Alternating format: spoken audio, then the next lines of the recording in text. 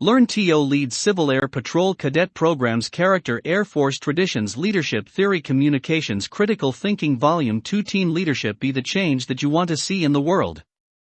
Gandhi Civil Air Patrol USAF Auxiliary Learn TO leads Civil Air Patrol Cadet Programs Volume 2 Team Leadership Learn TO leads Civil Air Patrol Cadet Programs Civil Air Patrol USAF Auxiliary Volume 2 Team Leadership He who is greatest among you shall be your servant. That's the new definition of greatness. Rev. Dr. Martin Luther King Jr. I don't mind being called tough. It's the tough guys who lead the survivors. Jen Curtis LeMay, USAF being powerful is like being a lady. If you have to tell people you are, you aren't. Margaret Thatcher A leader is a dealer in hope. Napoleon above all, do not lie to yourself. Fyodor Dostoevsky SOMERIGHTS RESERVED This work is licensed under the Creative Commons Attribution Non-Commercial Share Alike 3.0 United States license. For license details, see creativecommons.org. LCMDR Kevin Davis, USN former cadet, naval aviator, and Blue Angel in Memoriam, 1975 to 2007 Learn TO lead published by Civil Air Patrol Maxwell Air Force Base, a la Kurt Lafond with Neil Probst Associate Editor SOMERIGHTS RESERVED Copyright 2010 by Civil Air Patrol. This work is licensed under the Creative Commons Attribution Non-Commercial No Derivative Works 3.0 United States license. For details, see creativecommons.org. Contents Chapter 4-6 The Cadet NCO, and the Team Chapter 5-38 Brainpower for Leadership Chapter 6-70 For the Human Element Chapter 7-108 Leadership Schools of Thought Chapter 8-152 Effective Communications Index 182 MCRL Educational Standards 185 Learn TO leads Civil Air Patrol Cadet Programs Volume 2 Team Leadership. Professionalism is not the job you do, but how you do it. When there are new recruits to train, the armed services turn to the non-commissioned officer corps. Indeed, NCOs are experts in drill, the uniform, and fitness, but even more their professionalism makes a lasting impression. Air Force pilots know their aircraft are mission-ready, because they trust in the professionalism of the NCOs who maintain them. When a fighter jet is low on fuel, it will be an NCO committed to an ideal of professionalism who refuels it from an altitude of 30,000 feet. Even when the Air Force needs to transform officer trainees into lieutenants, the NCO's professionalism makes them ready for the challenge. Chapter for the Cadet NCO and the Team 4-6 Volume 2, Team Leadership Professionalism Objectives, 1. Explain what professionalism is. 2. Defend the idea that leaders must be professionals. A leader is a professional. A leader strives to conduct himself or herself with a special quality called professionalism. What does this mean? In the everyday sense of the word, a professional is simply someone who is paid for their work. In truth, professionalism requires much more. First, professionals must have a habit of putting the community's interest above their own. The core value of volunteer service shows that CAP members think of themselves as professionals. Second, a professional is someone who has special skills. Their knowledge, experience, and competence in their field set them apart from others. Third, professionals hold themselves and their peers to an ethical code. 1 They practice their profession in a way that respects moral principles. Leaders, especially military officers and non-commissioned officers, believe they meet all three criteria. Therefore, they strive to lead by example and display that special quality called professionalism. Chapter Goals 1. Understand the role of the NCO and appreciate the importance of professionalism. 2. Describe leadership principles of concern to first-line supervisors. 3. Develop an understanding of team dynamics. Introduction Professionalism Standards The non-commissioned officer responsibilities, and the NCO readiness The NCO's leadership toolkit Servant leadership coaching and mentoring supervision, and constructive discipline motivation. The NCO/officer relationship Team dynamics The team environment The team's life cycle The LEAD model drill and ceremonies Chapter outline In this chapter you will learn about professionalism. It's a special quality leaders possess. It may be difficult to define, but is easy to spot. 7 Standards Objective. Objective 3. Explain what a standard is. Standards. The best leaders have high standards. At a luxury hotel, you can expect to receive a high standard of service. A friend may tell you not to buy a certain kind of car if its quality is substandard. Michael Phelps set a new standard for athleticism by winning 7 gold medals at the Olympics. We often speak of high standards and low standards. What is a standard? A standard is an established requirement, a principle by which something can be judged. Point 2. Put simply, a standard is like a yardstick or benchmark. Standards let people know what is expected of them. They help people understand what counts as acceptable or inferior work. It is vital that leaders set clear standards and communicate them to the team. In the military, standards are found in regulations, in special documents called technical orders, and in training manuals. Commanders can also establish standards orally, simply by declaring them to the team. Often, teams set their own informal, unofficial standards, the unwritten rules teammates must follow to be accepted by the group. Point 3. Even more importantly, how a leader acts sets the standard. The leader's example is the most important standard of all. Not always black and white, standards can vary depending on the situation. For example, your parents may allow you to dress casually for dinner, but if special guests are visiting, perhaps that standard is raised. Wise leaders learn how to make standards meaningful without allowing them to become so inflexible as to be impractical. Standards give leaders a way to express to the team what is expected from them. Meeting the standard. 2 Cadet NCOs double-check one another's uniforms to ensure each is meeting the standard. Line 6, Sir. The sentinels who stand before the tomb of the unknown soldier live by a creed. Its 6th line instructs them on the old guard standard. It reads, My standard will remain perfection. 8 Checking your uniform and your airman's uniforms frequently. Rereading a chapter you studied long ago before teaching it to new cadets. Telling a fellow cadet that what she posted online is inappropriate. Sending a thank you note to someone who went out of their way to help you. Using downtime at a bivouac to check your gear before a hike. Surfing the web for helpful tips on public speaking or some other leadership topic. Your week in professionalism in action. Some examples of how you can show your professionalism. The leader's example is the most important standard of all. The non-commissioned officer objectives. 4. Discuss the challenge of transitioning from airman to NCO. 5. Describe 7 major responsibilities of the NCO. Air Force non-commissioned officers epitomize the core values.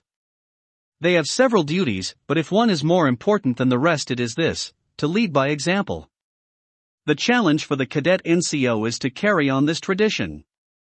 Making the switch from airman to sergeant can be difficult.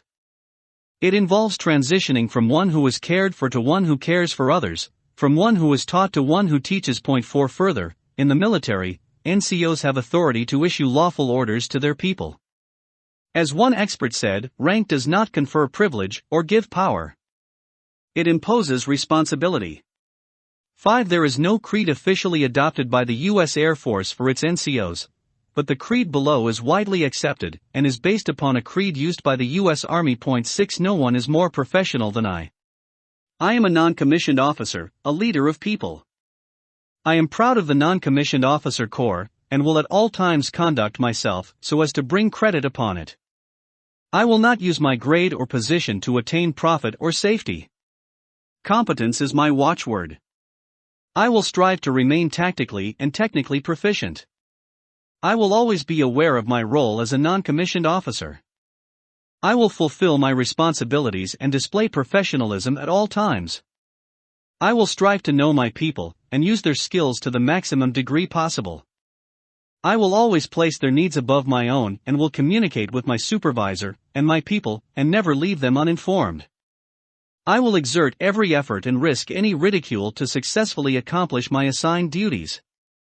I will not look at a person and see any race, creed, color, religion, sex, age, or national origin, for I will only see the person, nor will I ever show prejudice or bias. I will lead by example, and will resort to disciplinary action only when necessary. I will carry out the orders of my superiors to the best of my ability, and will always obey the decisions of my superiors. I will give all officers my maximum support to ensure mission accomplishment. I will earn their respect, obey their orders, and establish a high degree of integrity with them. I will exercise initiative in the absence of orders, and will make decisive and accurate decisions. I will never compromise my integrity, nor my moral courage. I will not forget that I am a professional, a leader, but above all a non-commissioned officer. Creed of the non-commissioned officer. New cadet NCOs have to transition from one who has been cared for to one who cares for others. Creed. A formal system of belief intended to guide someone's actions. 9. Responsibility and the NCO. What are the responsibilities of the non-commissioned officer? 7. Epitomize the core values. NCOs must show by example that they are truly committed to integrity, service, excellence, and respect. They are charged with demonstrating superb military bearing, respect for authority, and the highest standards of dress and appearance. Guide, instruct, and mentor. The NCO is a first-line supervisor, someone who ensures the junior members of a team accomplish the mission. To do that, they generously share their experience and knowledge. Support the leader. Although NCOs are leaders by virtue of their seniority, they still have bosses of their own.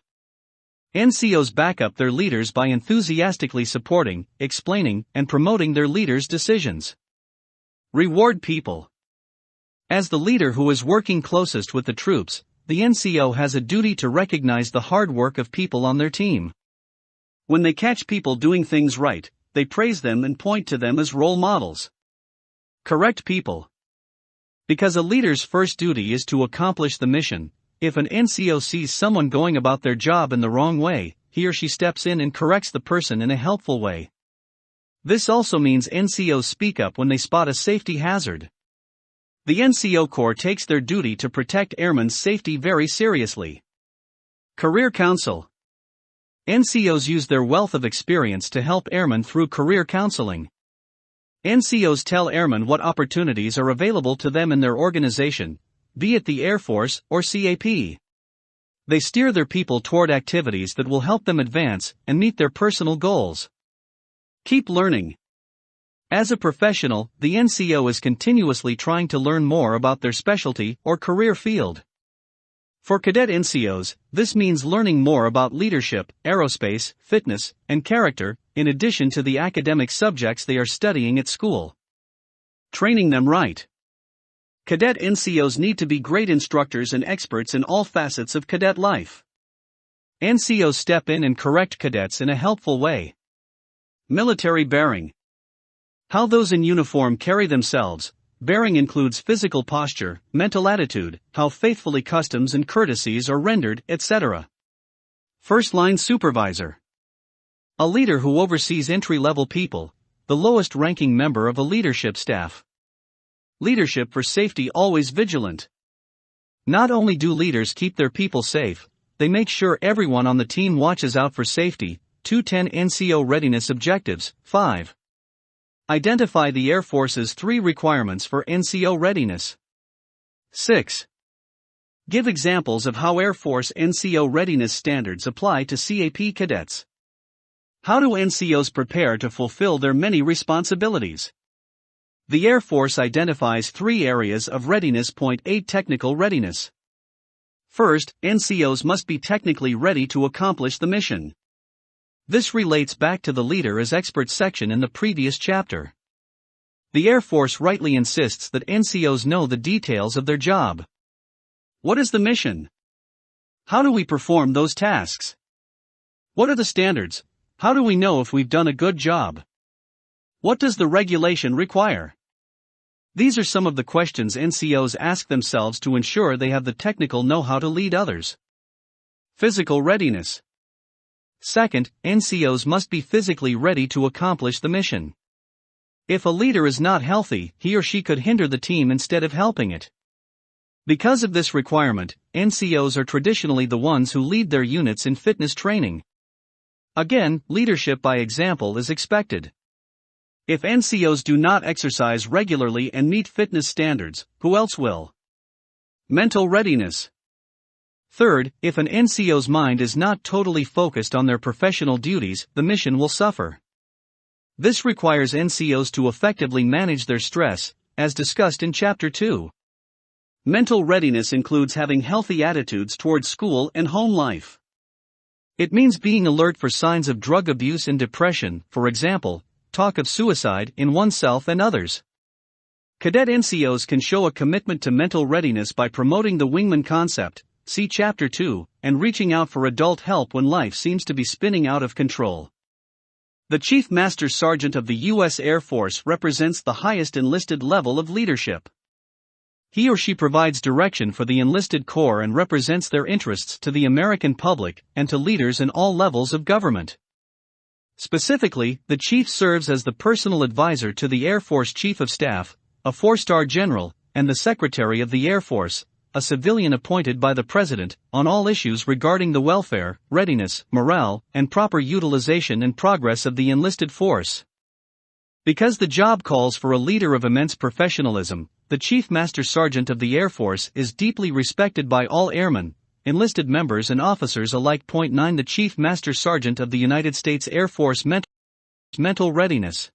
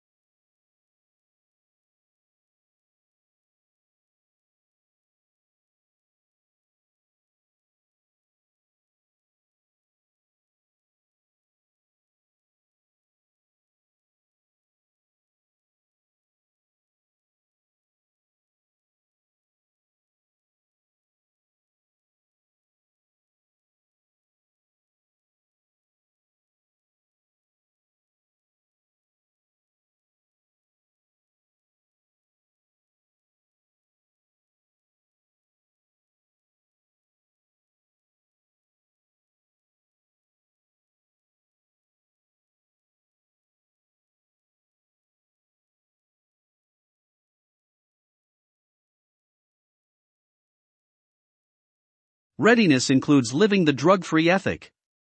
No wonder CAP cadets train with special goggles that simulate the effect of alcohol.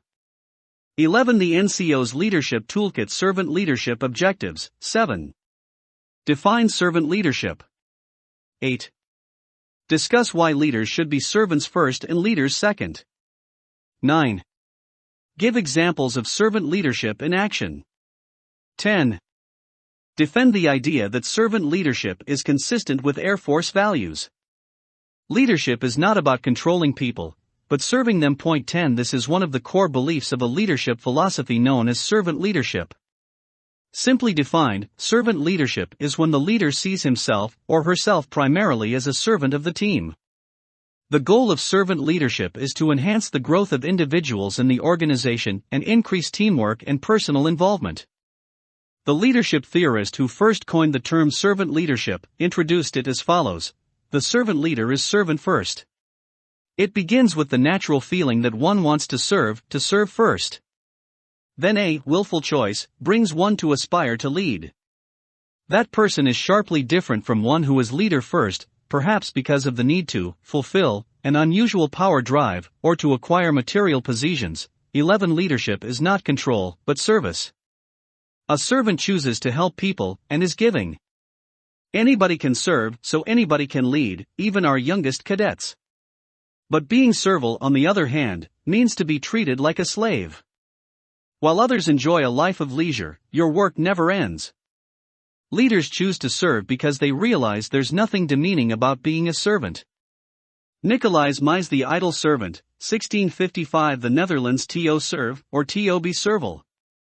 12 Servant leadership and the NCO. Earlier in this chapter, we discussed the challenge of switching from airman to NCO, from one who is cared for to one who cares for others. Servant leadership is an important concept for new NCOs, because it can help them make that transition. It is easy for new leaders to become arrogant, to show off their rank and delight in bossing people around. Do people who are full of themselves inspire you or turn you off? So much of what we think we know about leadership is based on old concepts of power, not on the leader's potential to help individual people and the team succeed. Servant leadership, then, is the new leader's vaccine against becoming self-centered or a bully. It focuses the new leader on the needs of the team. Examples of servant leadership: for example, an NCO informed by the idea of servant leadership will not use his or her rank to take a position first in line to eat, but rather will eat only after the team has been fed. The airmen come first. When conducting a uniform inspection, the servant leader's goal will be to help each individual meet CAP's high standards, not try to intimidate the airman or play gotcha. Servant leadership is not about a personal quest for power, prestige, or material rewards. The history of Christianity gives us a famous example of servant leadership that aspiring leaders from all backgrounds can appreciate. In the Bible, Jesus tells the apostles, "You know that among the Gentiles those whom they recognize as their rulers lord it over them, and their great ones are tyrants over them.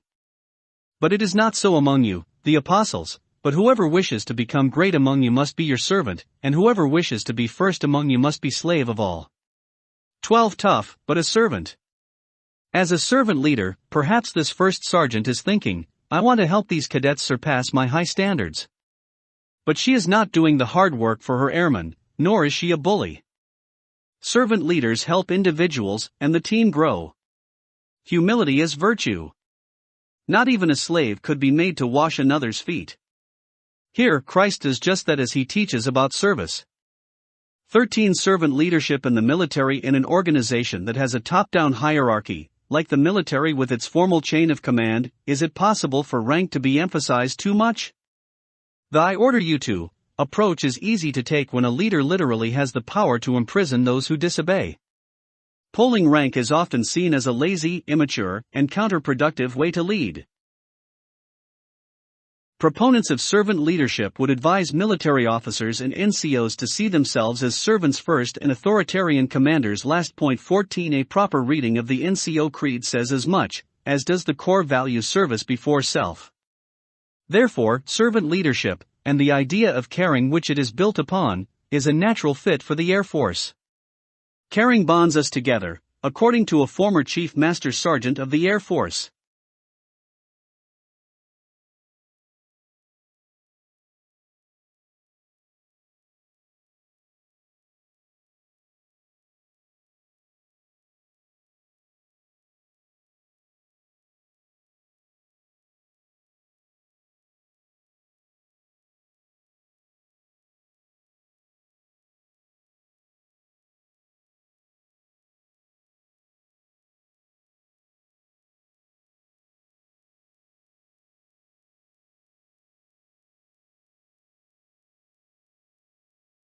When caring is lacking, mission failure is a very real possibility.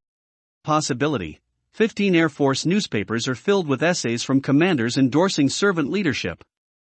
Not only is servant leadership a wise approach to leading, everyone has the potential to be a servant leader. As Martin Luther King once said, everybody can be great, because everybody can serve. The leader, the worker, and the bystander picture a country road leading through a wilderness to a river.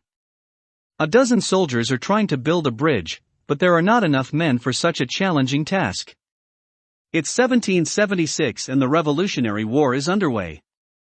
Now comes on a beautiful stallion, an impressive, serious-looking man. There is something powerful about the way he carries himself. He commands respect.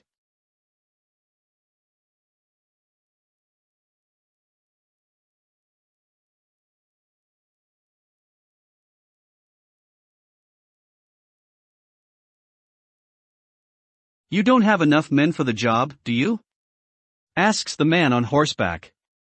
"No, we don't," answers the lieutenant in charge of the work detail. "The men will need a lot more help if we are to finish the bridge on time." "I see," replies the man on horseback. "Well, why aren't you helping them?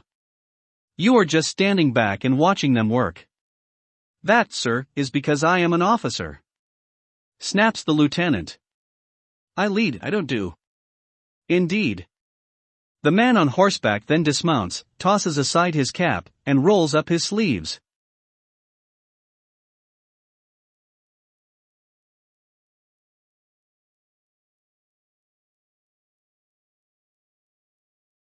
He labors with the men under the hot sun for several hours until at last, drenched in sweat, he proclaims the job done. Lieutenant, says the man as he mounts his horse and prepares to depart, the next time you have too much work and not enough men, the next time you are too important or high-ranking or proud to work, send for the commander-in-chief, and I will come again. It was General Washington. Point 16. If you want to be important, wonderful.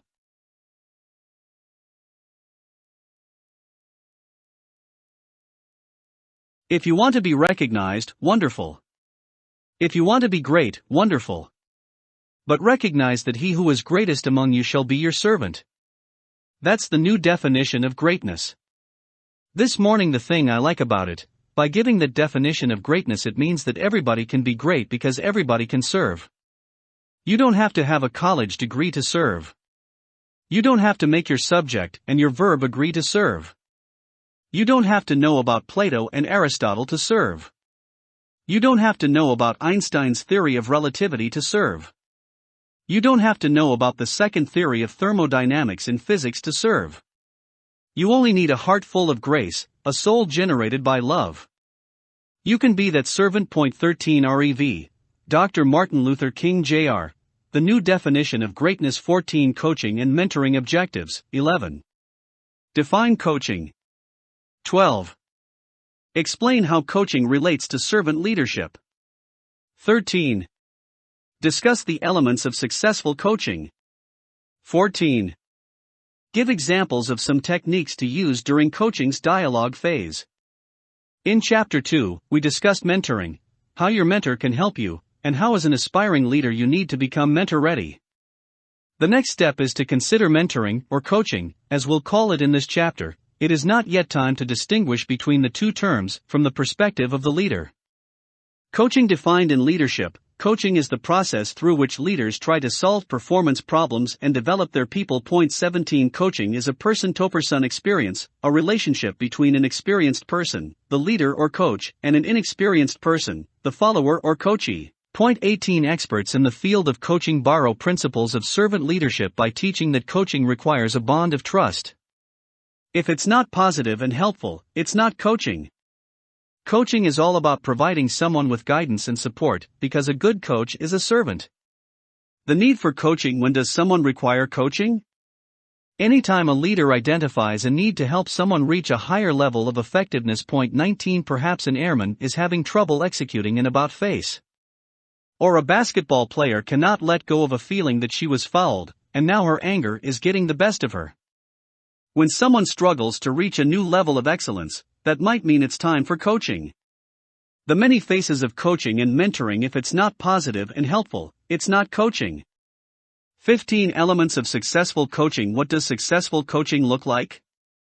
There are 4 key elements. 21. Dialogue. Coaching is marked by dialogue, a two-way conversation between the coach and the trainee. The coach talks with and listens to the coachee to try to understand what is blocking that person from succeeding. Once again, the principles of active listening discussed in Chapter 2 come into play. Empowerment. One assumption about coaching is that people learn more when they figure things out for themselves. Empowerment occurs when the person who has all the answers resists the urge to jump in and fix someone's problem for them. Instead, the coach chooses to help that person discover the solution on their own. As the old saying goes, give a person a fish, and they eat for a day. Teach them how to fish, and they feed themselves for a lifetime. Action. The dialogue between coach and coachee must produce something. Talk is meaningless unless followed by action. The coach's goal is to get the trainee to act, to try to do something differently, and thereby solve the problem. Improvement. Ultimately, the goal of coaching is to help the coachee reach a higher level of effectiveness. Coaching is successful if there is some sign of improvement or progress. If a cadet reduces the number of gigs from 8 to 1 on their uniform inspection, the coaching worked. If the cyclist's top speed declines by 5 miles per hour, the coaching failed. Facta non verba. It's Latin for deeds, not words. Coaching is successful if there is some sign of improvement. Talk is cheap. At the end of the day, the trainee has to perform. General Patton, above, understood this when he said, I'm a soldier, I fight where I'm told, and I win where I fight. The cadets holding the National Cadet Competition trophies understood too. 16 Techniques of Successful Coaching. How do leaders go about coaching someone? Continuing the discussion begun in Chapter 3, we see that coaching, and the whole of leadership, is partly an art because it takes imagination. Coaching requires creative thinking. Coaching also has a scientific aspect because it's based on a study of human behavior. There seems to be a process to coaching that when followed produces results that are somewhat predictable. Point 21. Observation. Coaching begins with observation. Leaders need to watch how their people perform. The best way to gain an understanding of someone's strengths and weaknesses is through direct observation. For the NCO, this means paying close attention to each cadet's performance on the drill pad, in the classroom, during uniform inspections, and the like. Purpose. Second, before beginning a dialogue with the coachee, the coach needs to be clear about the purpose of that discussion. Rather than shooting from the hip, the coach should enter the dialogue having a plan. Of the many observations you've made about a particular cadet's performance, which one or two do you want to focus on? What is the coachee doing well? Which issues are most important? What will be the consequences if the coachee does not fix the performance problems?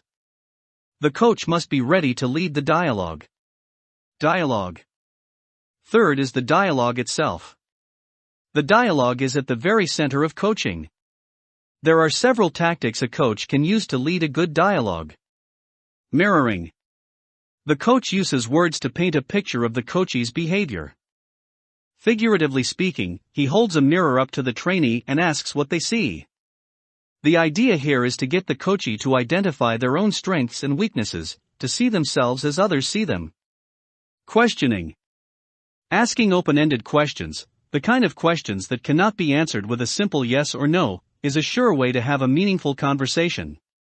Open-ended questions empower the trainee to find answers to their own problems. Active listening. The coach listens intently to what the trainee says and does not say. Attention is paid to the trainee's body language and the emotions that come to the surface. Through active listening, the coach develops a deeper understanding of the trainee's attitude, frustrations, and concerns. Attention to detail. New cadets learn the importance of paying attention to detail. But cadet NCOs and officers need to perfect that skill. By closely watching how their subordinates perform, leaders discover what areas need coaching. Hold a mirror up to the trainee and ask what they see. Open-ended question. A question that requires more than a yes or no answer. Examples. What did you enjoy most about your orientation flight? Not, was your flight fun? What preparations have you made for the bivouac? Not, are you ready? 17. Validating. Simply having someone acknowledge they understand what you are going through can help. This approach to coaching is called validation. When you were little and skinned your knee, your mom said, "Yes, I know it hurts." She validated your feelings. Validation also allows the coach to point out something the coachee does not see in themselves. Story shifting. There are many ways to look at a given situation. Through a story shift, the coach asks the trainee to look at the problem in a different way or from someone else's perspective. Story shifts help people realize there is more to an issue than they may first realize. Addressing fears. Fear can stop a person from moving forward. Fear is the reason people resist trying new things. A coach can help the trainee identify their fears and face them. Finding the bottom line. Some problems are so overwhelming we don't know where to begin. Even describing the problem can take more energy than we have. Through the bottom line approach, a coach helps the coachee express the problem in one or two simple sentences. The idea here is that a problem cannot be overcome until the trainee is able to define it precisely using everyday language. Providing direct feedback. The coach gives feedback about something the trainee is doing. To be effective, feedback needs to be positive, constructive, serving a meaningful purpose, and specific, with some concrete examples. After the coach provides feedback, the trainee is asked to change how they're doing their job. Follow-up. The fourth and final step in the coaching process is the follow-up. Giving and receiving feedback is a critical part of coaching. Effective coaching includes follow-up that monitors how well the trainee is doing. Follow-up allows the coach to praise the trainee for working hard. It is also an opportunity to identify the next challenge that coach and trainee want to work on together. Freedom from fear. Good coaches help people overcome their fears. Mirroring, questioning, active listening, validating, story shifting, addressing fears, finding the bottom line, providing direct feedback. 8 Coaching techniques. 18 Supervision and constructive discipline objectives. 15. Defend the idea that trust and fairness are cornerstones of supervision. 16. Define the term punishment. 17. Explain what constructive discipline is. 18. Discuss principles of constructive discipline. One duty of a leader is to supervise the team, to ensure its members meet the standards. To supervise means to observe and direct people in fulfillment of the mission. What principles guide leaders in their capacity as supervisors? 22 The trusting and fair supervisor. Trust. Trust is a cornerstone of supervision. It would be impossible for a leader to unblinkingly supervise every team member all day long. You must trust and believe in people, wrote playwright Anton Chekhov, or life becomes impossible. After all, a supervisor is a servant leader, not a police officer waiting to catch a thug doing something illegal. Fairness. Likewise, fairness is a second cornerstone of supervision. Fairness means following an impartial set of rules, and applying them equally to everyone. Fairness means not playing favorites. When team members believe they are being treated unfairly, they will be less willing to cooperate with their leaders. It is particularly challenging for a cadet NCO to lead fairly because among their subordinates might be their brother, sister, or best friend. Cadet NCOs have to work extra hard to avoid even the appearance of treating fellow cadets unfairly. The need for wisdom. Everyone agrees that being fair is a virtue. But distinguishing between fair and unfair requires wisdom. A leader's decisions about fairness will be open to debate and second-guessing. When I was a young coach, football's Bear Bryant reflected, I used to say, treat everybody alike. That's bull. Treat everybody fairly. Bryant would have us believe everyone on his team is alike in that each is a football player, but each player has his own unique abilities and needs. Each comes from different circumstances. Each responds to the coach's leadership in his own way. The concept of fairness asks leaders to treat things that are alike in the same way. However, knowing which things are alike and which are unalike is a judgment call requiring wisdom. The Bears' coaching wisdom. One of the all-time great coaches was college football's Bear Bryant. When I was a young coach, I used to say treat everybody alike, said the Bear. That's bull. Treat everybody fairly. Trust and believe in people. Catch them doing things right. 19 The constructive disciplinarian. In our culture, many confuse discipline with punishment. Recall that in Chapter 1 we showed how the word discipline can be traced to the word disciple, which is a person who follows the instructions of their teacher. In contrast, punishment is a negative consequence. Given the choice between punishment and being left alone, you'll choose to be left alone and skip the punishment. Therefore, punishment teaches someone only what behaviors to avoid. It does not teach someone what they actually should be doing. Point 23 Constructive discipline is a learning process that provides an opportunity for positive growth. Point 24 Leaders apply constructive discipline when followers are able, but unwilling to meet the leader's standards. The goal is not necessarily to punish someone, but get them back on course so they meet the standards. Discipline then can be positive. How do leaders apply constructive discipline? 25 Know that ability differs from willingness. An airman walks past the squadron commander, while outdoors, without saluting. Is that failure a result of the airman not knowing the standard? Or does the failure suggest the airman is unwilling to show respect for the officer? Before beginning to apply constructive discipline, the leader first needs to verify the facts. There are many reasons for people to fall short of a standard. Perhaps they are confused and need extra training. Maybe their trainer did not do a good job explaining the subject. Once again, the leader would do well to remember that trust and fairness are at the heart of being a good supervisor. Praise in public, correct in private. This is one of the fundamental laws of leadership. Most of us are pleased to receive praise in front of our peers, but who enjoys being reprimanded before an audience? A public dressing down is more apt to breed resentment than improvement.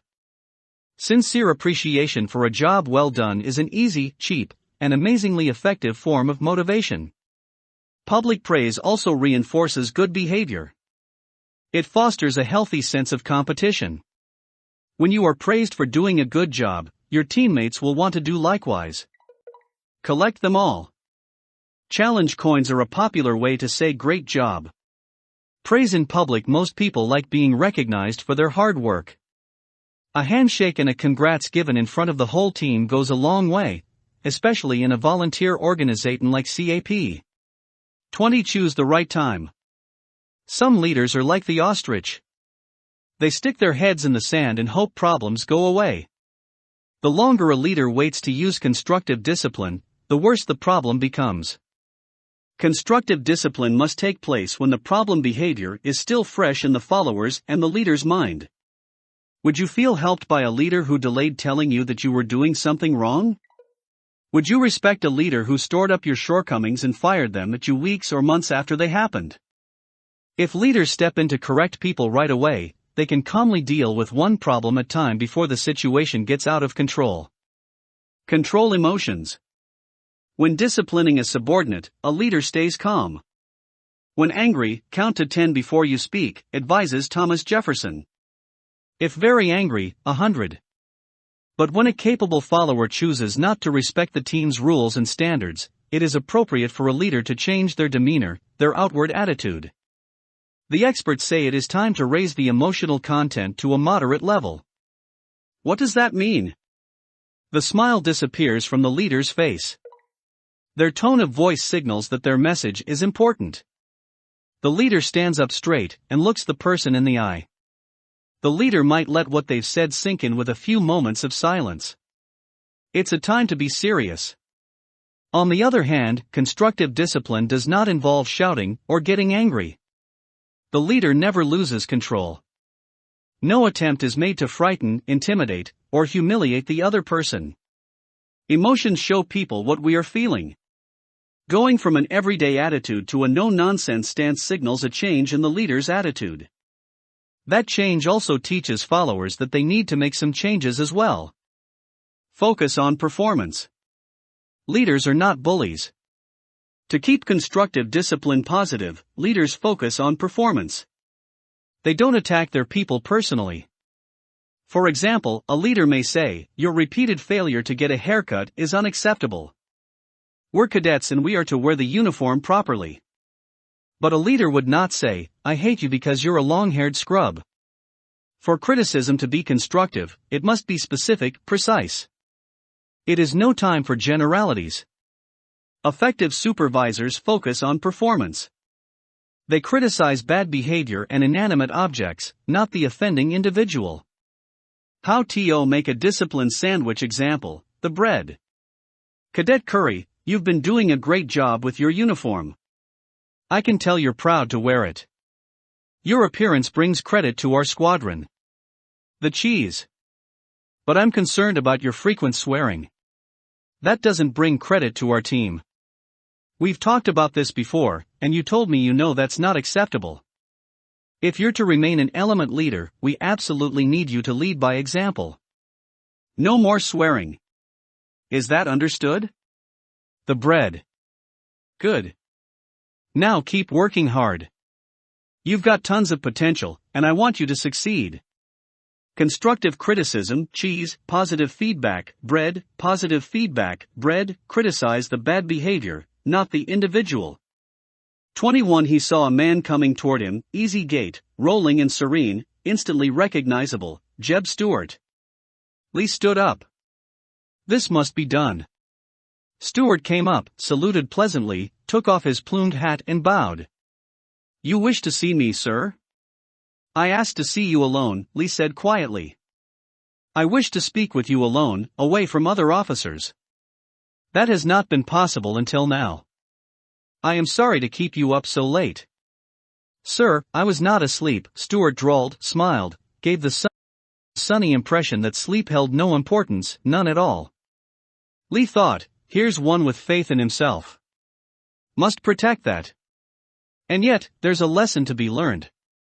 He said, Are you aware, General, that there are officers on my staff who have requested your court-martial? Stuart froze. His mouth hung open. He shook his head once quickly, then cocked it to one side. Lee said, I have not concurred. But it is the opinion of some excellent officers that you have let us all down. General Lee, Stuart was struggling. Lee thought, now there will be anger. Sir, Stuart said tightly, if you will tell me who these gentlemen, there will be none of that. Lee's voice was cold and sharp. He spoke as you speak to a child, a small child, from a great height. There is no time for that. I only ask that I be allowed. Lee cut him off. There is no time, Lee said. He was not a man to speak this way to a brother officer, a fellow Virginian. He shocked Stuart to silence with the iciness of his voice. Stuart stood like a beggar, his hat in his hands. General Stuart, Lee said slowly, you were the eyes of this army. He paused. Stuart said softly, a pathetic voice, General Lee, if you please, but Lee went on. You were my eyes. Your mission was to screen this army from the enemy cavalry, and to report any movement by the enemy's main body. That mission was not fulfilled. Stuart stood motionless. Lee said, you left this army without word of your movements, or of the movements of the enemy, for several days. We were forced into battle without adequate knowledge of the enemy's position, or strength, without knowledge of the ground. It is only by God's grace that we have escaped disaster. General Lee. Stuart was in pain, and the old man felt pit, but this was necessary. It had to be done as a bad tooth has to be pulled, and there was no turning away. Yet even now he felt the pity rise, and he wanted to say, it's all right, boy, it's all right. This is only a lesson, just one painful quick moment of learning, over in a moment, hold on, it'll be all right. His voice began to soften. He could not help it. It is possible that you misunderstood my orders. It is possible that I did not make myself clear. Yet this must be clear, you with your cavalry are the eyes of the army. Without your cavalry, we are blind, and that has happened once, but must never happen again. There was a full moment of silence. It was done. Lee wanted to reassure him, but he waited, giving it time to sink in, to take effect, like medicine. Stuart stood breathing audibly. After a moment he reached down and unbuckled his sword, theatrically, and handed it over with high drama on his face. Lee grimaced, annoyed, put his hands behind his back, half-turned his face. Stuart was saying that since he no longer held the general's trust, but Lee interrupted with acid vigor. I have told you that there is no time for that. There is a fight tomorrow, and we need you. We need every man, God knows. You must take what I have told you, and learn from it as a man does. There has been a mistake. It will not happen again. I know your quality. You are a good soldier. You are as good a cavalry officer as I have known, and your service to this army has been invaluable. I have learned to rely on your information, all your reports are always accurate. But no report is useful if it does not reach us. And that is what I wanted you to know. Now. He lifted a hand. Let us talk no more of this. General Lee reprimands a friend from the Killer Angels by Michael Shaw era. General Stuart, Lee said slowly, you were the eyes of this army. It had to be done as a bad tooth has to be pulled, and there was no turning away. Gen. Robert E. Lee, CSA Maj. Gen. J.E.B. Stuart, CSA from the Killer Angels by Michael Shaw era, c. 1974 by Michael Shaw era and copyright renewed 2002 by Jeff M. Shaw era and Lila E. Shaw era. Used by permission of Ballantine Books, a division of Random House Incorporated. 22 Motivation Objectives, 19. Define motivation. 20. Explain why leaders must understand what motivates their people. 21. Distinguish between intrinsic and extrinsic rewards. 22. Defend the idea that the key to motivation is to communicate a shared purpose. 23. Defend the idea that leading volunteers is more challenging than leading paid employees. Why did you join CAP? Why have you remained a cadet? Why are you reading this book when you could be spending your time doing something else? Motivation is the reason for an action. Motivation is that which gives purpose and direction to a behavior. In short, motivation is your why. 26. A person's why, their motivation, is their strong reason for desiring something. It is not the thing they desire, but the inspiration for it. For example, a cadet may desire a pilot's license. Why? The sheer thrill of flying may be their motivation. Another cadet may desire to become a lawyer.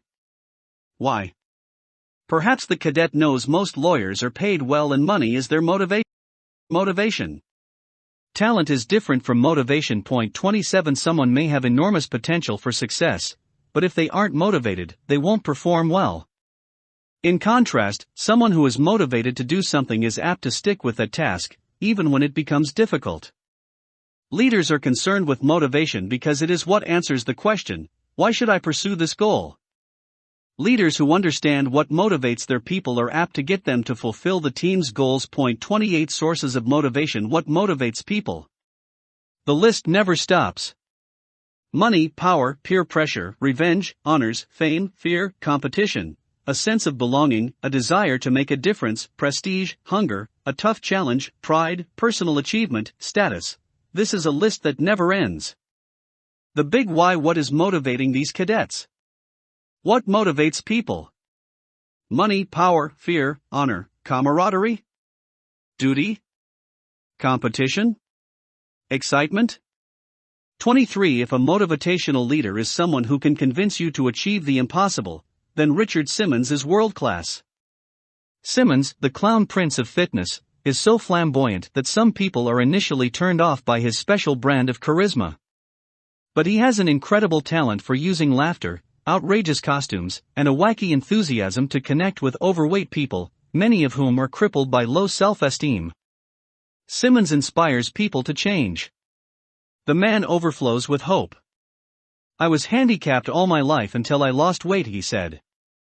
I was always the first in line for lunch, and the last to be chosen for sports. I know how it feels. As a teen growing up in New Orleans, his weight ballooned to 268 pounds. A weird fat kid, Simmons was an easy target for bullies. But after an anonymous person left him a note reading, "Fat people die young.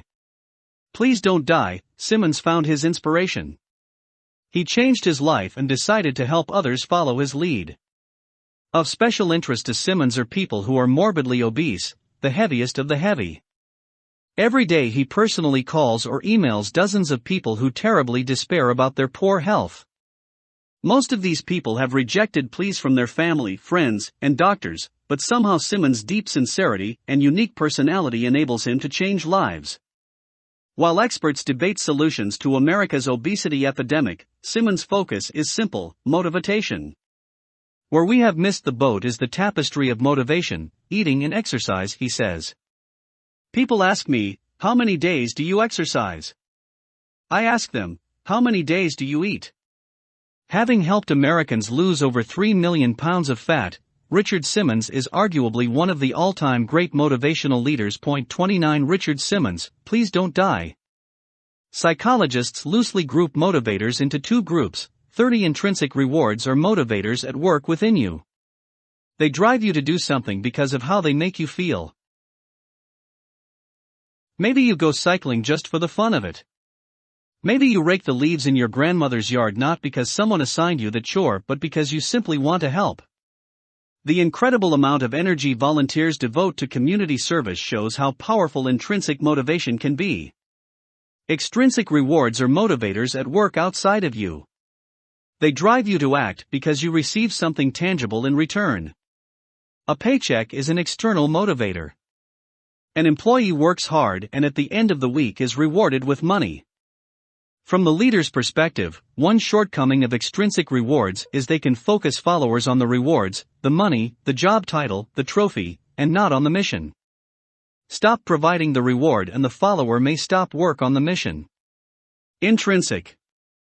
Naturally belonging to something, essential. Extrinsic. Not belonging to something, a thing that comes from the outside. 24 Shared purpose. The key to motivation is to communicate a strong sense of shared purpose. 31 Leaders can motivate people by linking the team's mission with each individual's long-term goals. The most effective leaders try to motivate by gaining agreement, by appealing to shared values, by appealing to the followers' sense of what is right and what needs to be done.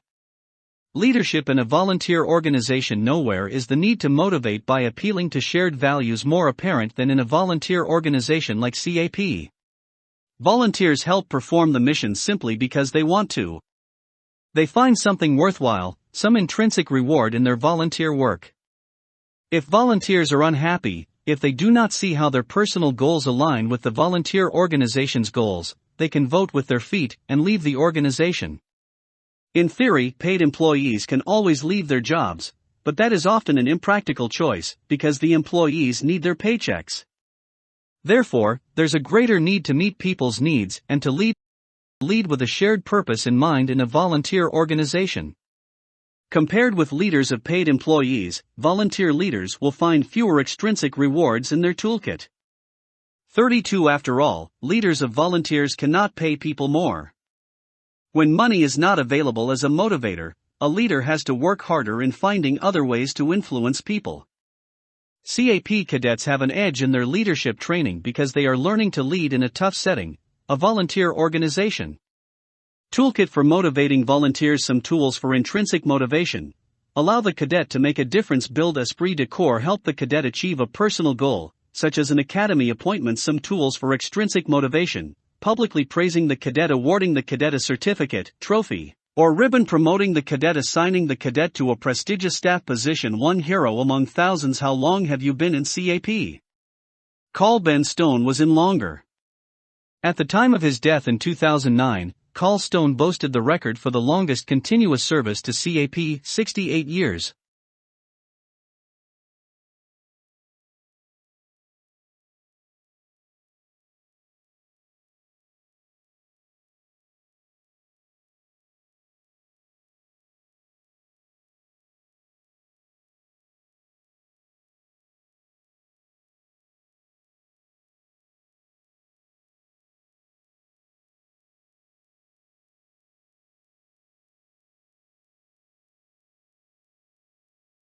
As a founding member of CAP, Carl Stone trained our subchasers during World War II. He went on to serve in nearly every imaginable position, but the cadets were his biggest love. The young men and women in the Cadet Corps of CAP are our future leaders and need help in understanding their role in leading our country, he said. But did he make a difference? America's first astronaut thought so, for Carl Stone gave Alan Shepard his first flight in an airplane. A self-described 100% patriot who loves my God, my country, and my family, Carl Stone, like so many other CAP members, lived the core value of volunteer service. He was just one of the thousands of volunteer heroes motivated to serve despite never receiving a paycheck. 33 Carl Benjamin Stone, CAP 25 The NCO/officer relationship objectives, 24. Compare and contrast the duties common to NCOs and officers. 25. Identify the 3 levels at which leadership is practiced. 26. Identify the 3 levels of leadership skill. 27. Describe ways leaders can effectively support their boss. The lesson of the chain of command is that everyone has a boss. As discussed in Chapter 1, even the president answers to the American people. Likewise, although NCOs find themselves in leadership roles, they remain accountable to their superiors. What can be said of the NCO/officer relationship? 34 NCOs 1. Focus on short-term needs of individual cadets and a small team 2. Ensure people comply with policies, rules, and standards 3. Train people to do their jobs 4. Fulfill the goals of the team, carry out activity plans, and develop a sense of teamwork. 5. NCOs get the job done. Officers. 1. Focus on long-term needs of the whole team or teams of teams. 2. Establish policies, rules, and standards. 3. Assign people to the right jobs. 4. Set goals for the team, plan activities, and organize a team of leaders. 5. Create the conditions necessary for the team to succeed. The leadership matrix. The skills a leader needs depends on the level they are leading at. For example, a sergeant who often works one-on-one with airmen needs outstanding people skills. A general who leads a massive organization still needs people skills, but sophisticated planning and organizational skills are even more important. The Air Force uses a matrix, see right, to illustrate that as the level of leadership changes, so do the skills required. 35 Personal institutional people/team leadership arenas. Leadership skills. Strategic, operational, tactical. Cooperating with cadet officers. As a new cadet NCO, how is your relationship with your cadet officers? Do you support them? Do you follow their instructions? Do you tell them what the airmen need? Do you help ease their leadership burden? Rank 26 Leadership arenas. 36 Strategic. The strategic arena is the highest level of leadership. Strategic leaders have responsibility for large organizations. They focus on the long-term health of the institution. As such, strategic leaders are rarely involved in day-to-day operations. Using search and rescue as our example, strategic leaders ensure the organization has purchased the right type of aircraft. They see to it that the institution has the funding it needs to succeed. They try to imagine what challenges the organization will be facing in 5 or 10 years. Operational. The operational arena is the middle level of leadership. The challenges a leader faces here involve organizing and directing tactical level leaders. They coordinate the minute details of the tactical teams performing the mission. They are middle managers who bridge the gap between the tactical and strategic. For example, in search and rescue, the mission-based staff organizes people into aircrews and assigns them to search certain areas. Tactical. The tactical arena is the lowest level of leadership. The challenges a leader faces here are immediate, small in scale, and relate to everyday tasks. That is not to say leadership at the tactical level is unimportant. On the contrary, it is where the rubber meets the road. Tactical leaders are first-line supervisors who help the people who directly accomplish the mission. For example, the pilot leading an aircrew on a search mission is leading at the tactical level. Leadership skills. 37 Personal. Personal level leadership skills involve leading oneself and leading others, especially in a one-on-one or small team setting. Modules 1 and 2 of this textbook focus on personal leadership skills. Team. Team-level leadership skills involve leading large teams by directing other leaders. Module 3 of this textbook focuses on the skills of indirect or team leadership. Institutional. The highest level of leadership skill involves leading an entire establishment, e.g., not just a fighter squadron, but the entire U.S. Air Force. Module 4 of this textbook introduces cadets to some perspectives needed to lead at the strategic or institutional level.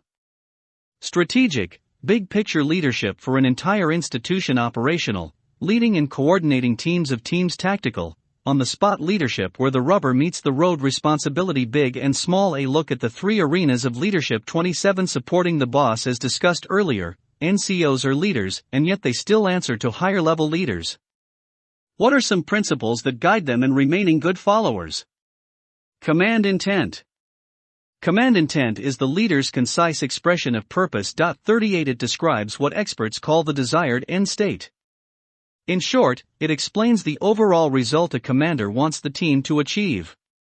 No matter how thoroughly a leader explains the mission, words alone may not be enough.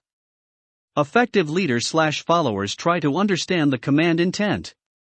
When unforeseen problems arise on the job, an understanding of command intent guides the follower in solving the issue in a way the boss would find acceptable without the follower having to stop work, find their superior, and seek guidance. Initiative. Initiative is the ability to make sound judgments and act independently. 39 Leaders, who show initiative do a job because they see it needs to be done. They do not wait for tasks to be assigned to them. However, there is a fine line between taking initiative and doing one's own thing. For initiative to be helpful, it needs to be in agreement with the command intent. Respectful dissent. Dissent in a military-style organization may seem contrary to the principles of discipline and following orders. But in fact, the core value of excellence requires at point 40 how do leaders dissent in a respectful manner. First, they use the chain. The chain of command is the solution, even when it is the problem. Second, they argue calmly and objectively. They explain why their idea works best for the team. Third, they are tactful. Frank discussions with the boss belong behind closed doors. Finally, no matter what the boss's final decision may be, a loyal leader/follower will be prepared to support that decision, so long as it is lawful and moral. Point 41 Desired end state. What a leader hopes to achieve, what the world will look like when the goal has been met. Frank discussions with the boss belong behind closed doors. What is the command intent? In big operations like encampments, the commander cannot explain how you are to carry out every single duty you are assigned. Therefore, good NCOs try to understand the command intent. Can you hear me now? We shall not flag or fail. We shall go on to the end. We shall fight in France. We shall fight on the seas and oceans. We shall fight with growing confidence and growing strength in the air. We shall defend our island, whatever the cost may be. We shall fight on the beaches. We shall fight on the landing grounds. We shall fight in the fields and in the streets. We shall fight in the hills. We shall never surrender. 42 Winston Churchill expresses with absolute clarity his command intent upon becoming Prime Minister of the United Kingdom during World War II. Dissent. To express an opinion that differs from the official view. 28 Completed staff work. One truism about leadership is that one should never complain about a problem without offering a solution. Subordinate leaders/followers are obligated to provide the boss with completed staff work. 43 In short, this means the subordinate must thoroughly examine all aspects of a problem before bringing it to the boss's attention. They must coordinate their proposal with the other stakeholders, the people who have a direct or indirect interest in the issue. Ideally, the proposed solution should be crafted in such a way that the boss need only say, "I agree, do it." 44 To do otherwise is to burden the boss's limited time. The principles of completed staff work are the antidote to the complaint, "My ideas are never considered." Updates and advice. One of a leader's duties as a follower is to keep their superior informed of any issues he or she would want to know about. This requires judgment. Point 45 Does my boss need to know about this news? Will my boss's superiors ask him or her about this issue? Would my boss want to discuss this issue before one of his subordinates acts? No leader wants to be surprised by bad news or find about it secondhand. Likewise, one role of a leader is to provide advice and direction. Leaders/followers should remember that their superior is a resource for advice on how to approach the challenges they are facing. When learning how to be a leader who works for yet another leader, the core values continue to be guideposts. Do what is right and the boss will support you. Forget integrity, service, excellence, or respect, and the boss will lose confidence in your ability to lead yourself, let alone others. Whining an update for America. According to Article 2 of the U.S. Constitution, the President must report to the Congress on the State of the Union. This annual address is perhaps the ultimate form of having to update the boss on key issues affecting the mission. 29.1. Assignment. Senior or experienced cadet officer meets with the cadet to discuss goals and vision for the class or activity. 2. Preparation. Cadet begins to do some thinking and finds and personalizes a lesson plan. Cadet should rely on published lesson plans versus original work. 3. Check ride. Cadet presents their ideas in depth to the cadet officer or senior, who provides mentoring and quality control. 4. Execution.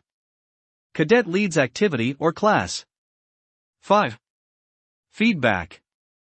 Cadet seeks their supervisor's help. They work together to identify ways the cadet can improve next time. 2 weeks prior, 1 week prior D-Day, 1 week afterward scenario. A senior member asks a cadet NCO to teach a class at an upcoming squadron meeting. Whine N. A long, high-pitched cry against the world's many horrible injustices, especially as they affect poor little you. There's respectful dissent, and then there's whining. Before criticizing a problem, come up with a solution. Keeping the boss informed. The check ride system. When a responsible leader accepts a challenge, he or she will keep the boss informed as to how the project is going. No one likes surprises. The boss will want to see that the project is proceeding as he or she envisioned. If you show your boss that you're making progress in getting the job done, and heed the boss's advice and redirection, you're sure to build trust. This timeline shows how cadet staff can enjoy some freedom as they plan projects on their own while still keeping their boss informed. Team Dynamics Objectives, 28. Describe the 7 needs of a team. 29. Discuss common pitfalls that teams are susceptible to. 30. Describe the 4 stages in Tuckman's model of team dynamics. 31. Describe the lead model. If everyone believes they are an above-average driver, why are there so many idiots on the road? According to one leadership expert, 97% of managers believe they are skilled at leading teams. However, that expert also found that most people have experienced poor leadership at one time or another. 46 It seems that leading a team is a lot harder than it looks. The team environment. In Chapter 2, we discussed the benefits of teamwork. Together everyone achieves more. We also discussed what it takes to be an effective team member. Now we turn our focus toward what it takes to lead the team. A good place to begin that investigation is to ask, what do teams need to succeed? 7 needs of teams. Every team has certain needs simply because of the nature of teams. This is true regardless of the team's job or its setting. A football team, a flight of cadets, or a group of technicians building an airplane will each hold certain needs in common. Among those needs are the following: 47 common goals. A team must be organized around a common goal. Without a goal or a mission, there is no need for the team to exist. Leadership. Every team needs leadership. In Chapter 3, we learned that the Air Force defines leadership as the art and science of influencing and directing people to accomplish the assigned mission. Therefore, teams need people who can move the teamwork at 30,000 feet. How can aircraft refuel without teamwork? If both pilots and the boom operator work at cross purposes, this B-52 will run out of fuel and fall from the sky. Common goals. Leadership involvement from all. Good morale, open communication, mutual respect, ways to resolve conflict. 7 needs of teams. 30 toward its goals. Leadership can come from formal, official leaders like squadron commanders, or informal, unofficial leaders such as ordinary team members who have good ideas. 48 Involvement of all members. The main idea of teamwork is to harness each individual's strengths. Therefore, if even one member holds back their energy and talents, the team suffers. Good morale. Membership on a team is supposed to be a positive experience for all involved. Therefore, team leaders are concerned with morale. Morale, the level of confidence, enthusiasm, and discipline of a person or group at a particular time. 49 When the team succeeds and morale is high, the team develops a special quality called esprit de corps. Simply put, esprit de corps is a sense of team pride, fellowship, and loyalty. 50 Esprit is possible only when the team is effective in accomplishing its mission. Open communication. Team members need the ability to communicate with one another, with their leader, and with other teams. Ineffective communication among team members and ineffective use of meeting time are the 2 biggest complaints people have about team leadership. 51 Communication skills are discussed in depth in Chapter 8. Mutual respect. Once again, the core value of respect shows its importance. Team members must show a commitment to mutual respect in all that it entails. When someone plays favorites, fails to honor their commitments, or fails to respect the dignity of each individual on the team is less able to fulfill its goals. Fair way to resolve conflicts. Hell, one philosopher pronounced half-jokingly, is other people. 52 In a team environment, conflicts are always bound to arise. The challenge is to resolve them fairly and professionally. It would be naive to think all conflict can be eliminated. Because conflict is never pleasant, it's no surprise that many leaders try to avoid it, sometimes at all costs. 53 Effective teams find ways to resolve conflicts, either informally, such as by people simply being trusting and brave enough to express their frustrations, or formally, such as through an official complaint process. Cadet morale leaders monitor the team's morale. In a volunteer organization like CAP, morale is especially important because if morale plummets, people may choose to quit. Surveys tell us cadet morale is highest when cadets have well-trained adult leaders, opportunities to fly, lots of exciting weekend activities, freedom to lead hands-on activities during weekly meetings, recognition and awards, camaraderie and friends. Conflicts are bound to arise. The challenge is to resolve them fairly. 31 Pitfalls of teams. Teamwork can be a powerful force, but are teams without pitfalls of their own? Are there any disadvantages to working as a team? Teams can be unwieldy. 54 Anyone who has ever tried to get a group of friends to agree on what kind of pizza to order understands that reaching a consensus and coordinating plans with several people can be maddening. Teams pressure individuals to conform. 55 Every team knows that in a group setting, people sometimes tailor their behavior in anticipation of how others will judge it. Through conformity, the process by which an individual's attitudes, beliefs, and behaviors are influenced by other people, teams can be deprived of the creative thinking and individualism they need to succeed. 56 Conformity can result in a desire to please others at any cost, to avoid being out of step with others even if one believes their teammates are wrong, to fear being rejected by the group, or to avoid the criticism that follows an unpopular decision. 57 Free riders. Can a leader be certain that everyone is giving their best? There's always a chance that there may be free riders, people who receive the fruits of the team's labor without doing their fair share of the work. 58 Imagine if the fire department relied on donations, like a charity. Some citizens would choose not to contribute, confident that others would provide the firefighters with the resources they need. Team leaders need to be aware of what economists call the free rider problem. Groupthink. One aim of teamwork is to promote group cohesiveness, the ability of the team to stick together and become a united whole. 59 But can cohesiveness go too far? Psychologist Irving Janis believes teams can fall prey to groupthink. Groupthink occurs when team members seek unanimous agreement in spite of facts pointing to another conclusion. 60 Put another way, groupthink is a herd mentality. Dumb bulls follow one another to the slaughter. If they know that death awaits, they don't object. On an icy morning in 1986, NASA launched the Challenger even though icicles could be seen hanging from the shuttle. Just 73 seconds into its flight, Challenger exploded. All 7 astronauts perished. Testifying in Congress after the tragedy, physicist Richard Feynman used an ordinary clamp and rubber tubing to demonstrate how Challenger's O-rings would be affected by launch day's extremely cold weather. Aha! Was the senators' and representatives' overall reaction to this simple demonstration. But why didn't NASA see the problem before it was too late? Some historians believe NASA officials were blinded by groupthink, which occurs when teams are very cohesive, but insulated from other people and other ideas. If only NASA had invited outside people to help them decide if Challenger was a go-for launch, perhaps the tragedy might have been averted. 61 Groupthink. How teams kill. Free riders enjoy the fruits of the team's labor without doing their fair share. 32 Lack of accountability. As discussed in Chapter 1, the chain of command is based on the principle that final responsibility for getting a job done ought to be vested in a single individual. Teams, on the other hand, can sometimes represent leadership by committee. If everyone on the team is in charge, no one is in charge. If everyone shares responsibility, no one owns responsibility.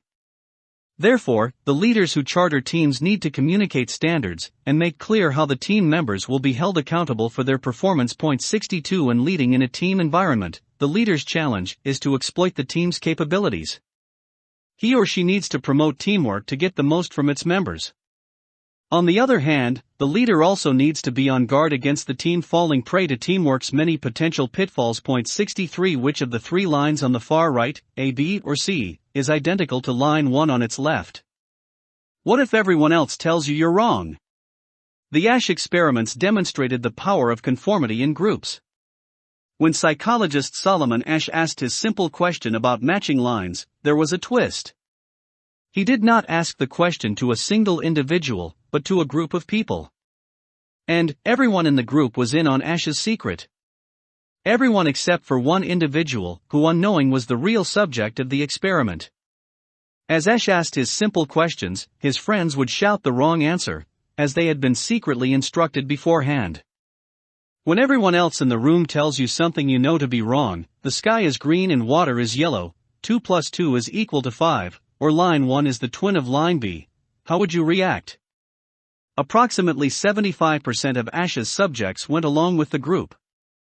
They conformed, even though they knew the group was wrong. 65 The ASCH paradigm. What if everybody says you're wrong? 1 ABC Abilene Highway. Who wants to go for ice cream? A cadet drill team practiced hard every Saturday. For several weeks, they'd end their time together by climbing into the van and driving to the mall for ice cream. After one practice, Captain Earhart, the cadet commander, proclaimed, "Great job everyone, I guess it's time for ice cream." But secretly she had no interest in prolonging an already long day by going for ice cream yet again. "Yeah, I guess it is time for ice cream," replied her deputy, C/2D Lieutenant Mitchell. With a ton of schoolwork waiting for him at home, he knew he really didn't have time for ice cream this week, but as a good deputy, he wanted to support his cadet commander. "Well, we better get going." "Everyone hop in the van," said the squadron commander, Major Wilson. His wife would have wanted him to come straight home after drill team practice, but hey, he said to himself, I can't disappoint the cadets and say no to ice cream tonight. So off went the drill team to the mall to get ice cream that no one really wanted. Why? This story, a retelling of a famous leadership parable known as The Road to Abilene, is an example of the false consensus. 64 A special kind of groupthink. The false consensus occurs when individuals choose not to express their true feelings about an idea for fear of going against the group. 33 The team's life cycle. How are teams made? What does it take to transform a bunch of people into a unified team? One researcher, Bruce W. Tuckman, argued that most teams typically pass through 4 stages on their journey from disorganized group to effective team. This model is so easy to remember that forming, storming, norming, and performing has become a popular leadership slogan. 66 Stage 1. Forming. When a group first comes together, there is usually chaos. Everyone is pointed in a different direction. People may not know what to expect. That uncertainty may make people fearful. And having not yet invested time or energy in the team, its members are apt to have a limited commitment to its success. When a bunch of nervous and confused first-year cadets report to their flight for encampment, they're forming. Stage 2. Storming. As the team begins to take shape, individuals' personalities begin to show themselves. People struggle to assert their personal needs and goals. Some may battle for attention. As these competing personalities and individual needs clash, team members come into conflict with one another. At this early stage, the team lacks the trust necessary to truly work in unison. Stage 3. Norming. Now the team is coming into its own. The leader's standards gain acceptance by the team, and the team members themselves set standards about how the team will work together. Because the uncertainty of the forming stage and the conflict of the storming stage is dying down, people feel more secure. They become more committed to the team's mission and one another. The team is more successful. Stage 4. Performing. At last the group has truly become a team. Performing is the stage at which the team is at its best. After what was probably a rocky start, the team is now entirely focused on the team's goal. Although there's always room for improvement, here the team is fine-tuning its ability to work together. The underlying fundamentals are in place for the team not only to succeed, but to reach its full potential. Team leaders need to be aware of the forming, storming, norming, and performing principle of team dynamics, so they can provide the right support at the right time. A different style of leadership is needed based on the team's situation. Situational leadership will be discussed in depth in a later chapter. 1. Forming 3-2-4 Storming Norming Performing 34 The LEAD model. With so much to understand about motivation, coaching, morale, team dynamics, team goals and individual goals, shared purpose, and more, where is a leader to begin? Are there signposts to help a new NCO lead a team? Yes. Leadership researchers create models, easy to understand guidelines that boil complex theories down to something workable. One model is called the LEAD model. Here's how it works. 67 Leadership functions. Leaders tasks team members tasks lead with a clear purpose.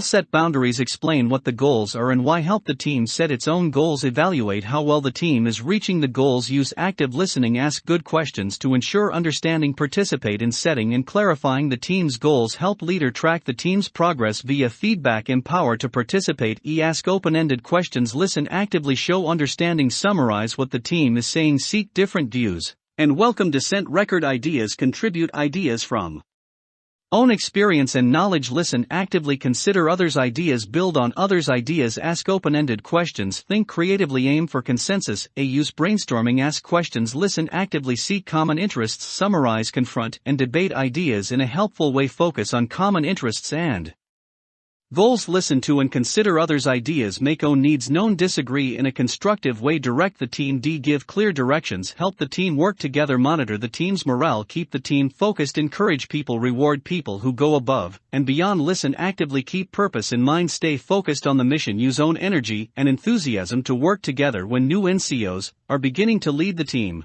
they should remember LEAD. By following the LEAD model, the leader will meet all 7 of needs of a team that were identified earlier.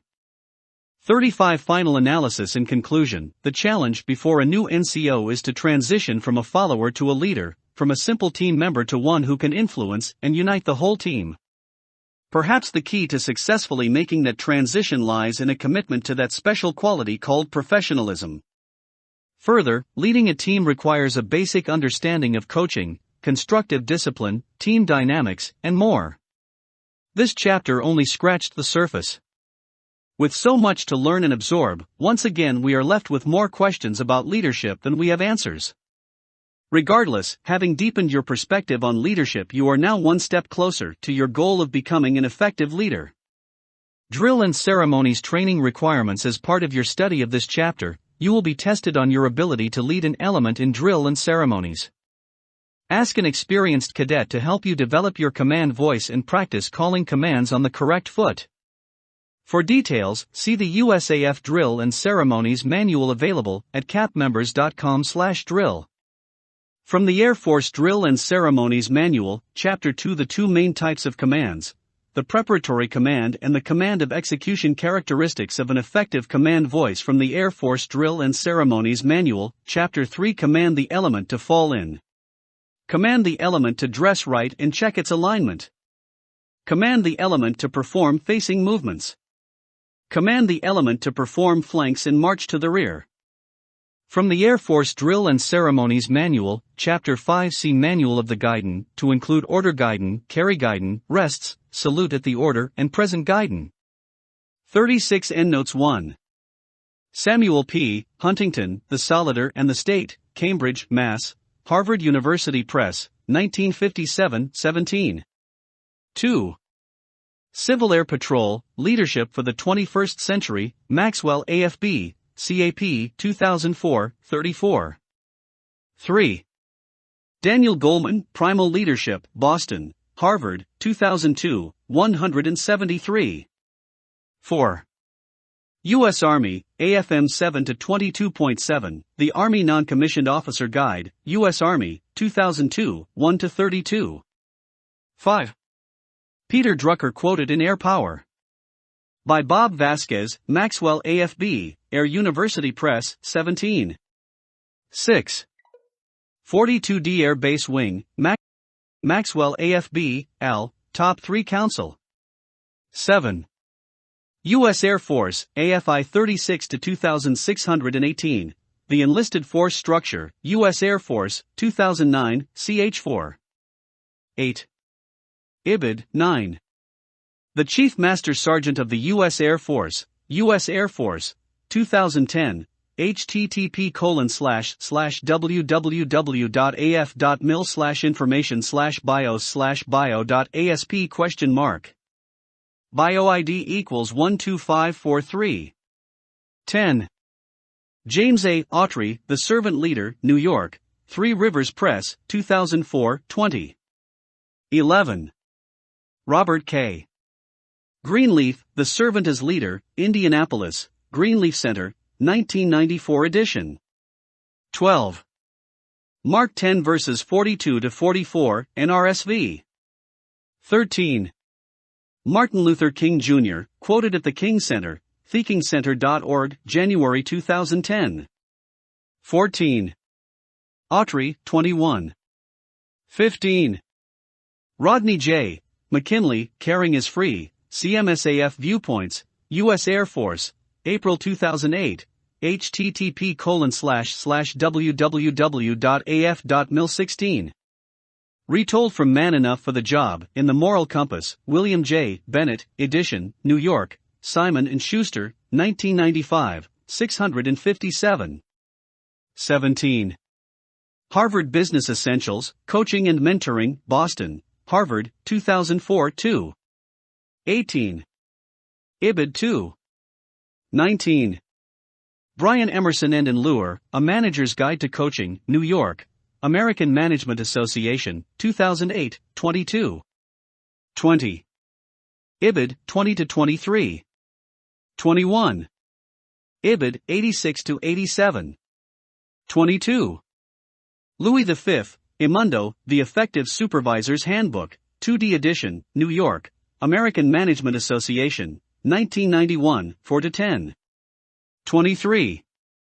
Paul Hersey, Kenneth H. Blanchard, and Dewey E. Johnson, Management of Organizational Behavior, 7th edition, New York, Prentice Hall, 1996, 287. 24. Ibid, 278. 25. Ibid, 284-287. 26. Moses Simyemba, Definition of Motivation, January 2010. 27. John C. Maxwell, The 17 Essential Qualities of a Team Player, Nashville, Nelson Business, 2002, 23. 28. Goldman, 61. 29. ChangingMinds.org, January 2010, intrinsic_motivation.htm. 30. Kathy McKay, The Sultan of Svelte, People, November 2, 1981, 94-95. 31. Robert Heller, Learning to Lead, New York, DK Publishing, 1999, 58. 32. Thomas Wolfe, Managing a Nonprofit Organization, New York, Prentice Hall, 90. 33.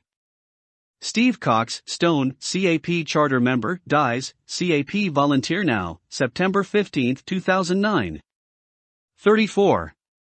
Civil Air Patrol, 43. 35.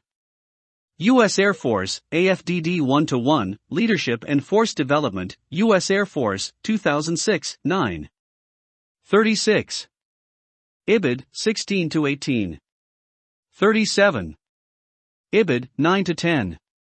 38. Michael Hebe and Ulrich Schade, Formalizing Command Intent, The International C2 Journal, Volume 1, Number 2 at 39. Oxford American Dictionary. 40. William Timothy O'Connell, Military Descent and Junior Officers, in -24 Australian dollars Concepts for Air Force Leadership, Air University Press, 2001, 324-326. 41. Philip S. Mailinger, The 10 Rules of Good Followership, in -24 Australian dollars, Concepts for Air Force Leadership, Air University Press, 2001, 99-101. 42. The Churchill Center, Churchill and War, retrieved January 2010 at the Admiralty/Churchill Land War 43. Stephen R. Covey, Principle-Centered Leadership, New York, Free Press, 1991, 238. 44. Ibid, 238. 45. Mailinger, 101. 46. The Ken Blanchard Companies, The Critical Role of Teams, retrieved January 2010 at http://www.kenblanchard.com business_leadership_theory/critical_role_teams. 47. Fren Rees, How to Lead Work Teams, San Diego, Pfeiffer and Company, 1991, 38-41. 48. Mitch McCrimmon, What is Informal Leadership, Suite101.com, July 2007, January 2010. 49. Oxford American Dictionary. 50. Ibid, 51. The Ken Blanchard Companies. 52. Jean-Paul Sartre, Hughes Clause, No Exit, Act 1, Scene 5. 53. Hal G. Rainey, Understanding and Managing Public Organizations, 3rd edition, San Francisco, Jossie Base, 2001, 341. 54. Ibid, 336. 55. Ibid, 334. 56. Oxford American Dictionary. 57. Harvard Business Essentials, Decision Making, Boston, Harvard, 2006, 117. 58. Stanford Encyclopedia of Philosophy, Methodological Individualism, March 2009, http://plato.stanford.edu entries/methodological individualism/ January 2010. 59. Oxford American Dictionary, Cohesion. 60. Irving L., Janis, Groupthink, in Classics of Organization Theory, Orlando, Harcourt Brace, 1996, 184. 61. Edward Tufte, Visual Explanations, Cheshire, Connecticut, Graphics Press, 1997, 50-51. 62. The Ken Blanchard Companies. 63. Rainey, 334. 64. Jerry B. Harvey, The Abilene Paradox, in Organizational Dynamics, Summer 1974. 65.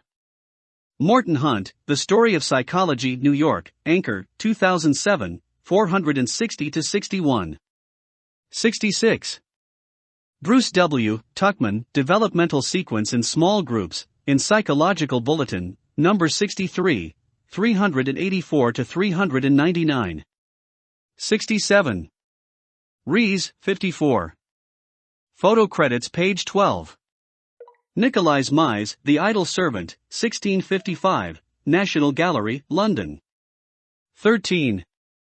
Christ Washing the Apostles' Feet, c. 1000, from the Otto III Gospels, Bayerische Staatsbibliothek, Munich. 14.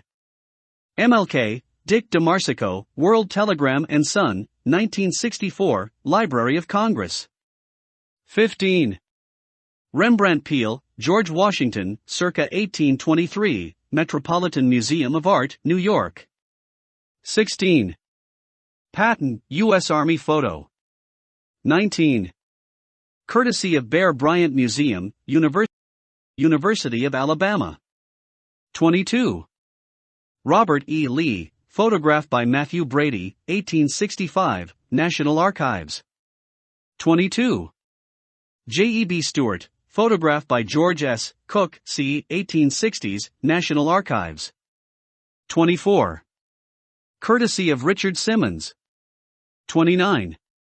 White House photo, 2009. 30. U.S. Air Force photo. 32. Kennedy Space Center, 1986. All photos of CAP cadets are via CAP sources, unless indicated otherwise. 37. Chapter 5 Brainpower for Leadership. 5. Leadership is an intellectual activity. It requires brainpower. Developing your brainpower can only make you a more effective leader.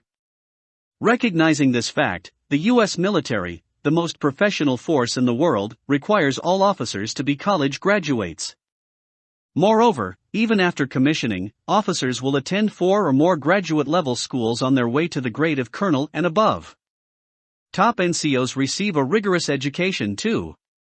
Moreover, a leader's overall brainpower will affect his or her success. In this chapter, we look at critical thinking, creativity, and teaching, 3 aspects of leadership that speak to the need for serious study and the application of brainpower. Leaders need to teach themselves how to think and how to learn. If you want to lead, you better get yourself smart. 38 Volume 2, Team Leadership Chapter Goals 1. Explain why and how leaders try to be critical thinkers. 2. Appreciate the value of creativity in leadership. 3. Develop an understanding of some fundamentals in teaching and training. Critical thinking, universal intellectual standards, modes of thinking, logical fallacies, creative thinking, unappreciated geniuses, monuments to the status quo, victories through creativity, tools for creative thinking, teaching and training people, the trainer's goalposts, learning styles, teaching and training methods, evaluating learning, drill and ceremonies. Chapter outline. In this chapter you will learn about critical thinking. To every complex question there is a simple answer, and it is wrong. H. L. Mencken, journalist and social critic. Objective 1. Defend the claim that critical thinking has a direct impact on a leader's effectiveness. If leadership requires careful study and reflection, as we discussed in Chapter 3, then a leader's critical thinking skills have a direct influence on his or her effectiveness. The good news is that everyone can develop better critical thinking skills through study and practice. After all, great ideas rarely go out and find someone. It's up to leaders to exercise their brain power better than their competitors. Lazy thinkers get left behind. In contrast, as leaders become better at thinking critically, their rewards grow. They imagine better ideas and solve problems more quickly. The World War I ace Eddie Rickenbacker had the right idea when he said, "One can give you a 6-word formula for success: think things through, then follow through." 139 Principles of Critical Thinking. Objective 2. Define the term critical thinking. Critical thinking is self-guided, self-disciplined thinking which attempts to reason at the highest level of quality in a fair-minded way. Point 2. Put another way, critical thinkers value reason, and they work hard to avoid letting their own prejudices, assumptions, or emotions cloud their logic. But don't be confused by the word critical, because in this context it does not mean to nitpick someone else's idea, or always try to find something wrong just to prove the other person isn't perfect. Rather, critical thinking is the habit of being guided by universal values of logic and a deep respect for the truth. As with other aspects of leadership, becoming a critical thinker is more a journey than a destination. Everyone is subject to lazy thinking or irrational thought from time to time. Therefore, developing the ability to think critically is a lifelong endeavor, a never-ending process. The great philosopher Socrates expressed this idea when he said, "The unexamined life is not worth living." 3. Taken together, many unexamined lives result in an uncritical, unjust, and dangerous world. Point 4. The unexamined life is not worth living. The ancient Greek philosopher Socrates fiercely advocated that every person use their brainpower to seek truth, consider what is good, and promote justice. For his teachings, he was sentenced to death. In the painting, The Death of Socrates, we see Socrates heroically asserting that no evil can ever truly harm a moral person, although his followers scream and wail in anguish. The painting's harmony, simplicity, and proportion reflect qualities that Socrates himself found virtuous. Here is a portrait of a man who valued brainpower. The Death of Socrates shows why so many celebrate Socrates as a hero of critical thinking. Point 5. Critical thinkers try to prevent prejudices and emotions from clouding their logic. Socrates, the thinker's hero. Critical thinking is a desire to seek, patience to doubt, fondness to meditate, slowness to assert, readiness to consider, carefulness to dispose and set in order, and hatred of every kind of imposture. Sir Francis Bacon, one of the first thinkers to use the scientific method. 40 Universal Intellectual Standards. Objective 3. Describe the 7 universal intellectual standards. What are the universal values of logic that all leaders must respect if they are to be considered critical thinkers? Here are 7:6. Clarity. What exactly do you mean by that point? Can you say that again in a different way to help me better understand? The principle of clarity calls for critical thinkers to express their ideas such that people will know exactly what thoughts are racing through their brains.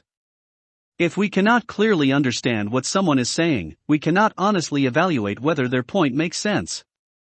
Accuracy. Every Spats cadet is guaranteed admission into the U.S. Air Force Academy. That sounds too good to be true. The principle of accuracy demands that critical thinkers back up their claims, and that other people be allowed to double-check those claims. Someone might challenge the accuracy of that claim by noting, the Academy's website doesn't promise Spats cadets admission, and there's nothing in the cadet regulations to support that claim. Precision. Give or take $1 million, most cadets are millionaires. This statement tells us nothing because it lacks precision. On the other hand, a survey of 20 of the 28 cadets in our squadron reveals that the average cadet is 15.2 years old, is a fairly precise statement. Precise statements mean what they say, and say what they mean. Relevance. A statement may be clear, accurate, and precise, but not relevant to the issue. The principle of relevance calls for all supporting claims to advance the overall argument. Cadet NCOs often hold leadership positions, and the capital of Idaho is Boise. Because those 2 points are not related, one of them cannot be relevant to the overall topic. Emotional pleas are often irrelevant. A cadet may want to be promoted very, very badly, but wanting something is different from deserving it.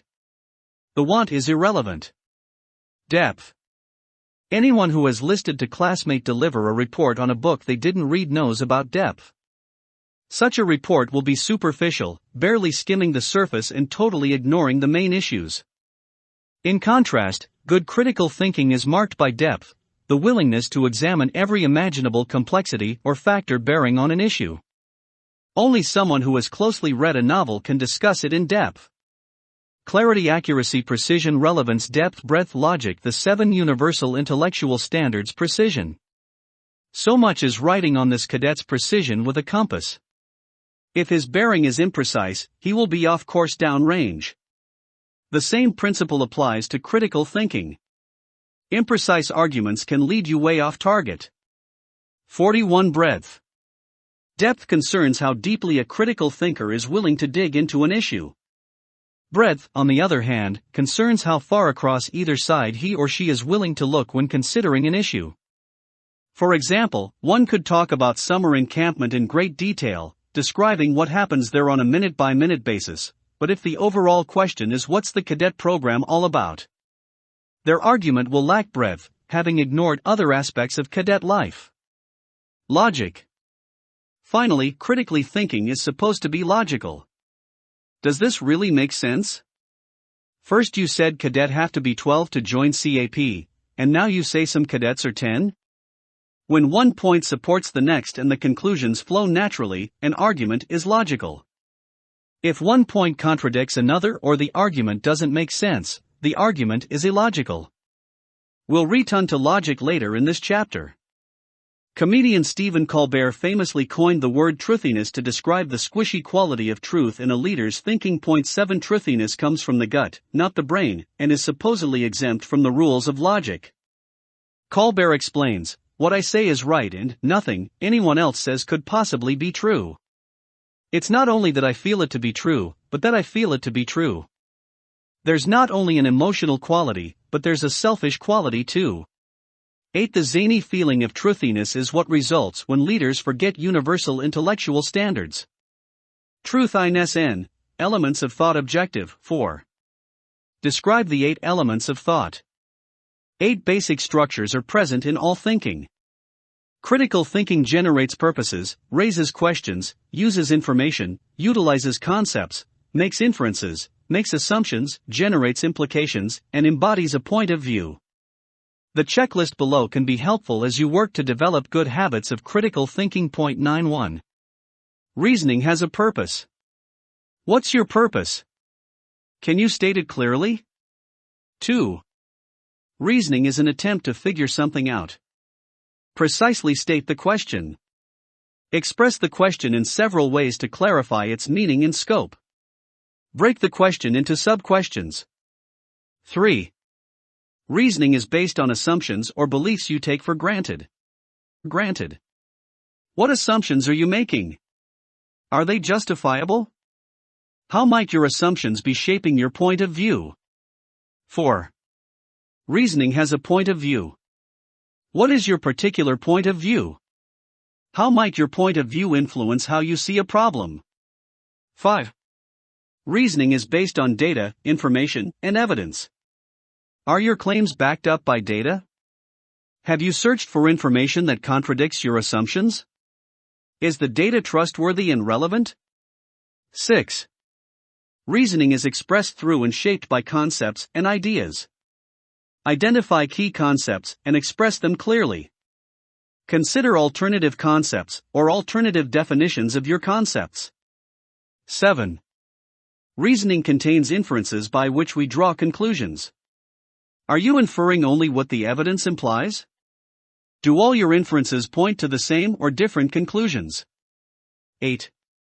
Reasoning leads somewhere and has consequences. What does your answer really mean? So what? What surprises might result from your ideas? 42 implications for leaders. What do the principles of critical thinking mean for leaders? To become a stronger critical thinker, expose yourself to other good thinkers. Read a serious newspaper, a challenging novel, or a work of non-fiction that has something important to say. Hang around the smartest people you know and ask them lots of questions. Sign up for challenging math courses to stretch your mental muscles. Become a leader who has a habit of thinking sharply. Modes of thinking. Objective 5. Explain 4 different modes of thinking. Leaders' critical thinking skills take on several different forms. Call these the modes of critical thinking. Some of these modes include big picture thinking, focused thinking, realistic thinking, shared thinking, and creative thinking. A summary of each is included below, though creative thinking will be discussed later.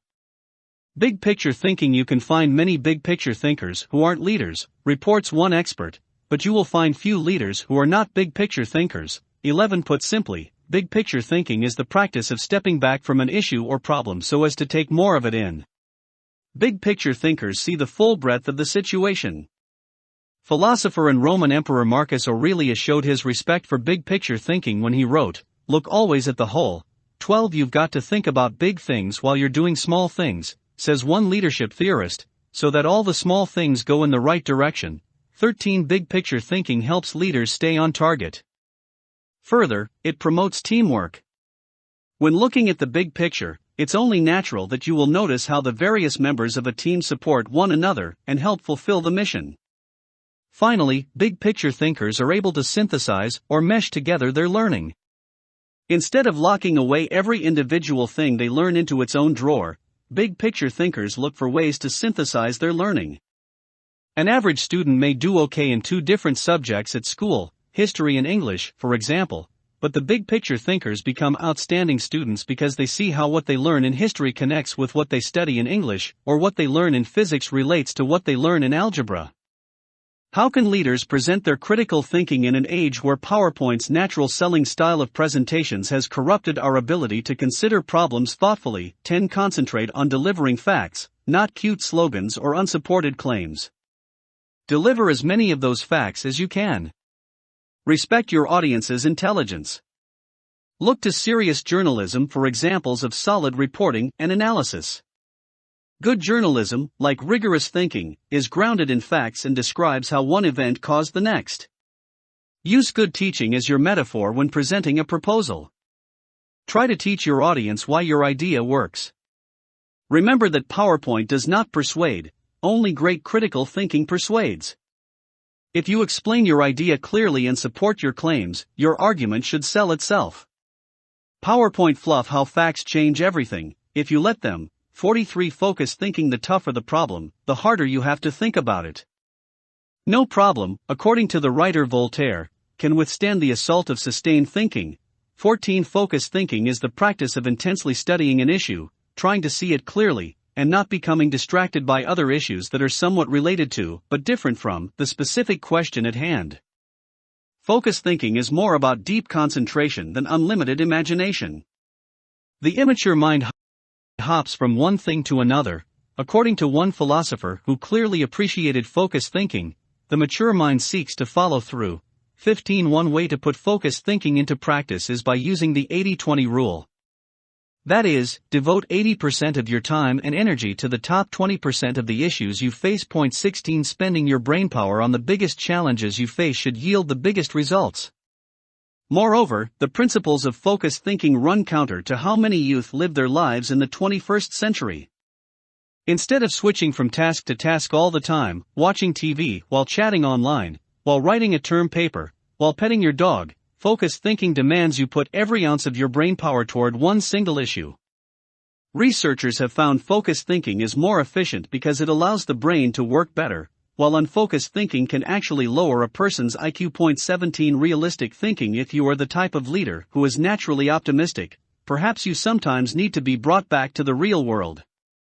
Realistic thinking is an approach where the leader tries to see the world for how it actually is, not how we might wish it to be. 19. Accuracy, common sense, and feasibility are some of the key values in realistic thinking. One realist put it this way: there's nothing like staring reality in the face to make a person recognize the need for change. 20. Another way to understand realistic thinking is to consider the leader's never-ending need to balance shortfalls. Air Force General Stephen Lorenz explains, shortfalls occur in our professional and personal lives. We never seem to have enough time, money, or manpower.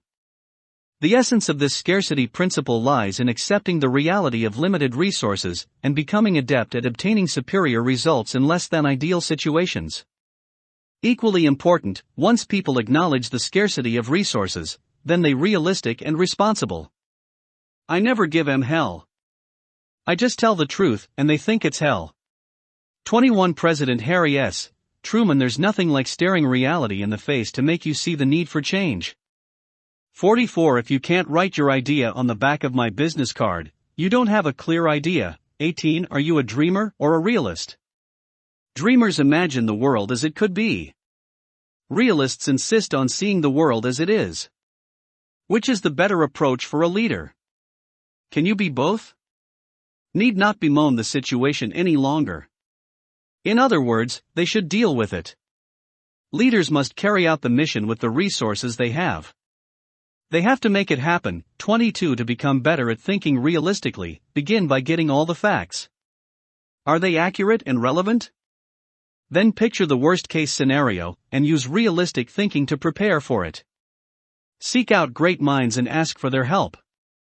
Leaders who are realists gain credibility, because they operate in the real world, and are prepared for whatever curve-balls come their way. 23. Shared thinking. Shared thinking involves valuing the thoughts and ideas of others. 24. It is a mode of thinking that comes from an appreciation for teamwork and the belief in synergy.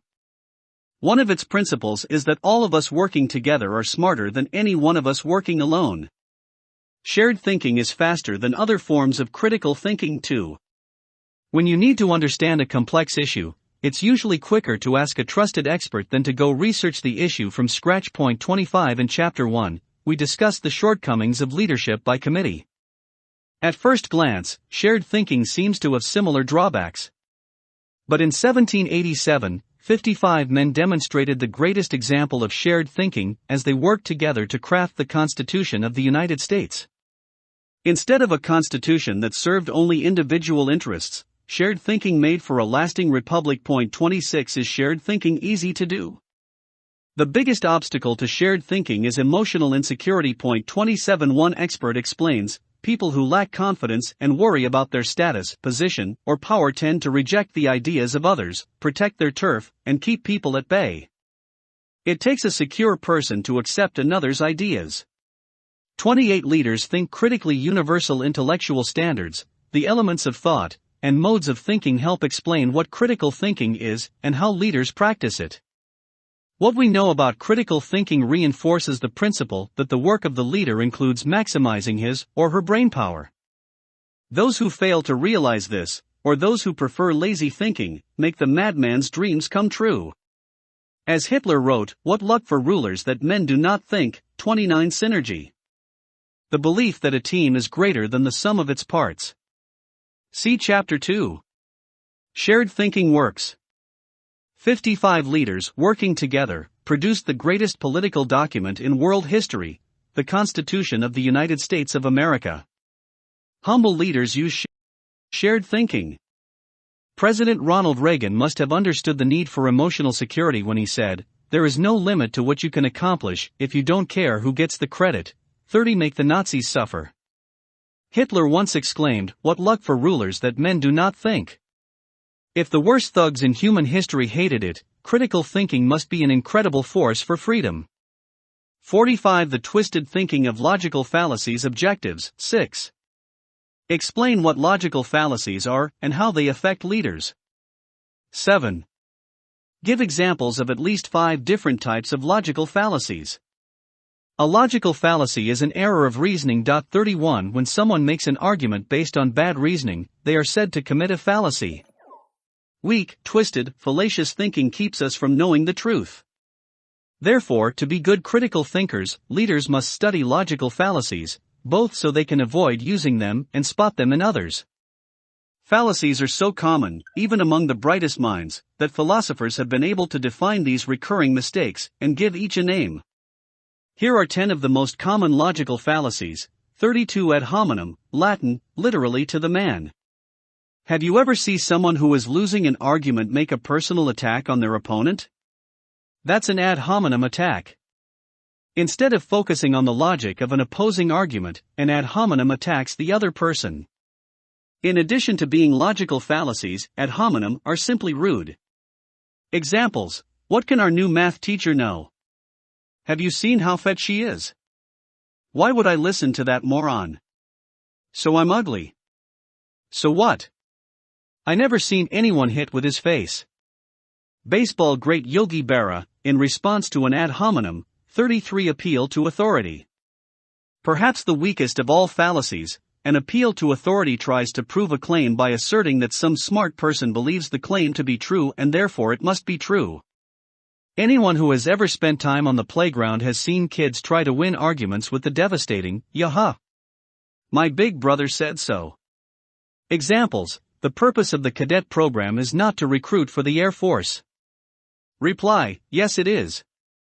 Cadet Curry said so and he outranks you. I admire the president for being a good role model. Reply: but the New York Times says he's a lousy role model, so you're wrong. Post hoc fallacy. Post hoc ergo propter hoc, Latin, after this, therefore because of this. Something happens and then something else happens. Does that mean that the first thing caused the second? Not necessarily. The post hoc fallacy illustrates the difference between correlation, two things being related somehow, and causation, one event causing another event, like a chain reaction. Examples: shortly after MySpace became popular, U.S. soldiers found Saddam Hussein. Michael Jackson, Kurt Cobain, and Jimi Hendrix were rock stars who died young.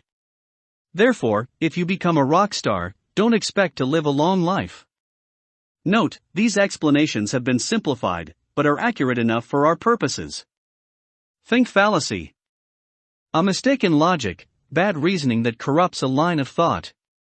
It is one of leadership's all-time greatest slogans, think. Thomas J. Watson, the first president of computer giant IBM, coined the powerfully simple motto a century ago. He reasoned, thought has been the father of every advance since time began. I didn't think has cost the world millions of dollars. 33 You'll find think displayed in IBM offices and factories, on their websites and annual reports and everywhere in between. Watson valued clear thinking and innovation. How would he get his team to understand his vision? Think. 46 Appeal to tradition. It's the "we've always done it that way" response. One of the quickest ways to lose credibility as a leader is to commit the fallacy of the appeal to tradition. This fallacy makes the assumption that older ideas are better, and that the leader's job is to prevent change. Examples: if we allow cadets to apply for encampment online, we'd save everyone lots of headaches. Reply: no. We've always made cadets apply using a paper form. We should offer movies on our company's website. Reply: no, we've built our company's fortune by renting movies only through our stores. Red herring. One of the most seductive fallacies, the red herring, is a distraction. And while a given line of thought may indeed be true, it is a red herring if it is not relevant to the issue at hand. Their truthfulness makes red herrings particularly effective at derailing someone's successful argument. Examples: we should present Cadet Curry with our squadron's Cadet of the Year award. He's the most active and highest performing cadet we have. Reply: but Cadet Arnold has been in CAP longer. I know you want to imprison me for having murdered my parents, but Judge, have mercy on me, I'm an orphan. Weak analogy. It's apples and oranges. People often make analogies or comparisons. They see how one situation or one thing is similar to another, and indeed they are. But the fallacy of the weak analogy arises because no matter how similar two things are, they are never exactly alike, and therefore, the argument breaks down. Examples: hybrid cars are like solar power, full of promise, but too expensive. We'll never be able to build affordable hybrid cars. Encampment is like basic training. It's CAP's equivalent to boot camp. Straw man fallacy. The most persuasive debaters fearlessly attack the opposing argument in its strongest form. To truly show their solution is superior, they try to demonstrate that the opposition cannot compete even on its best day. In contrast, some shrink from a fair quest for the truth by setting up a straw man argument. Instead of attacking the opposition head-on, a straw man fallacy misrepresents the opposing position, making it seem weaker than it is. Examples: we should prohibit all cadets from assisting on emergency services missions. Some cadets are so immature they won't ever stop goofing around. Senator Curry is against the new F-99 laser fighter. I'm for it because I don't want to leave America defenseless. Do literal thinkers bake yummy cakes? Precision, clarity, accuracy. Logic asks us to focus intently on what is being said. But maybe we shouldn't focus too closely, like these cake decorators did. 47. Begging the question/circular reasoning. If your argument's conclusion is the same as one of your premises, you're begging the question. Your reasoning is running in circles. The only people likely to be persuaded by circular reasoning are those who already agree with the original premise. When someone tries to support a statement by restating it again and again, they are said to be begging the question or using circular reasoning. Examples: you can't give me a C. I'm an A student. Honesty is defined as always being honest. My door must have been locked. I always lock my door. False dilemma. The premise behind the false dilemma is that we are faced with only two choices, and both are not very good. It's an either/or situation. You can have either X or Y, but not both, and you certainly cannot have Z. This fallacy often arises because of the inability to think creativity and see an acceptable third way to a solution. Examples: are you going to do well in school, or are you going to succeed as a cadet? We can give cadets awards for doing well, or we can have a disciplined squadron. We can't do both. You're going to betray America on TV, or we're going to kill you. Can an honorable military officer encounter a worse dilemma? If a dilemma is the choice between two equally disastrous options, Commander Jerry Denton, USN, sure was facing a dilemma while held as a prisoner of war in the infamous Hanoi Hilton during the Vietnam War. What would he do? What would you do? As a highly educated officer, CDR Denton knew something about critical thinking and the fallacy of the false dilemma. He knew that he had to reject the two choices being forced upon him by his captors, but how? Denton recalled, "My only firm conviction was that I would die of starvation before I would make a confession." As he was being pushed in front of TV cameras, his eyes blinked under the bright lights. That was it. He found a third way, a way out of his false dilemma. Denton kept blinking his eyes rhythmically, but with a purpose. In Morse code he spelled TORTURE, TORTURE, TORTURE. 34. It was the first clear message that American officials received that the POWs were being tortured. Through his ingenuity, CDR Jerry Denton retained his honor and found a way to tell America what was really going on in the Hanoi Hilton. Hell was in session, but he had other plans. TORTURE Rear Admiral Jeremiah Denton, USN recipient of the Navy Cross, author of When Hell Was in Session. What is logic? Logic is the art and science of reasoning. It's a branch of philosophy that's concerned with the quest to know what must or might be the case. 35 Logic is the anatomy of thought. 36 John Locke, British philosopher, but logic never could convince the heart. 37 Colin Raye, country singer. False dilemmas arise because of a failure to think creatively. 48 Slippery slope. If the idea that one thing leads to another is fixed in your mind, you may travel down the slippery slope. Pull the trigger, and the gun fires. Indeed, one thing is apt to cause another, but in critical thinking, causation must be shown, it can't be assumed. Examples: major in English in college, start reading poetry, and next thing you know you'll become an unemployed pot-smoking loser. Never be kind and generous to the poor. They'll come to expect your help always and never learn to contribute to society. Integrity and the critical thinker. Objective 8. Discuss the concept of intellectual honesty. Why do many of the fallacies described above seem so familiar? Despite fallacies being examples of twisted thinking, sometimes they sneak past us, and we get duped by them. That fact shows the need for every leader, or every responsible citizen for that matter, to be familiar with the most common fallacies. Those who search for the truth need to be on guard against logical fallacies, both in their own arguments and in the arguments of others. These principles of integrity comprise something called intellectual honesty, honesty in the acquisition, analysis, and transmission of ideas. 38 Or to put it more simply, intellectual honesty means you exercise your brainpower with integrity.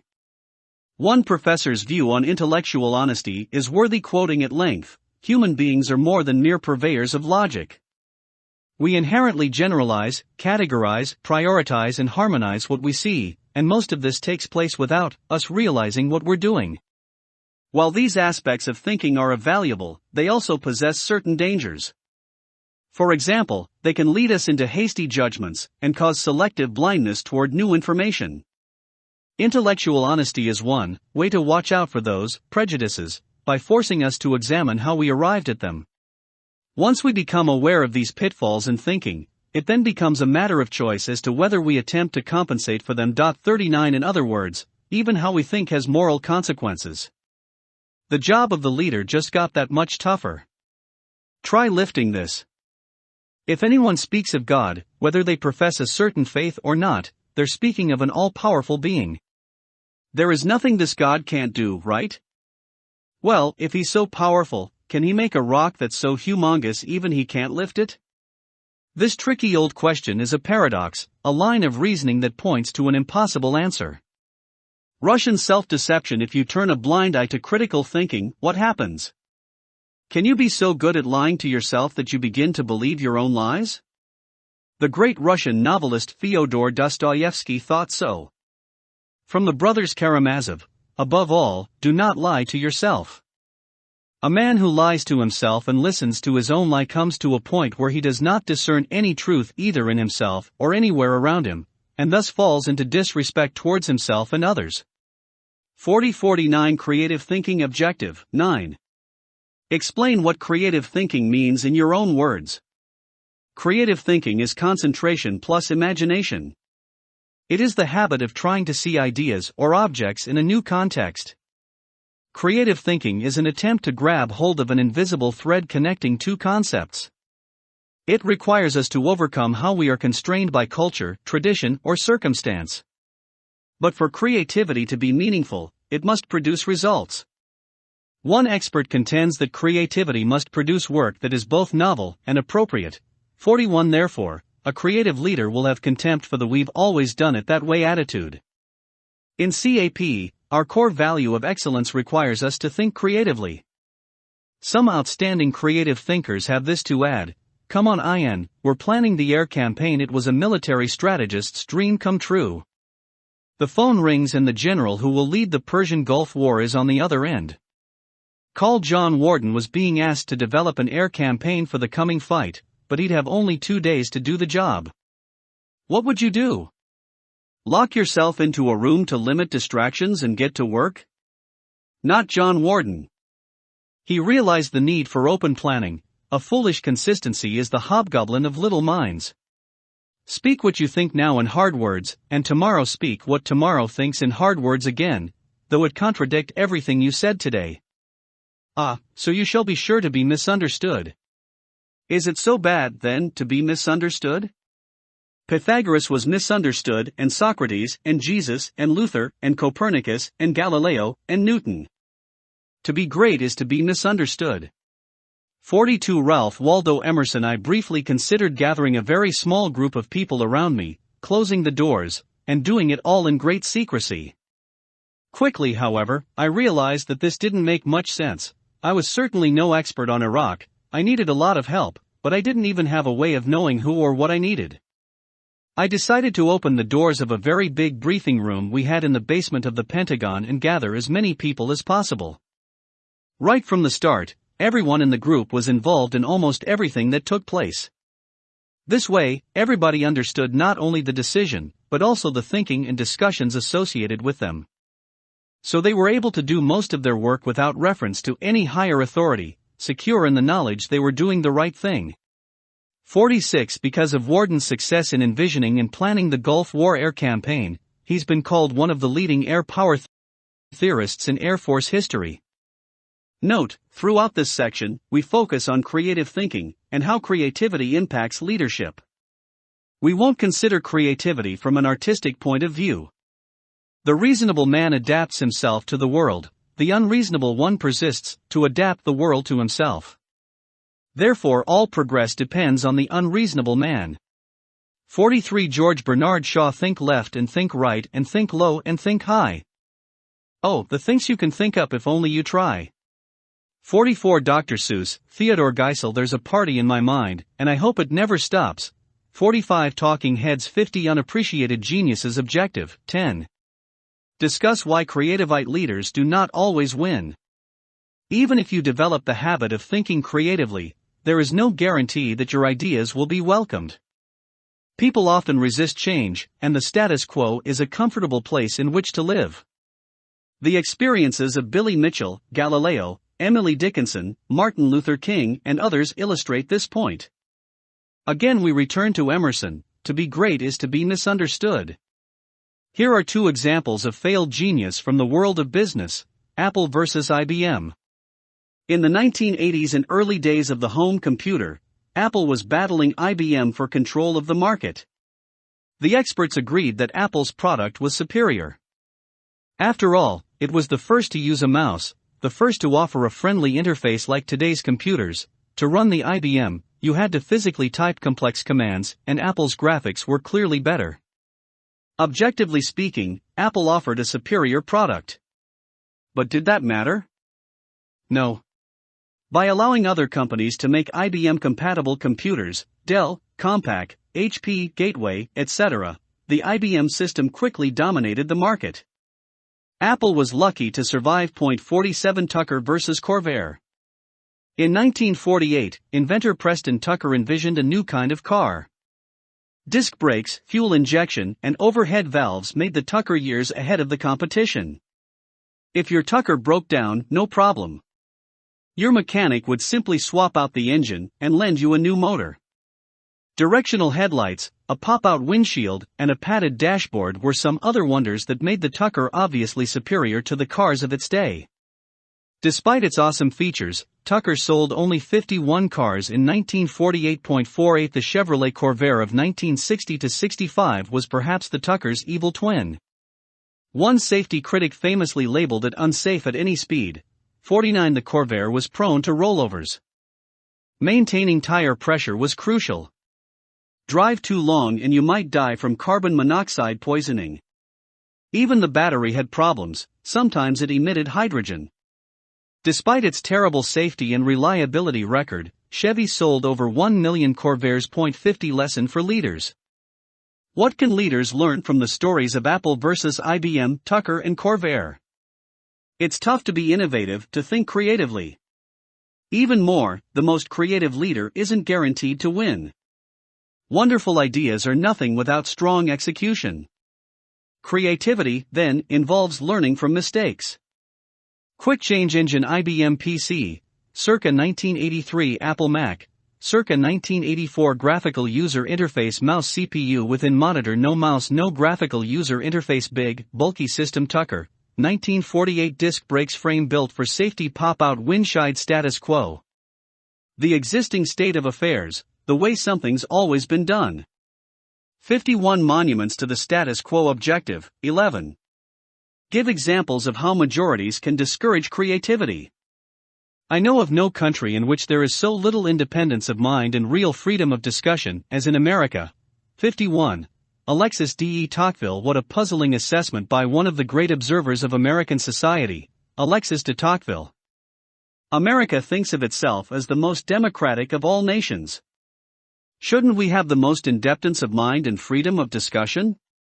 But Tocqueville argues our respect for majority rule can discourage people from expressing unpopular ideas that run contrary to the majority's opinion. Tocqueville's point should concern leaders because if new ideas are not welcome, creative thinking becomes impossible. Let's consider 4 examples of how creative thinking is sometimes discouraged. Advertising. Teens are constantly exposed to advertising. Branding, the process of associating certain visual, cultural, and even emotional images with a product, occurs when companies continually try to make their impression on us. 52 None of the logos shown at right contains any words, yet you probably recognize most. Those symbols bring forth certain thoughts and feelings, demonstrating branding's effect on the mind. Out of habit, we reach for a particular cola. When we think of sneakers, a certain brand endorsed by a celebrity comes to mind. The success branding has had in shaping our behavior shows that advertising in popular culture sometimes stymie creative thinking. Sedition acts. The Atlas of Independence. John Adams was present at the First Continental Congress.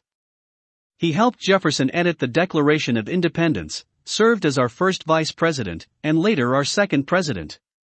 By any measure, John Adams was a leader in our nation's early history, a true champion of democratic values.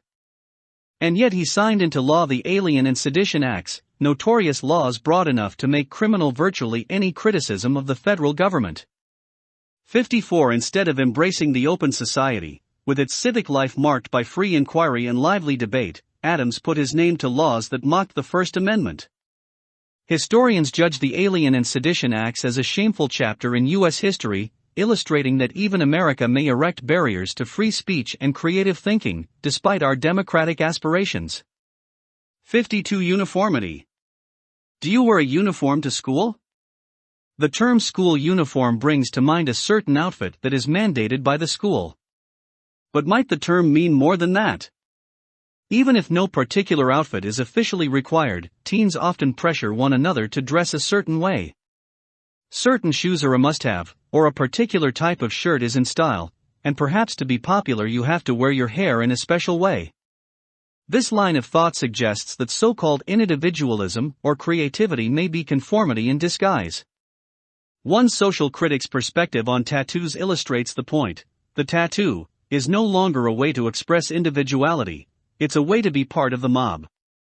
People adopt socially acceptable transgressions like tattoos to show they are edgy, but inside they are still middle class. A cadre of fashion-forward types thought they were doing something to separate themselves from the vanilla middle classes, but are now discovering that the signs etched into their skins are absolutely mainstream. They are at the beach looking across the acres of similar markings and learning there is nothing more conformist than displays of individuality, nothing more risk-free than rebellion, nothing more conservative than youth culture. 50 For the military tradition. In many ways, CAP resembles the military. We have a formal chain of command, dozens of regulations, strong traditions, and uniforms. As valuable as those features are, do they have an effect on creative thinking? According to one study, the military lifestyle can brew hostility toward creative thinking. Military officers generally score poorly on creativity tests, but score high in conformity tests. One observer noted that officers, who are creative thinkers and nonconformists, often do not advance in their careers because their embrace of creativity is mistaken for disloyalty or counterconformity. 55 Therefore, leaders need to work extra hard to overcome a possible bias against creative thinking in military-style organizations. CAP and military leaders have to work extra hard to encourage creativity. Leaders who value tradition and stability are apt to be resistant to change. Indeed, one role of a leader is to protect what is positive and successful. But does that philosophy require the leader to be skeptical about any kind of transformation? G.K. Chesterton, the Prince of Paradox, offers a surprising view. Conservatism is based upon the idea that if you leave things alone, you leave them as they are. But you do not. If you leave a thing alone, you leave it to a torrent of changes. If you leave a white post alone, it will soon be a black post. If you particularly want it to be white, you must be always painting it again. Briefly, if you want the old white post, you must have a new white post. 56 G.K. Chesterton 53 To conserve, keep changing victories through creative thinking. Objective 12. Give examples of outstanding creative thinking. Returning again to our definition, creative thinking means seeing ideas in a new way, or connecting two concepts that seemed totally different. Apollo 13. We've got to find a way to make this fit into the whole for this, using nothing but that. 57 When a technical malfunction jeopardized the lives of Apollo 13's crew, the engineers and scientists supporting the astronauts knew that failure was not an option. But despite their hundreds of checklists, contingency plans and backup systems, there was no plan typed up on paper and neatly filed on a shelf to instruct NASA how to save the astronauts. The engineers would have to improvise, to think creatively, to make use of only the raw materials available to the astronauts. In the movie Apollo 13, the chief engineer is heroically defiant and proclaims, "This will be our finest hour." 58 And it was. D-Day. General Eisenhower planned WWII's D-Day invasion in great detail, see Chapter 1. 500,000 troops and thousands of tons of equipment were to converge on the Normandy beaches with total precision. That was the plan at least. In reality, there was no order, only chaos and confusion. Soldiers who had been given orders to achieve certain objectives found themselves cut off from their units, in the wrong place at the wrong time, totally unable to execute Ike's well-orchestrated plan. What could our troops do? They improvised. 59 Sergeants and lieutenants hastily formed men from different units into teams, and set out to fight the Nazis as best as they could. In short, creative thinkers and leaders emerged just when we needed them most. Had our troops not responded with Yankee ingenuity, the invasion would have failed, and perhaps Hitler would have won. Houston, we have a problem. Thanks to quick thinking, creative engineers, Apollo 13 astronauts were able to build this contraption out of spare parts. Without it, they would have died in outer space. D-Day, June 6, 1944, Omaha Beach. Total chaos. No one landed where they planned. If not for creative, on-the-spot leadership by NCOs and low-ranking officers, the invasion would have failed. 54 Complexity and simplicity. Simplify, simplify, simplify.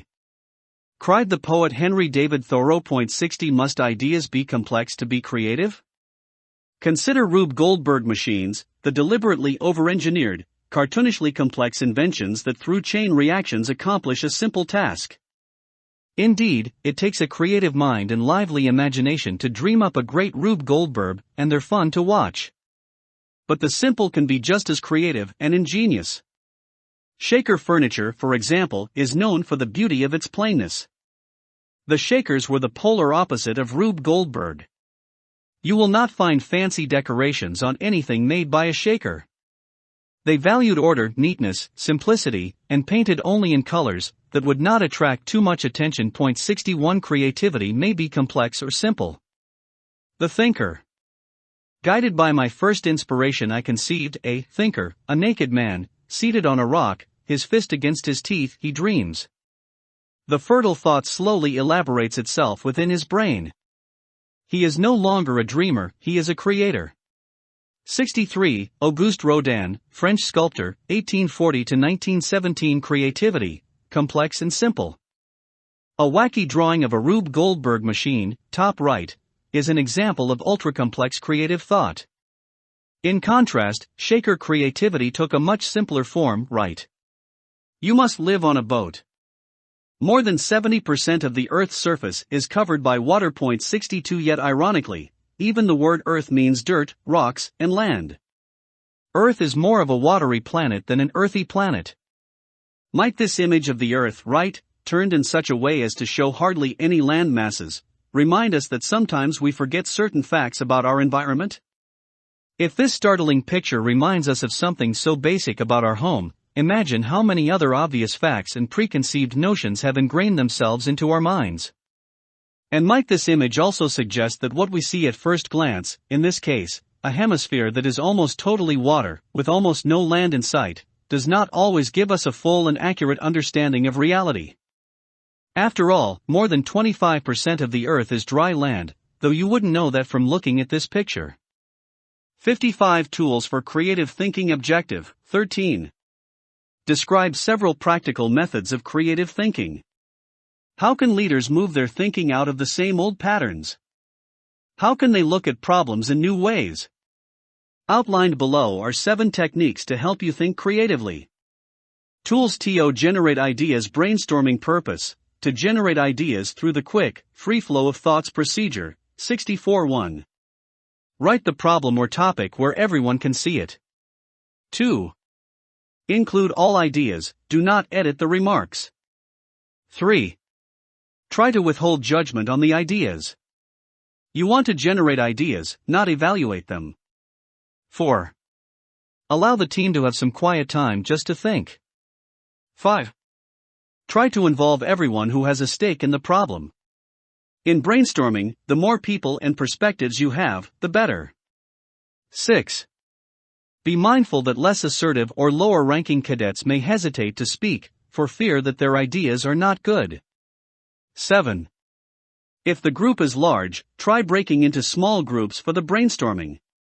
This helps generate even more ideas because each group is apt to attack the problem from a slightly different angle. Example: how can we make encampment better? More flying. Lower costs through sponsorships. Better staff training. Let cadet staff wear askets, swords, berets, and leggings. Special t-shirts for each flight. Planning checklist for each staffer. Bunkmates not from same unit. MREs to eat in field. Do water. Survival at night when you can't see anything. Scholarships for needy cadets. Arts and crafts. Supplies to make guidance. Afrot cadets to visit for day. See if anyone knows how to bugle. Start blogging before arrival. Central point for everyone to upload photos. Basic, moderate, and tough levels for orienteering course. Add GPS navigation for hiking. Point system for honor flight. Do morning PT in uniform. More training for senior staff. Twitter updates to families back home. Make parents drop cadets off at gate, and have cadets walk to command post. Have everyone bring a camelback for hydration. Make training time. Lights out 12 midnight and Reveille 4 a.m. dance/party night before graduation. Notice that some of the ideas on this list probably aren't that great, but the recorder wrote them down anyway. 56 Mindmapping. Purpose: to generate new ideas in a creative way, to draw connections between different ideas. Mind mapping is a special way to do brainstorming. A mind map is a visual arrangement of ideas and their interconnections. 65. While a traditional outline represents linear thinking, one thing followed by another, mind maps are radial, graphical, and nonlinear. Procedure: 66 1. Position the main idea in the center. If a picture of that thing or idea is available, attach it. 2. Give yourself plenty of space, i.e., large piece of paper or a whiteboard. 3. Look for relationships and draw lines between interconnected concepts. 4. Consider using different colors to illustrate the different themes that support the main idea. 5. Do not limit yourself to the use of words. Draw diagrams, attach pictures, graphs, or any objects that help you think about the subject. Example: see below. Proponents argue that mind maps help connect left brain and right brain thinking. 67. As such, it can be a useful tool for generating new ideas, for taking notes during a lecture, planning a project, and most of all, for recording the results of a team's brainstorming session. Left brain thinking: analysis, logic, science, math. 68. Right brain thinking: emotions, intuition, art, creativity. 68. Surrealism, or the wacky door in the sky. This school of art values surprise and juxtaposition. Surrealist paintings don't make sense. Rather, the surrealists attempt to record thoughts that are uncontrolled by reason. What would surrealists think about mind maps? 57. The 5 WHYS purpose: to discover new ideas and solutions to a problem by drilling down into a problem procedure. The team begins by stating the problem, then follows up by continually asking why. 69. Example: our squadron is shrinking. We had 20 active cadets last year, and this year we have only 12. Why? Some cadets have sports? They practice Monday, Wednesday, and Friday, and we meet on Monday. We've always met on Monday, never thought of changing to Tuesday. Takeaway: poll everyone to see if another day would be better. Why? Meetings are boring, too many lecture and people droning on, no real resources available to do something else. Takeaway: ask other squadrons what they've found successful and check CAP website for cool activities and training plans. Why? People just kind of fall away. I don't know, never really asked them, not my job. No one's told me to ask why other cadets quit. Takeaway: assign someone to call cadets after they've missed 2 meetings, ask why they're not participating and invite them back. Why? 5 cadets just graduated and are away at college, because when the 5 cadets left, they didn't get replaced. We didn't recruit any replacements, not sure where to start to recruit new people. No one's shown me how to recruit. Takeaway: challenge every cadet to bring a buddy to CAP. Give them recruiting materials. Also, host an open house and put articles in the local paper to tell our town we're here by continually asking why. The team can identify the root causes of a problem. Then, if the team can find ways to counter those root causes, there's a good chance they can solve the overall problem. I not only use all the brains that I have, but all the brains I can borrow. 70. President Woodrow Wilson. Look closely, because oddly enough, 21,000 soldiers got together one day to create this image of their commander-in-chief. Creativity, the Air Force way. Believing creative thinking is so important, the armed forces have invested millions in obstacle courses or leadership reaction courses, like the one these cadets are challenging. Freedom is not worth having if it does not include the freedom to make mistakes. 71. Gandhi. 58. According to the Nobel Prize-winning scientist, creativity beats ordinary book knowledge. Imagination is more important than knowledge. 74. Albert Einstein, scientist: creativity or smarts? 59. Hometown USA. Jane Curry has earned her airline transport pilot rating from the FAA, and is now flying as a co-pilot on a regional jet. Curry qualified for the ATP rating by amassing over 1,000 hours as pilot in command and earning other ratings along the way, including chimerical, instrument, and multi-engine qualifications. Curry's dream dates back to her early teens. She joined the Civil Air Patrol, became a cadet, and studied aviation basics. At a CAP flight academy one summer, she flew her first solo. Before graduating high school, Curry earned the Mitchell Award, which made her eligible for scholarships that helped her fund her college education and flight training. Former CAP cadet Jane Curry becomes professional pilot. Daily News Tools. TO analyze a problem. Reversal. Purpose: to find a way to do something better, to improve a product or service. Procedure: reversal is backwards brainstorming. Instead of trying to imagine ways to solve a problem, you imagine ways to create the problem. 72. Example: suppose you want to find better ways to welcome prospective cadets and help them earn their first promotion. To use the technique called reversal, you'd ask, what could we do to make prospective cadets feel unwelcome, and how can we make it tough for them to become airmen? Don't introduce them to their squadron mates, don't tell them what's exciting about CAP, don't let them ask questions, don't give them any training, make them learn the material on their own, don't keep their parents informed of upcoming CAP activities. After exhausting their imagination, leaders work together to reverse their ideas. They'd make sure prospective cadets get introduced to their squadron mates, have someone tell them what's exciting about CAP, etc. The idea behind reversal is that to make something better it can help to ask what will make something worse. Headlines of the future. Purpose: to analyze a problem and find the steps needed to achieve a goal. Procedure: imagine it's sometime in the future and a journalist comes to report on your success in achieving a major goal. Ask yourself how the journalist's news story will read. Proceed to tell that story by actually writing it down as if you were a newspaper reporter. Be sure to include the technical details that made accomplishing your goal possible, and mention the smaller goals or milestones you had to achieve along your journey. Point 73 example, see right. By using the headlines of the future technique, you are writing about your future picture, see chapter 2. Not only are you describing your dreams, you're analyzing what you must do to get there. Flowcharts purpose, to identify the different parts of a system, and in so doing, to make it more efficient. How can you get a handle on a big project that has lots of moving parts? A flowchart can help. Flowcharts are simply visual representations of the major steps in a process. Point 75 They help leaders find more efficient ways of accomplishing the mission. Moreover, they are often a good way to show everyone on the team, especially newcomers, what's going on. Procedure 1. Identify your widget. What is it exactly you're producing? 2. Describe the current process for making your widget. Where do you start? Then what happens? And then what? Include every step along the way. There are probably many more steps than you realize. 3. Step back from the flowchart and look for ways to make the route from start to finish easier. 4. Update your flowchart to show the changes you're making to your process.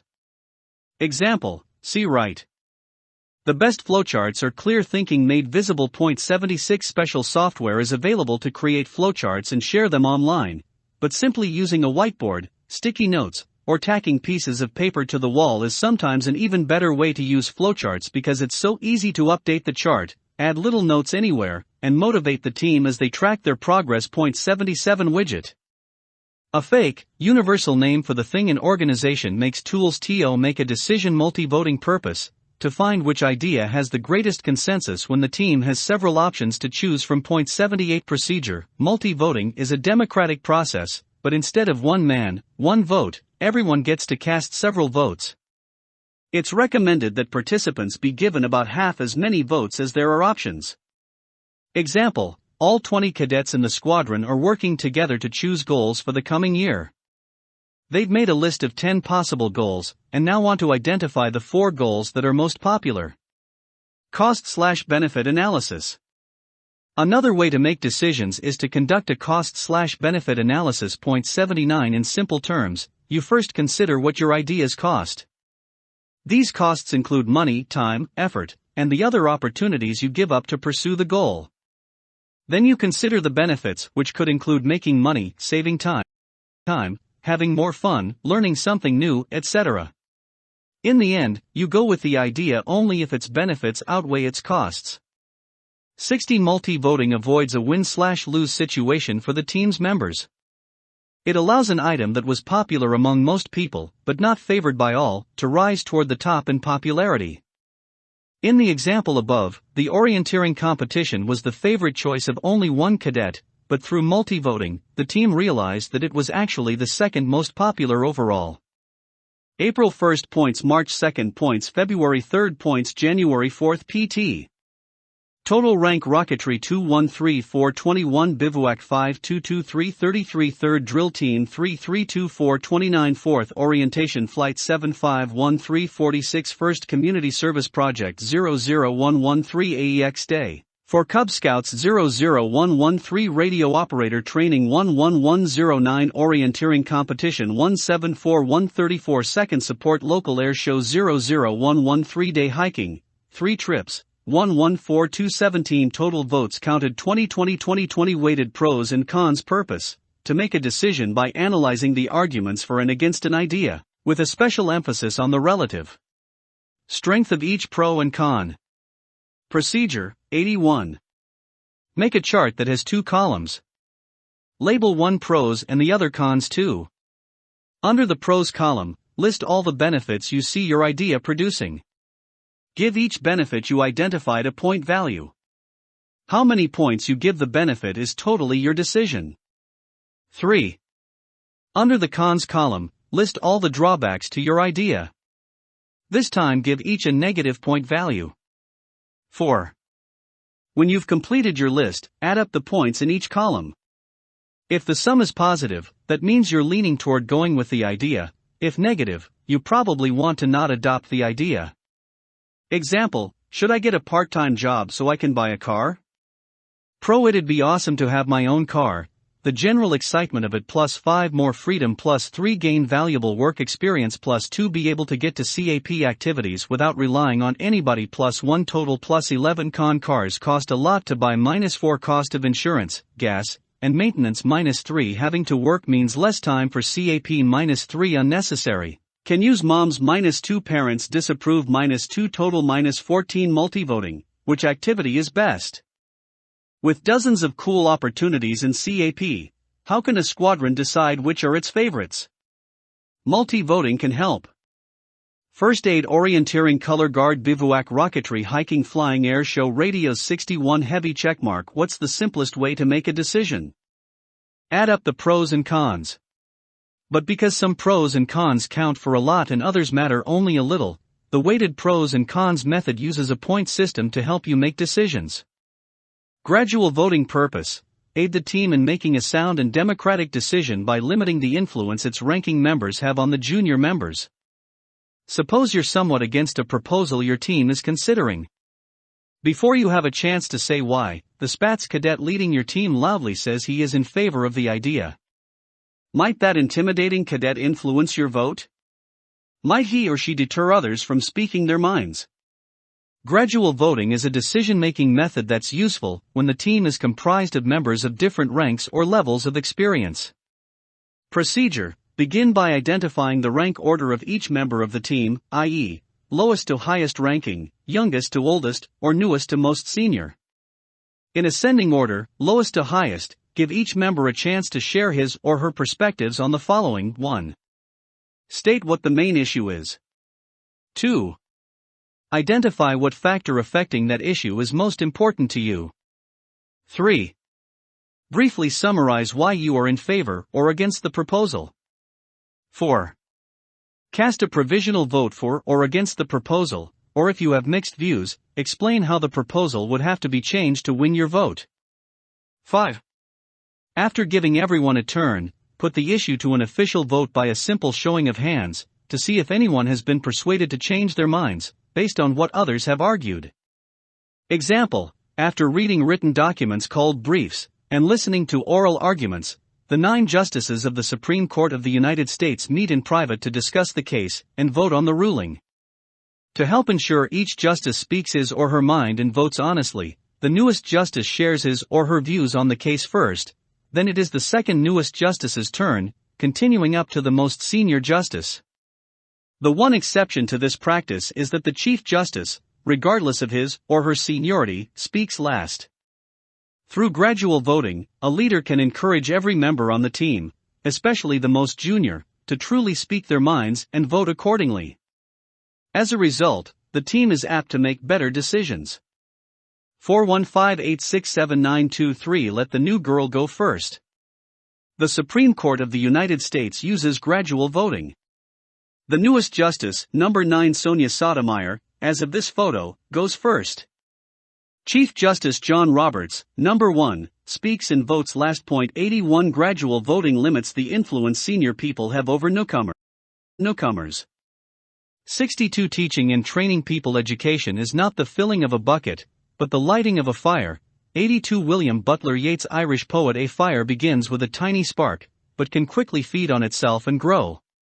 No wonder that in art and literature, fire has long been a symbol for knowledge. Learn something today, and that knowledge is sure to lead you toward learning something else tomorrow. What leaders do is something like lighting a fire too. Leaders try to influence other people, and in the process, make more leaders.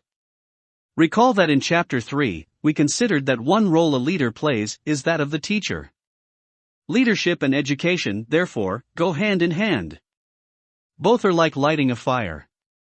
Now that you are a cadet NCO, it's time to consider how you can become an effective teacher or trainer. The trainer's goalposts. Objective 14. Explain the function of a learning objective. What is it that a teacher or a trainer wants to accomplish? Is it something precise, or just a vague notion? In Chapter 2's discussion about goals, we learned that dreams can be vague, but goals have to be specific. Likewise, effective teachers and trainers try to lead their people toward a precise goal called a learning objective. In simple terms, a learning objective describes what a student should know, feel, or be able to do at the end of the lesson. Point 83. The learning objective is the measure of success. If a student fulfills the learning objective, then it's mission accomplished. The student and instructor can move on to other challenges. Good learning objectives are specific, saying exactly what is to be accomplished, and measurable, can be tested fairly. Point 84. To focus trainers and students on the specific and measurable, most learning objectives begin with action verbs, like these examples. Identify and describe CAP's 4 core values. State the Air Force's definition of leadership. Demonstrate how to perform the command, to the rear, march. Find your position on the map by referencing nearby landmarks. Show a commitment to respect by properly rendering customs and courtesies. Note, technically, each learning objective should begin with a phrase along these lines. The objective of this lesson is for each student to. That phrase is often taken for granted and so is sometimes not actually included with the stated objectives. Light a fire.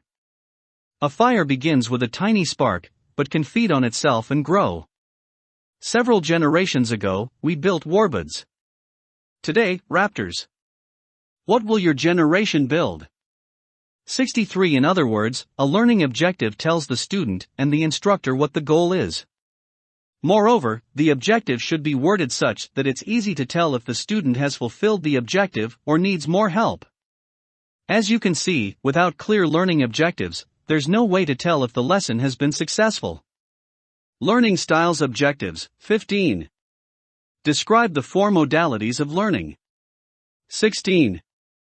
Explain why leaders should present material in multiple ways. How do you prefer to learn? By reading? By watching? By getting your hands dirty? There are as many learning preferences as there are people. Everyone is different. One way to understand this principle is to look at what educational theorists call the 4 modalities of learning. The 4 modalities or learning channels describe the ways we process information into memory. Point 85. They describe our learning styles or preferences.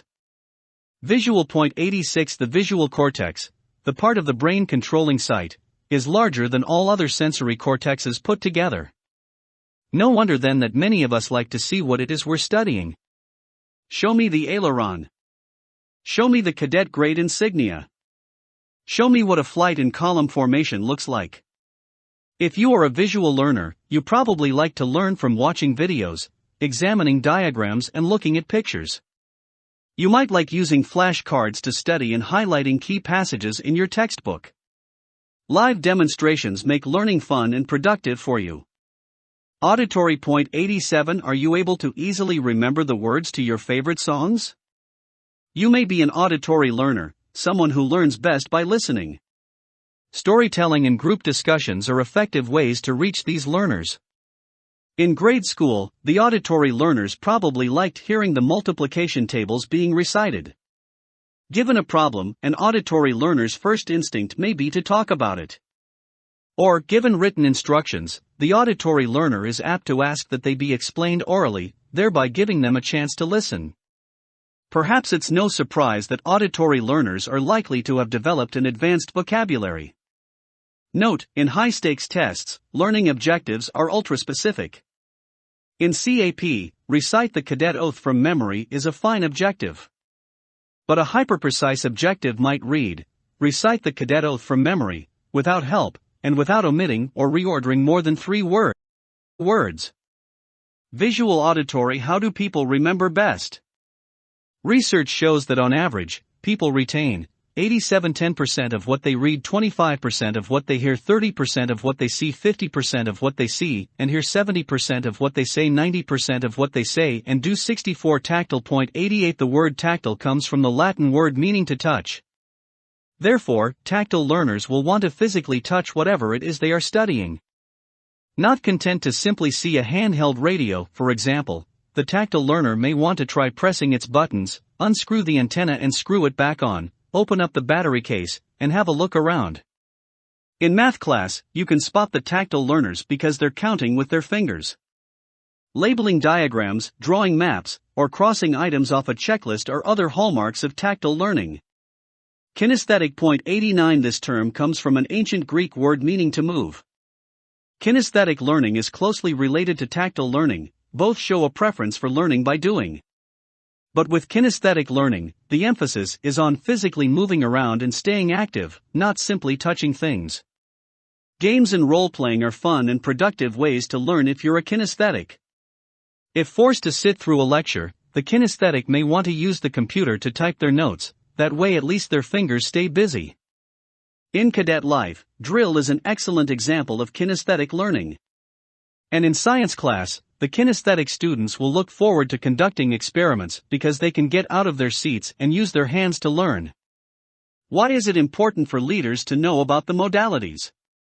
It's valuable to understand that everyone learns differently, so whenever possible, instructors will want to present their material in a variety of ways, especially if the group is large. And when giving instructions or mentoring someone, some basic knowledge about the modalities will help the leader communicate in a way that the follower/student finds easy to understand. Leaders who expect the team to adapt to their presentation style do not serve the team's needs. Tactile kinesthetic leaders who understanding the learning modalities can communicate better. An 8-year-old chess prodigy is thinking deeply about a tough chess problem.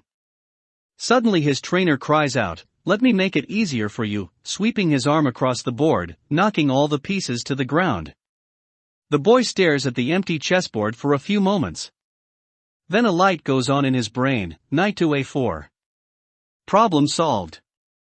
This scene from the film Searching for Bobby Fischer is a peculiar example of the four modalities of learning. 90 Peculiar in that the boy's pure genius allows him to learn without benefit of visual, auditory, tactile, or kinesthetic help.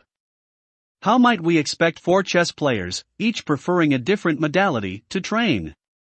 Visual would want to look at the piece and study the board, would do poorly in the scenario above.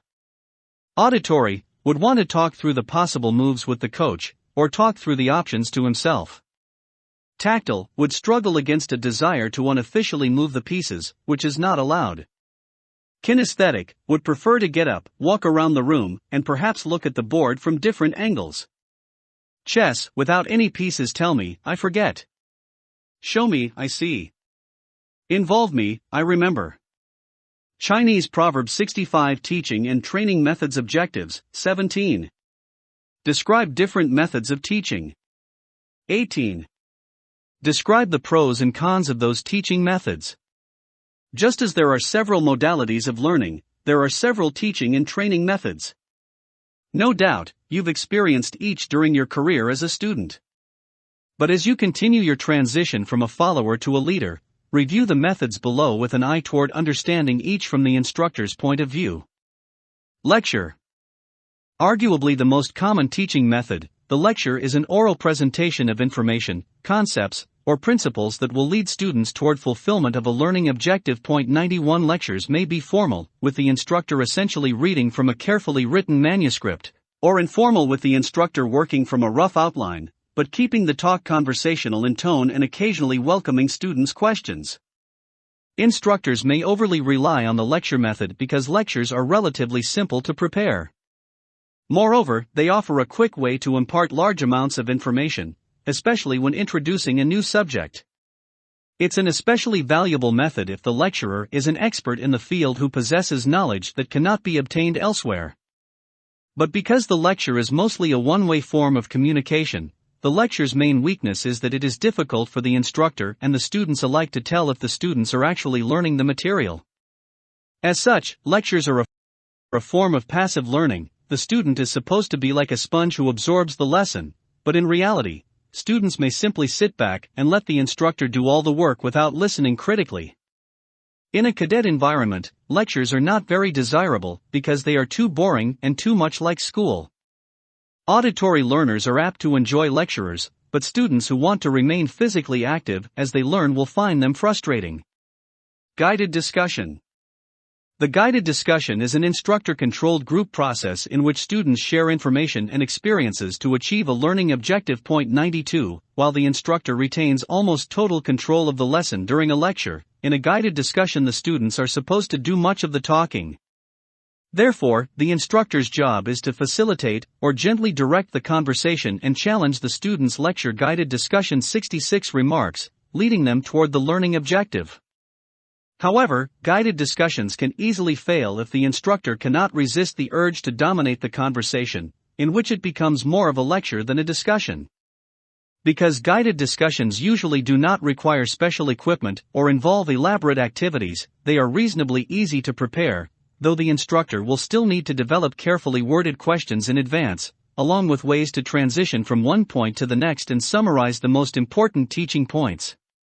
One assumption about guided discussions is that the students already possess some basic knowledge about the subject and are therefore capable of speaking intelligently about it. The guided discussion is a popular method because it provides the instructor with immediate feedback on the student's performance. You can tell who gets it based on how they are contributing to the discussion. Auditory learners will enjoy guided discussions, but students who are naturally quiet or prefer to be physically active while learning may find the method frustrating. Demonstration, performance.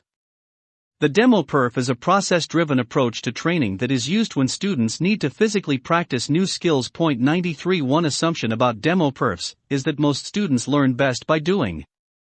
The classic example of proper use of the demo-perf is drill and ceremonies. The instructor demonstrates how to make an about-face, then the students try it themselves. For the demo-perf to be successful, the instructor must be an expert in the subject. Not only must the instructor be able to demonstrate the task correctly, he or she must know the precise standards governing the task. Exactly how far forward do you swing your arms on forward march? Likewise, the instructor must be able to diagnose and correct students' problems in completing the task. Leading a demo-perf is easier than it looks. It actually requires outstanding communication skills, especially in a one-on-one setting. Kinesthetic and visual learners will love the demo-perf. One weakness of this method is that it works only for process-driven, task-based training. You can't teach someone to understand an abstract principle like integrity first via a demo-perf. Experiential.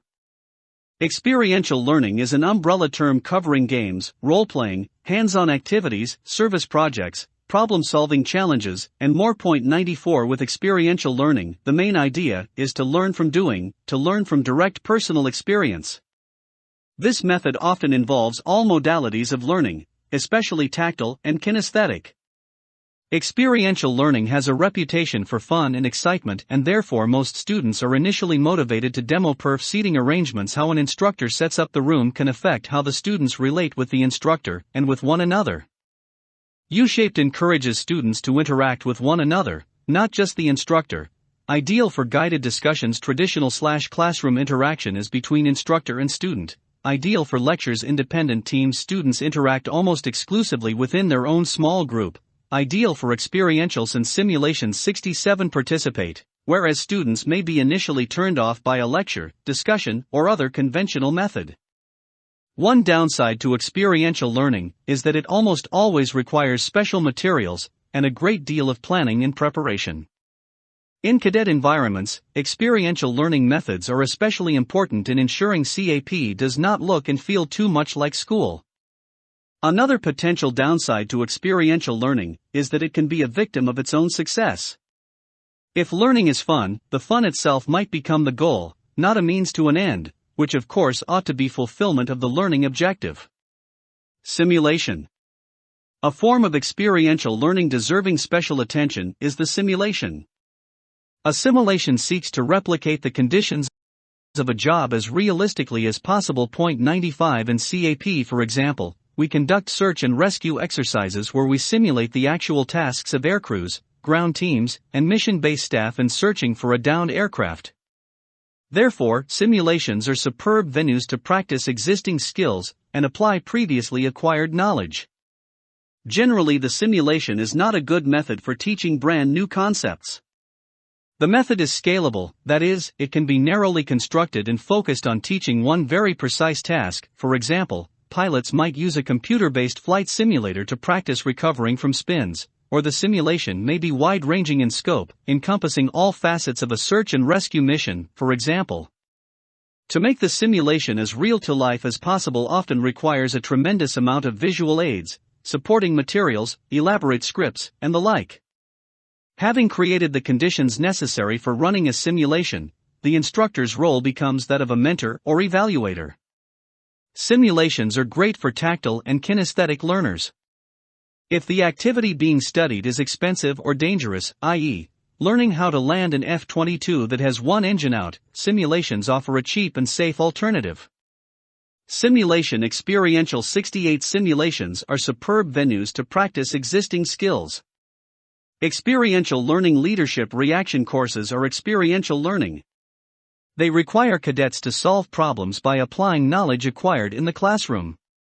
Method Pros Cons lecture can present large amount of information, taps personal knowledge and experience of instructor, relatively easy to prepare, communication flows mostly one way, boring. Passive limited opportunity for feedback to check student learning, guided discussion, students learn not only from instructor and from one another, many opportunities for feedback and checking student learning. Students may relate topic to personal experiences, facilitating a discussion and gently leading it requires skill and practice, can easily fail if the group is too quiet, or if instructor dominates discussion, assumes students possess enough knowledge to speak intelligently about a subject, not OT appropriate for brand new topics. Demonstration performance, students learn skills by.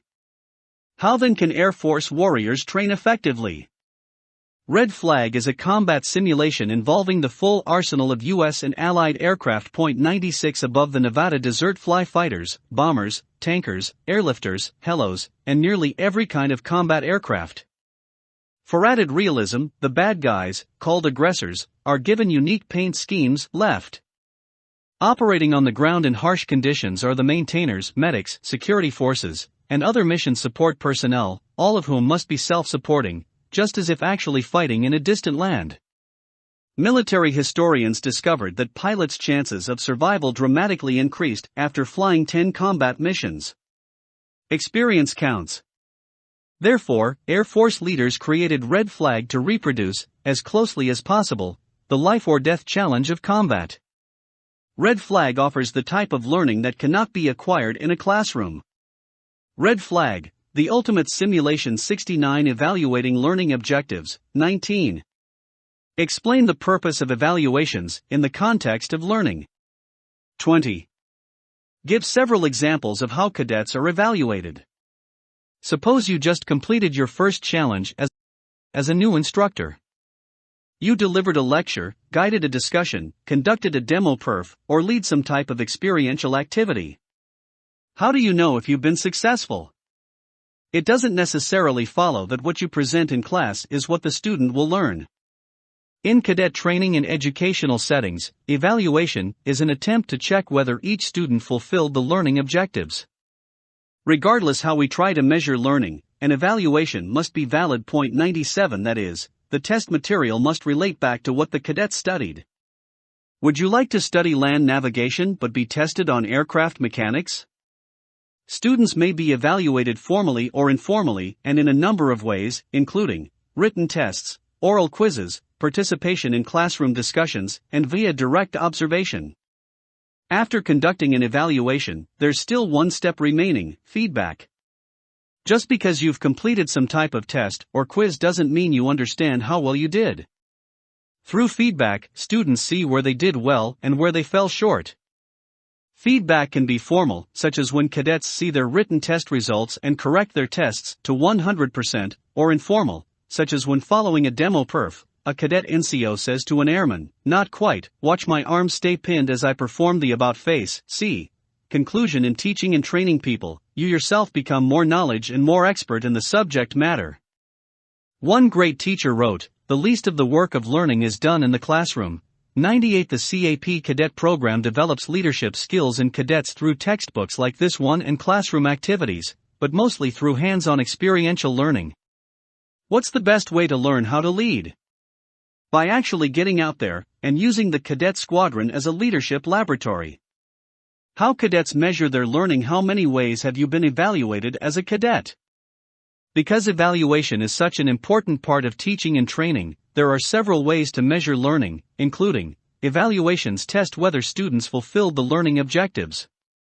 Inspection, discussion, drill, test, mile run, flying solo, written exam. 71. State the movement and explain its purpose. 2. Perfectly demonstrate how the movement is performed at a normal cadence, twice. 3. Break the movement into segments. Show the starting position and the finishing position. Identify any special rules or standards. Slowly demonstrate the movement one step at a time, by the numbers. Allow the cadets to ask questions. 4. Have cadets try executing the movement on their own, and then as a group, by the numbers. Watch them closely and give them feedback. Ensure everyone understands how to perform the movement properly. Theory 1. Learning is most meaningful when topics are relevant to the students' lives, needs, and interests. 2. And when the students themselves are actively engaged in creating, understanding, and connecting to knowledge. 3. Students will have a higher motivation to learn when they feel they have a real stake in their own learning. 4. Instead of the teacher being the sole, infallible source of information, then, the teacher shares control of the classroom and 5. Students are allowed to explore, experiment, and discover on their own.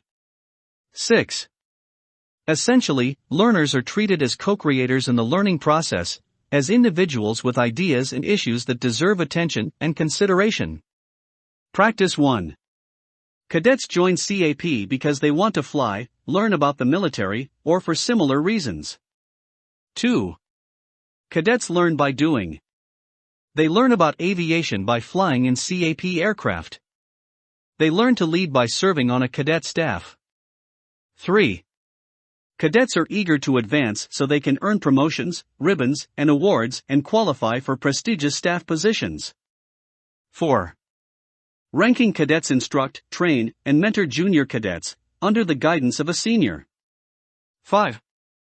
Cadets have opportunities to participate in special activities, but are not required to do so. There's something for everyone in CAP. 6.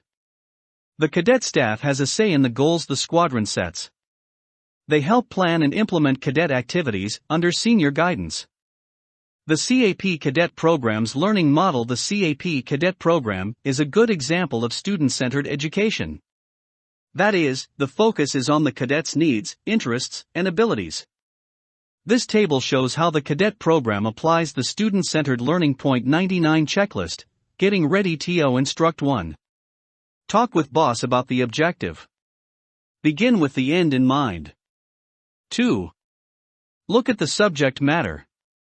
Reread the chapter, review the regulation, review the manuals or handbooks. Think about your own experience and what you personally have learned about the subject. 3. Look at lesson plan. 4. Think about time limits, group size, physical location of class, and any supplies available there. 5. How will you present the material? Think about method. Make sure it's okay with number 4 above. 6. First time, meet with your supervisor/mentor before you teach. Present your idea to him or her. What will you do? How will you do it? What have you done to prepare? 7. Go for it. 8. Rethink your performance with the help of your mentor. Checklist: How to lead a demo perf when teaching someone how to perform a task, how to drill, how to use a compass, how to pre-flight an airplane. The demonstration/performance method can be a great way to train. Here's how it works, as applied to drill. 71 Final analysis. Leadership requires brainpower. Deep, serious, ever-growing brainpower. Aspiring leaders can develop their brainpower by studying principles of critical thinking and by learning how to be more creative. Moreover, brainpower is especially important in the leader's role as an instructor. Our study of leadership keeps returning to the principle that leadership is an intellectual activity. Great leaders are great thinkers. Therefore, any cadet who means to lead must develop his or her brainpower. Drill and ceremonies training requirements. As part of your study of this chapter, you will be tested on your ability to lead an element in drill and ceremonies. Ask an experienced cadet to help you develop your command voice and practice calling commands on the correct foot. For details, see the USAF Drill and Ceremonies Manual available at capmembers.com/drill. From the Air Force Drill and Ceremonies Manual, Chapter 4: Command the flight to fall in. Command the flight to dress right and check its alignment. Command the flight to open and close ranks and check its alignment. Command the flight to perform facings and other in-place movements. Command the flight to perform flanks, columns, and march to the rear. Command the flight to perform right, left, steps. Command the flight to perform close and extend, at the halt and on the march. Command the flight to change step and count cadence. Command the flight to form a single file or multiple files. 72 photo credits, page 40. Jacques-Louis David, Death of Socrates, 1787, Metropolitan Museum of Art, New York. 44.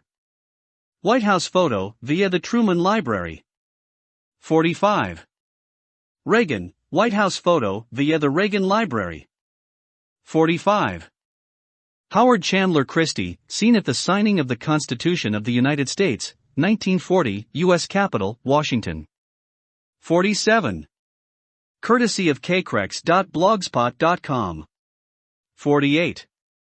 Courtesy of Rear ADM Jeremiah Denton, USN, Ret. 49. St. Basil's Cathedral, via Wikimedia Commons, under Creative Commons license. 50. Courtesy of Call John Warden USAF, Ret. 51. Computers, Wikimedia Commons, under Creative Commons license. 51. Tucker, Preston Tucker, 1949, National Archives. 52. Corporate logos used for illustrative purposes only. 54. Apollo 13 Lunar Module and Mailbox, 1970, NASA. 54. Robert F. Sargent, D-Day Invasion of Omaha Beach, Normandy, U.S. Coast Guard photo, 1944. 55. Rube Goldberg, Really Awesome Tickle Machine, courtesy of Malcolm X. Rogers, http://chameleonice. DeviantArt.com. 55. N. E. Baldwin, Furniture and Shaker Church Family House, Mt. Lebanon, New York, 1939, Library of Congress. 55. The Thinker, Wikimedia Commons, under Creative Commons license. 55. Earth, via Google Earth.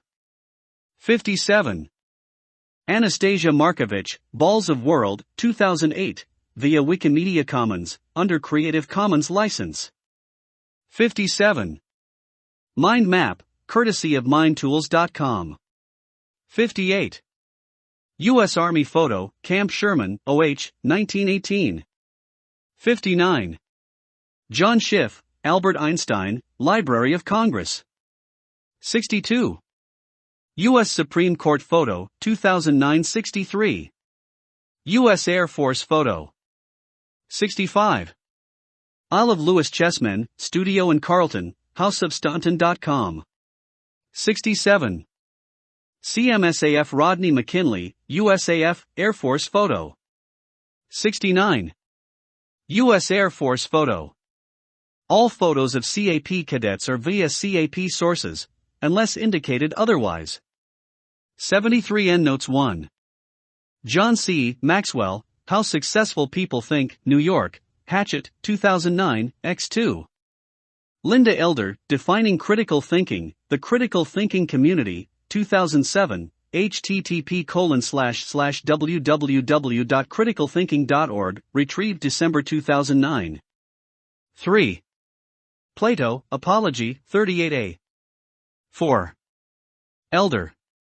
5. Jacques-Louis David, Death of Socrates. 6. Michael Scriven and Richard Paul, Critical Thinking as Defined by the National Council for Excellence in Critical Thinking, The Critical Thinking Community, 1987, http://www.criticalthinking.org, retrieved December 2009. 7. Word of the Year 2006, retrieved November 2009. 8. Nathan Rabin, Interview, Stephen Colbert, The Onion, January 6, http://www.theanion.com, retrieved December 2009. 9. Elder. 10. Edward Tuft and Jimmy Guterman, How Facts Change Everything, Sloan Management Review, Summer 2009, 35-38. 11. Maxwell, 5. 12. Marcus Aurelius, Meditations, 2.9. 13. Alvin Toffler, attributed. 14. Voltaire, attributed by creatingminds.org, http://creatingminds.org/quotes/thinking.htm, retrieved November 2009. 15. Harry Overstreet, The Mature Mind, New York, Norton, 1949. 16. Maxwell, 14. 17. Glenn Wilson, King's College London University, retrieved December 2009. 18. Maxwell, 19. 19. Maxwell, 38-39. 20. Ibid, 40. 21. Michael Waldman, My Fellow Americans, New York, Sourcebooks, 2003, 137. 22. Stephen Lorenz, Lorenz on Leadership, Air and Space Power Journal, Summer 2005. 23. Maxwell, 41. 24. Ibid, 93. 25. Ibid, 94-26. Catherine Drinker Bowen, Miracle at Philadelphia, Boston, Back Bay, 1986 edition. 27. Maxwell, 97. 28. Ibid, 97. 29. Attributed by Maxwell, 9. 30. Ronald Reagan, First Inaugural Address, 1981. 31. Michael Labossiere, Fallacy Tutorial Pro, at the NISCR Project, http://www.nizcor.org/features/fallacies, retrieved December 2009. 32. Ibid, 33. Thomas J. Watson, Comments on Think, IBM Archives, retrieved December 2009. 34. Jeremiah Denton, When Hell Was in Session, New York, Reader's Digest Press, 1976. 35. Bobzian, Suzanne, Ancient Logic, The Stanford Encyclopedia of Philosophy, http://plato.stanford.edu/archives fall 2008/entries/logic ancient/, retrieved November 2009. 36. Attributed 37. Colin Ray, Not That Different, I Think About You, CD, Sony, 1995. 38. Jim Arvo, On Intellectual Honesty, UC Irvine, http://www.ics.uci.edu/arvo/honesty.html, retrieved December 2009. 39. Ibid, 40. Fyodor Dostoevsky, The Brothers Karamazov, trans. Richard Pavir and Larissa Volokonsky, New York, FSG, 2002, 2.2. 41. 42. Ralph Waldo Emerson, Self-Reliance, 1841. 43. George Bernard Shaw, Man and Superman, 1903. 44. Dr. Seuss, Oh the Things You Can Think. New York, HarperCollins, 2001. 45. Talking Heads, Memories Can't Wait, Fear of Music, New York, Sire, 1979. 46. John A. Warden 3, Winning in Fast Time, Montgomery, Alabama, Venturist, 2002, 72. 47. Ibid, 87. 48. Tucker Automobile Club of America, Tucker History, http://www.tuckerclub.org, retrieved January 2010. 49. Ralph Nader, Unsafe at Any Speed, New York, Grossman, 1965. 50. Ibid, 51. Alexis de Tocqueville, Democracy in America, trans. Henry Reeve, I.15, 1835. 52 Branding, retrieved November 2009. 53. Richard Labunsky, Libel and the First Amendment, New York, Transaction, 1987, 35. 54. David Brooks, Nonconformity is Skin Deep, New York Times, August 27, 2006. 55. Lieutenant CMDR Anthony Kendall, The Creative Leader, in Concepts for Air Force Leadership, U.S. Air Force, Maxwell AFB AL 196, 309. 56. Attributed by Rich Lowry, National Review, March 4, 2009. 57. Apollo 13, directed by Ron Howard, Hollywood, Universal, 1995. 58. Ibid, 59. Stephen E. Ambrose, D-Day, New York, Simon & Schuster, 1995. 60. Henry David Thoreau, Walden, 1854. 61. About the Village, http://www.shakers.org, retrieved November 2009. 62. Water Science for Schools, U.S. Geological Survey, retrieved December 2009. 63. Artcyclopedia, retrieved November 2009. 64. Brainstorming, Mind Tools, http://www.mindtools.com, retrieved December 2009. 65. Mind Maps, Mind Tools, http://www.mindtools.com, retrieved December 2009. 66. Ibid, 67. Ibid, 68.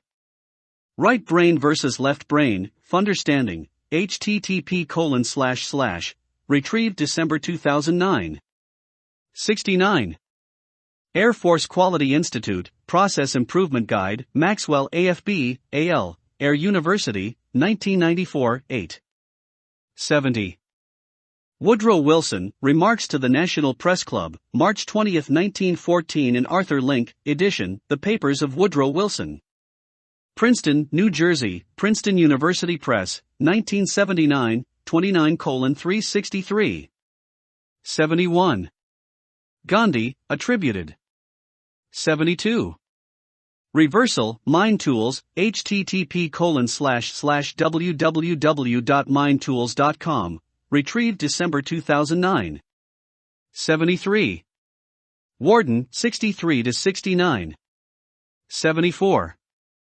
George Sylvester Viereck in the Saturday Evening Post Volume 202, October 26, 1929, p. 117-75.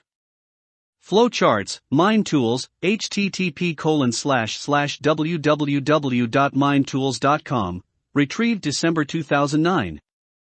76. Edward Tufte, quoted in Hartford Advocate, October 1999. 77. Ibid, 78. Air Force Quality Institute, 16-17. 79. PMI, Mind Tools, http://www.mindtools.com, retrieved December 2009. 80. Ibid, 81. Alan Green, A Guide to the Supreme Court, Washington, Benton Foundation, 1987, 36. 82. Attributed to Yates. 83. U.S. Air Force, Athman 36-2236, Guidebook for Air Force Instructors, CH3. 84. Ibid, 85. College of Charleston Center for Student Learning, Learning Styles, and, retrieved December 2009. 86. Ibid, 87. Ibid, 88. Ibid, 89. Ibid, 90. Searching for Bobby Fischer, directed by Steven Zaillian, Hollywood, Mirage, 1993. 91. U.S. Air Force, Athman 36-2236, Guidebook for Air Force Instructors, CH13. 92. Ibid, CH14. 93. Ibid, CH17. 94. Ibid, CH12. 95. Ibid, ch12. 96. Nellis Air Force Base, red flag, http://www.nellis.af.mil/library/flyingoperations.asp, retrieved December 2009. 97. U.S. Air Force, AFMAN 36-2236, Guidebook for Air Force Instructors, ch22. 98. Attributed to Father Louis Merton OCSO, Thomas Merton. 99. Wisconsin Center for Educational Research, Student-Centered Learning, http://www.wcer.wisc.edu, retrieved December 2009. Chapter 6 The Human Element 6 How can we understand leadership when we can hardly understand people? The great variable in the equation of leadership is the human element. Humankind has set foot upon the moon, explored Mars, probed the solar system, and beyond. And yet, nothing is so puzzling as what is immediately before us, the human mind. Shakespeare summed it up when he wrote, "What a piece of work is man! Everyone is alike, and yet everyone is different. People are the problem, and people are the solution. People cause suffering. They hate. To get some to work, you must kick them out of bed. But people are Earth's most warm-hearted and hopeful animals. They built civilization, uncovered mysteries of science, and brought art and music to a cold universe. People are a paradox. Humankind, wrote one poet, is the glory, jest, and riddle of the world." 74 Personality Objective, 1.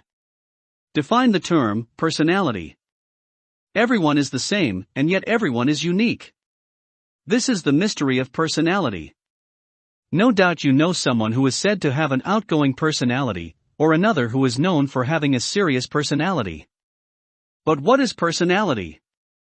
In simple terms, personality is the sum of the thoughts, feelings, and behaviors that make someone unique. 1 Some features of personality are visible to all. It's easy to find the clown in the group, while other features of personality lay under the surface, hidden from the outside world and perhaps even hidden from the individual himself.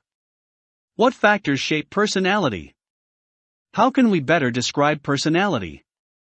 This section considers those questions and more. Leaders try to understand personality, so that they might better understand people. Nature versus nurture objectives, 2. Describe ways that nature influences personality. 3. Describe ways that nurture influences personality. 4. Explain why the nature versus nurture debate is relevant to leaders. Are you the way you are because you were born that way? Have your genes determined the type of person you have become? Is biology destiny? Or, have you been formed by your personal experiences? Have your parents, friends, school life, and the like molded you into the person you are? Welcome to a debate that is over 400 years old.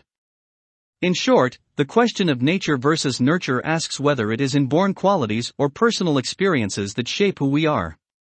The classic question, are leaders born, or are they made? Is closely related to the nature versus nurture debate. Volume 2, Team Leadership Chapter Goals 1. Develop an understanding of what makes individuals unique and complex. 2. Appreciate how interpersonal relations affect the job of leading. 3. Defend the idea that diversity is a strength. Personality nature versus nurture birth order theory charisma Johari window Myers-Briggs type indicator motivation and behavior Maslow's hierarchy of needs Hawthorne studies classical conditioning Milgram experiment conflict defense mechanisms the inevitability of conflict the leader's role in managing conflict leading in a diverse society diversity in the military and CAP America's increasing diversity prejudice hatred and the leader 5 ways to fight hate drill and ceremonies chapter outline in this chapter you will learn about 75 arguments for nature. Consider a pair of identical twins. Biologists tell us that identical twins possess identical genes. Researchers have found that if identical twins are raised apart in different families, they will nevertheless grow up to be highly similar. 2 It seems that nature has programmed them a certain way. Although each twin was nurtured by different parents, nurtured at different schools, and nurtured by different friends and family, nature still found a way for the twins to grow up to be very much alike. Nature affected their personality, intelligence, interests, individual quirks, and more. Physical traits such as eye color, hair color, height, weight, and the like are controlled by nature. Geneticists can tell a couple the likelihood of their children having blue eyes or brown. Down syndrome, cystic fibrosis, Huntington's disease, and hundreds of other medical problems are the result of genetic disorders. In short, our parents' DNA determines a great deal about who we are. 3 No matter how carefully parents nurture a child, the laws of genetics will have their way. Arguments for nurture: consider 2 puppies. Put one through obedience training and do nothing to train the other. It will be no surprise which dog learns to sit, stay, and lay down, and which is utterly unable to perform at the same level. Nurturing has an effect. The same principle holds true for violence. Researchers have discovered that children who grow up around violence are apt to become violent themselves. 4 The argument for nurture is best expressed by the concept of the blank slate, or tabula rasa, as it is called in Latin. The blank slate principle states that every newborn baby is born as if their mind were a blank slate onto which they write thoughts and experiences. 5 This argument asserts that we take in information using our senses, and are formed by our life's events. Man has no nature, announced one writer, what he has is history. 1 Researcher, John B. Watson, was so steadfast in his belief that nurture overpowers nature, he famously proclaimed, "Give me a dozen healthy infants, well-formed, and my own specified world to bring them up in, and I'll guarantee to take any one at random and train him to become any type of specialist I might select, regardless of his talents, penchants, tendencies, abilities, vocations and race of his ancestors." 7 Good girl. What makes dogs able to sit, stay, and fetch on command? Training. Nurturing can produce powerful effects. Identical twins have identical genes. Indeed, they're so alike that researchers have found that if raised separately, each twin is apt to grow up to become much like the other. It seems that nature is in control. Are you the way you are because you were born that way? Or have you been formed by personal experience? Tabula rasa. Latin for blank slate. 76 Nature versus nurture. Today, most scientists reject the 19th century doctrine that biology is destiny, and the 20th century doctrine that the mind is a blank slate. 8 We are affected by our genes. We are affected by our environment. The brain, explained one scientist, is capable of a full range of behaviors and predisposed to none. 9 Nature and nurture are not mutually exclusive. Rather, nature and nurture affect one another. Implication for leaders: what does the nature versus nurture debate mean for leaders? Regardless whether nature dominates nurture or vice versa, we know that leaders cannot change human nature. But we also know that a person's environment has an effect on how they develop, and a leader can have an effect on that environment. The key ingredient in the leader/follower environment is the leader's own behavior. Once again, the simple wisdom, lead by example, is shown to be leadership's first commandment. Nature versus nurture teaches us that everybody is alike, and yet everybody is different. The wise saying, "Know your people," comes round again. Cadet NCOs leading small teams must get to know their people as individuals. Only then can they discover what it will take to nurture, support, and lead those individuals. The film Gattaca imagines a future where your genes are your destiny. Seconds after birth, each baby is genetically tested. It is at this moment that the newborn's station in life is determined. The babies with the best genes are selected to become astronauts. Those with inferior genes are slated to become janitors. No matter how hard you work, how much you study, how many push-ups you can endure, in Gattaca society refuses to believe you can succeed if you have bad genes.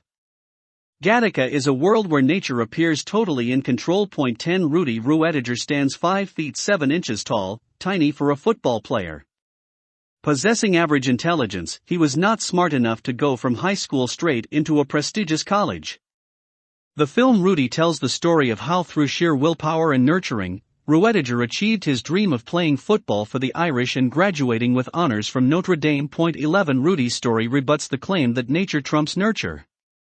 Today in real life, Ruettiger is a famous leadership coach.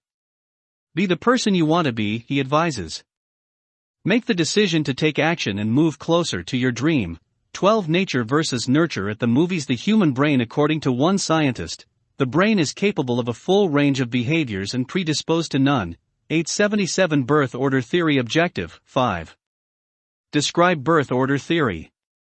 Birth order theory contends that a person's rank within their family can have an effect on their personality and intelligence. It is the idea that all first-born children, for example, will hold certain experiences in common, and that those experiences will mold their personality in a predictable way. Where a child places in the birth order firstborn, middle, youngest, or only child, can have an effect on how he or she sees themselves. 13 Arguments for birth order theory. Researchers have uncovered some data to support the birth order theory. For example, one survey found that 43% of company presidents, not 33% as would be expected, were firstborn children, suggesting that being a leader of a little brother or sister may equip individuals to be leaders in adult life. 14 Other researchers have found that firstborn children are overrepresented in Congress. 15 In contrast, a disproportionate number of last-born children have been arrested as protesters, suggesting that the youngest members of a family are apt to be the most rebellious. 16 Many people find birth order theory persuasive because it agrees with their common sense. The Tudor effect is a good illustration. 17 A first-born child, for example, will have ample opportunity to develop leadership skills by acting as a tutor or boss to the younger siblings. Big brothers and sisters teach their little brothers and sisters how to tie shoes, throw a baseball, apply makeup, or add and subtract.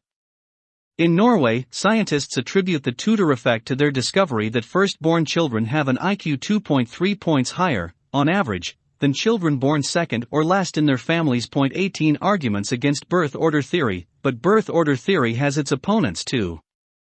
Some scientists equate it with astrology, palm reading, pop psychology, or the like. 19 They accuse it of the post hoc fallacy, see Chapter 5.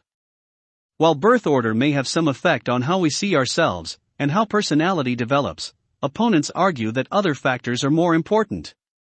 The timing of economic shocks to the family, the timing of the family moving to a new city, or the timing of any number of major life events offers a better explanation of how personality develops than birth order does. 20 Will all firstborn children become successful? Will the last-born rebel? The presidents in birth order. 44. Barack Obama, only child. 43. George W. Bush, oldest child. 42. Bill Clinton, oldest child. 41. George H. Bush, second child. 40. Ronald Reagan, last born. 39. Jimmy Carter, oldest child. 38. Gerald Ford, oldest child. 37. Richard Nixon, oldest child. 36. Lyndon Johnson, oldest child. 35. John Kennedy, oldest child. Only child, but later became the oldest child in a mixed family. Born second, but older brother died at a young age. 8 of the past 10 presidents can be considered firstborn children. Advocates of birth order theory claim firstborns have an edge in developing leadership skills. 78 Relevance to leaders. Why is birth order theory relevant to leaders, if at all? What are we to make of birth order theory when some scientists argue for it and others against it? Birth order theory is an easy way to begin thinking about how the environment a person grows up in can shape their personality. A familiarity with birth order theory may help a leader better understand why someone displays the personality traits that they do. It is yet another item in the leader's toolkit to give them a larger perspective about people. Typical characteristics of individuals according to birth order theory. 21 Only child, spoiled, used to getting all the attention, self-centered and used to getting their own way, over relies on authority figures, e.g., parents, feels stupid in early childhood because adults are always more capable, not good at cooperating because they do not need to as much. First child displays only child characteristics, at least for a while, focuses on having control or authority over the younger children, enjoys Being right and having more knowledge and experience than the others may feel jealous and neglected when second child is born, strives to please, strives to achieve and feels pressure to succeed. Middle child frustrated due to not having the special qualities of being oldest or youngest, feels left out, unloved, and forgotten, feels life is unfair, and that they receive only hand-me-downs. Rebels against perceived injustices, seeks an identity outside the family, learns the necessity of compromise, struggles in always being compared to the oldest child. Youngest child feels inferior to the bigger, smarter, stronger, older siblings, remains the baby. Even into adulthood expects to be cared for and expects others to take responsibility for them, behaves like the only child, at least for a time, frustrated by a feeling they are not respected or taken seriously, used to being the center of attention, feels left out from the family for missing experiences from before their time. Possible leadership approaches *, appeal to their sense of having special qualities and deserving special attention. Appeal to their desire to please and achieve. Challenge them to excel. Cadet Curry, I just know you're capable of passing the challenging Wright Brothers exam. Will you study hard next week so we can promote you to C/SSGT? Emphasize their sense of belonging to the team and the special honor of being a cadet. Challenge them to channel their rebellious attitude. Ask them to be innovators who discover new ways for the team to succeed. Appeal to their sense of having special qualities and deserving special attention. Cadet Curry, your color guard experience can really help us here. Take them seriously and challenge them to make their mark by doing something extraordinary for the team. The goal of this section on birth order is to help you understand that a person's rank within their family can have an effect on their personality.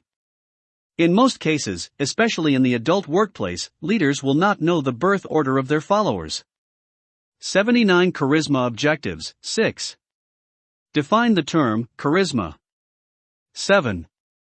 Explain why charisma can help a leader succeed. 8. Explain pitfalls leaders can face by relying too much on charisma. Charisma is the sparkle in people that money can't buy, according to one author. It's an invisible energy with visible effects. 22 Someone who has great charisma might be described as having a magnetic personality, a unique flair, a special quality that is hard to describe and even harder to imitate.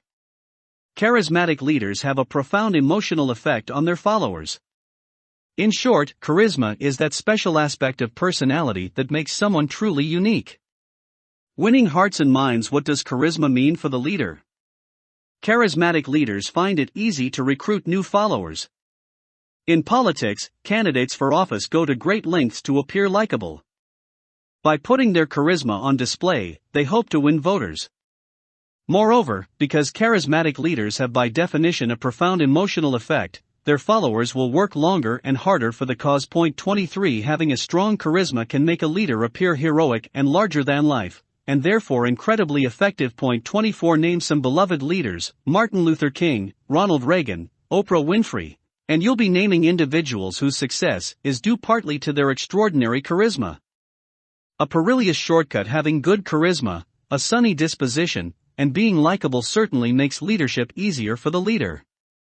But charismatic leadership is not necessary for an organization to succeed. 25 Moreover, strong charisma can be counterproductive as it surrounds the leader with followers who are only too willing to flatter the leader and sweep problems under the rug. 26 Charisma becomes the undoing of leaders, warns one expert.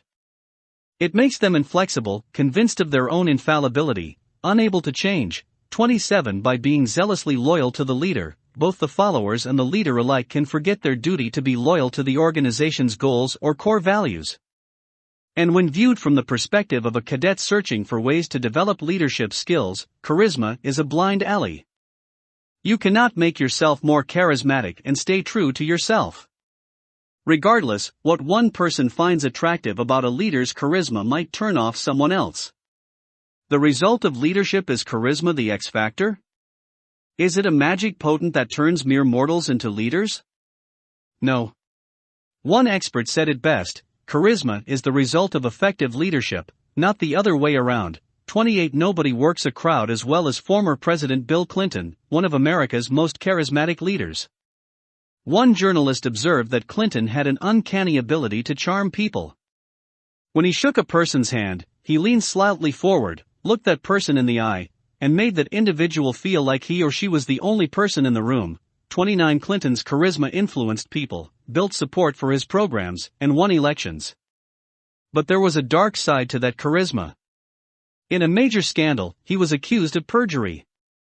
Clinton assured his cabinet that he was innocent, so they supported him. 30 When the truth finally came out, and it was clear Clinton had lied under oath, his cabinet realized they had been betrayed. Would his closest advisors have believed him had not his charisma been so powerful? What does the Clinton presidency teach leaders about the capabilities and dangers of charismatic leadership? Bill Clinton, The Pros and Cons of Charismatic Leadership. 80 The Horror of Jonestown. What would it take to persuade you to sell all your belongings, leave your family, and move to a tiny camp of primitive huts in the jungle of South America?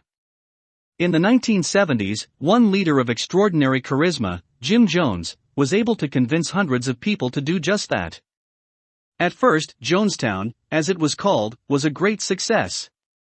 A mesmerizing speaker, Jones used his incredible charisma to establish what seemed like the most peaceful, loving community on earth. People who had been miserable all their lives found happiness with Jones as their leader. And then, tragically, one day Jones turned his charisma toward evil ends. Acting on his instructions, hundreds of his followers calmly and senselessly filled their cups with poison-laced Kool-Aid, drank it, and died. 31 At its worst, charisma, according to one expert, is based in worshipful emotions of devotion, awe, reverence, and blind faith. 32 A charismatic leader may find it easy to prey on people's weaknesses. The horrors of Jonestown illustrate that charismatic leadership can be deadly. Forrest Gump and charisma. There is nothing Forrest Gump would not do for his leader and friend, Lieutenant Dan. At first, we have a hard time figuring out this relationship. Lieutenant Dan is just plain mean toward Forrest. He makes Forrest the butt of his jokes. No matter. Forrest responds by being even more kind-hearted, and yet Lieutenant Dan makes fun of Forrest some more. Why is this? As the film progresses, we see that Forrest admires Lieutenant Dan because of, not in spite of, his weird personality. In Forrest's eyes, Lieutenant Dan has charisma. Charismatic leadership. 2 views murderous charisma. Over 900 people senselessly ended their lives in an act of blind devotion to their leader, Jim Jones, in 1978. Johari Window Objectives. 9. Describe the 4 arenas of the Johari window. 10. Explain how feedback and self-disclosure help leaders. Do you know someone who has delusions of grandeur? Perhaps a cadet believes she is destined to attend the Air Force Academy, and yet her fellow cadets recognize she simply doesn't have the self-discipline to succeed or be happy at a service academy. At some point, reality will catch up with the cadet. Her blind spot is hindering her ability to reach her goals. The Johari window is a tool for exploring our self-perception. What do we know and not know about ourselves? What do others know and not know about us? The Johari window offers a way for exploring those questions. Its unusual name is a combination of the first names of the researchers who developed its framework, Joseph Luft and Harrington Ingham, Joe plus Harry. 3481 4 arenas. The window is a model that is divided into 4 arenas. 35 The public arena consists of those features of your personality that you know about yourself, and that others know too. Those features become public thanks to good self-perception coupled with good communication. The blind arena consists of those personality features that are unknown to you, but are known to others. Poor self-perception is usually the root cause of developing a blind spot. For example, a team of people may all agree their leader is arrogant, and yet the leader may not realize his or her actions have created that impression. The private arena consists of those personality features that are known to you but unknown to others. Because of good self-perception, these features are not blind spots. But because of either poor communication or an unwillingness to share information with others, these features remain hidden to others. For example, a cadet may know he or she is affected by a tough home life that includes drugs and violence, but chooses to keep that information private. The unknown arena consists of everything in your personality that is unknown to you and unknown to others. Poor self-perception may be one reason for a personality feature to remain unknown. Another reason is that personality is like an iceberg. we see a chunk of it rising above the water, but there's so much more under the surface. Unconscious and subconscious thoughts, which are normal aspects of the human mind, inhabit the unknown arena. See page 96 for more about the unconscious mind. The adjectives game. How do you know which features of your personality inhabit each arena? The Johari window makes use of a method that might be called the adjectives game. Working from a fixed list of adjectives, first you select a handful of adjectives you believe describe your personality. Next, your fellow cadets, family members, friends, etc., consider that same fixed list of adjectives and choose a handful that they see in you. Finally, the selections are compared. Are you really inspiring the way you think you are? Or, why does everyone think you're silly, when you just know you're an incredibly serious person? Through this process, an individual can determine what personality features inhabit their public, blind, and private arenas. 36 Public, private, blind, unknown, known to others, not known to others, known to self, not known to self. Diagram of the Johari window. Clever, loud, studious, dishonest, patient, timid, irresponsible, outgoing, careful, caring, helpful, brave, athletic. The Johari window is a tool for exploring issues of self-perception. 82 The lessons of the Johari window. One lesson of the Johari window is that feedback is the breakfast of champions. By paying attention to what people tell you in words and nonverbal cues about your behavior, you can avoid blind spots that hinder your success. Feedback allows you to expand what you know about yourself. 37 Second, the better other people know you, the easier it is for them to work with you and support you. 38 You do this through self-disclosure, the process of telling other people things about yourself that they did not know. At first glance, self-disclosure may seem to require you to verbally reveal secrets about yourself and be touchy-feely. However, leaders tell people about themselves not only verbally but through their behavior. Once again, we're reminded to lead by example. A leader's actions, visible attitude, gestures, tone of voice, and the like are nonverbal means of self-disclosure. The most successful teams are comprised of individuals whose healthy attitude towards self-disclosure has allowed them to become better known to their teammates. 39 The character Batman lives squarely within the Johari window's private arena. Bruce Wayne knows who he is, but many of his friends do not. It's not who I am underneath, but what I do that defines me. Bruce Wayne in Batman begins on getting lost in the Johari window. No man, for any considerable period, can wear one face to himself and another to the multitude, without finally getting bewildered as to which one is true. Nathaniel Hawthorne. The Myers-Briggs Type Indicator. Objectives, 11. Identify the 4 dimensions of type, according to MBTI. 12. Describe the 8 preferences of type, according to MBTI. 13. Explain why MBTI is relevant to leaders. Personality may appear to be a vague, shapeless, squishy concept.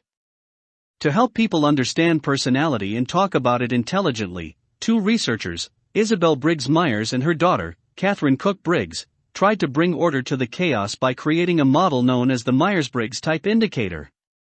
According to the MBTI, there are 16 personality types. Every person will fit into one. Which of the 16 types is the best? None is. Personality type, according to Myers and Briggs, does not tell us who will be smart, and who will be dumb, who will be charming, and who will turn people off, who will find success in life, and who will struggle all their days. Rather, the MBTI merely attempts to describe our different flavors of personality. 40 MBTI helps people understand personality and talk about it intelligently. 83 4 dimensions of type. To classify each individual's personality, the MBTI looks at 4 aspects or dimensions of personality. Each dimension is like an old-fashioned set of scales, with one personality preference on either side. Each person's personality will naturally rest on one side of the line or the other, sometimes on an extreme end of the line, or sometimes towards the middle. For example, one dimension asks, how do you make decisions? On one side of the dimension, we have thinking, on the other side we have feeling. If you're a very logical person, you're on the thinking or T side. If you make decisions more with your heart, you're on the feeling or F side.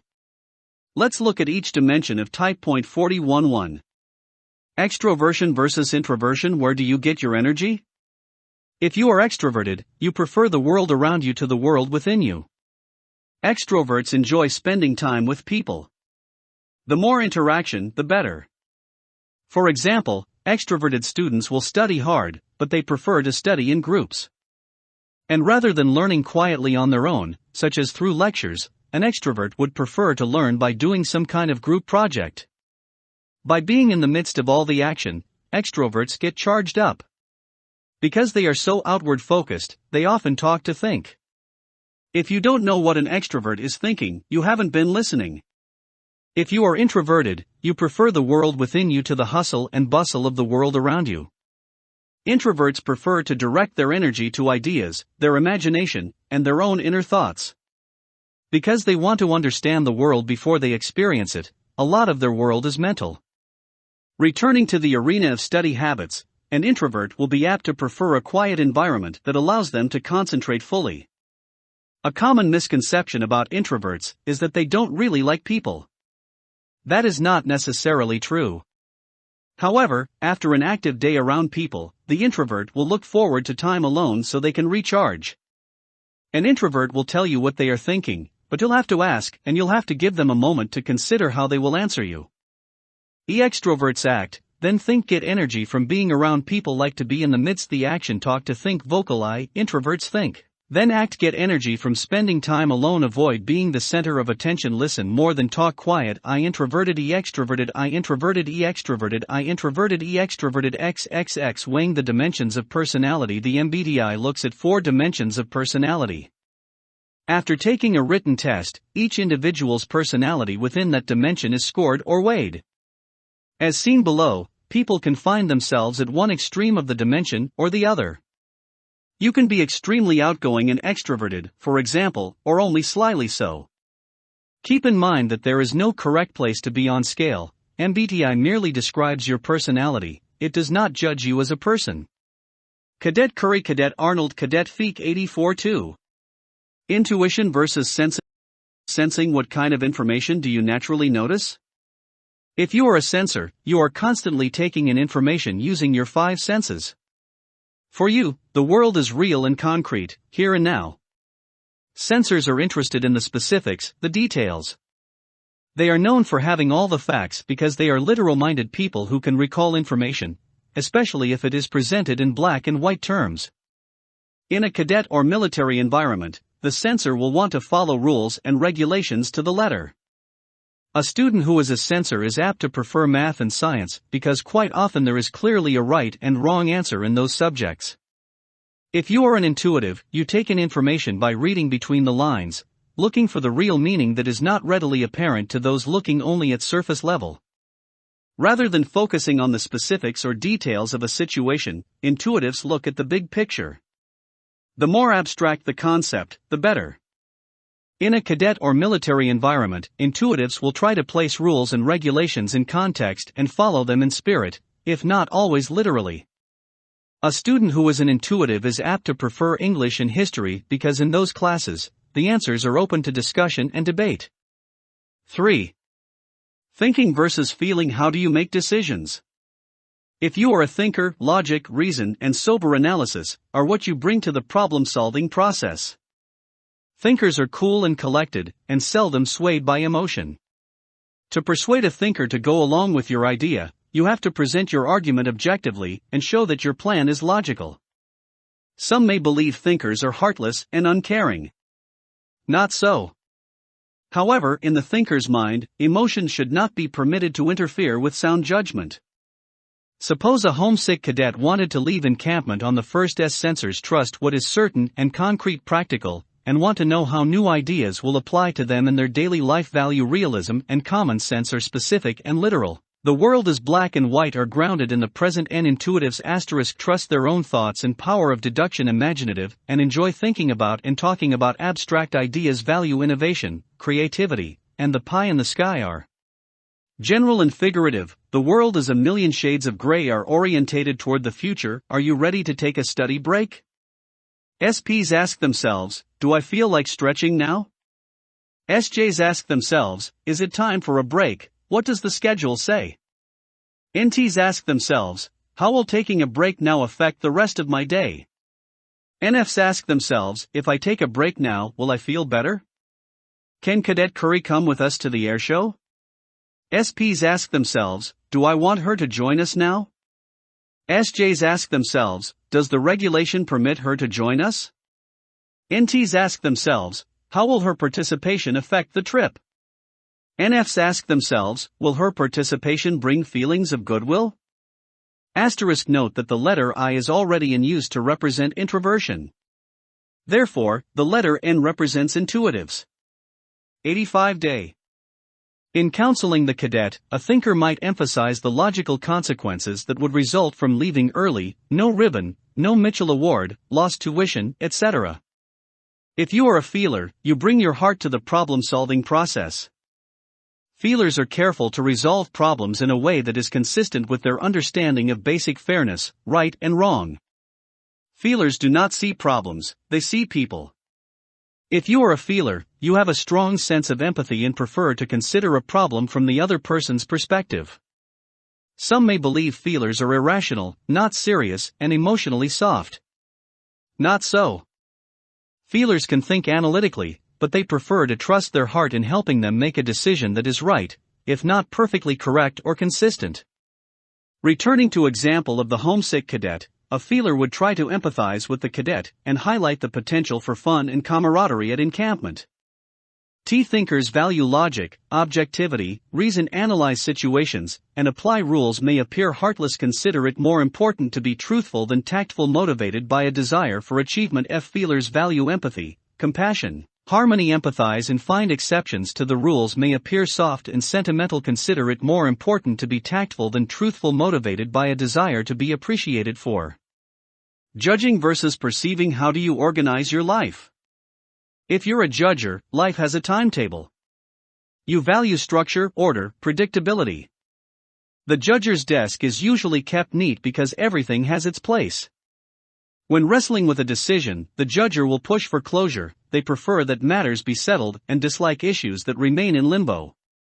Constant list makers, judgers are always trying to cross tasks off their lists so they can move on to the next scheduled project. It can be said only half-jokingly that a judger can indeed enjoy a spontaneous weekend, but only if the spontaneity has been scheduled in advance. Some fault judgers for being too goal-oriented, regimented, and resistant to change. A judger may reply that to get the most out of life you need a plan.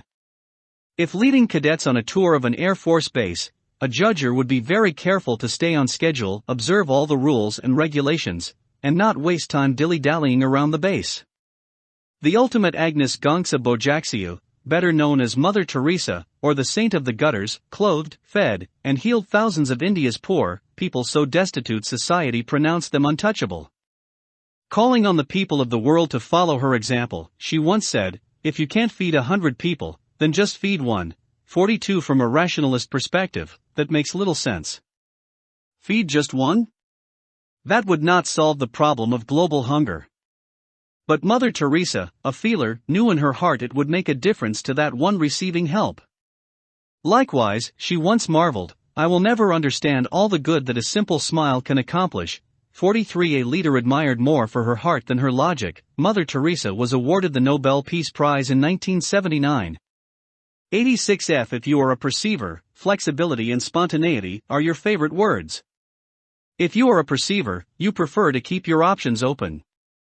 You dislike feeling regimented or forced to live by a timetable, even one that you created.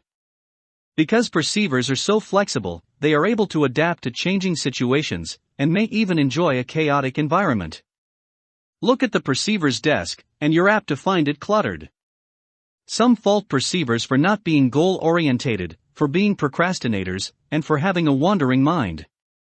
In their defense, perceivers might reply that too much structure limits their ability to explore life's many possibilities. If leading the base tour mentioned above, a perceiver would keep their options open. They would allow successful tours to run over schedule. If exotic aircraft unexpectedly appear in the pattern, the perceiver will make time for the cadets to watch. Judgers value structure, order, and regimentation, set goals and proceed to fulfill them methodically, feel good when finishing a project and crossing it off their list, push for closure, and are most comfortable only after a decision has been reached. Schedule time in their day to have fun. Perceivers value flexibility and spontaneity, may set vague goals and change them as new opportunities arise. Feel good when starting a new project, and sensing its many new possibilities, prefer not to feel pressured into making decision, and are most comfortable when their options remain open. Allow time for fun, even when others worry about deadlines. A system describing 16 personality preferences with 4 dimensions having 2 preferences each. The math works out such that there are 16 combinations possible in the MBTI. Each of us is more than what a 4-letter code represents. However, MBTI offers a useful way to talk about personality. Its system of preferences helps explain why people favor certain approaches to life. The MBTI supports a leader's development by helping the leader understand themselves, so that they may be more effective in working with others.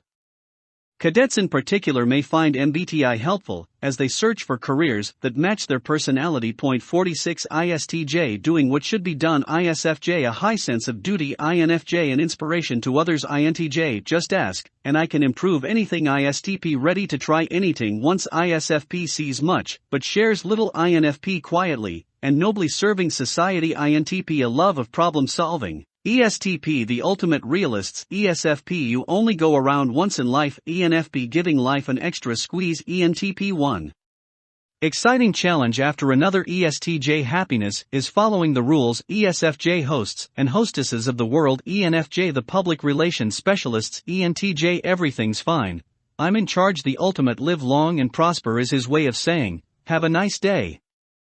Spock, from Star Trek, is one of the most logical, rational, unemotional characters ever created. In MBTI parlance, he is a thinker, a T to the extreme. When he sees something he likes, Spock says, fascinating, indicating his intellectual interest in the subject. Spock tries hard to hide his emotions.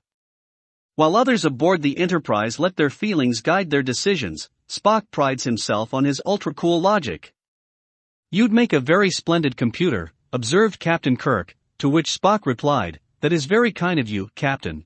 4487T Motivation. In Chapter 4, we introduced the concept of motivation and defined it as the reason for an action, the why that causes someone to do something.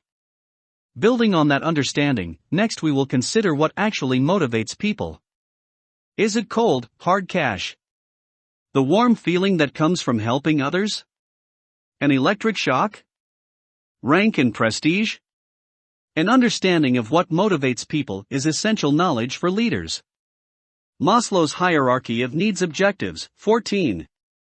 Describe each of the 5 basic needs, according to Maslow. 15. Explain why Maslow uses a pyramid to describe his model. 16. Suggest ways a leader can help individuals fulfill each of the 5 basic needs. Nothing else matters if you have a toothache. And for the world's poorest, the worry of finding a meal is the only thing on their mind. Abraham Maslow was a psychologist who wanted to find a comprehensive scheme to explain what motivates people. His basic theory says individuals are motivated by unfulfilled needs. According to Maslow, there are 5 basic needs, and they are arranged in the shape of a pyramid. Human beings focus on the lowest unfulfilled need. Once that need is met, higher needs emerge, and people work their way up the pyramid. 47 What follows is a description of each of the 5 needs in Maslow's hierarchy. 48 Physiological needs. A human being who is lacking everything in life will hunger most for food and water. Although this individual is lacking love and education, success, or a trophy, it will be food and water that occupy his mind. Physiological needs also refer to the basic operation of the human body. America's first astronaut, Alan Shepard, began his mission with total focus. After numerous delays, all he could think about was his need to use the restroom. NASA engineers famously concluded they had to grant him permission to go in his spacesuit. 49 Unless the physiological needs are met, all other needs are forgotten or even denied. According to Maslow, humans focus on the lowest unfulfilled need on his pyramid. He had to go according to Maslow's hierarchy of needs. A person will focus on their lowest unfulfilled need. In other words, you cannot expect to launch into space and achieve self-actualization if, like America's first astronaut Alan Shepard, all you can think about is your dire urge to use the restroom.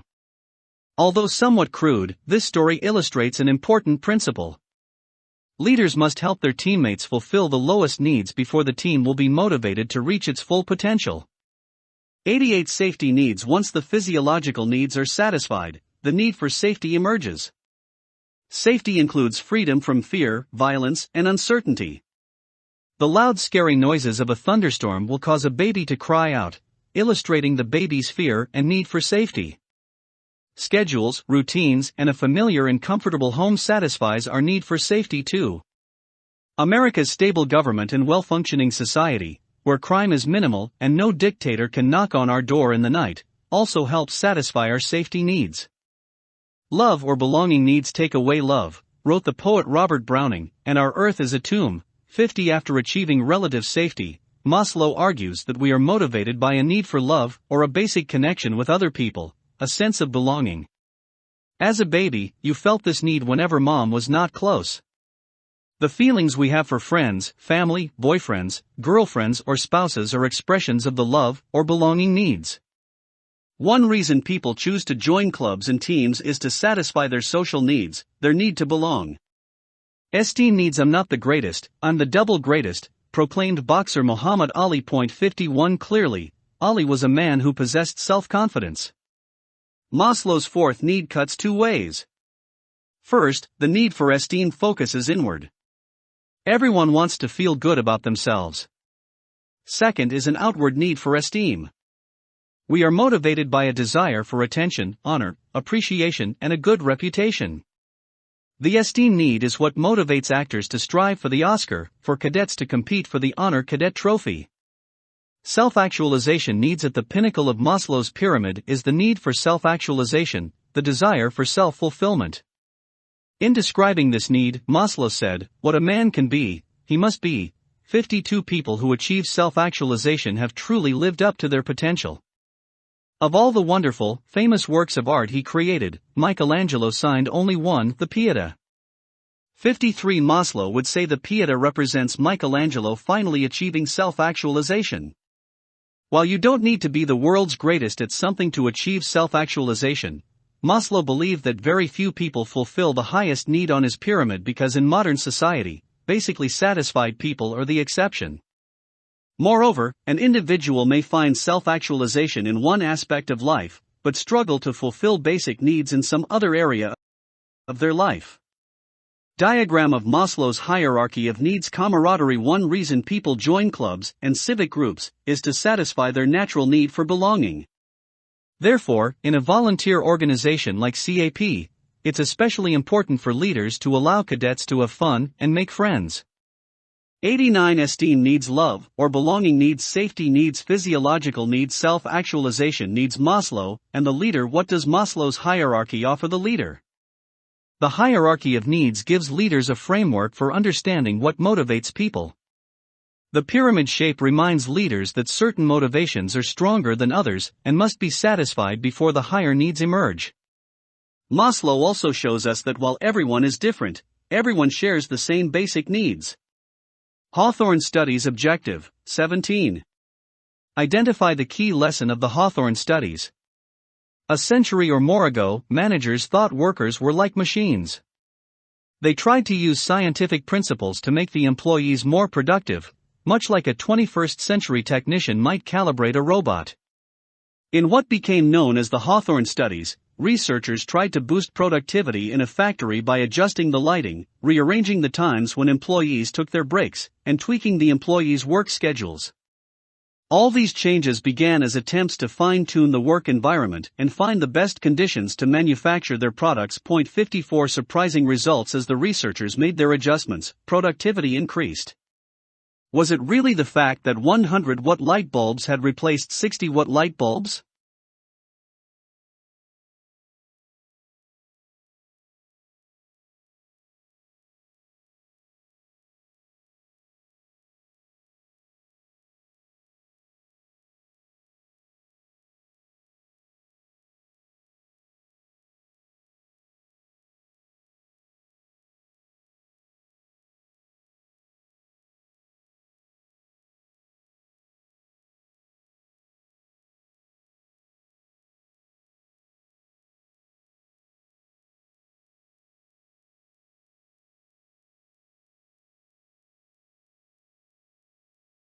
Was high productivity a result of taking a break at 10 a.m. instead of 10:30?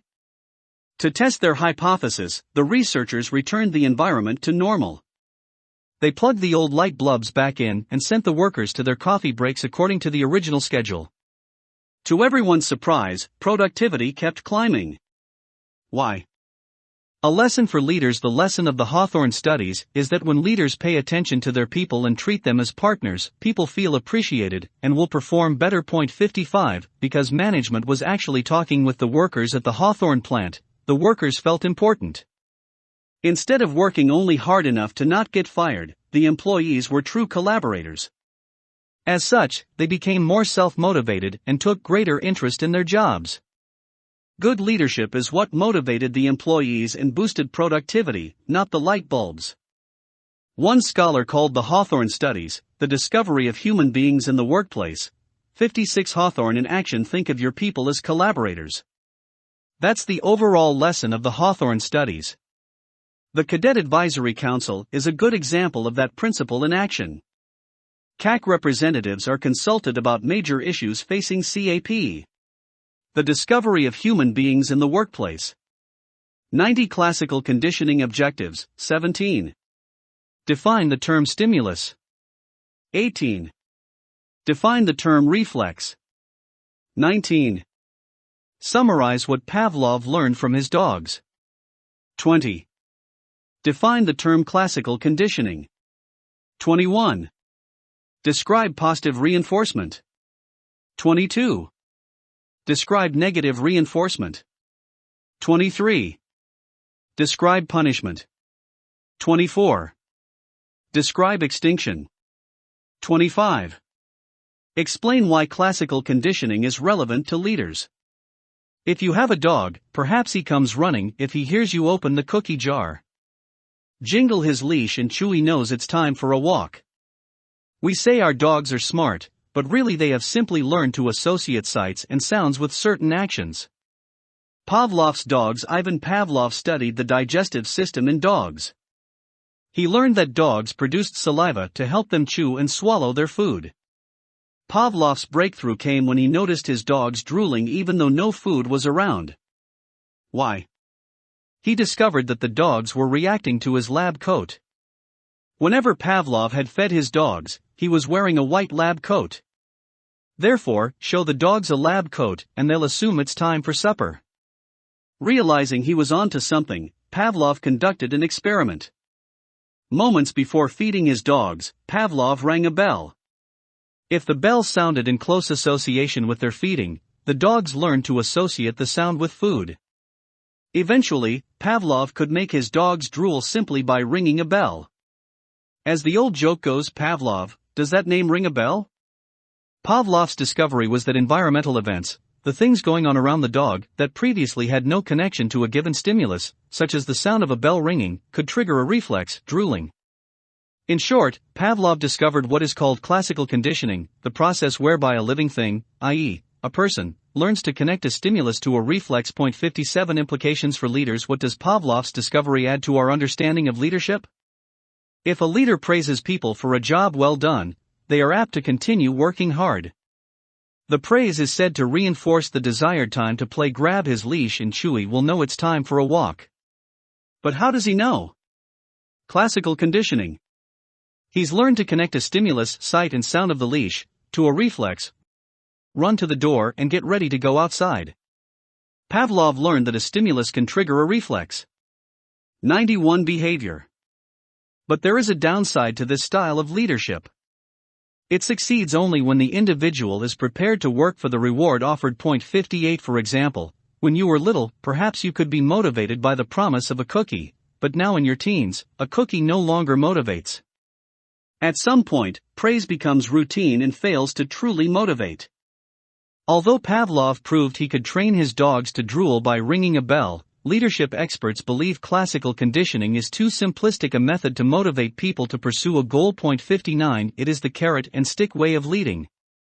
Eventually, the leader will run out of carrots, and/or the follower will lose his appetite for carrots and hunger for something more. As discussed earlier, today's leaders motivate by aligning personal goals with team goals. Or they may appeal to their followers' desire for belonging, esteem, or self-actualization, as suggested by Maslow.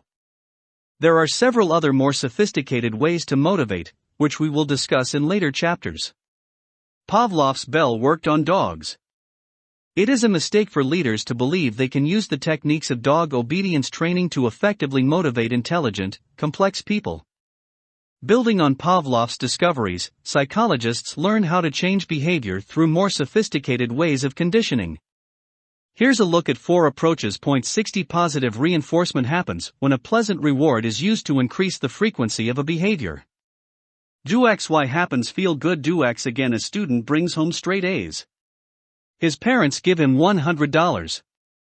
The student learns that good grades pay. In a store, a child whines for mom to buy her a toy. To quiet the child, the mom buys her the toy. The child learns that if she whines, she gets what she wants. Unfortunately, mom reinforced the wrong behavior. Negative reinforcement happens when an unpleasant stimulus is removed to encourage the desired behavior. Do Z feel bad? Do X feel better? Do X again. A teen experiments with marijuana. The dope makes him sick and he gets in trouble. Instead of hanging out with troublemaking druggies, the teen joins CAP, participates in lots of great activities, and feels better. Wanting to keep feeling better, the cadet becomes even more active in CAP. Punishment is any stimulus that represses or stops a behavior. Do a Z happens feel bad? Do a less a teen texts his girlfriend dozens of times a day for a month. When the phone bill arrives, his parents are furious and he is grounded. He learns to not text his girlfriend so much. Extinction refers to the reduction of some response that the person had previously displayed. Want Y? Do X don't get Y? Stop doing X. A boy wants a girl to pay attention to him. He tells her dirty jokes. She's not impressed and walks away. The boy learns that telling dirty jokes is not the way into a girl's heart. Classical conditioning, 4 ways to change behavior. 92 The Milgram experiment objectives, 26. Summarize the events of the Milgram experiment. 27. Identify the key lesson learned from the Milgram experiment. 28. Explain why the Milgram experiment is a warning for leaders. How much pain will an ordinary person inflict on another, simply because they are told to do so? Welcome to the Milgram experiment. 61 You and another volunteer, a stranger, enter a laboratory at a prestigious university. You are seated before a control panel with dials and switches. The other volunteer takes a seat in a nearby room. Wires are connected to his body, but then a curtain is drawn.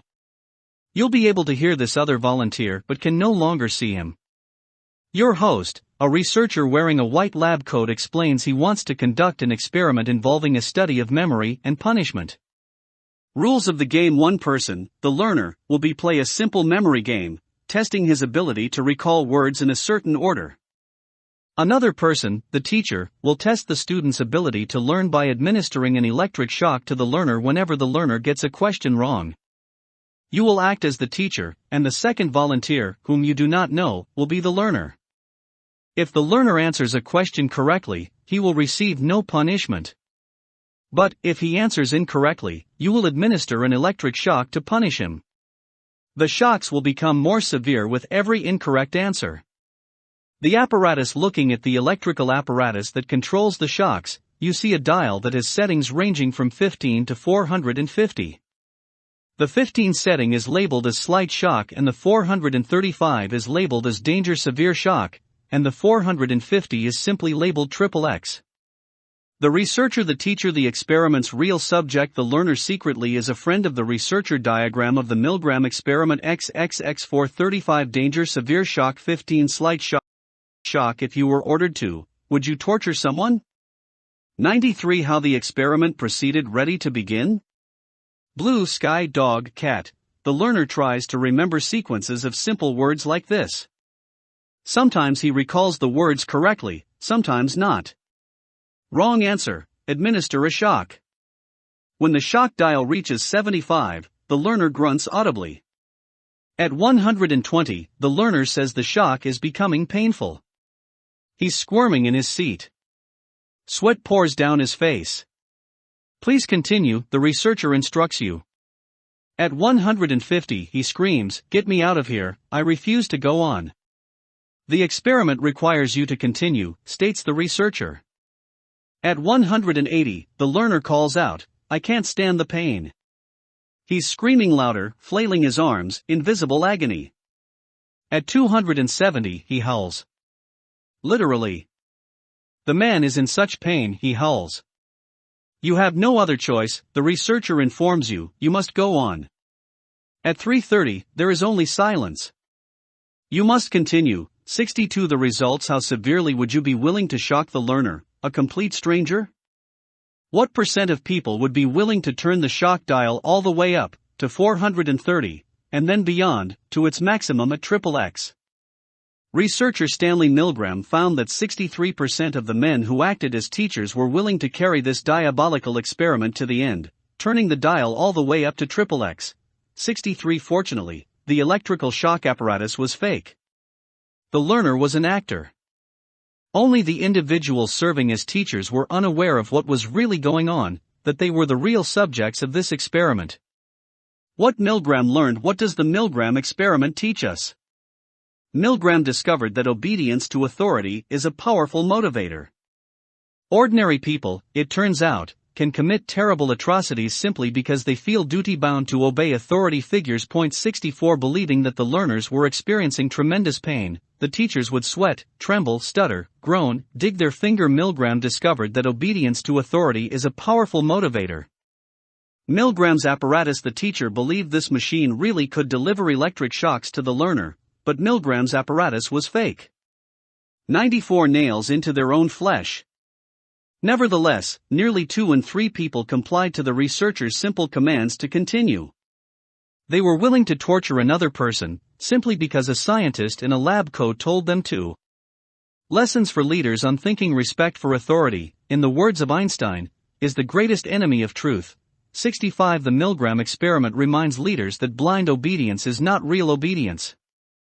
In the military, leaders study the concept of lawful orders, and learn that disobedience to those in authority can in fact be obedience to the higher obligations of our democratic ideals and core values. 66 Moreover, Milgram shows that leaders, in light of their power over their followers, bear some responsibility for the actions of their subordinates. The disappearance of a sense of responsibility, observed Milgram, is the most far-reaching consequence of submission to authority. 67 The disappearance of the sense of responsibility is the most far-reaching consequence of submission to authority. Supreme conflict. What's the ultimate method for resolving conflict in the United States? Taking the case to the Supreme Court. Here, cadets pose with Associate Justice Antonin Scalia. Nations rise and fall depending on whether their political system is equipped to resolve conflict fairly. Interpersonal conflict. In any relationship there will be conflict. Conflict is inevitable, observes one leadership expert, but combat is optional. 68 The real measure of a leader then is how he or she handles conflict. Even the strongest relationships will experience bumps along the way. It is naive to believe otherwise. At one time or another, interpersonal conflict will be present on every team, in every friendship, within every family. Nations rise and fall depending on whether their political system is equipped to resolve conflict fairly. Therefore, leaders try to understand what can give rise to conflict so that they might steer clear of it, when possible. And leaders work to develop skills enabling them to manage conflict in a productive, ethical way. 95 Defense mechanisms. Objectives. 29. Define the term, defense mechanism. 30. Explain why people naturally turn to defensive behavior. 31. Give examples of how some defense mechanisms play out in everyday life. 32. Defend the idea that a basic knowledge of defensive behavior is relevant to leaders. What happens when someone cannot handle anxiety, stress, and pressure? What happens when the burdens of dealing with other people and our own feelings of guilt and failure become overwhelming? Defense mechanisms activate to protect us from psychological injury. 69 People turn to their defense mechanisms especially when their sense of self-worth is challenged by their own inner feelings, or by the actions of other people. 70 In short, defense mechanisms or behaviors people use to deal with anxiety, stress, or pressure. Point 71 Defensive behavior is perfectly normal. It is a natural and often unconscious reaction to emotional pain. Point 72 When you were little, perhaps you were incredibly shy. Given the opportunity to meet someone new, you might have run and hid behind your mother. If making a big speech in front of a large group for the first time, you might try to use humor as a crutch to hide your nervousness. Because everyone experiences anxiety, stress, and life's pressures, everyone turns to their defense mechanisms from time to time, whether consciously or unconsciously. However, most people who are emotionally healthy come to a point where they face their problems and learn to rely less on their defense mechanisms. Point 73 Although defensive behavior is a natural reaction to emotional pain, it can become a problem because it changes the way we see reality. Point 74 It makes it hard for us to be honest with ourselves.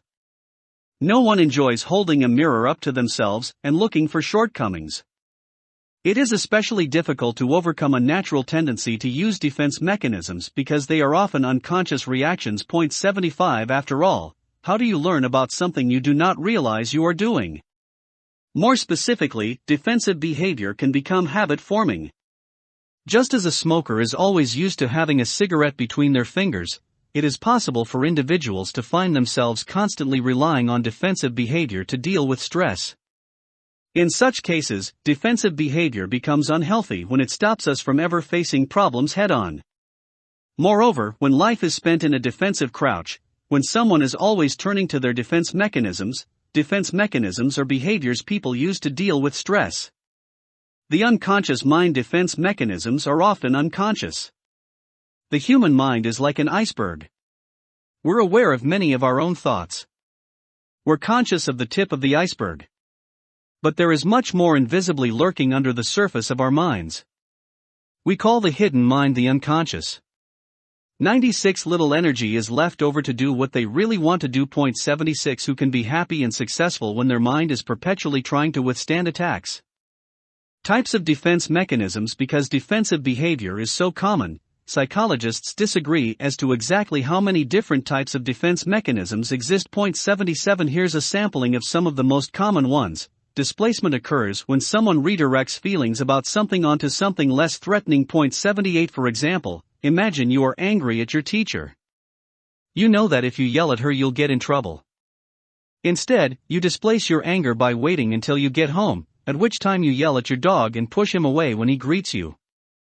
Projection is the act of taking one's own unacknowledged thoughts or feelings and falsely attributing them to someone else. Point 79 Put another way, instead of facing the bad feelings you have about yourself, you try to say another person is struggling with those feelings. For example, a young cadet who is away from home for the first time may deal with her fear by picking on another cadet. You're a big baby. You probably miss your mommy and need a night light. Rationalization is when someone devises reassuring or self-serving explanations for their behavior. Point 80 They attempt to use fancy, twisted thinking to avoid facing a problem. It is the sour grapes defense. In Aesop's fables, the fox was hungry for grapes, but he couldn't reach them. They were probably sour anyway, he rationalized, even though deep down he knew they would have been delicious. Point 81 Intellectualization is similar to rationalization in that both use some form of twisted thinking.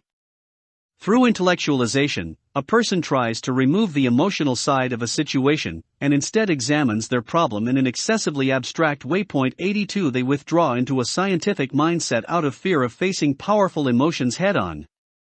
For example, if dumped by his girlfriend, a boy might avoid feelings of heartbreak by telling himself, when one considers the median duration of high school romantic relationships in suburban America, one must conclude that my relationship had only a 76.4% chance of lasting through prom. Denial, according to the old corny joke, is not just a river in Egypt.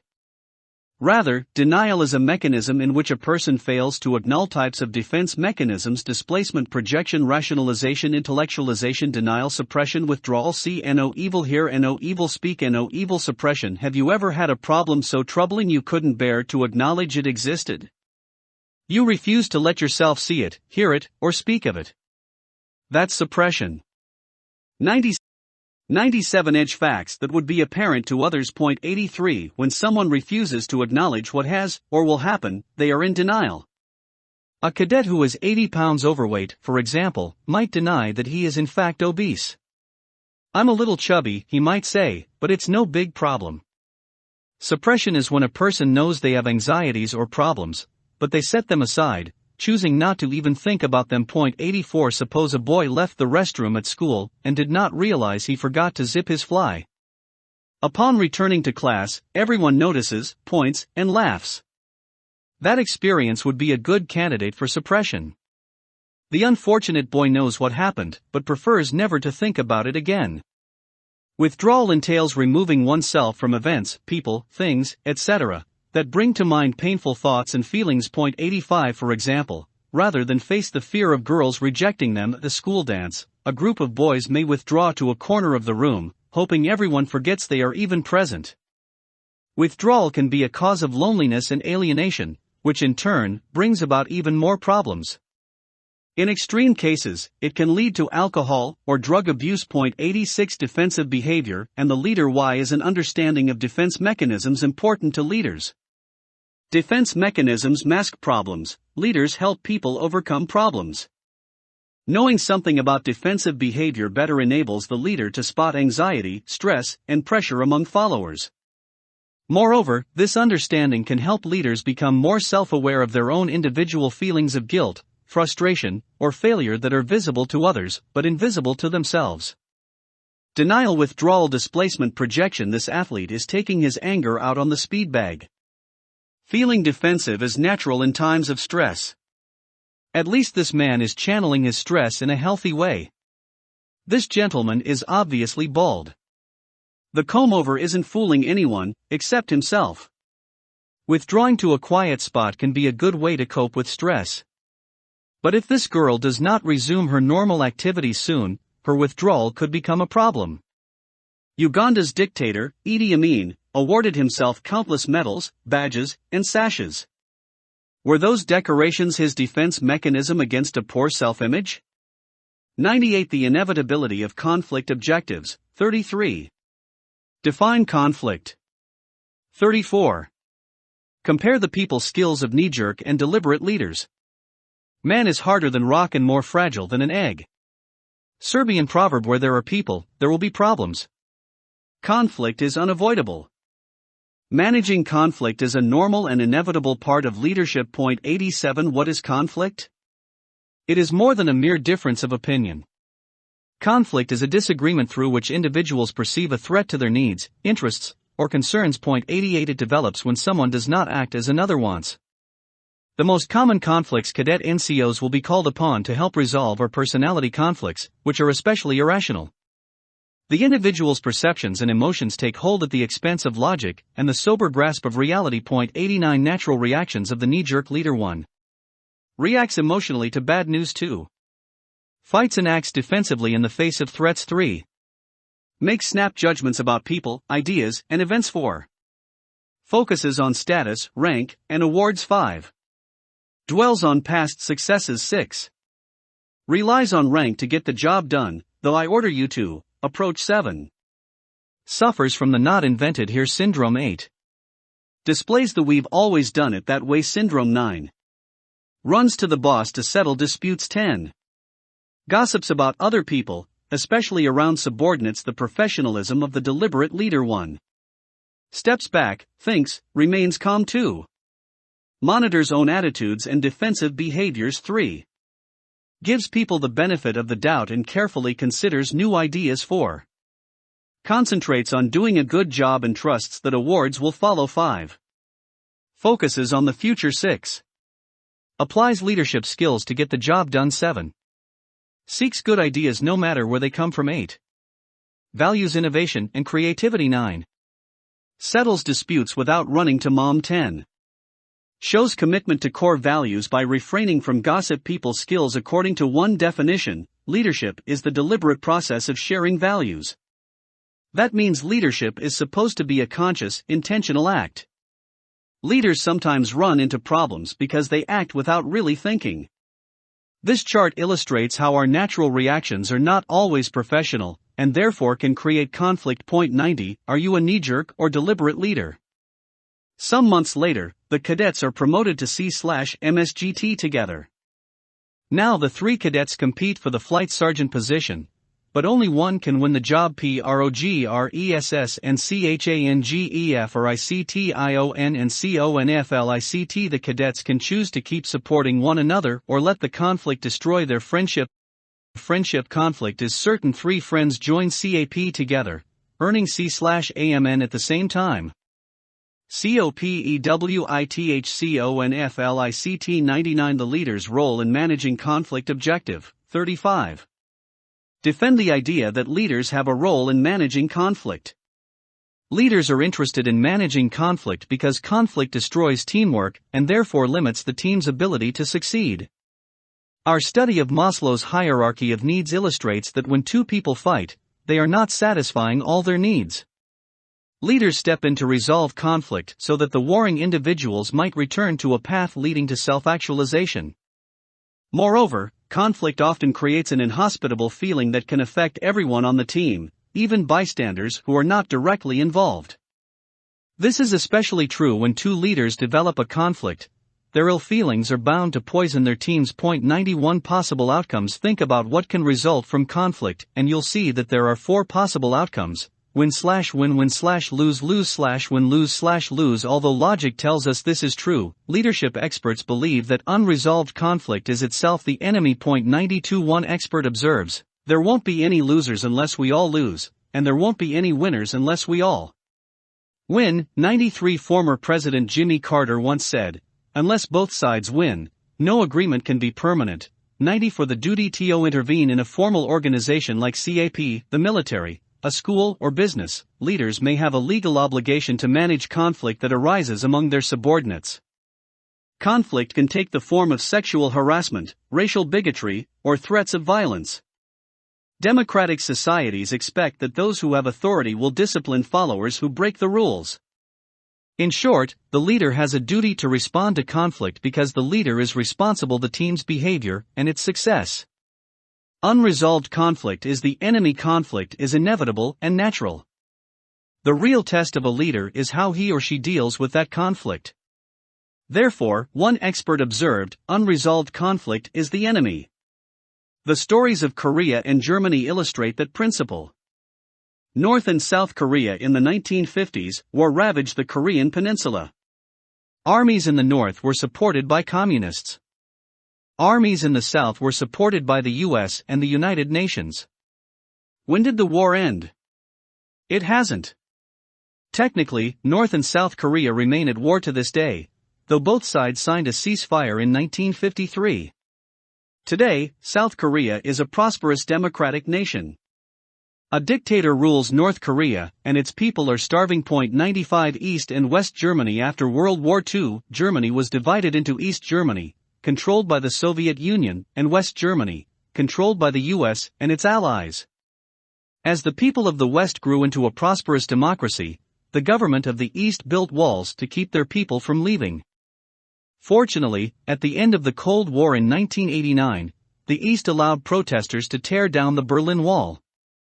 Today, Germany is united as a single nation and boasts one of Europe's strongest economies. 96 Fall of the Berlin Wall, 1989. Berlin. Today, peaceful and prosperous. North and South Korea remain divided. At night, it's easy to see the border between North and South Korea. 100 At the Air Force Academy, the leader's duty to manage conflict. In the 1990s, the Pentagon faulted Air Force Academy leaders for failing to see the seriousness of sexual assault and harassment at the Academy. 97 Women at the Academy had reported 150 sexual assaults over 10 years. What the Pentagon's Inspector General found most troubling was that commanders took little action until the accusations became public. We conclude that the overall root cause of sexual assault problems at the Air Force Academy was the failure of successive chains of command over the past 10 years to acknowledge the severity of the problem, wrote the IG. He added, they failed to change the culture until the problem made national news. 98 In short, 8 leaders were made to share the blame for not stepping in when they should have. No one suggests that those 8 leaders personally condoned sexual harassment or assault. Nevertheless, they were held responsible because the problem happened on their watch. Leaders have a duty to manage conflict. Methods for managing conflict. Objectives 36. Describe 5 basic approaches to managing conflict. 37. Outline a process for mediating a conflict between two people. In managing conflict, leaders focus on changing people's behavior. 99 Outward actions count for more than inward feelings. Two teammates are not required to like one another, but they must be capable of working together. A leader may hope that each subordinate has good feelings about their teammates, and indeed good feelings can only help a team, but in the end, it's the ability to work together that is the mark of true professionalism. Basic approaches. What are some basic approaches to dealing with conflict?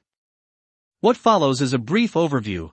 Avoidance occurs when leaders recognize conflict exists, but they choose not to engage the problem. 100 In the best case, avoidance is about choosing one's battles wisely. In the worst case, avoidance will make the problem grow worse. Denial is when the leader refuses to acknowledge the conflict exists. 101 Denial represents a failure of leadership.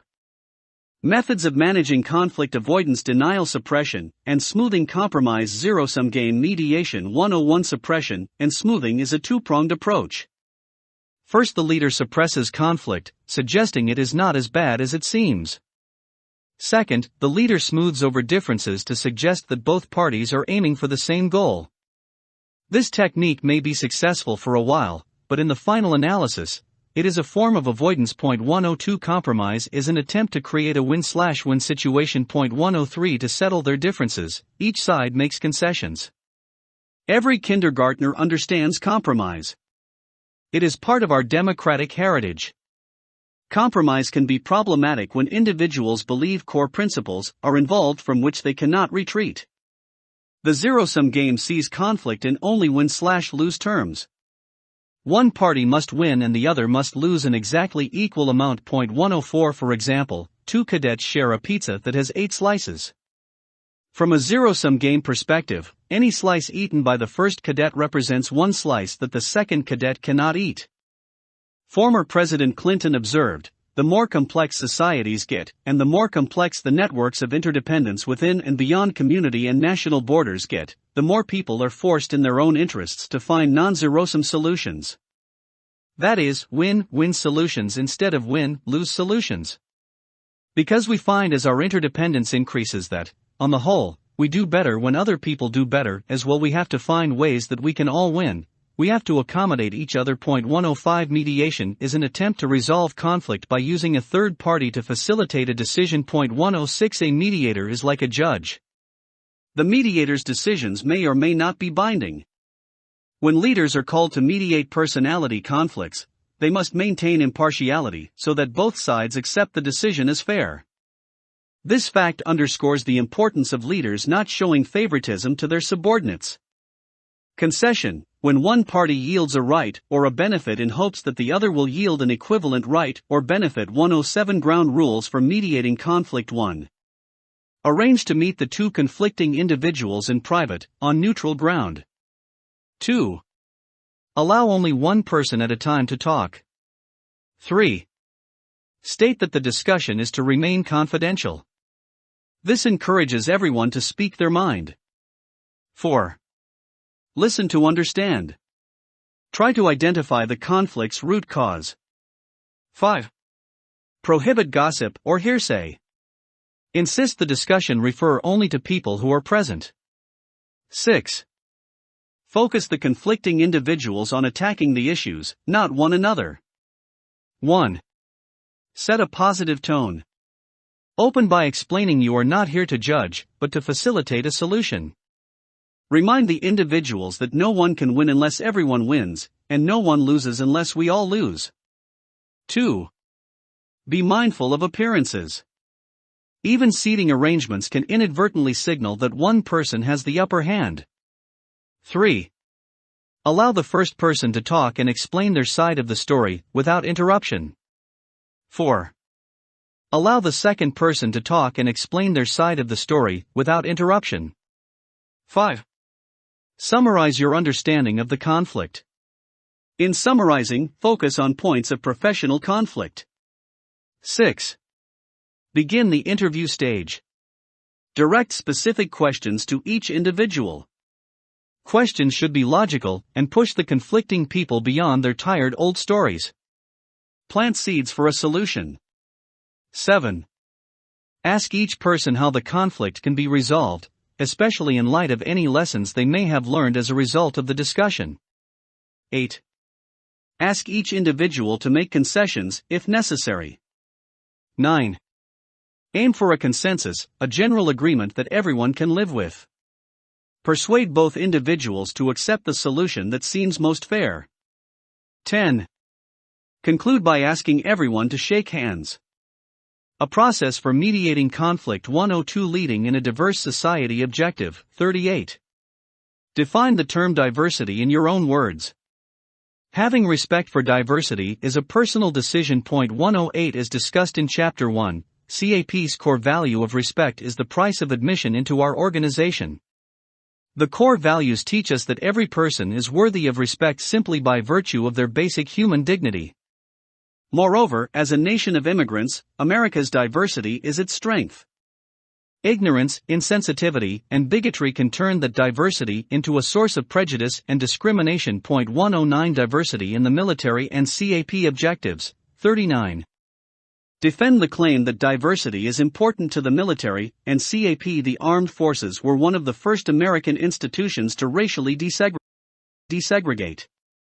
In 1948, President Truman ordered, "There shall be equality of treatment and opportunity for all persons, in the military, without regard to race."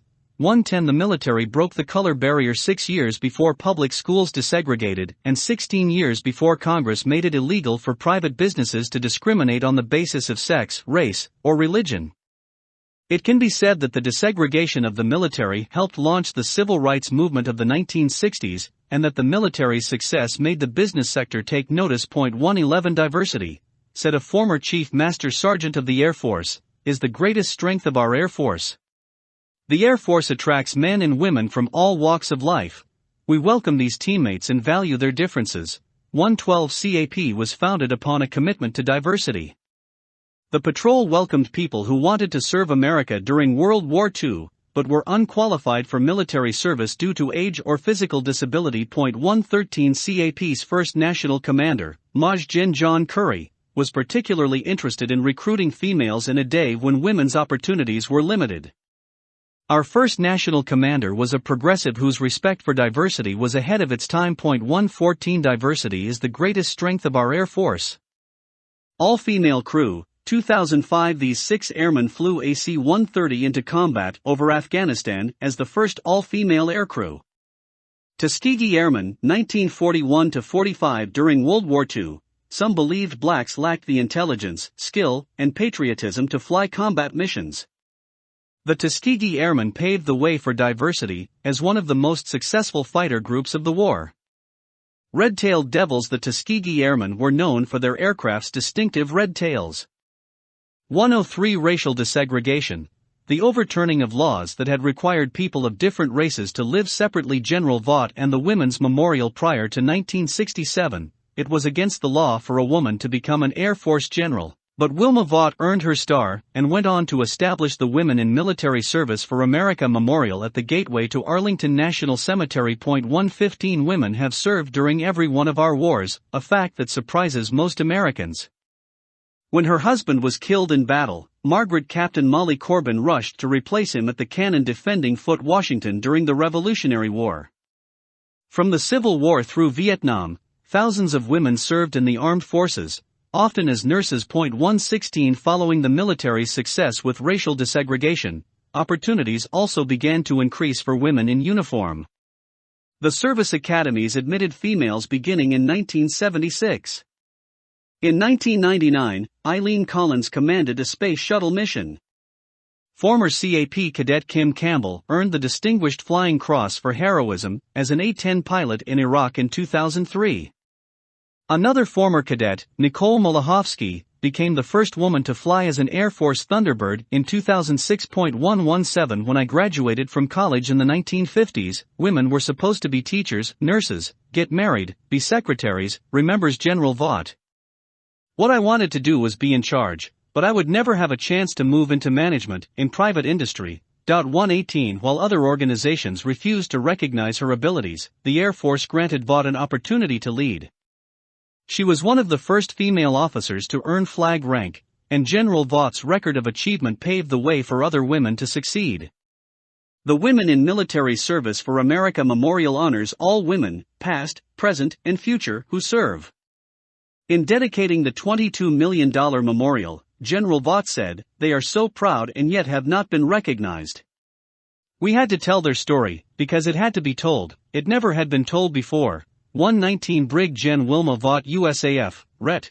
Visiting with CAP Cadets America's Increasing Diversity Objectives, 42. Defend the claim that America's diversity is increasing. 43. Explain how America's increasing diversity will affect leaders. Respect for diversity will become even more important in the future.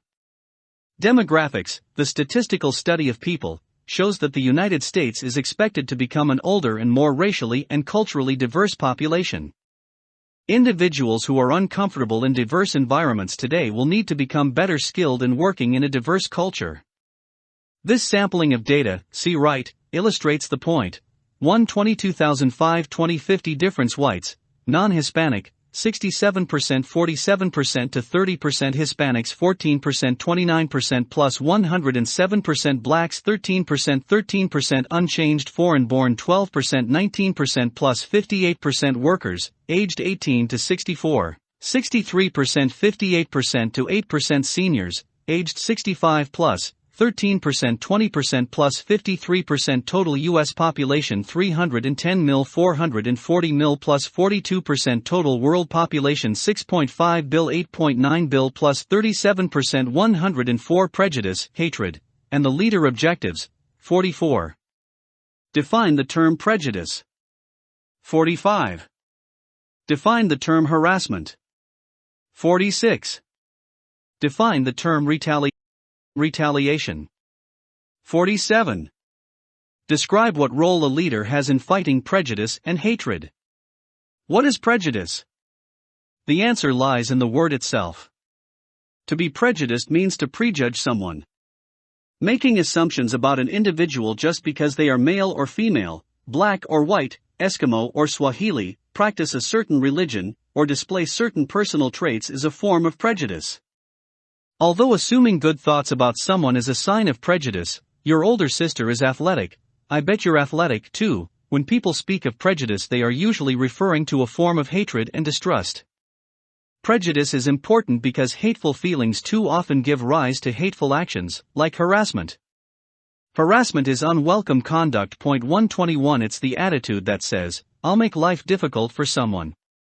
In the workplace or in a volunteer group like CAP, the organization can be made responsible for harassment, especially if it comes from a supervisor, like an NCO or officer. 122 To clarify, petty slights and annoyances are usually not examples of illegal harassment, although most people consider them to be socially unacceptable. Because America is built upon democratic values, society not only opposes prejudice and harassment, it opposes retaliation. Retaliation is when someone seeks revenge against someone who objects to harassment or discrimination. 123 When a boss or employer tries to fire, demote, or deny an award to someone who speaks out against discrimination, that boss or employer is guilty of retaliation.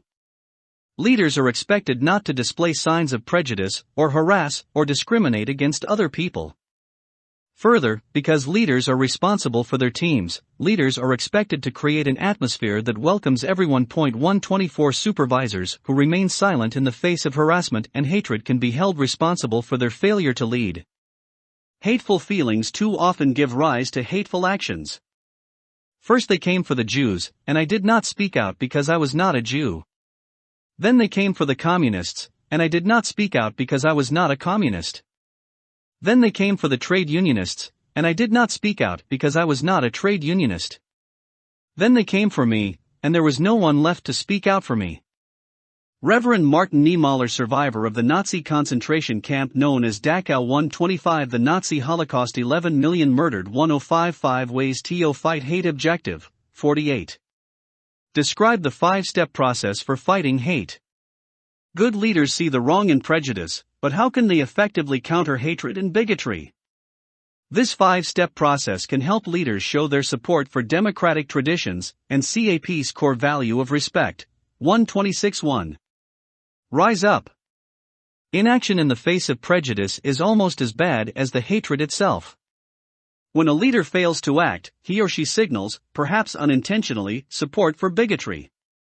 Leaders need to not let hate go unchallenged. 2. Pull together. Most people have been raised to reject hatred and bigotry. Leaders who see hatred can expect that at least some other members of the team, if not all, will oppose harassment and discrimination. Sometimes it takes just one brave individual to rally others who have remained quiet in the face of hatred. 3. Speak out. Leaders need the courage to act. They can personally challenge the individuals who harass others. Sending the message that we don't condone that behavior, or those aren't our values, is important. Also, speaking out means telling other leaders in positions of authority about the problem. 4. Support the victims. People who experience harassment and other types of hatred may need support. Depending on the situation, that support can range from counseling and health or legal services to simply having someone they can talk to, following the Wingman principle discussed in Chapter 2. As leaders try to help, it is important they not attempt to speak for the victim, or allow their good intentions to re-victimize a victim. 5. Teach tolerance. If there is a silver lining to prejudice and bigotry, it is that tough times give leaders an opportunity to teach tolerance. School and the CAP cadet program are environments where young people can learn from their own and one another's mistakes. Leaders ought not miss the chance to eradicate ignorance. Drill and ceremonies. As part of your study of this chapter, you will be tested on your ability to lead a squadron in drill and ceremonies. Ask an experienced cadet to help you learn the procedures governing the 4 areas of squadron drill listed below. For details, see the Drill and Ceremonies Manual available at capmembers.com/drill. From the Air Force Drill and Ceremonies Manual, Chapter 5, Forming the Squadron in Line, Aligning the Squadron, Inspecting the Squadron, Dismissing the Squadron. 106 Photo credits, page 76. Penny, courtesy of the author. 77. Gattaca, courtesy of Columbia Pictures. 77. Rudy, courtesy of TriStar Pictures. 78. All images are White House photos. 79. Flickr. 81. Jim Jones, appearing in a People's Temple brochure via the Jonestown Institute. 83. Batman, courtesy of Warner Brothers. 86. Turrilio, Mother Teresa of Calcutta, via Wikimedia Commons, Creative Commons license. 87. Spock, portrayed by Leonard Nimoy, courtesy of CBS, used with permission. 88. Alan Shepard aboard Freedom 7, NASA, 1961. 91. Chewie, dog mayor of Cloverdale, courtesy of the author, his best friend. 93. Milgram diagram via Wikimedia Commons, Creative Commons license. 94. Milgram device, by Philip Zimbardo, thesituationalist.wordpress.com. 95. CAP photo, 2010. 98. Edmund S. Voltman, caricature of Idi Amin, 1971, Library of Congress. 100. Korean border, Johannes Bar, 2005, via Wikimedia Commons, Creative Commons license. 100. Korea at Night, author unknown, via strangemaps.wordpress.com. 100. Berlin Wall, Getty Images, 1989. 100. Berlin Skyline, author unknown, via PropFund Germany. 101. U.S. Air Force photo. 103. Tuskegee Airmen, U.S. Army photo, c. 1942-43. 103. Female crew, U.S. Air Force photo, 2005. 104. CAP photo, 2009. 105. Photo of men standing for roll call, Dachau concentration camp, c. 1940s. All photos of CAP cadets are via CAP sources, unless indicated otherwise. 107 Endnotes 1. Richard Halverson, Personality, Flathead Valley Community College, retrieved November 2009. 2. Stephen Pinker, Why Nature and Nurture Won't Go Away, Deadless, Fall 2004, 10. 3. Ibid, 3. 4. Ibid, 5. 5. John Locke, Essay Concerning Human Understanding, in a History of Western Philosophy, Bertrand Russell, edition, New York, Touchstone, 1972 edition, 722. 6. Attributed to José Ortega Gasset by Pinker, 1. 7. John B. Watson, Behaviorism, Chicago, University of Chicago Press, 1924, 104. 8. Pinker, 3. 9. Attributed to Stephen Jay Gould by Pinker, 4. 10. Gattaca, directed by Andrew Niccol, Columbia Pictures, 1997. 11. Rudy, directed by David Inspaw, TriStar Pictures, 1993.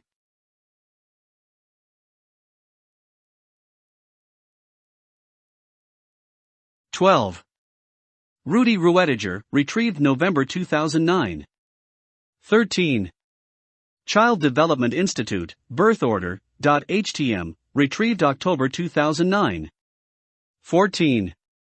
Jeffrey Kluger, The Power of Birth Order, time, October 17, 2007. 15. Ibid, 16. Ibid, 17. Frank J. Sulloway, Birth Order and Intelligence, Science, June 22, 2007, 1712. 18. Ibid, 1711. 19. John Stossel, Does Birth Order Determine Personality? ABC News, May 21, 2004. 20. Ibid, 21. Child Development Institute. 22. Attributed to Marianne Williamson. 23.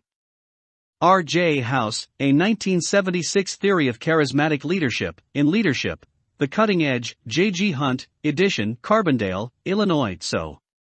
Illinois Press, 1977, 189-204. 24. Afsane Nahavandi, The Art and Science of Leadership, Upper Saddle River, New Jersey, Prentice Hall, 2003, 224. 25. Ibid, 233. 26. Lynn Offerman, When Followers Become Toxic, Harvard Business Review on the Mind of the Leader, Boston, Harvard, 2005, 39.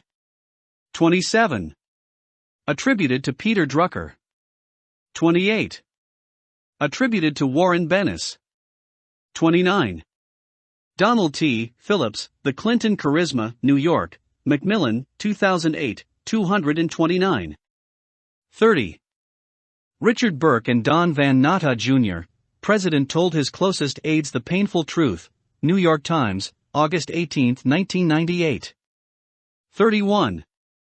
Jonestown, The Life and Death of the People's Temple, American Experience, PBS, 2006. 32. James McGregor Burns, Transforming Leadership, New York, Grover Press, 2003, 26. 33. Forrest Gump, directed by Robert Zemeckis, Paramount Pictures, 1994. 34.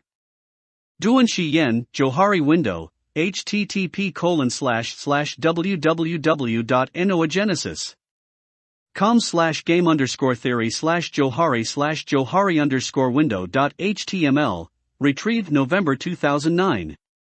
35.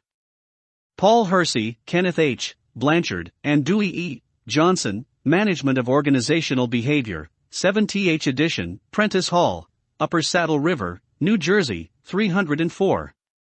36. Interactive Johari Window, http://www.kevin.org/Johari, retrieved November 2009. 37. Mind Tools, the Johari Window, http://www.mindtools.com/skll/johariwindow.htm, retrieved November 2009. 38. Ibid, 39. Kersey, Blanchard, 307. 40. Air Force JROTC, Leadership Education 2, Boston, McGraw-Hill, 2005, 149. 41. Paul Teager and Barbara Barron, Do What You Are, 4th edition, New York, Little, Brown and Company, 2007, 14-25. 42. Attributed. 43. Attributed. 44. Star Trek, created by Gene Roddenberry, 1966. http://www.imdb.com/title/tt00600228/quotes, retrieved November 2009. 45. Otto Kroger and Janet Thusen, The Type Watching Profiles, excerpted from Type Talk, New York, Bantam, 1989. 46. Air Force JROTC, 151. 47. Morton Hunt, The Story of Psychology, New York, Anchor, 2007, 581. 48. Abraham Maslow, A Theory of Human Motivation, in Classics of Organization Theory, 4th edition, J. Shofritz and J. Stevenott, eds., New York, Harcourt Brace, 1996, 164-168. 49. Tom Wolfe, The Right Stuff, New York, FSG, 1983, 244. 50. Robert Browning, Fra Lippo Lippi, line 54. 51. Attributed by the BBC. 52. Maslow, 168. 53. Chapel of the Pietà, retrieved November 2009. 54. Hal Rainey, Understanding and Managing Public Organizations, 3rd edition, San Francisco, Jossie E. Bass, 2003, 32. 55. Ibid 32. 56. Ibid 32. 57. Pavlov's Dog, Nobelprize.org, retrieved November 2009. 58. Jane Whiteman, Managing People, 2nd edition, London, Chartered INST of Personnel and Development, 2004, 35. 59. Ibid 35. 60. Types of Operant Conditioning, ChangingMinds.org, IPS_conditioning.htm, retrieved November 2009. 61. Stanley Milgram, Obedience to Authority, New York, Taylor and Francis, 1974. 62. Ibid 21. 63. Ibid 20. 64. Ibid 6. 65. Attributed to Albert Einstein. 66. Uniform Code of Military Justice, 10 U.S.C., Chapter 47. 67. Milgram, 8. 68. Attributed to Max Lucado. 69.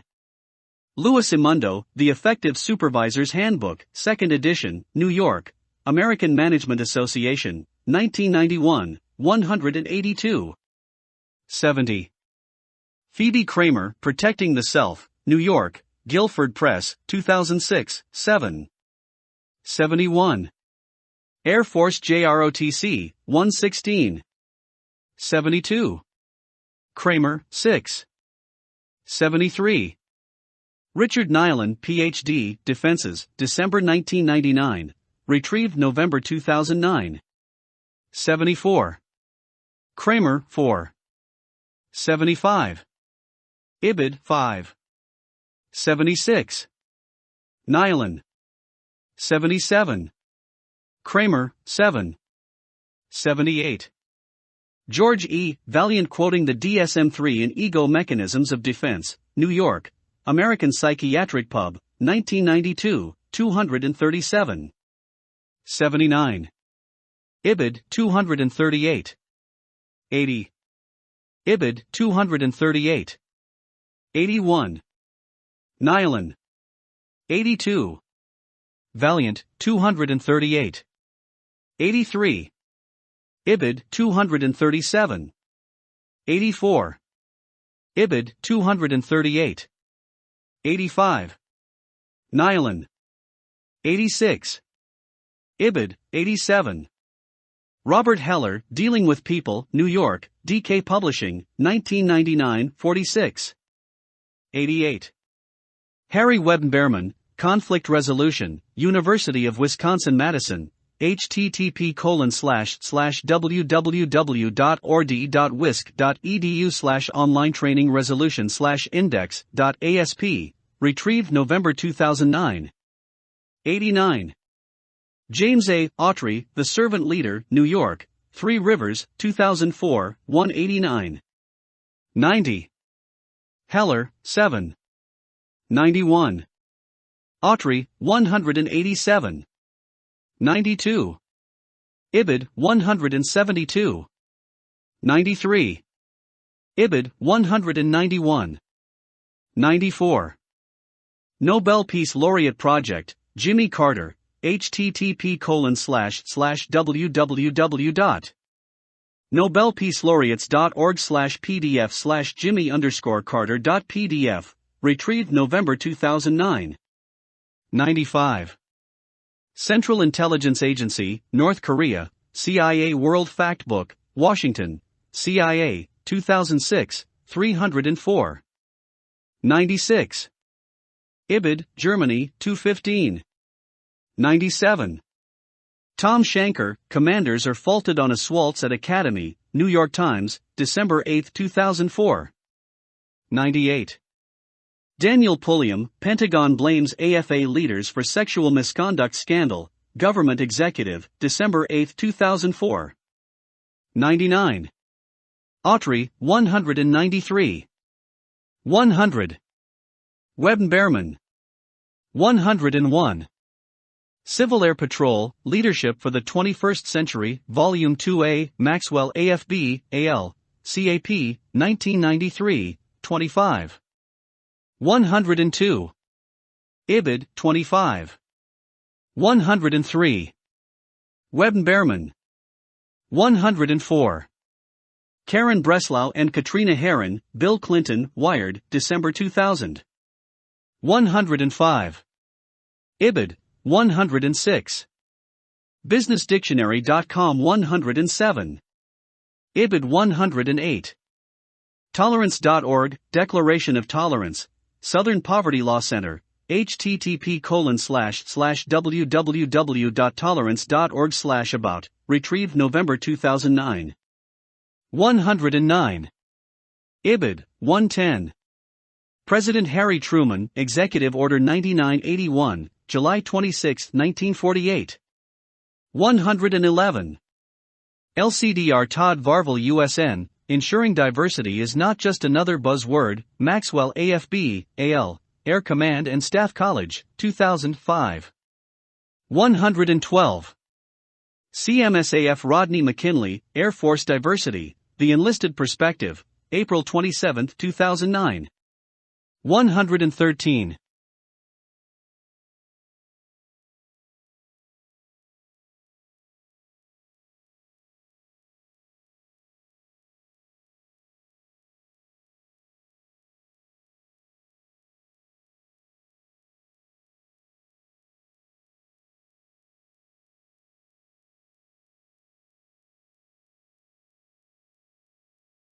Robert Neprod, Flying Minutemen, New York, Duel, Sloan and Pierce, 1948, 198-199. 114. Ibid, 115. Women in Military Service for America Memorial, http://www.womensmemorial.org, retrieved November 2009. 116. Ibid, 117. National Headquarters, Civil Air Patrol. 118. Michelle Martin, Wisdom Watch, Wilma Vaught, National Public Radio, July 18, 2007. 119. New York Times, Memorial for Women in the Military is dedicated, October 19, 1997. 120. Jeffrey Passel and Vera Cohn, U.S. Population Projections, 2005 to 2050, Washington, Pew Research Center, 2008. 121. U.S. Equal Employment Opportunity Commission, Discriminatory Practices, retrieved November 2009. 122. IBID, 123. IBID, 124. IBID, 125. Attributed in Willoughby, see note 123. 126. Brian Willoughby, 10 Ways to Fight Hate on Campus, Montgomery, Alabama, Southern Poverty Law Center, 2005. 7 Chapter 7 Leadership Schools of Thought begin with the end in mind. Begin today with the image, picture, or paradigm of the end of your life as your reference or standard, by which everything else is examined. Each part of your life, today's behavior, tomorrow's behavior, next week's behavior, next month's behavior, can be examined in the context of the whole of what really matters to you. By keeping that end clearly in mind, you can make certain that whatever you do on any particular day does not violate the criteria you have defined as supremely important, and that each day of your life contributes in a meaningful way to the vision you have of your life as a whole. 108. Even in a large corporation, success starts with a single person. You. An organization is only as strong as the personnel with which it is made. People make the organization.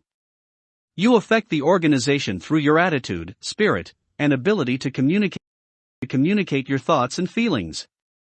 Once you can manage yourself, you are ready to manage a small group, such as a flight of cadets. How can you make your group successful? What type of leader will you be? Your actions and decisions will contribute to the success or failure of your group. Thinking collectively, if all the groups in an organization fail, the company will suffer and could even crumble completely. So you see how important you are. And you see how important your group's success is. The future of your organization does rely very much on you, and how you lead your group. 109. Emotional intelligence, self-awareness, managing emotions, self-motivation, empathy for others, interpersonal skills, transformational and transactional leadership, idealized influence, inspirational motivation, intellectual stimulation, individualized consideration, contingent reward, management by exception, laissez-faire, power. Definitions of power within organizations, building a learning organization, systems thinking, personal mastery, shared vision, team learning, mental models, leadership styles. Situational leadership theory, path goal model. The leadership grid chapter outline. In this chapter you will learn about chapter goals. 1. Appreciate the benefit of raising your emotional intelligence. 2. Understand how you can transform your team. 3. Appreciate different approaches to leadership. Volume 2, Team Leadership, Emotional Intelligence Objectives. 1. Define emotional intelligence. 2. Name the 5 components of emotional intelligence. If you don't really understand yourself, how can you expect to understand your followers and to lead others? This was one of the main points of Chapter 6. Let's consider it further. Much of our personalities are conveyed to others through emotions. If we are generally calm and easygoing, others recognize that in us. At the same time, if we all of a sudden burst out in anger or lose our temper easily, others notice these emotions as well. And yet the issue is not only with our anger or loss of temper. What if we don't realize how we appear when we show our frustration and anger? What if we don't even realize that we are frustrated and angry? If we don't understand how we feel, then, when our anger hurts the feelings of a peer or follower, we are absolutely oblivious to the fact that we've wronged somebody. And if we're suffering from anxiety or sadness and don't recognize it, we may continue to harm ourselves with negative feelings. If we want to lead a stable team, we must be stable ourselves and recognize our own emotions, how, and when we show emotion in others as well. Solidifying your emotional intelligence, EI, is the first step to leading others. As one expert puts it, emotional intelligence is the intelligent use of emotions. You intentionally make your emotions work for you by using them to help guide your behavior and thinking in ways that will enhance your results. Two other researchers also believe that emotional intelligence is a key ingredient in leadership, especially in transforming others. Emotional intelligence might be a central factor in several leadership processes, particularly in the development of charismatic and transformational 110. What's your emotional intelligence? Emotional intelligence refers to how well you handle yourself and your relationships as a leader. What can you tell from this cadet's appearance to indicate how he feels? Touchy-feely? The name is misleading.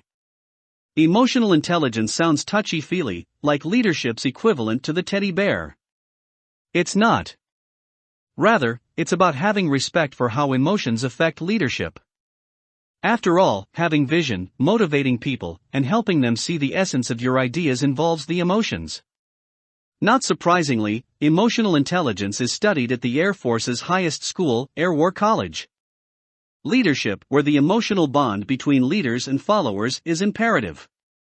Being able to empathize with followers can further allow a leader to develop followers and create a consensus. 3 Another expert asserts that individuals with high emotional intelligence can remain motivated even when facing challenges.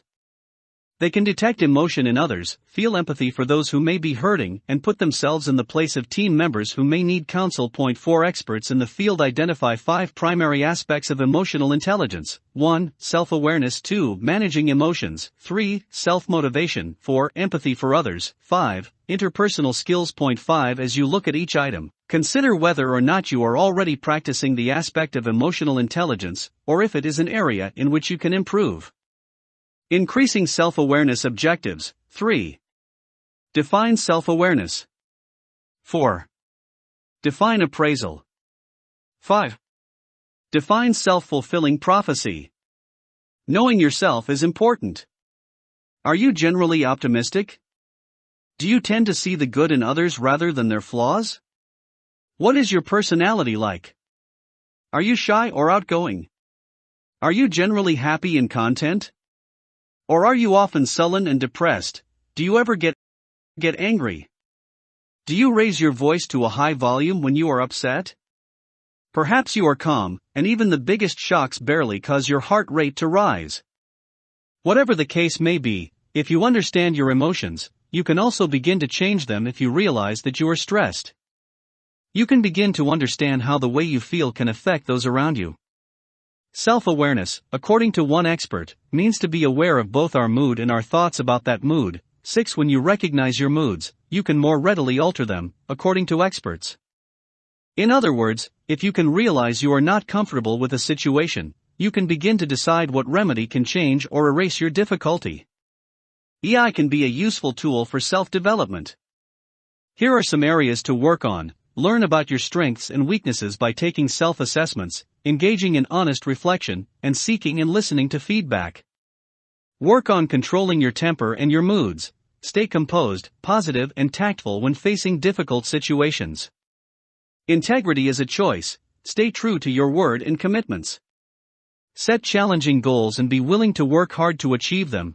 Admit your mistakes and learn from them. Build relationships with others and develop your network. Pay attention to those around you, be concerned about their well-being and feelings. What does this mean for me? Applying emotional intelligence. 111 This type of recognition by self-aware people tends to make them more independent, in better mental and emotional health, and more positive in their view of life. 7 When a self-aware person gets into a bad mood, he can get out of it and move on with life sooner. 8 Appraisals. Part of knowing yourself involves the way in which you characterize, or describe, how you feel about events that you face throughout a day. Another word for this is appraisals, all the different impressions, interpretations, evaluations, and expectations you have about yourself, other people, and situations. 9 Do you think you've never made an appraisal? No? Think again. It's 3 p.m. You are at school or homeschooling in your house. All should be well except you have to give a speech at your squadron meeting this evening. Oh no. You are so nervous. You hate to speak in front of others, and in fact you just transferred to this squadron, so you'll have a room full of unknown faces awaiting your every word. Yikes! How are you feeling? You think, I am going to flop. I'm going to give the worst speech ever. I just can't do this. Self-fulfilling prophecies. Your appraisal or feeling is that you will perform terribly during your speech. And when you fill yourself with additional anxiety and stress, often you increase the chance of actually presenting a terrible speech. It's called a self-fulfilling prophecy. Point 10. A self-fulfilling prophecy occurs when your prediction or expectation leads to your fears or hopes becoming real. Point 11. The good news is that your appraisals don't have to be negative or frightful. You can replace your fearful thoughts about believe in your self-confidence goes a long way. If you anticipate your speech being successful, it likely will be. Component description: self-awareness, being aware and in touch with your own feelings and emotions. Managing emotions, being able to manage various emotions and moods by denying or suppressing them. Self-motivation, being able to remain positive and optimistic. Empathy for others, being able to read others' emotions accurately and putting yourself in their place. Interpersonal skills, having the skills to build and maintain positive relationships with others. Components of emotional intelligence. 112. Your speech with positive thoughts. I'll give a great speech. I might be a little nervous, but I know I've researched this topic well, and it will be exciting to share what I know with my new squadron peers. By encouraging yourself in such a way, you will be able to relax more and be more comfortable in the moments leading up to your speech and throughout your delivery. Merely thinking positively helps put you at ease and rids you of unnecessary anxiety and fear. It's called the power of positive thinking. Managing your emotions. Objectives. 6. Define managing emotions. 7. Define automatic thoughts. 8. Explain what constructive inner dialogue means. Emotional intelligence is complex, but understanding it will benefit you throughout your life. Self-awareness important, and knowing yourself goes hand in hand with managing your emotions. Managing emotions isn't just about anger management. There are times when one is filled with anger, and when keeping this emotion in control becomes important to your health and the well-being of those around you. Of course, many of us also have been in situations in which solemnity was required, but we resisted the temptation to laugh, smile, and show happiness. This might have occurred at a funeral in which the mood was solemn, but you suddenly thought of something that made you want to chuckle. Being able to control your anger, and even your glee, is critical. Some of us might have met people who, if upset, can remain angry for a day, even a week, holding a grudge and stewing over the insult they received. But think of what being this angry does to one's concentration. If your mind is filled with angry thoughts for a day or a week, it will be much more difficult to focus on the test you have tomorrow, on the chores you might have at home, or on enjoying the good things that may happen to you. Not managing emotions can lead even the nicest people into dangerous and unhealthy situations. 113. Emotional balance. These cadets' smiles reflect a healthy competition between the two.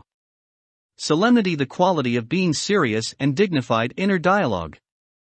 One way to manage emotions is through inner dialogue, or talking to yourself. Point 12. Don't worry that people will think you are crazy if you talk to yourself. In any case, these can be silent thoughts within your mind that help you respond to emotion. Take an instance when you suddenly become angry at a friend. This person you had always trusted suddenly disappoints you by telling a secret to others. You are so upset that you feel like ending your long friendship immediately. But no one's perfect, and this might be the perfect moment to escape to a quiet place for some inner dialogue. You might say to yourself, I am so angry, but being this upset really makes me sad and depressed. I don't want to feel this way, and there was the time when I made a mistake and upset him, her too. Maybe I can just go get a milkshake to help me feel better, then tell my friend that I was really hurt by the breach of trust. Stopping to think and reflect helped you think of a short-term solution to improve your mood. Getting a snack aided you in remembering the time where you erred, and allowed you to decide on a mature course of action, letting your friend know how you feel. On the other hand, when you don't pause to consider your emotional state of being, your emotions can spin out of control. Automatic thoughts. Your emotional tailspin often might begin with your automatic thoughts that spontaneously pop out. 13. We've all thought automatically. For instance, your mother might be driving and another motorist cuts in front of her car. Her first reaction might be, "Oh." I wish he'd have his license taken away forever. Or every time you are at a SEREX, search and rescue exercise, the same peer boasts that he is the best ELT finder. One might think, the nerve of this guy. He is arrogant. I really dislike this person. After a while, these negative thoughts can overpower you and dominate your thinking. You can convince yourself that your thoughts are accurate and valid when, in fact, your judgments of another person may be very untrue. To be a good leader, you must be aware of your emotions and manage them to avoid being a knee-jerk leader flying with your brain on autopilot. 114 Your brain on autopilot. Automatic thoughts are like autopilot. It's as if something else is in control of your brain, not the real you. Situation: you're working at a convenience store to earn extra money. A customer speaks to you like you are a 5-year-old. Your first reaction is to curse at him. Worst plan, you do curse at him. Your boss finds out and fires you on the spot. You had cursed at his best customer, who vowed never to visit the store again. Better plan: don't be oversensitive. You know you are mature. Resist cursing and ask the valued customer how his day is going. He'll see you are older than you look. You will gain respect and keep your job. Motivating yourself. Objective 9. Define self-motivation. Motivating yourself can begin before disaster or other setbacks strike. You've seen the importance of being self-aware and of managing emotions. Often your self-awareness and ability to manage emotions come into play when things happen to you. You lose a game, a close friend dies, someone offends you. At these points, your emotional management helps dictate how you will react to these occurrences. Your emotional intelligence is closely related to your level of motivation, or your willingness to complete tasks. For instance, if you feel so doomed by the size of a task, whether it be writing an essay or mowing a lawn, perhaps you will not even be able to start. You will set yourself up for failure before you even start, which will decrease your ability to feel good about yourself. You can motivate yourself through positive thinking by using motivational statements, using mental imagery, and setting meaningful goals. In other words, good leaders are proactive.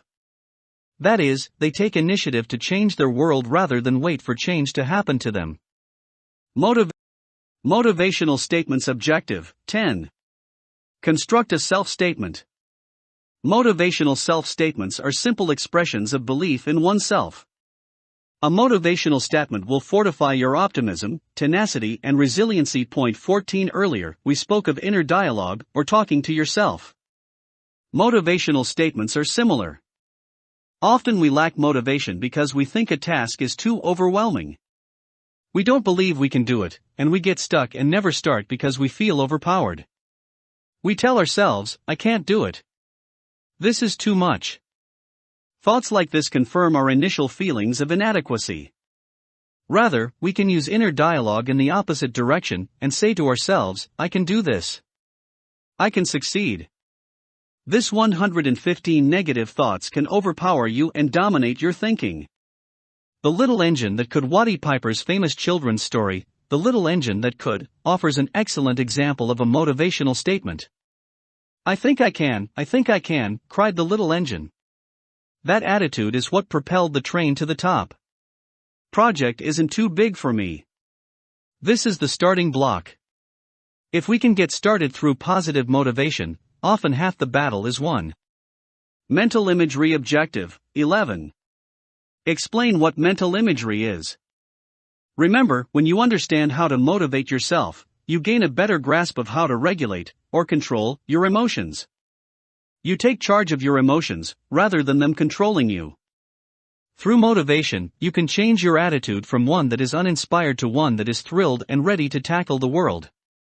And motivation is such a powerful tool. Not only can you use positive inner dialogue to motivate yourself, using words and language, but you can also use pictures or images that are positive as well. You can use mental imagery to picture yourself in a situation. Point 15. In other words, if you have a presentation to deliver, you could actually, within your mind, see yourself walking to the front of a room of your peers, stepping behind the podium, making a joke to relax yourself, then confidently delivering an excellent speech. You will gain confidence and become more motivated when you envision yourself as a success. In addition, you also can use mental imagery to observe and mentally record a peer performing a drill movement with skill, then try to imitate your peer's actions. Point 16. The mind is an excellent ally for staying motivated through whatever life challenges you with. 116. Make a mental picture you want to be named Cadet of the Year. To help yourself reach your goal, you might use mental imagery.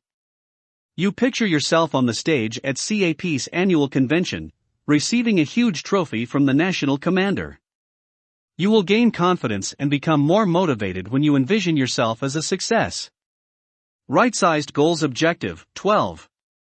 Identify 2 errors one can make when setting goals. Your motivation also is decreased or increased depending on how you set goals. If you set goals that can actually be met, you will have more inspiration to work hard and steady. There are 2 errors you can make when setting goals. You can set them too high, or you can set them too low. 17. You want to be an extremely well-performing cadet. Perhaps your first idea is to envision being the very best cadet out of all of Civil Air Patrol's more than 20,000 strong cadet corps. That's an overwhelming goal. It's not impossible to reach, but for a beginning cadet, it's pretty lofty. But being the top cadet in your home squadron is a very attainable goal. The idea is to give yourself a goal that thrills you, encourages you to keep striving, and one that you can envision accomplishing. 18. Goals that encourage you to proceed confidently, but do not overwhelm you are the best. Go with the flow. The ultimate goal of self-motivation, according to one expert, is to achieve flow. Flow is the feeling people enjoy when they are so absorbed in a task that they forget about all other worries. Flow is emotional intelligence at its best. Flow represents perhaps the ultimate in harnessing the emotions in service of performance and learning. 19. These Olympians didn't wake up one day and decide to try out for the Olympics. They set incremental goals for themselves, practiced until they perfected each step, and eventually won the gold. While it may look like they were born flying through the air or speeding on ice, in reality they've achieved flow. 117. Flow is focus. Are they so absorbed in the competition that they've forgotten about everything else?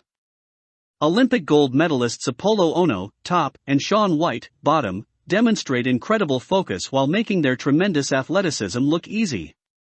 They exemplify what leadership experts call flow. Empathy for others. Objective 13. Define empathy. Empathy is understanding, being aware of and being sensitive to the feelings, thoughts, and experiences of another. The old saying, "You don't know someone until you walk a mile in his shoes," represents empathy well. Because emotions can be contagious, leaders need empathy.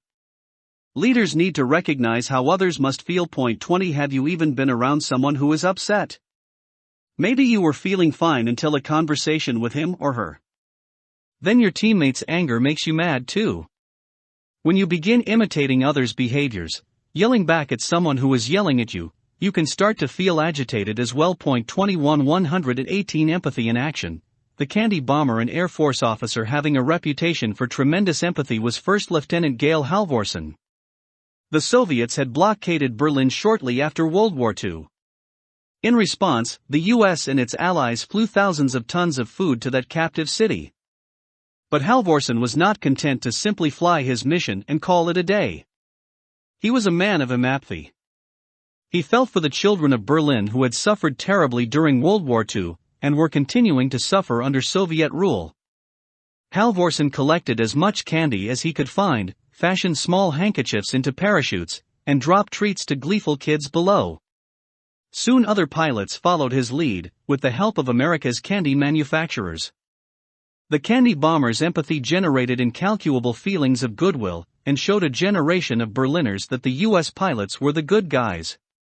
He is still affectionately known to many as Uncle Wackelflugel or Uncle Wiggly Wings. Empathy's potential to help. If leaders are to help their people, leaders need empathy.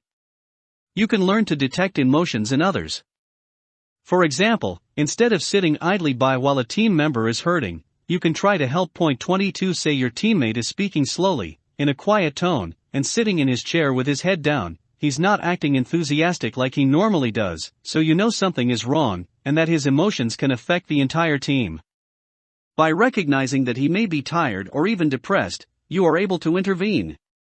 You can then ask if he would feel better to share his disappointment or frustration, or you could refer him to a counselor. Either way, by learning to see emotions in a team member, you support the entire team. Understanding emotions in others can really set you apart as a leader because you can help followers through tough times. Fortunately, followers won't always need such support, but when they do, you can be their rock. Empathy and the discipline sandwich. As another example, consider having to counsel a cadet regarding an infraction he committed during an activity. Suppose the cadet is a new cadet who has already shown himself to lack confidence. You know he will be nervous to take part in a counseling session. Recalling what you learned about the discipline sandwich, page 21, you begin the session by making positive remarks about him so that he won't be so nervous and can exit the session prepared to put his error behind him and move on. In short, by predicting another person's emotions, you can direct outcomes in a positive direction. Point 23 Interpersonal Skills Objective 14. Describe what is meant by the term interpersonal skill. Interpersonal skill involves developing and maintaining positive relationships with others. Leaders who possess excellent interpersonal skills are said to be good at networking. That is, they are good at meeting new people, relating to them, and finding ways to build mutually beneficial relationships. Empathy provides a foundation for interpersonal skills because being able to recognize how others feel is a prerequisite for developing a good relationship with them. If a leader possesses strong interpersonal skills, he or she is said to have high interpersonal intelligence, which won 119 networking opportunity. Here 4 cadets meet with Vice President Joseph Biden, then a senator. Perhaps they told Mr. Biden of their desire to earn Service Academy nominations, explored internship opportunities on Capitol Hill, or reminded him of how CAP serves America. Regardless, cadets who develop their interpersonal skills become successful at networking. When your team needs help, you can be their rock. Expert defines as the ability to understand other people, what motivates them, how they work, how to work cooperatively with them. 24 What follows is a look into the 4 components of interpersonal intelligence. 25 Organizing groups. Vital for leading others, this skill refers to the ability to put a group together and inspire collective action. Military leaders and organization directors demonstrate this talent. Negotiating solutions. People who have skill in negotiation are very successful in making deals and settling disputes. In children, one might see a negotiator on the playing field. He or she is the one trying to stop a fight or settle a disagreement. In politics, every president of modern times has struggled to negotiate a peace in the Middle East. Personal connection. Our emotional intelligence expert calls this the art of relationship. It involves empathy in connecting. The ability to connect with others develops out of showing concern for them, getting to know their hopes and fears, and understanding their unique backgrounds. People with this skill can read emotion in others not just from what is said, but also from the facial expressions of others. Social analysis. A curiosity about and an ability to notice people's feelings and concerns are the mark of social analysis. If you can detect the feelings of others, you can help them through a problem. Therapists and counselors are especially strong in this ability. All of the above skills point back at the beginning of our discussion of emotional intelligence. It starts with you. If you are aware of emotion in yourself, and if you can control your emotions, you can be a rock of stability for others. 120 The leader as negotiator. Negotiation is an important aspect of interpersonal skill, and it's harder than it looks. On one hand, the negotiator must be steadfast on matters of high principle. On the other hand, he or she must be flexible and open-minded. The U.S. Secretary of State, here, Hillary Clinton, right, is the chief diplomat and negotiator for U.S. foreign policy. Transformational leadership. Idealized influence. Inspirational motivation. Intellectual stimulation. Individualized consideration. Example: focus on people, values, power of persuasion, winning of hearts and minds. Transactional leadership. Contingent reward. Example: win a $10 bonus for every cadet recruited. Management by exception. Example: receive demerits and reprimand for not meeting quota. Laissez-faire leadership. Non-leadership. Little if any leader-follower interaction. Example: commander remains in office, never interacting with the team, apparently content to allow troops to do as they please. Leader has a high degree of influence upon follower. Leader has a low degree of influence upon follower. Leader has little or no influence upon follower. Transformational and transactional leadership objectives. 15. 16. Define transactional leadership. 17.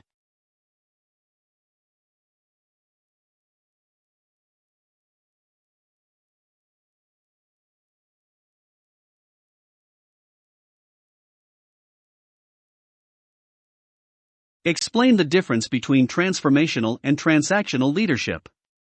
The best leaders are ones who focus on getting the team to profess the right values. In so doing, the leader transforms the team into a force for good, ready to work hard to make those values come to life. Point 26. When Ronald Reagan called the Soviet Union the evil empire, he was telling the world something about his values. Partly because of that speech, people from around the world came to see the Soviet Union as a nation that stood in the way of the common good. They followed Reagan's lead and joined him in pressuring the Soviets to change their ways. Reagan had transformed people's values. The study of transformational leadership goes hand in hand with transactional leadership. Let's take a closer look at each. Transformational leadership. In transformational leadership, a person strives to heighten the motivation and morality of himself and his followers. Point 27. This leader works to help followers reach their fullest potential. 28. One expert's definition is worth quoting at length. To transform something is to cause a metamorphosis in form or structure, a change in the very condition or nature of a thing, a change into another substance, a radical change in outward form or inner character, as when a frog is transformed into a prince. It is change of this breadth and depth that is fostered by transforming leadership. Quantitative changes are not enough, they must be qualitative too. All this does not mean total change, which is impossible in human life. It does mean alterations so comprehensive and pervasive, and perhaps accelerated, that new cultures and value systems take the places of the old. Point 29. 121. The Prince of Transformational Leadership? Mr. Gorbachev, tear down this wall. In his efforts to bring the world closer to peace, Ronald Reagan spoke his mind about the Soviet Union. Calling it an evil empire, and demanding that its leader dismantle the Berlin Wall, Reagan displayed transformational leadership, that is, leadership that motivates based on shared values and inspirational motivation. Transactional leadership. In transactional leadership, on the other hand, an exchange takes place between leader and follower. A leader might, for example, provide rewards to an employee who meets certain deadlines or incentives. Again, one expert's definition is worth quoting at length. Transactional leadership is the basic, daily stuff of politics, the pursuit of change in measured and often reluctant doses. The transactional leader functioned as a broker and, especially when the stakes were low, his role could be relatively minor, even automatic. Transactional leadership is give and take leadership. Point 30. Factors of transformational leadership. 7 factors help distinguish the difference between transformational, transactional, and laissez-faire or non-leadership. Let's consider each, beginning with the 4 factors of transformational leadership. Idealized influence objective. 18. Explain the meaning of idealized influence. Leaders who succeed as role models inspire their followers to be like them. Followers choose to trust and follow these leaders largely because of the leader's ideals.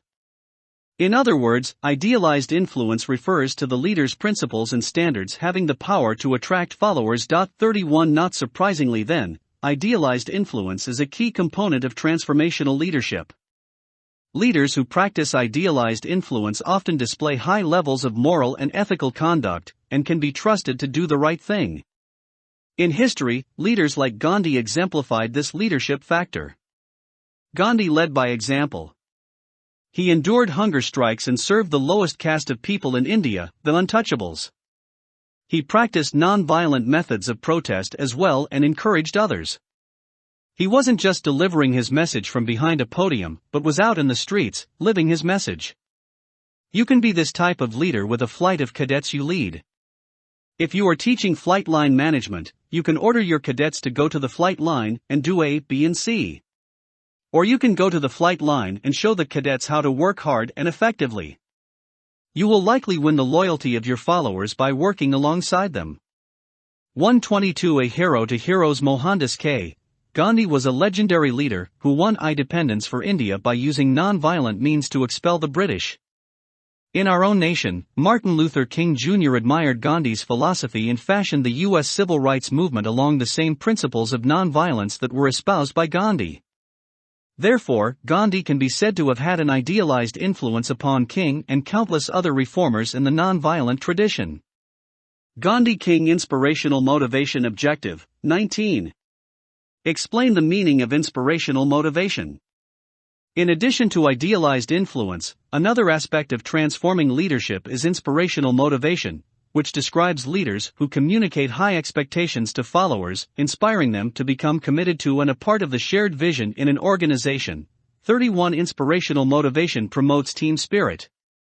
It is the special quality of leadership that helps the team overcome impossible odds. Consider England's King Henry V and his battle at Agincourt in France, as recounted by Shakespeare, below. The English were outnumbered nearly 5-1, though accounts of actual battlefield numbers vary. The English used great skill with the longbow in overcoming their underdog status and winning victory, but Shakespeare also suggests that the king used inspirational motivation to inspire his troops.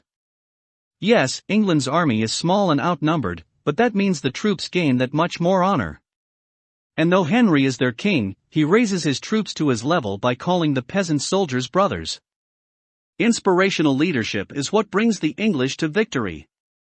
123 The original Band of Brothers. King Henry V's speech to his outnumbered English army, as told by Shakespeare, is a classic example of inspirational leadership. We few, we happy few, we band of brothers, for he today who sheds his blood with me shall be my brother, be he ne'er so vile, this day shall gentle his condition.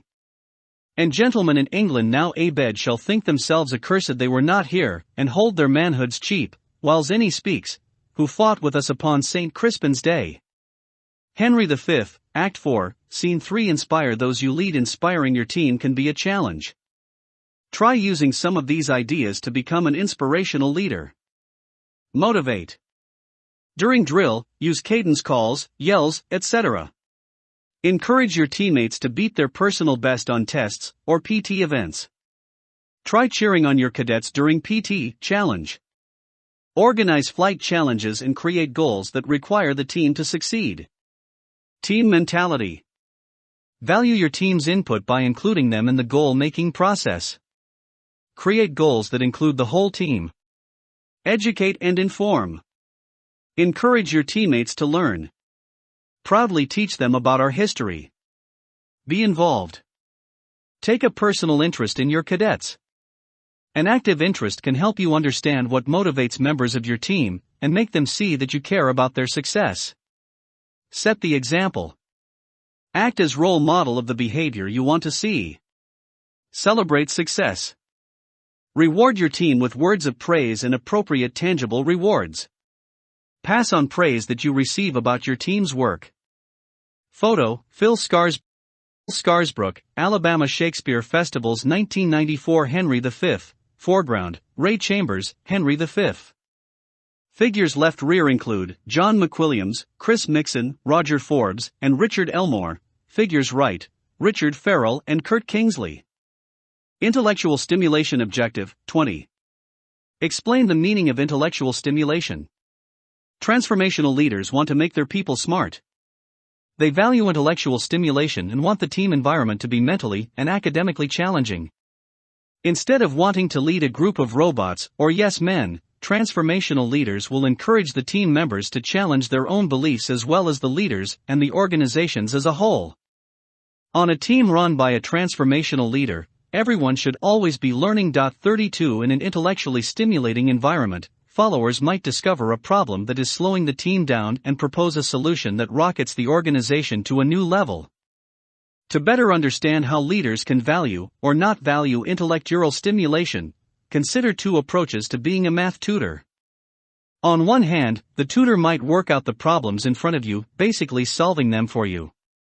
The advantage here is that you finish your homework quickly, but do you really learn anything? Probably not.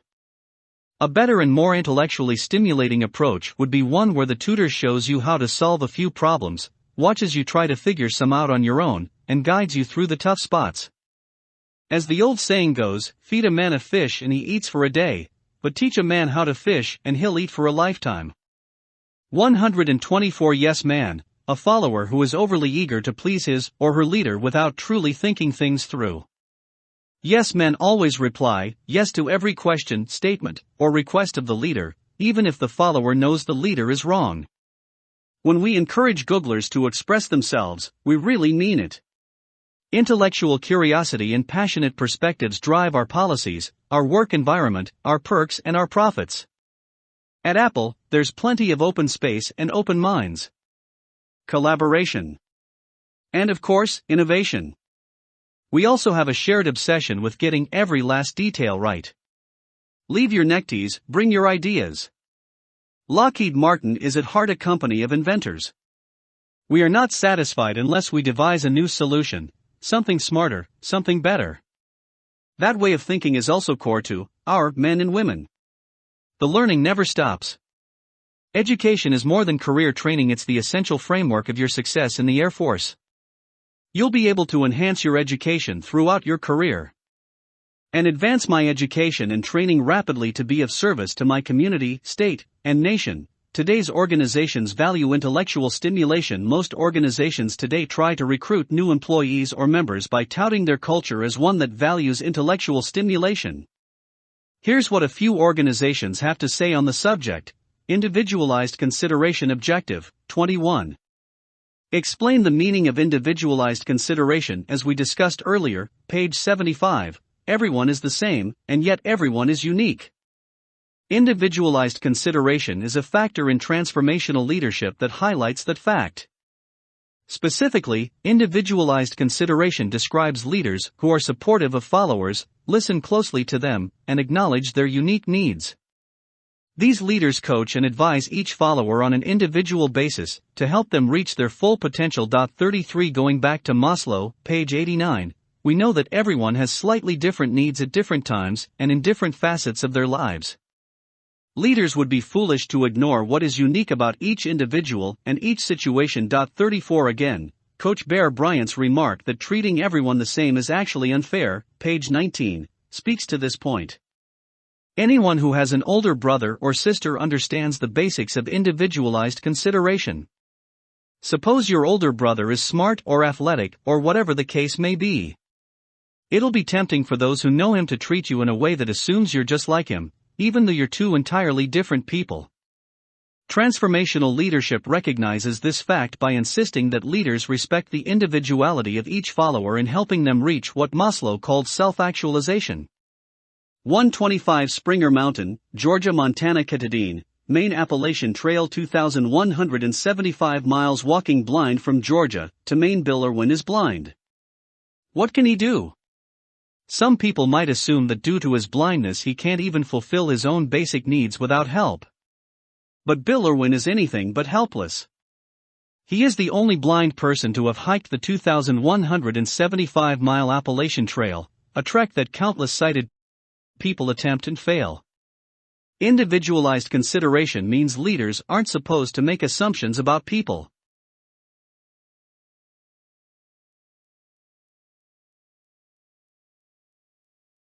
In Bill Irwin's case, you'd be overlooking immense courage and strength of will. How many leaders miss opportunities by not respecting the unique talents and needs of the individual?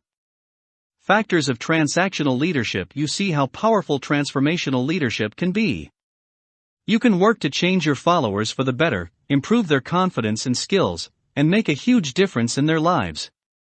While transactional leadership has its merits, experts tend to speak less favorably of its impact than transformational leadership. Transactional leadership, rather than focusing on lifting followers to a new level, is an exchange or transfer between leaders and followers. Let's consider two factors associated with transactional leadership. Contingent reward objective, 22. Explain the meaning of contingent reward. The fifth leadership factor is contingent reward, the first of two transactional leadership factors. A contingent reward describes an interaction between leader and follower in which the follower's effort is exchanged for rewards. 35. In this type of leadership, the leader and follower agree from the beginning what is required of the follower, and how his efforts will be recognized. 36. For instance, as a CAP cadet, you are promoted to a higher rank, your reward, after completing a number of agreed-upon requirements. See also the section on classical conditioning on pages 91 to 92. Of course, transactional leadership takes place in much larger and often more complex settings as well, such as in American politics, a setting that one expert, James McGregor Burns, focused on in his book Transforming Leadership. Transactional leadership often takes the form of an ignoble type of deal-making that can occur between politicians who are trying to win votes or favors from opponents. The transactional leader functions as a broker and, especially when the stakes are low, his role can be relatively minor.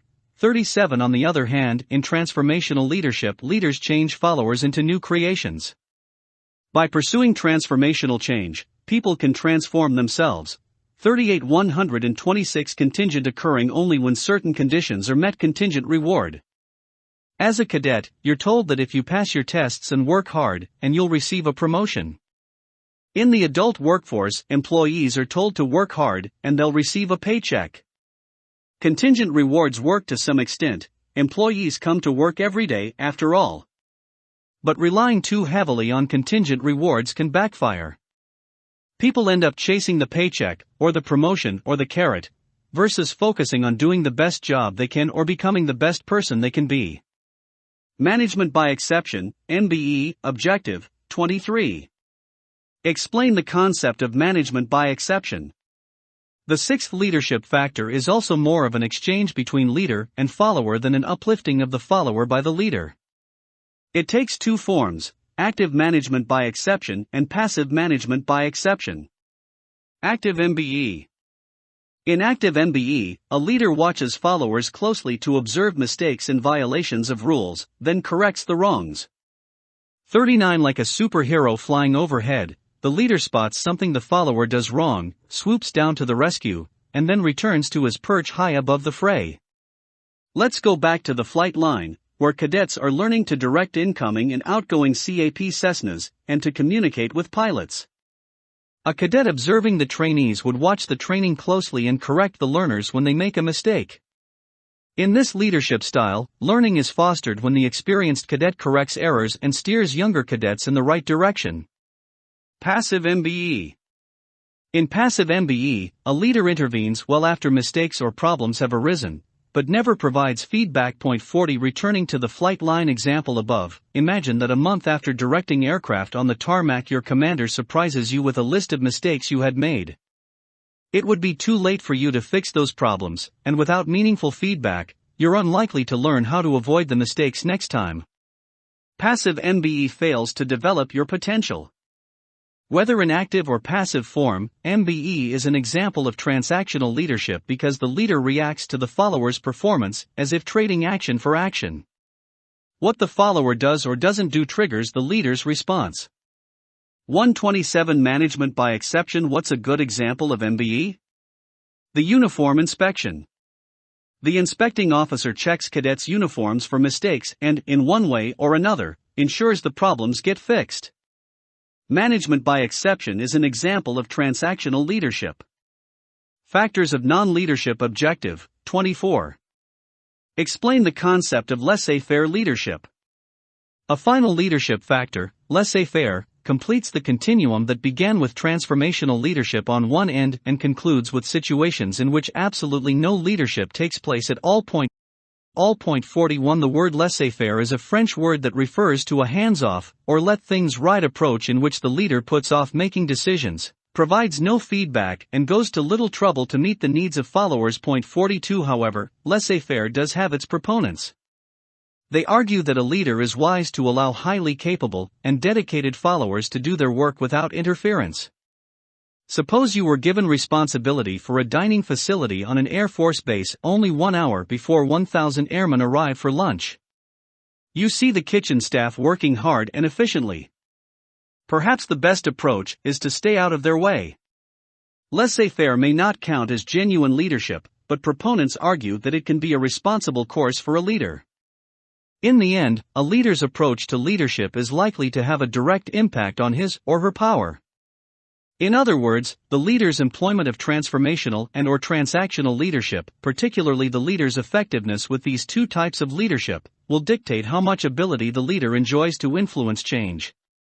128 For centuries, China kept to itself. But because China is one of the world's largest nations, doesn't it make sense for the US to maintain diplomatic relations with the Chinese? That's easier said than done, for China is communist. Therefore, most politicians were unwilling to approach the Chinese for fear they'd appear to be bowing to a communist adversary. Enter President Richard Nixon, well known for his strongly anti-communist views. Everyone knew Nixon would never allow a communist nation to push the US around. But Nixon also believed in diplomacy and wanted to develop good relations with China. So in 1972 Nixon visited Beijing and met with the Chinese government. Political leaders from around the globe hailed the event as a huge step forward for peace. The saying, "Only Nixon could go to China," was born. Why did Nixon succeed? He had power. Nixon used the power of his reputation as a strong anti-communist to engage the Chinese. And none of his political opponents back home could dare question Nixon's motives. Nixon knew how to use his power to achieve his foreign policy goals. Power, only Nixon could go to China. Power objectives, 25. Define power. 26. Describe 5 types of power. 27. Discuss the 6 stages of leadership and personal power. A discussion of leadership is nearly purposeless without also considering the subject of power. Power is the ability of one person to influence another. 43 Since a leader is someone who influences others, the leader must have power to succeed. However, the term can be easily misunderstood. When we think of power, we sometimes might picture a leader like Hitler who was ruthless in pursuing his goals. But not only is this an oversimplification, but rather there are many types of power. Types of power for our purposes, we'll focus on 5 types of power that are divided into 2 main categories, position powers and personal powers. 44 Position powers are those that people have based on their position, while personal powers are specific to the individual's knowledge and personality, not their title. Position power. Among position powers are legitimate power, in which others obey leaders because of the legitimacy of the position of the leader. Reward power, in which followers comply because they desire rewards that their leader can confer, and coercive power, in which followers obey because they fear punishment. 45 Personal power. Personal power includes expert power, which comes from an individual's technical knowledge, and referent power, which is conferred upon leaders when followers like and respect them. 46 Implications for leaders. The most influential leaders have both position and personal power. They can draw upon the power of their job title, ability to reward people, potential to fire or intimidate, their immense knowledge and expertise, and the deep respect their followers have for them. The more sources of power available to a leader, the stronger and more effective he or she can be. 129 Referent power, reward power, coercive power, legitimate power, expert power. 130 According to author Janet Hagberg, the way in which leaders guide others depends on their level of personal power. In her book Real Power, she describes 6 stages of leadership and personal power. Stage 1, Domination and Force characteristics. In this stage, leaders depend on force and/or domination to get followers to obey. They induce fear in others because they are fearful themselves. Followers can question nothing the leader says or does. Problem: followers will likely rebel or mutiny after excessive. Stage 1, Leadership. Stage 2, Seduction and deal-making characteristics. Leaders who employ the second level of personal power don't use force, instead, they are crafty.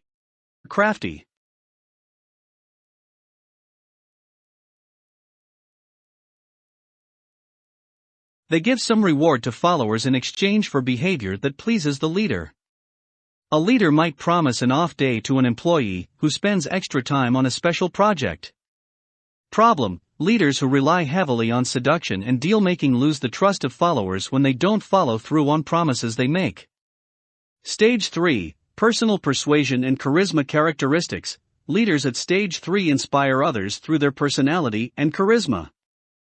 Winning is the bottom line for these leaders, and they will flatter followers, but also embarrass them, essentially doing anything possible to get others to discuss and agree to follow the leader's goals. Problem: all followers will not measure success like the leader, and their motivation to follow him or her will decrease. Stage 4, integrity and trust characteristics. Leaders who employ the fourth stage of personal power try to the right thing. They would rather ensure that work is of high quality than to rush to complete it hastily. Followers trust them because of their honesty. These leaders aren't concerned with their own success, but the entire team's performance. Problem: stage 4 leaders can actually be hampered by their organization, which may prefer leadership that more closely resembles stage 2 and 3. Stage 5, empowerment characteristics. These leaders are called servant leaders because they focus on supporting, encouraging and loving others to bring out the best in their followers. They give to others and do not expect to be rewarded. Their goal is serve others, the direct opposite of leaders at stage 3, who are self-serving. Problem: many people who have a stage 3 mentality can't comprehend the attitude or vision of these leaders. Stage 6, wisdom characteristics. People at stage 6 leaders are selfless and do not desire to lead. They still might be ideal leaders because they have achieved an inner peace that is evident in their stability and their ability to face challenges head-on. They do not fear losing anything or everything. Problem: some people may be uncomfortable with those at stage 6 because someone at this level of maturity often expects others to share their no fear of losing value system, and others may be very uncomfortable with this philosophy. Leadership and power. 1. Leads by force. Inspires fear. 2. Leads by seduction and deals. Inspires dependency. 3. Leads by personal persuasion. Inspires a winning attitude. 4. Leads by modeling integrity. Inspires hope. 5. Leads by empowering others. Inspires love and service. 6. Leads by being wise. Inspires inner peace. Leadership and personal power objectives. 28. Define learning organization. 29. Identify 5 disciplines one must understand to build a learning organization. Can an organization learn? In Chapter 5 we considered how individuals learn. Now, our question turns to learning at the organizational level. If an individual progresses and develops through learning, can an organization grow and mature through learning? The answer, according to experts on learning organizations, especially Peter M. Senge, pronounced Senge, is a resounding yes. Learning organizations are places where people are continually learning together. In a learning organization, people continually expand their capacity to create the results they truly desire. New and expansive patterns of thinking are nurtured and collective aspiration is set free. 47. But how does the organization learn? Senge contends there are 3 core learning capabilities of teams that are vital to creating a successful learning organization. To illustrate them, Senge uses a 3-legged stool, for without any leg, the learning organization cannot stand 48 core learning capabilities. The first leg of the stool is aspiration, which includes personal mastery and shared vision. The second leg is reflective conversation, which involves mental models and dialogue, and the third leg is understanding complexity, the essence of systems thinking.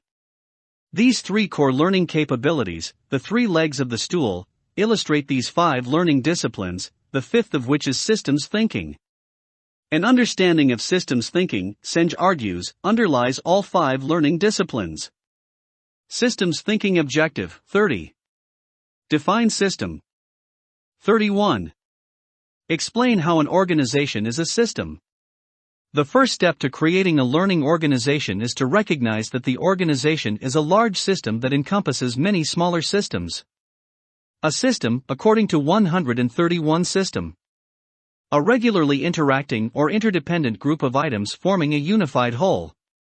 Core learning capabilities for the team: aspiration, personal mastery, shared vision, reflective conversation, mental models, dialogue, understanding complexity, systems thinking. Building a learning organization. In a learning organization, people are continually learning together. Webster. Webster is a regularly interacting or interdependent group of items forming a unified whole, and, put another way, a group of interacting bodies under the influence of related forces. 49. Take a football team, for instance. The players regularly interact on a daily, weekly and monthly basis to perfect their strategies and to play in regularly held games. Each player depends on the other. The quarterback needs a lineman to snap the ball, and speedy running backs need huge linemen to block for them. Each player has a specific role or mission, whether to block, or to throw the ball, or to catch the ball, but all for a unified whole. The team then is a system. In business as well, an organization succeeds because of the interaction and interplay of many different groups of people. There's yourself. There's your immediate group, for instance, the flight of cadets that you mentor and teach. And there are more parts to your organization, the senior members of your squadron, your wing, and even national headquarters. Your organization is a system, a large and extensive group of smaller, interacting systems. There's a saying about disorganization, that the right hand doesn't know what the left is doing. Often organizations exist in such a way, with each department doing its own thing, not really aware of the effects of their actions on another part of the organization. Understanding systems is vital. If a system is dysfunctional, it can implode and even die. If it's part of a larger system, the bigger system, namely your entire organization, also could fail. Let's look at some examples of how not understanding a system can be detrimental, such as with an ecological system that contains numerous and various wildlife. Case study: Africa's leopards and baboons. Years ago, a group of farmers in Africa complained that leopards were killing their cattle and dogs. So the immediate solution was to have the government exterminate all the leopards. 50 years later, baboons became the problem animal because leopards, the main predator of the baboon, were now gone. Leopards had been helping limit the baboon population, while occasionally, 132xxxxxxxxxxxx catch snap touchdown. System and play. A typical football play shows the interaction between parts of a whole that work together. Of course, irritating farmers. The baboon population now skyrocketed, and since there was not enough natural food for the excess number of baboons, the baboons preyed on crops. So the baboon problem might never have occurred if farmers had left the leopards alone and used other means to ensure protection of their farms. The farmers didn't understand the ecological system in which their families had likely lived for centuries. Instead of seeing the full system, they saw but one part. The system you volunteer or work in is similar, believe it or not. Tweaking or adjusting one part of your organization may affect another part of your system. Case study: CAP's search for Steve Fossett. One could see systems at work in Civil Air Patrol's search for legendary aviator and adventurer Steve Fossett. The Steve Fossett search showcased CAP's emergency services volunteers, who flew more than 600 flights in 1,700 hours after Fossett went missing in the Nevada desert. Meanwhile, on the ground, CAP public affairs officers in Nevada and at national headquarters continuously sent news releases on CAP efforts to newspapers and magazines, not just in the United States, but around the world. As a result of the media blitz, people worldwide learned about Civil Air Patrol, its members, and its capabilities. Especially in the United States, it is likely that some private pilots may have joined CAP after learning that they, too, could help their community by flying voluntarily with CAP. But imagine if you took away CAP's emergency services mission. Public affairs could still write about other CAP missions, but the drama of emergency services, an attraction or many prospective CAP senior members especially, would not exist. What if you didn't have a public affairs team? Untold miracles could be performed by CAP aircrews and ground teams, and perhaps no newspapers and magazines would ever be informed of the amazing efforts. Understanding the whole of a system, one can then focus on 4 other crucial steps to building a learning organization: personal mastery, shared vision, team learning, and mental models. 133 systems thinking teaches leaders to see all the different factors bearing on a problem. In a system, you can't solve one problem by looking at it in isolation. Systems ignorance, but then the baboon population, which had never been a problem, grows out of control. The leopards had been hunting the baboons and keeping their numbers down. But now that the farmers solved their leopard problem, the new baboon problem emerges. African farmers grow frustrated by the leopards that eat their livestock. In response, the farmers kill the leopards. Personal mastery objectives, 32. Explain the concept of personal mastery. 33. Define personal vision. If an organization is built of parts, and a critical number of parts are actually the people who perform the organization's work, then developing each individual to their fullest capacity should improve the company or group for which each works. Helping each person in an organization fully realize his potential is the thrust of personal mastery. Personal mastery means approaching one's life as a creative work, living life from a creative as opposed to a reactive viewpoint. 51. A hallmark of creative work is excellence, like the brilliant artistry in a Renoir painting, the music of Mozart, or the sculpture of Michelangelo. The work of art created by a poet or novelist is refined and refined and refined until the smallest detail of the finished product is as brilliant as the whole. Imagine, then, if we focus such attention on all aspects of our lives, from our families and education to our work and spirit. To clarify, personal mastery does not refer to acquiring more information just to be smarter than everyone else, but rather to increase our capacity to reach our deepest personal and professional goals. 52. 134. Self-mastery and the would-be astronaut. You have a dream, but you struggle to get there, so you decide to lower the expectations you set for yourself. What's even worse is that your struggles don't end there, and you continue to run into resistance as you pursue those lowered standards. In turn, you lower your standards again and again. Personal mastery is an attempt to keep focused on reaching your absolute fullest potential. It is a mastery of self, like Maslow's self-actualization. p. 89.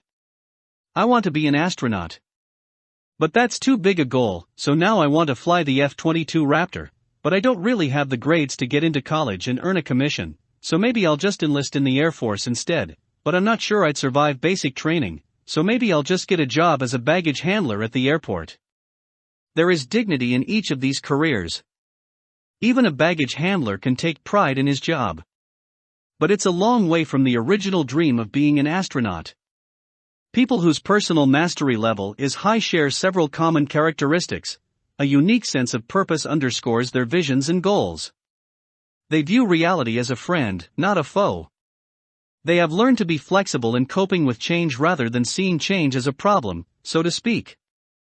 They are extremely inquisitive, always trying to view reality more precisely. They feel a connection with others and life itself. People with high levels of personal mastery continually learn.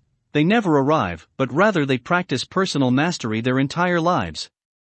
In addition, people with high personal mastery are aware of their strengths as well as their weaknesses, and their life is a constant effort to learn and grow more. Many organizations encourage employees to seek personal mastery, because if each person is committed to bettering himself, ultimately the organization will also reap rewards. 53. Your squadron, or wing, would be no different. If each person you know in CAP is not committed to constantly improving himself, how can your organization grow? Purpose and vision. Two key parts of your personal mastery are your purpose and personal vision. Purpose. Purpose is a person's sense of why he or she is alive. 54. When someone knows his purpose, when he realizes what he has been placed on the earth to accomplish or do, then real and meaningful goal setting can start.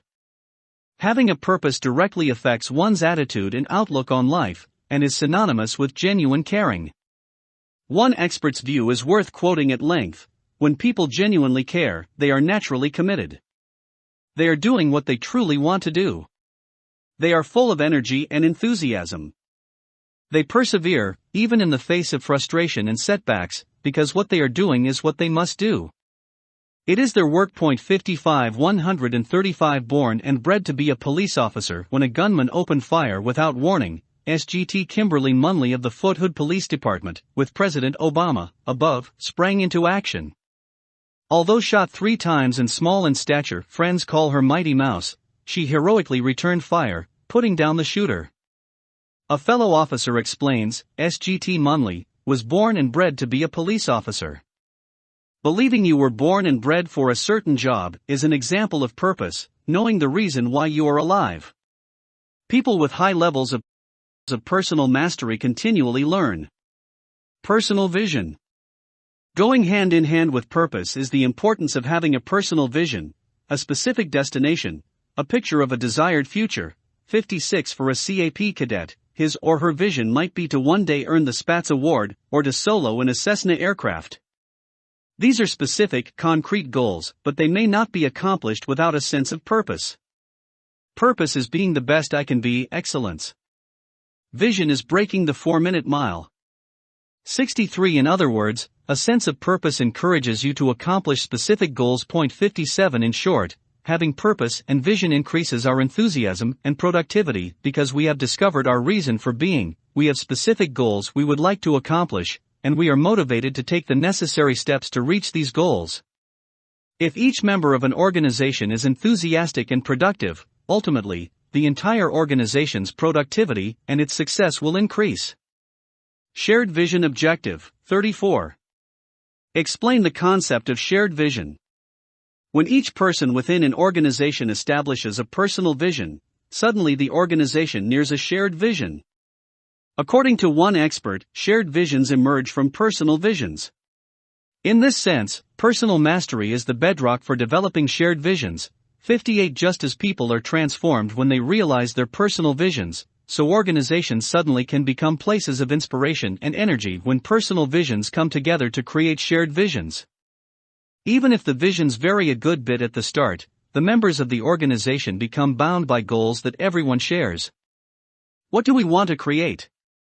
Those with shared vision ask. 59 You may have witnessed shared visions, or it is possible you 136 Supportiveness. Caring goes hand in hand with having a purpose.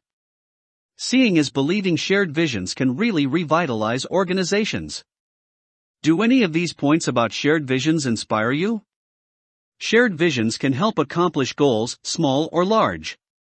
A unified vision benefits the entire team.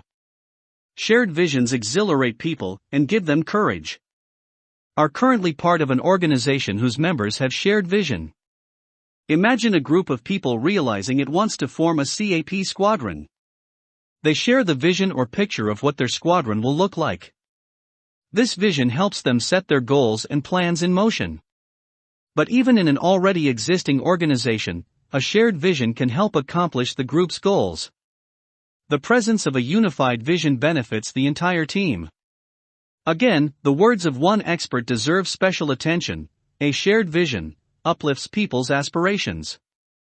Work becomes part of pursuing a larger purpose embodied in the organization's products or services, accelerating learning through personal computers, bringing the world into communication through universal telephone service, or promoting freedom of movement through the personal automobile. The larger purpose can also be embodied in the style, climate, and spirit of the organization. 60 Courage. Shared visions exhilarate people and give them courage. In 1961, for instance, President John F. Kennedy expressed a vision that had been growing among many in America's space program, to land a man on the moon by the end of the decade. See Volume 1, pages 70 to 71. 61 The vision bound NASA members until in 1969, Neil Armstrong and Buzz Aldrin walked upon the moon. 62 Risk-taking. Putting people in space entails a degree of danger, but risk is a hallmark of shared visions. Shared visions foster risk-taking and experimentation. Everything is an experiment, but there is no ambiguity. People aren't saying give me a guarantee that it will work. Everybody knows that there is no guarantee. But the people are committed nonetheless. 63 It's inspiring to witness and be a part of your team developing into a learning organization. To reach that goal, first, individuals focus on personal mastery and develop personal visions, then, each person begins to work together on shared visions, and then the organization becomes ready for our next topic, team learning. 137 The final frontier. Shared visions pave the way for men to walk on the moon. Risk is a hallmark of shared visions. Team learning objectives. 35. Explain the concept of team learning.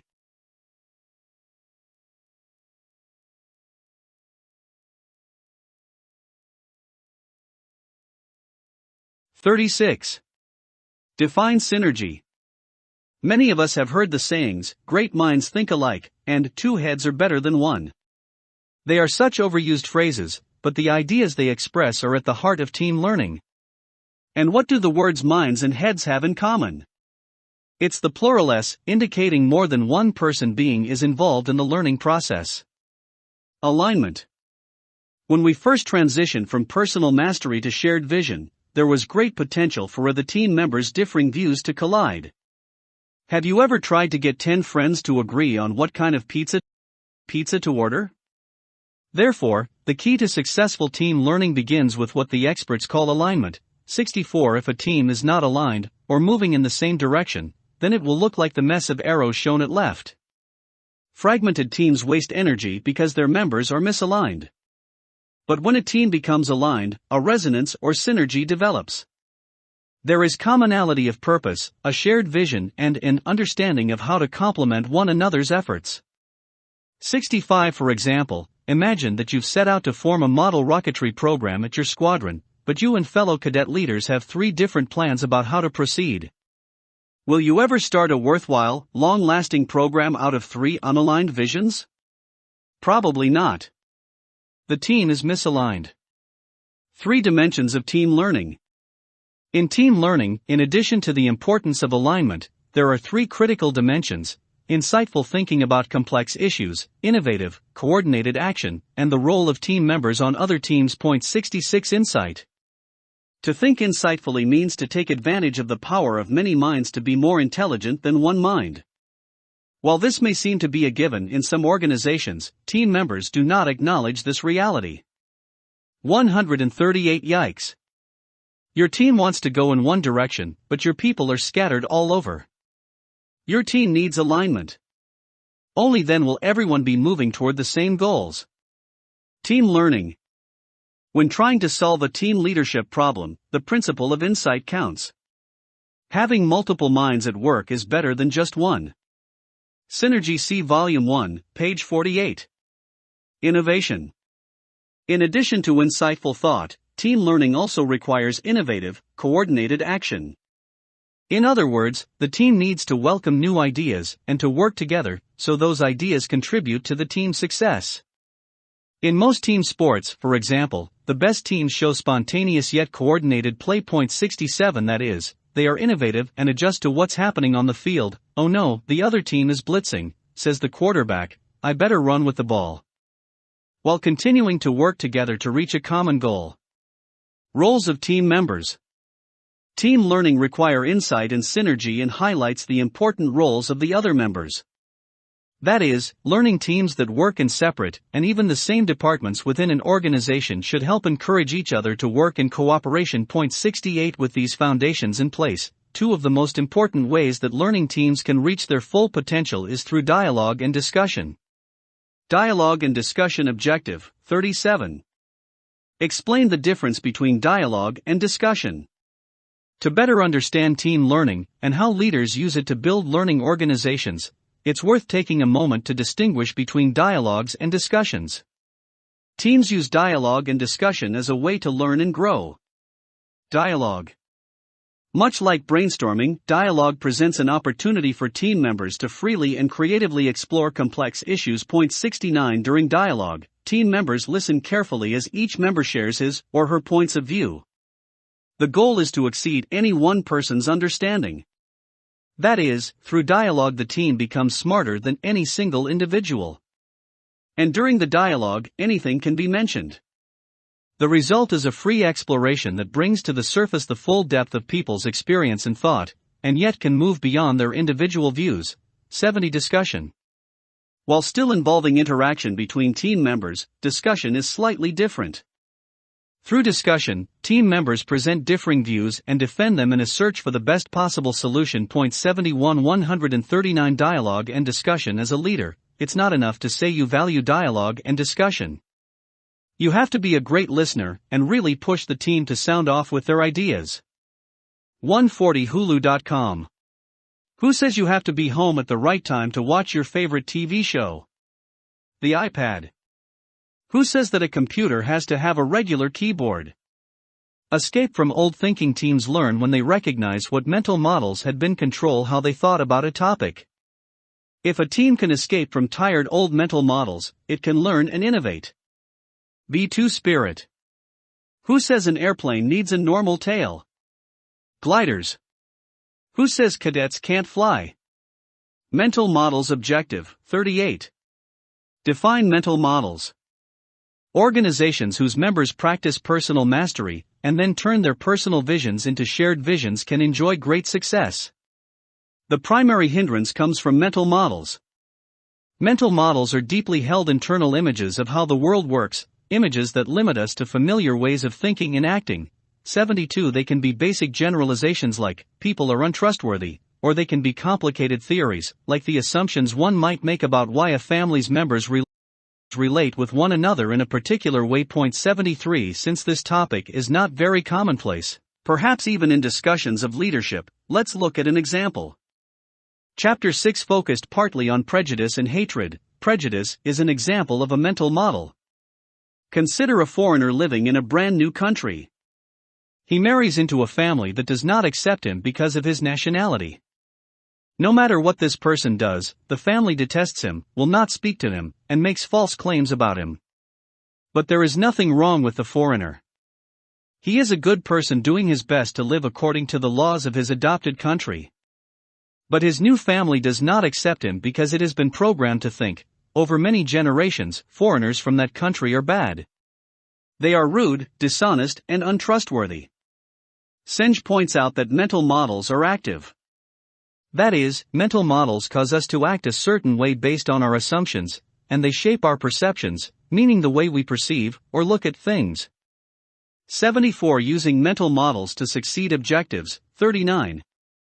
Explain the difference between an espoused theory and a theory in use. 40. Explain why leaders may make leaps of abstraction. But in the same way mental models can lead to negative actions, teams also can use mental models to succeed.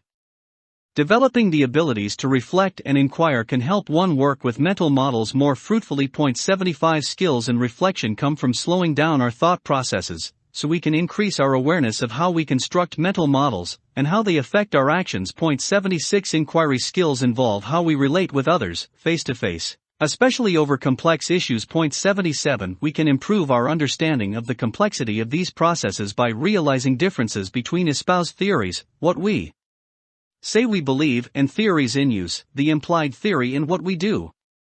We can recognize our leaps of abstraction, our jumps from observation to generalization, and can balance inquiry and advocacy. 78. Let's look at each.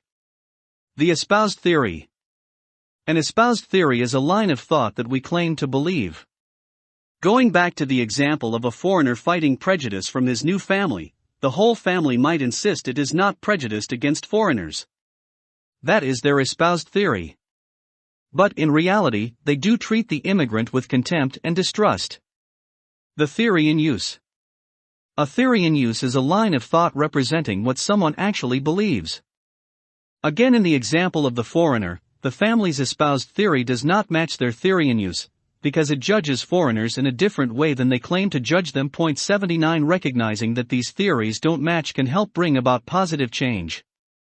Doing so requires leaders willing to work toward closing the gap between what one espouses and how he really behaves. 141. Espouse to adopt or support a cause, a belief, or a way of life. Standing in the schoolhouse door in 1963, Governor George Wallace, second from left, in business suit, espoused a belief that the state of Alabama was indeed within its rights to keep blacks from attending the all-white University of Alabama. Critics charged that in reality, the theory in us, Alabama's segregated society, was built upon whites' prejudice. Leaps of abstraction. A leap of abstraction occurs when we leap to generalizations without testing them. 80. Remember, abstract is something vague and shapeless, whereas something concrete is detailed and specific. A leap of abstraction can occur because our minds are not well equipped to process large amounts of detail. Hence we quickly jump to an abstract way of thinking about something. This is dangerous for leaders because you can't truly understand something if you ignore the details. Suppose some experienced NCOs are talking with AC/SSGT, who will attend her second encampment and serve as a flight sergeant. She's confused about her role and turns to higher-ranking cadets for guidance. If you were to reply, "Young people today need to develop leadership skills," you'd be making a leap of abstraction. While your comment would be true, you would have unhelpfully moved the conversation away from the specific challenges of being a flight sergeant at encampment to a generic point about American youth. Leaps of abstraction prevent teams from exploring tough problems in depth. Balancing inquiry and advocacy. Objective 41. Distinguish between advocacy and inquiry. Inquiry occurs when you ask questions and try to gain more information, so that you make the best decision possible. In contrast, advocacy occurs when you make an argument in favor of a course of action. When leaders over-rely on advocacy, a zero-sum game, see page 102, is apt to develop. When we need someone to advocate for something, that is, to explain why we support something, like asking mom permission to buy a used car, your mom may have her own reasons why that's not a good idea. If both parties only bring advocacy to the table, then what may ensue is a drawn-out, back and forth. "I think this," is followed by the other person saying, "But I think this," in reply. Before you know it, what started as a nice, polite conversation winds up as a heated argument. 81. One expert calls this a snowball effect of reinforcing advocacy that can be eased through inquiry and actually lead to very productive and creative results on teams. 82. 142 young people American teens CAP cadets cadet NCOC/SSGT Mary Feek, who will serve as a flight sergeant at encampment. Degree of abstraction particular general. When leaders over-rely on advocacy, a zero-sum game is apt to develop. Simple questions sprinkled into discussions like, "What makes you think that? Can you illustrate your point for me? Or can you provide some data to back up your thoughts?" Can inject some inquiry into the escalation of advocacy before it gets out of hand. Part of the goal is to break away from a viewpoint in which there is only one winner. When inquiry and advocacy are combined, the goal is no longer to win the argument. 83. Some practical tips. When advocating your view, make your reasoning explicit, say how you arrived at your view and discuss the data upon which it is based. Encourage others to explore your view. "Do you see gaps in my reasoning?" When inquiring into others' views, if you are making assumptions about others' views, state your assumptions clearly and acknowledge that they are assumptions. Don't bother asking questions if you're not genuinely interested in the other's response. 84. Leadership styles. Assuming you have a team in place, the question may arise, how do I lead? Well, there is no simple, ideal answer. But that's not bad news. The leader's toolkit is filled with options. To help understand leadership better, experts offer various leadership theories, which focus on relationships between leaders and followers as well as the situations leaders find themselves in. In the following sections, we'll discuss three popular leadership theories: situational leadership, the path goal model, and the leadership grid. A leader's viewpoint. Objectives. 42. Define task behavior. 43. Define relationship behavior. To help understand various leadership theories, experts have found that leaders exhibit essentially two kinds of behaviors: task and relationship behaviors. 85. 143. Press shuffle on the leadership playlist. They go about the job of leading in different ways. Maybe one is an innovator, another the take-charge sort, or a consensus builder. Which is the right way? Most experts today say it depends on the situation. Task behaviors involve actions that relate to how a job or project gets done directly in terms of organization of work, scheduling of work, and who will perform individual tasks. Relationship behaviors include building morale, respect, trust, and fellowship between leaders and followers. 86. Experts contend leaders must be able to balance these two behaviors appropriately depending on each situation. Let's look at how these behaviors play a part in the Blanchard situational theory.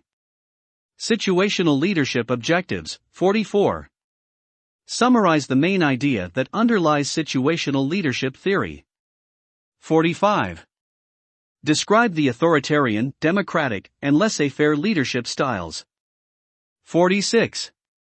Describe situations where each style would be appropriate. 47. Explain why some critics believe situational leadership is not an effective way to lead. Every challenge is unique. Therefore, match your leadership style to the situation. That's the overall idea behind situational leadership. For our purposes here, we'll consider three distinct leadership styles: authoritarian, democratic, and laissez-faire. Authoritarian: you might be a very easygoing, relaxed person, but there are times when you will need to be more assertive. The authoritarian style is ideal when you have time limits, or critical situations, or when individuals cannot respond to less direct approaches. For example, if you are at the scene of a car accident and a victim is about to die, then you may give specific, direct orders that in a normal situation might seem rude: "Get me a towel." "You hurry, call 911. And get over here now." Similarly, if you are training some cadets who won't listen to your polite requests to stop horsing around, then you might have to raise your tone: "Stop it. We're conducting training." The caution with the authoritarian style is that if you overuse it, it becomes counterproductive because you are trying to motivate by instilling fear. People cannot demonstrate their full potential in an atmosphere of fear. 144 Note, page 145. In the context of situational leadership, laissez-faire suggests a beneficial leadership style. It is true that in our earlier section on transactional leadership, we considered it synonymous with the non-existence of leadership. Here, laissez-faire is seen in a more positive light. Every challenge is unique, so match your leadership style to the situation. 145 Democratic. The democratic leadership style, also called participative, involves effective listening, rational dialogue and discussion, and consideration of others. This style is ideal for situations in which you want all of your followers to take responsibility for equal parts of achieving a common goal. In many ways, the democratic style combines the ideas we've related earlier in this chapter, such as strengthening emotional intelligence and building learning organizations. That is, democratic leadership calls for breaking down barriers between followers and the leader. For example, a cadet commander may use a democratic approach by gathering all the cadets together and inviting everyone to have a say in what the squadron's goals will be for the coming year. Leaders who use a democratic style would reason: why shouldn't the cadets' own interests be used in deciding whether we'll focus on drill team, emergency services, model rocketry, and the like? The democratic style teaches that followers must learn to care for one another, to value the viewpoints of others, and to take part in fruitful, non-combative dialogue and discussion aimed at reaching positive solutions. Laissez-faire. The guiding principle of the laissez-faire style is that a well-trained and capable team should be empowered to work on its own. You can still stay and watch your team work, but no longer must you provide detailed instructions. In fact, laissez-faire leaders believe that were they to intervene in the team's work, they'd mostly just get in the way.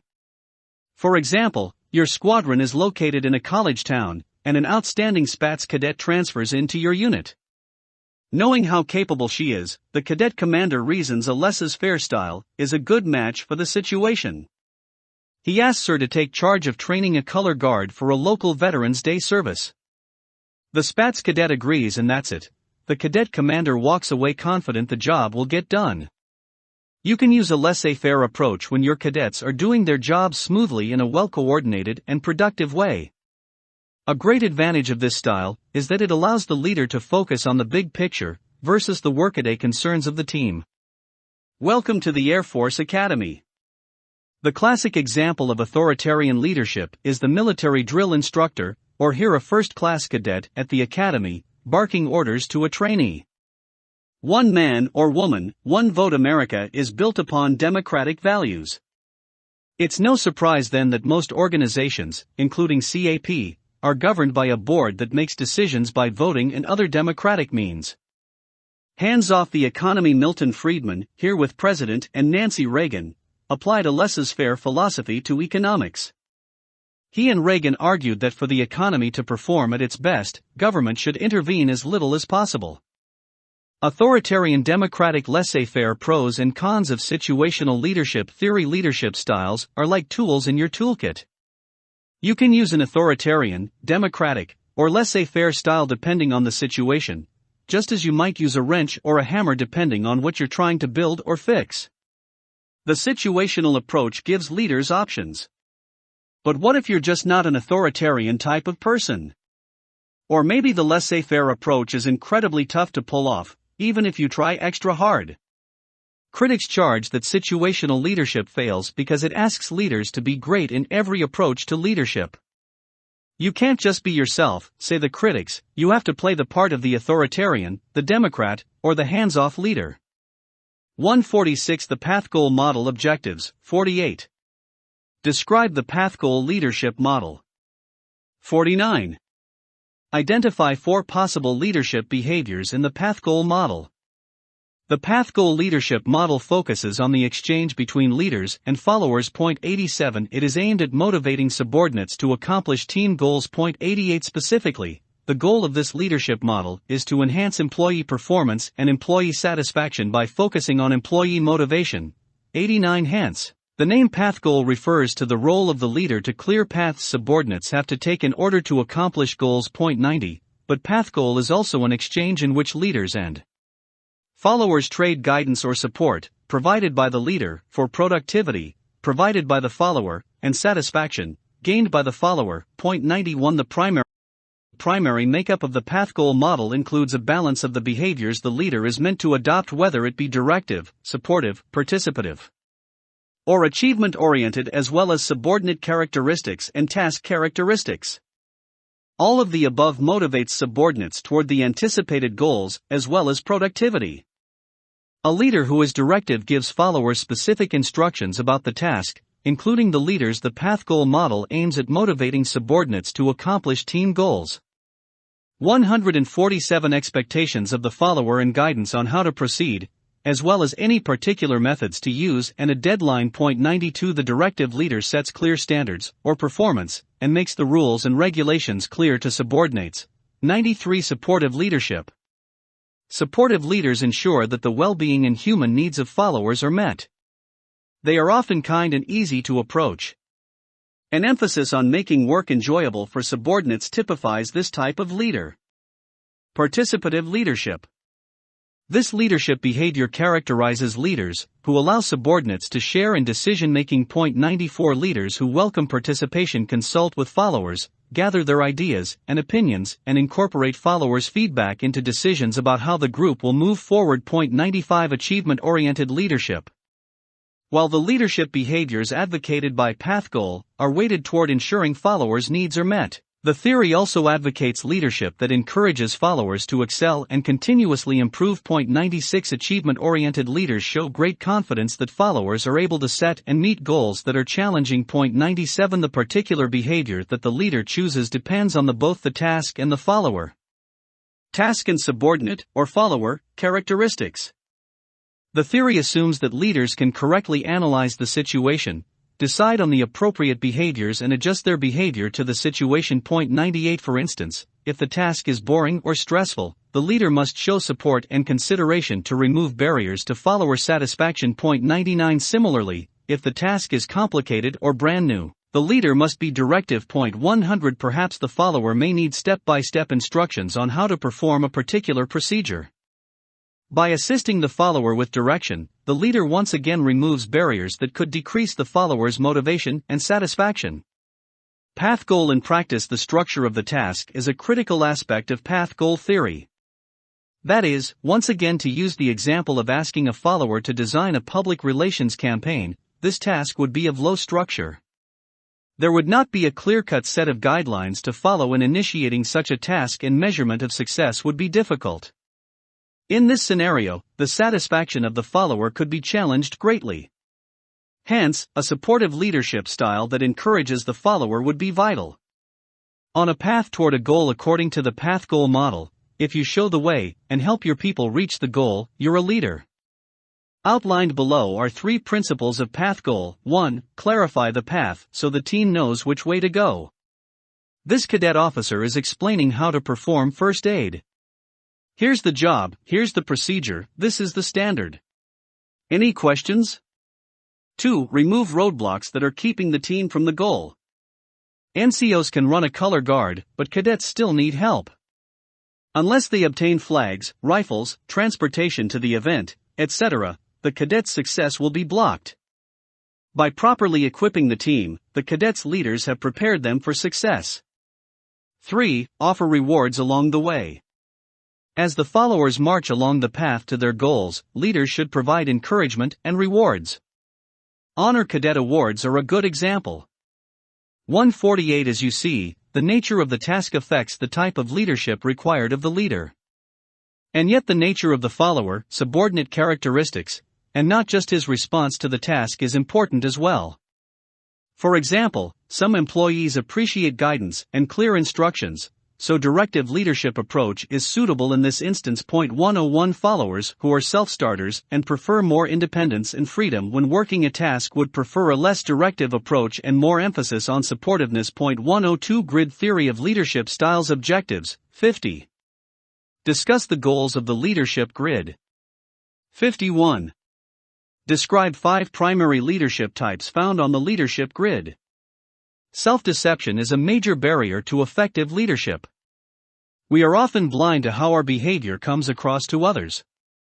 When assessing our own behavior, we see our intentions, the ideal behaviors that we espouse. Others see our actual behavior, and the two views are often very different.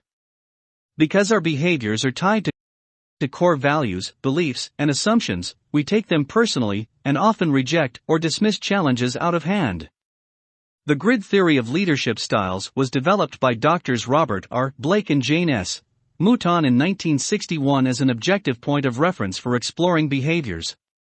The grid theory allows people to discuss behaviors in a disconnected way that reduces defensiveness and judgment. For example, you can say, "I disagree with this style," versus, "I disagree with you." An easy way to discuss leadership. Grid theory also gives people a common language that can be shared. This sharing accelerates candor development as people converge around behaviors they agree are sound and reject behaviors that are not. Grid versus situational. The difference between grid and situational theories is that Blake and Mouton believe behaviors are rooted in core beliefs, values, attitudes, and assumptions that are ingrained and remain constant in leaders across situations. They also believe the two concerns are interdependent rather than additive, meaning how a person expresses a high concern for people, for example, depends on the interacting level of concern for results present. The 9-1 leaders who have a high concern for results or task behavior focus on getting the job done. Leaders who come from this perspective would say it doesn't matter if this loadmaster is having a bad day or doesn't feel he's a real part of the team, all that matters is that he gets the job done. The 1-9 leaders who have a high concern for people or relationship behavior focus on taking care of their people. Leaders who come from this perspective would say that people are their biggest asset, take care of your people, and they'll amaze you with their performance. 2 ways to lead. 1 Grid 149 Individual grid style summaries. By plotting coordinates on the 9x9 grid, 81 styles are possible. In practice, 7 styles stand out. These distinct styles emerge in relationships when the two concerns interact as people work together. The 9-1 style, controlling, direct and dominate. The 9-1 oriented person demonstrates a high concern for results with a low concern for people. He or she believes that expressing a high concern for people will diminish results. The attitude is, people are only productive when constantly pushed. The 1-9 style, accommodating, yield and comply. The 1-9 oriented person demonstrates a low concern for results with a high concern for people. He or she believes that expressing a high concern for results will diminish morale and therefore results. The attitude is, happy people are more productive. The 5-5 style, status quo, balance and compromise. The 5-5 oriented style is found in the middle of the grid figure with medium levels of concern for both people and results. The attitude is, you have to balance people needs with productivity needs by using traditions, past practices, and popular trends as the basis for leadership. The 1-1 style, indifferent, evade and elude. The 1-1 oriented style demonstrates the lowest concern for both people and results. He or she believes that expressing a high concern for either results or people will not make a difference. The attitude is, I don't matter as an individual, so why should I make any extra effort? The paternalistic style, prescribe and guide. Paternalism is a result of 9-1 and 1-9 joining to make a unique style. The paternalist uses him or herself as the ultimate model for everyone to follow. Loyalty is encouraged and rewarded. Disloyal followers are made miserable by isolation and increased scrutiny. The attitude is, I know what's best and people need my guidance. 9. 1. Controlling, direct and dominate. I expect results, and take control by clearly stating a course of action. I enforce rules that sustain high results, and do not permit deviation. 1. 9. Accommodating, yield and comply. I support results that establish and reinforce harmony. I generate enthusiasm by focusing on positive and pleasing aspects of work. 5.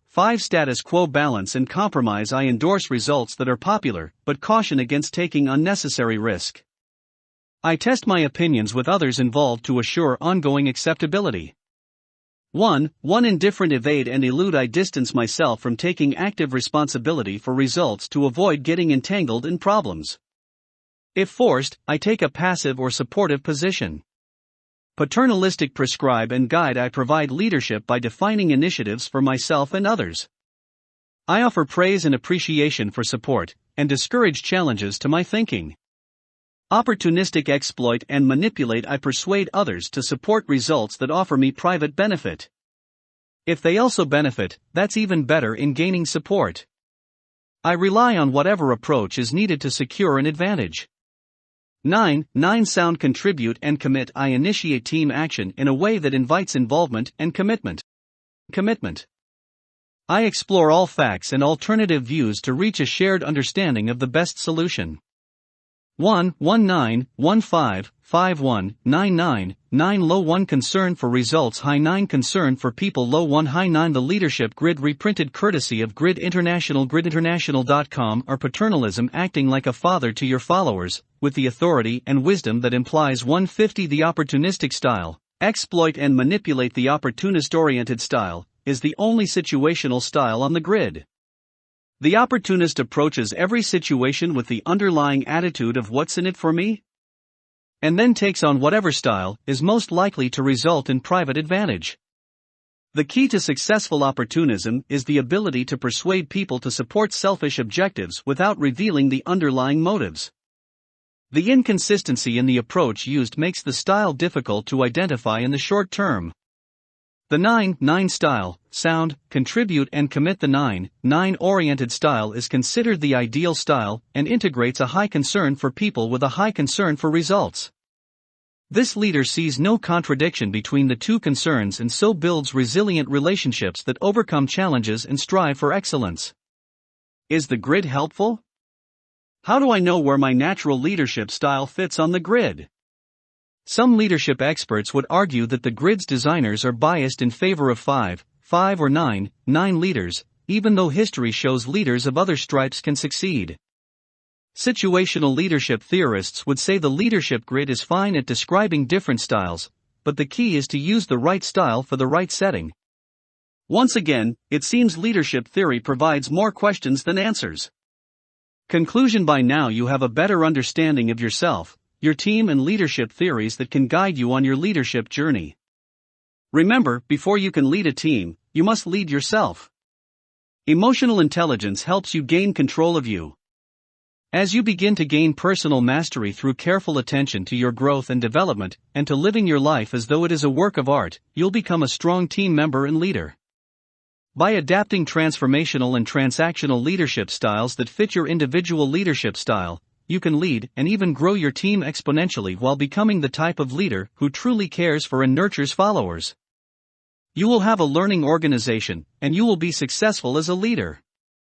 Photo credits: 112 U.S. Air Force, 115 metric tons Washington Cog Railway, 117 Apollo Ono, used with permission. 117 Shaun White, used with permission. 118 Berlin Airlift, Landsbildstelle Berlin. 118 Halvorsen, Wikimedia Commons under the GNU General Public License. 120 U.S. State Department. 121 White House Photo. 122 Gandhi, Wikimedia Commons, photographer unknown, 1942, and presumed public domain. 122 King, New York World Telegram via Library of Congress. 123 Henry V, 1994, courtesy Alabama Shakespeare Festival. 125 courtesy of Bill Irwin. 125 Map, National Park Service 128 White House Photo 134 Space Shuttle, NASA 134 F-22, U.S. Air Force Photo 134 Mechanic, U.S. Air Force Photo 134 Baggage Handler, Wikimedia Commons, under Creative Commons License 135 White House Photo 140b2, U.S. Air Force Photo 140 Hulu.com. 151 Drill and Ceremonies Training Requirements. As part of your study of this chapter, you will be tested on the drill and ceremonies listed below. Ask an experienced cadet to assist you in learning about these functions. For details, see the USAF Drill and Ceremonies Manual, or the Guide to Civil Air Patrol Protocol, available at capmembers.com drill and capmembers.com/pubs, respectively. Endnotes 1. Stephen R. Covey, 7 Habits of Highly Effective People, New York, Simon & Schuster, 1989-98. 2. Henry Weisinger, Ph.D., Emotional Intelligence at Work, San Francisco, Joss Ebase, 1998, 16. 3. Afsana Nahavandi, The Art and Science of Leadership, Upper Saddle River, New Jersey, Prentice Hall, 2003, 67. 4. Ibid, 66. 5. Daniel Goleman, Emotional Intelligence, New York, Bantam Books, 1995, 47. 6. Ibid, 47. 7. Ibid, 48. 8. Ibid, 48. 9. Weisinger, 6. 10. Ibid, 6. 6. 11. Merriam-Webster's Collegiate Dictionary, 10th edition, SV Self-Fulfilling Prophecy, 1061. 12. Weisinger, 6-7. 13. Ibid, 13. 14. Ibid, 64. 15. Ibid, 69. 16. Ibid, 69. 17. Ibid, 73. 18. Ibid, 69. 19. Goleman, 90. 20. Weisinger, 185. 21. Ibid, 185. 22. Ibid, 185. 23. Ibid, 185. 24. Goleman, 39. 25. Ibid, 118. 26. Peter G. Northouse, Leadership Theory and Practice, Thousand Oaks, California, Sage Publications, 2001, 135. 27. Ibid, 132. 28. Ibid, 132. 29. Ibid, 176 to 177. 30. Ibid, 137. 31. Ibid, 138. 32. Northouse, 138. 33. Ibid, 138. 34. Ibid, 138. 35. Ibid, 139. 36. Ibid, 140. 37. Ibid, 140. 38. James McGregor Burns, Transforming Leadership, New York, Grove Press, 2003, 24. 39. Ibid, 26. 40. Northouse, 140. 41. Ibid, 140. 42. Northouse, 141. 43. Ibid, 141. 44. Ibid, 141. 45. Nahavandi, 97. 46. Nahavandi, 100 to 101. 47. Ibid, 100 to 101. 48. Ibid, 101. 49. Peter M. Senge, The Fifth Discipline, The Art and Practice of the Learning Organization, New York, Doubleday, 2006, 3. 50. Ibid, 13. 51. Merriam-Webster's Collegiate Dictionary, 10th edition, SV System, 1197. 52. Michael Scott, The Young Oxford Book of Ecology, New York, Oxford University Press, 1995, 9. 53. Senge, 131. 54. Ibid, 132. 55. Ibid, 133. 56. Ibid, 137. 57. Ibid, 138. 58. Ibid, 138. 59. Ibid, 139. 60. Ibid, 197. 61. Ibid, 192. 62. Ibid, 193 to 94. 63. Ibid, 194. 64. Ibid, 194. 65. Ibid, 195. 66. Ibid, 217. 67. Ibid, 217. 68. Ibid, 219. 69. Ibid, 219. 70. Ibid, 219. 71. Ibid, 220. 72. Ibid, 224. 73. Ibid, 163. 74. Ibid, 167. 75. Ibid, 167. 76. Ibid, 175. 77. Ibid, 167. 78. Ibid, 175. 79. Ibid, 176. 80. Ibid, 177. 81. Ibid, 178. 82. Ibid, 183. 83. Ibid, 184. 84. Ibid, 185. 85. Ibid, 186. 86. Northouse, 35. 87. Ibid, 36. 88. Nahavandi, 160. 89. Northouse, 89. 90. Ibid, 89. 91.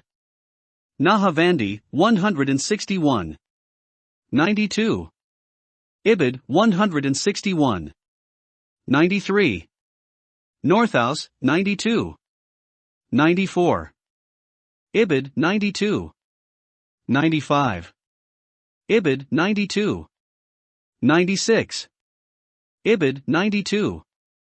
97. Ibid, 92. 98.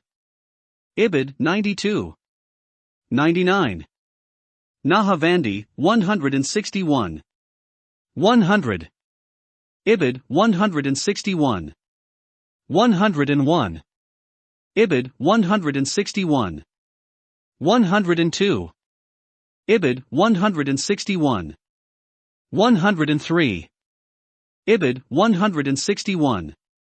From the Air Force Drill and Ceremonies Manual, Chapter 6, Section B. Forming the Group. Dismissing the Group from the Air Force Drill and Ceremonies Manual, Chapter 7, Section C. Raising and Lowering the Flag. Reveille and Retreat Ceremonies from Cap 3, Guide to Civil Air Patrol Protocol, Attachment 4. CAP. Change of Command Ceremony. Chapter Goals. 1.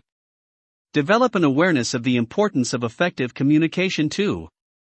Understand how to write an essay. 3. Understand how to prepare and present a speech. 4. Appreciate how communication skills can affect your career and life. 8. The leader who speaks and writes well is an effective leader. When an individual shows good communication skills, others look favorably upon that person's intelligence, persuasiveness, and self-confidence. The effects of good communication skills happen to be some of the same attributes people admire in leaders. Leaders who understand that fact and continually develop an ability to speak and write effectively will make their voices heard over the din of so many others whose ideas command no attention. Chapter 8 Effective Communication 152 Communication Fundamentals Objective 1. Name 3 purposes of communication. You can thrive, whether writing or speaking, if you understand several foundations of successful communication. These include your purpose, knowledge of your audience, and your organization. Know your purpose. Every speech or essay should have a specific purpose, an exact statement of what you want your audience to understand, do, or believe. In other words, why are you writing or speaking? Do you want to entertain your audience, to inform it of something you feel should be known or understood better, such as the benefits of glider flying, or to persuade audience members to change their viewpoint on how they feel about homeschooling, abortion, or the success or failure of American war planning?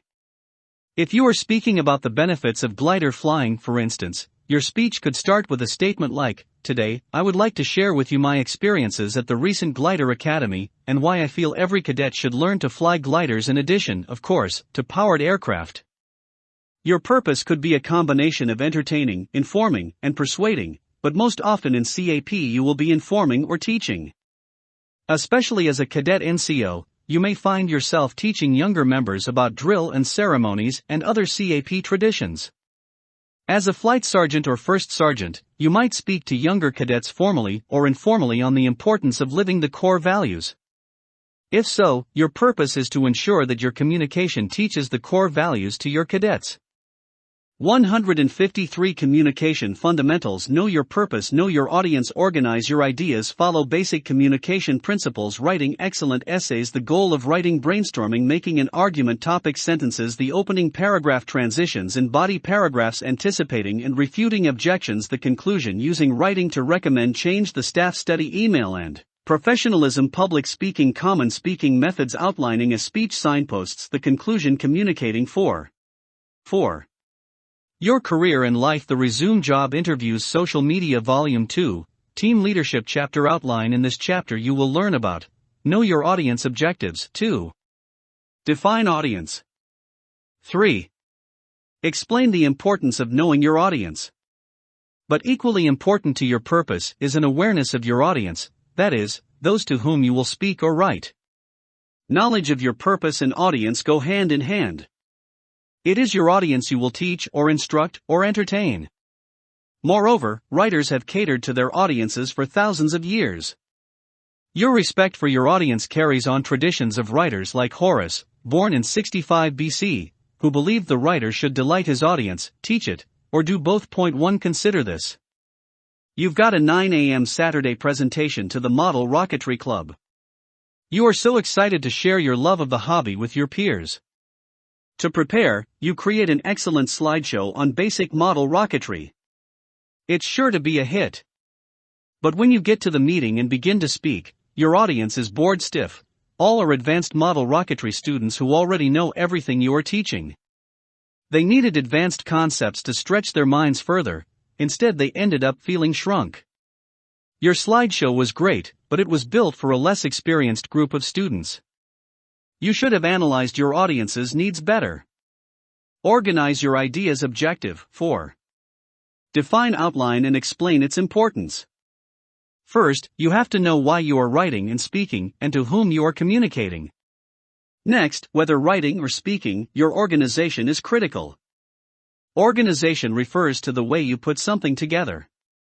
For instance, if you are building a model airplane, are you going to paint it, then assemble the pieces, or the reverse? The success of your finished product depends on decisions you make regarding assembly, or how you will put your communication together. Creating an outline, a diagram that shows how your communication will be organized, is a great way to start. For instance, if you are writing an essay about CAP's core values, then your outline could show each value. 154 Focused. Address the issue. the whole issue and nothing but the issue. Organized, systematically present your information and ideas. Clear, communicate with clarity and make each word count. Understanding your audience and its expectations. Supported, use logic and support to make your point. Focus, principles for writing and speaking. Triple threat: A speech can entertain, inform, and or persuade. For instance, your outline may look like this. A misconception for those new to writing and speaking may be that the outline is difficult. Actually, it doesn't have to be. The outline helps you to organize what you will write or say. It also helps you ensure that you don't omit vital information from your presentation, and therefore helps ensure that your content leads to fulfillment of your purpose.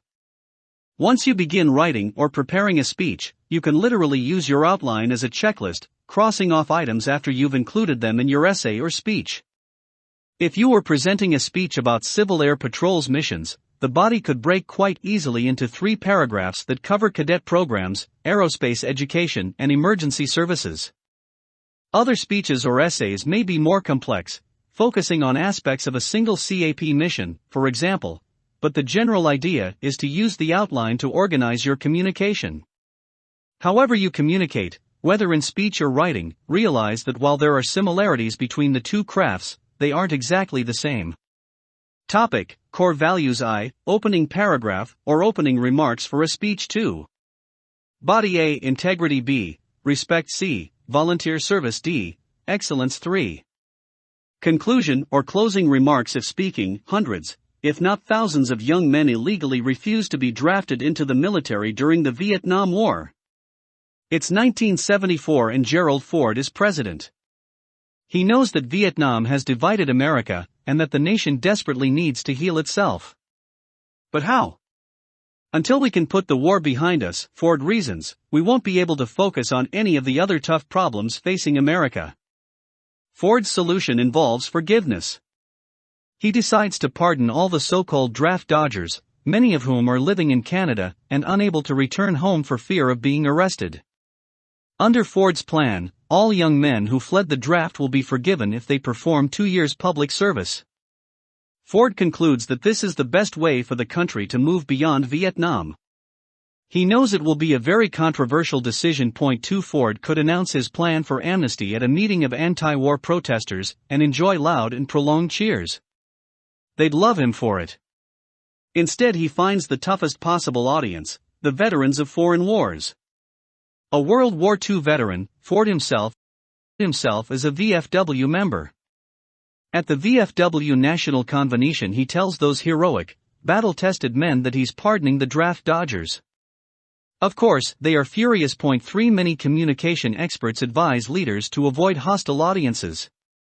Persuade and smooth over your differences, they say. President Ford showed leadership by courageously telling critics of his plan face to face. He didn't shirk responsibility. Audience analysis.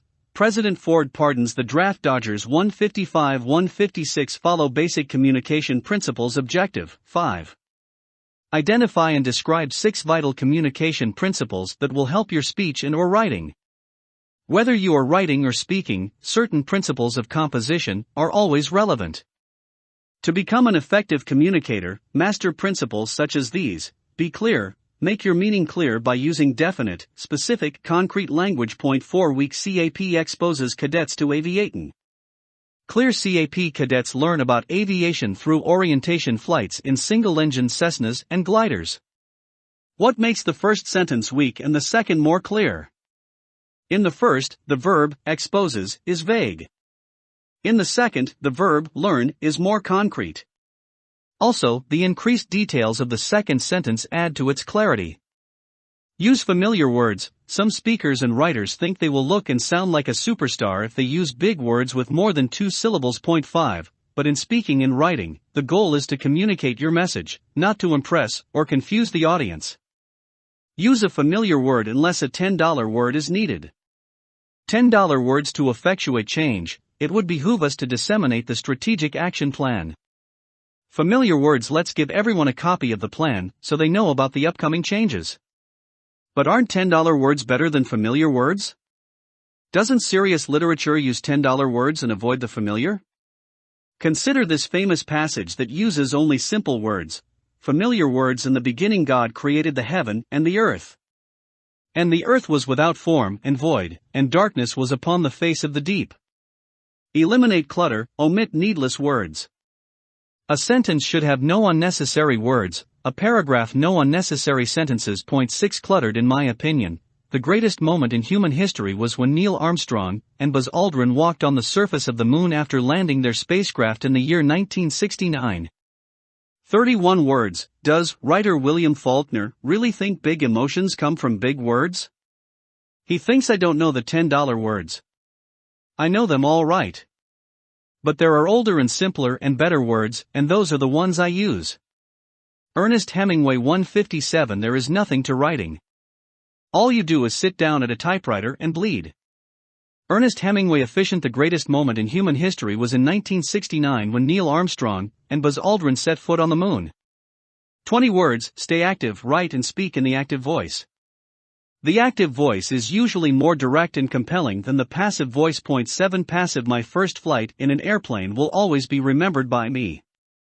Active. I'll always remember my first flight in an airplane. What's the difference? With active voice, the subject is doing the action. Also, the main verb, remember, does its job without help. With passive voice, it feels like the object is doing the action, and the main verb, remember, needs assistance from helping verbs, will be remembered. Too often, passive voice is wordy and boring. Active voice has punch. Put statements in positive form. Point 8 Tell the reader or audience what is happening, what you believe. In other words, don't tell people only what not to do. Negative cadets are not to forget to bring their canteens and compasses to the training. Positive cadets must remember to bring their canteens and compasses to the training. Use parallel structure. Use the same grammatical form for expressions that are part of a group. NON parallel. The cadets, senior members, and the Air Force officers attended the wing conference. Parallel. Cadets, senior members, and Air Force officers attended the wing conference. Non-parallel. I want to attend encampment, and I want to attend cadet officer school, and a flight academy. Parallel. I want to attend encampment, cadet officer school, and a flight academy. Parallel structure comes down to consistency. Pick a style and stick with it. The reader or audience will have an easier time following your ideas. Writing excellent essays. You can write. And you can write well. You don't have to be a world-renowned author. If you enjoy thinking, then writing is just putting your thoughts on paper. Creativity is a gift we all can utilize and strengthen. The challenge is to have someone read our writing. It will have to be interesting and informative. The reader wants to learn something he or she didn't know. In the modern day of hurry up and go, readers will only take a few seconds to decide to continue reading before they either keep reading or quit. Yes, you are right. The essay you write for your teacher or the senior member in your squadron will be read and graded, regardless of its merit. But in the world of professional writing, where salaries are made and paychecks cut, your writing will only be read if a reader, the audience, finds it provocative and worth his or her time. The goal of writing. Objective. 6. Identify the main goal of written communication. Your main goal in writing or speaking is to share meaning and, in doing so, inform, persuade, or entertain. It is also important to communicate your message to your audience clearly and without distractions that can occur from wordy sentences, incorrect spelling, and grammatical errors. To really make your writing sing, you must present a thoughtful and logical argument for the cause you advocate or the theory you propose. Essentially, you must support your claims with data and examples. That is, it's not enough to say that Civil Air Patrol benefits youths tremendously, you must communicate what those benefits are and how they help cadets. Before you research, however, excellent writing begins by emptying your thoughts onto paper. 158 Ears have it. Understanding your audience to whom you are communicating is vital. Brainstorming. Objective. 7. Describe brainstorming. It would be nice to think of writing like a Wyatt Earp scene, where he pulls his gun from his holster and shoots down the bad guy in a split second. Bang, you're done. In writing, fortunately, no one has to be shot, but the slower draw usually wins. Before you start writing, brainstorming will be a good way for you to gather ideas. Get out some paper and write down anything that comes to mind about your subject. Point 9. When you're done, you'll likely have a lot of ideas on paper that you can use to support your arguments.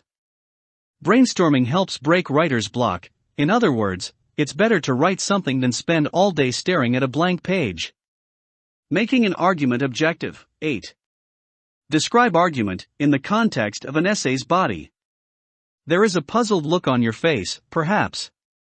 Yes, some youths might grow up thinking that arguments are only disputes with brothers and sisters over who will wash the dishes or take out the trash. But Webster defines arguments as reasons given in proof or rebuttal. 10. Additionally, Webster says a reason is a statement offered in explanation or justification. 11. In other words, when you write or speak, you must provide explanations to support your viewpoints. Suppose you are asked to write about leadership mistakes you have made and explain what you learned from them. Since the bare minimum for an essay calls for 3 body paragraphs between your opening paragraph and conclusion, it will be logical to discuss 3 mistakes you have made or witnessed and devote a paragraph to each. In each paragraph, it will be wise for you to explain, to give reasons or arguments, why they were mistakes and, as it says above, what you learned from them. 159. Writers block the feeling of frustration you get when you can't quite figure out what to write about. I have a spelling checker. It came with my PC. It plainly marks for my review mistakes I cannot see. I strike a key and type a word and wait for it to say whether I am wrong or right. It shows me straight away. As soon as a mistake is made, it knows before too long, and I can put the error right. It's rarely ever wrong. I have run this poem through it. I am sure you're pleased to know. It's letter perfect in its way. My checker told me so. Sauce unknown spell checker. Brainstorming. For more on brainstorming and other techniques of creative thinking, see Chapter 5. Topic sentences objective. 9. Explain the purpose of a topic sentence. Your arguments will be the backbone of your essay and become the topic sentences of your 3 body paragraphs. A topic sentence introduces the main idea of a paragraph. Consider an essay explaining the need for aerospace education. Let's say you brainstormed on this topic and developed 3 very strong ideas. 1. That aerospace education helps protect our country. 2. That aerospace education continues to nurture space exploration. And 3. That aerospace education inspires students to consider employment in a field that is vital to America. Voila! The ideas you developed can now become great topic sentences. For instance, your first body paragraph will begin with a sentence on defense of our country. It might say, aerospace education is vital to the defense of our country. Then you will follow the topic sentence with a handful of sentences that support that main idea. Your paragraph may look like this: aerospace education is vital to the defense of our country. First, it is imperative that youth learn the history of flight. Through such study, they will grow into adults who appreciate the significance of aviation. As a result, they also will respect the need for general aviation airports, which are almost an endangered species. Moreover, the students' studies of flight will propel many of them to choose aerospace careers as military pilots or engineers developing new aviation technology. Our country will benefit from this knowledge, which will result in the production and manning of aircraft vital to protection of the United States. Similarly, aerospace education teaches students about the technology behind satellites. Without this knowledge, students will grow up ignorant of both the capabilities of space technology as well as the threat of its misuse by hostile countries. As you can see, aerospace education is extremely important to national security. Your next paragraph will begin with a topic sentence that highlights aerospace education's impact on your second point, space exploration, and so on. 161 lines with punch. A topic sentence introduces the main idea of a paragraph. The first line of a speech, essay, or book should set the tone all the more. Some great examples. Yesterday, December 7, 1941, a date which will live in infamy. The United States of America was suddenly and deliberately attacked by naval and air forces of the Empire of Japan. Franklin Roosevelt address to joint session of Congress. The First World War was a tragic and unnecessary conflict. John Keegan. The First World War. Whoever controls the air generally controls the surface. Philip S. Mailinger 10 Propositions Regarding Air Power. Every business person knows a story about a highly intelligent, highly skilled executive who was promoted into a leadership position only to fail at the job. Daniel Goleman. What makes a leader? It was a bright cold day in April, and the clocks were striking 13. George Orwell. 1984. In corporate and government bureaucracies, the standard method for making a presentation is to talk about a list of points organized onto slides projected up on the wall. Edward R. Tufte. The cognitive style of PowerPoint. The opening paragraph. Objectives. 10. Defend the importance of having a strong beginning to your essay or speech. 11. Define thesis statement. If your audience is your teacher at school or your squadron commander, they don't have a choice but to read your work. But out in the real world, your audience does have a choice, and if the first sentences of your essay don't pique their interest, they'll give up. Therefore, the first few sentences should really grab the reader with an unexpected or dramatic scenario or story. For example, in an essay on children who live amidst filth, you might start with a few sentences like these. Have you ever seen movies about children who live in filth and pollution? They walk through sewage and broken bottles to get to school. Clean drinking water eludes these youths, and life becomes a day-to-day struggle just to survive. For me, this is no movie, this is everyday life. Suddenly, the audience discovers the essay is not about a movie that might be fictional, it's about you. Your reader will very likely keep reading because now your essay has a personal touch. Or perhaps your topic is leadership. Let's consider 2 ways you could begin your essay. Which is better? Leadership is really important. There are 3 different aspects of leadership. The aspects of leadership are motivation, responsibility, and dedication. Or, despite enemy machine guns ready to fire upon them, the soldiers ran from the trench and into certain death. Blood was everywhere, bodies lay all over the place. Then the messenger arrived at the front with news. The commander decided to delay the attack.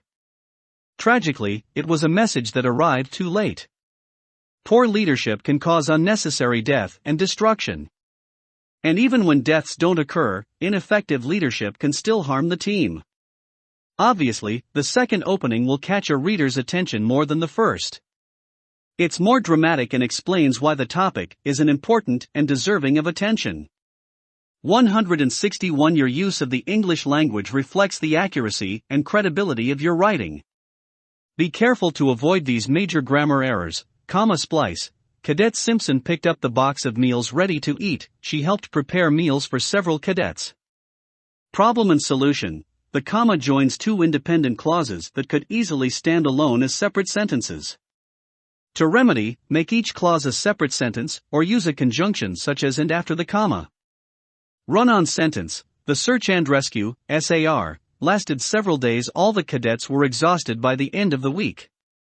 Problem and solution. The first independent clause ended with the word days, but then the sentence runs on without punctuation. The error is easily remedied by placing a period after days and starting a new sentence with the word all, which would be capitalized. Pronoun antecedent disagreement. A cadet must attend an encampment in order to secure their Mitchell Award. Problem and solution. The pronoun there refers back to cadet, but the 2 words disagree in number. Cadet is singular and there is plural. The sticky issue is changing the there to he or she without upsetting either the males or females. To resolve this issue, make cadet plural, cadets, so that it can refer to male and female cadets.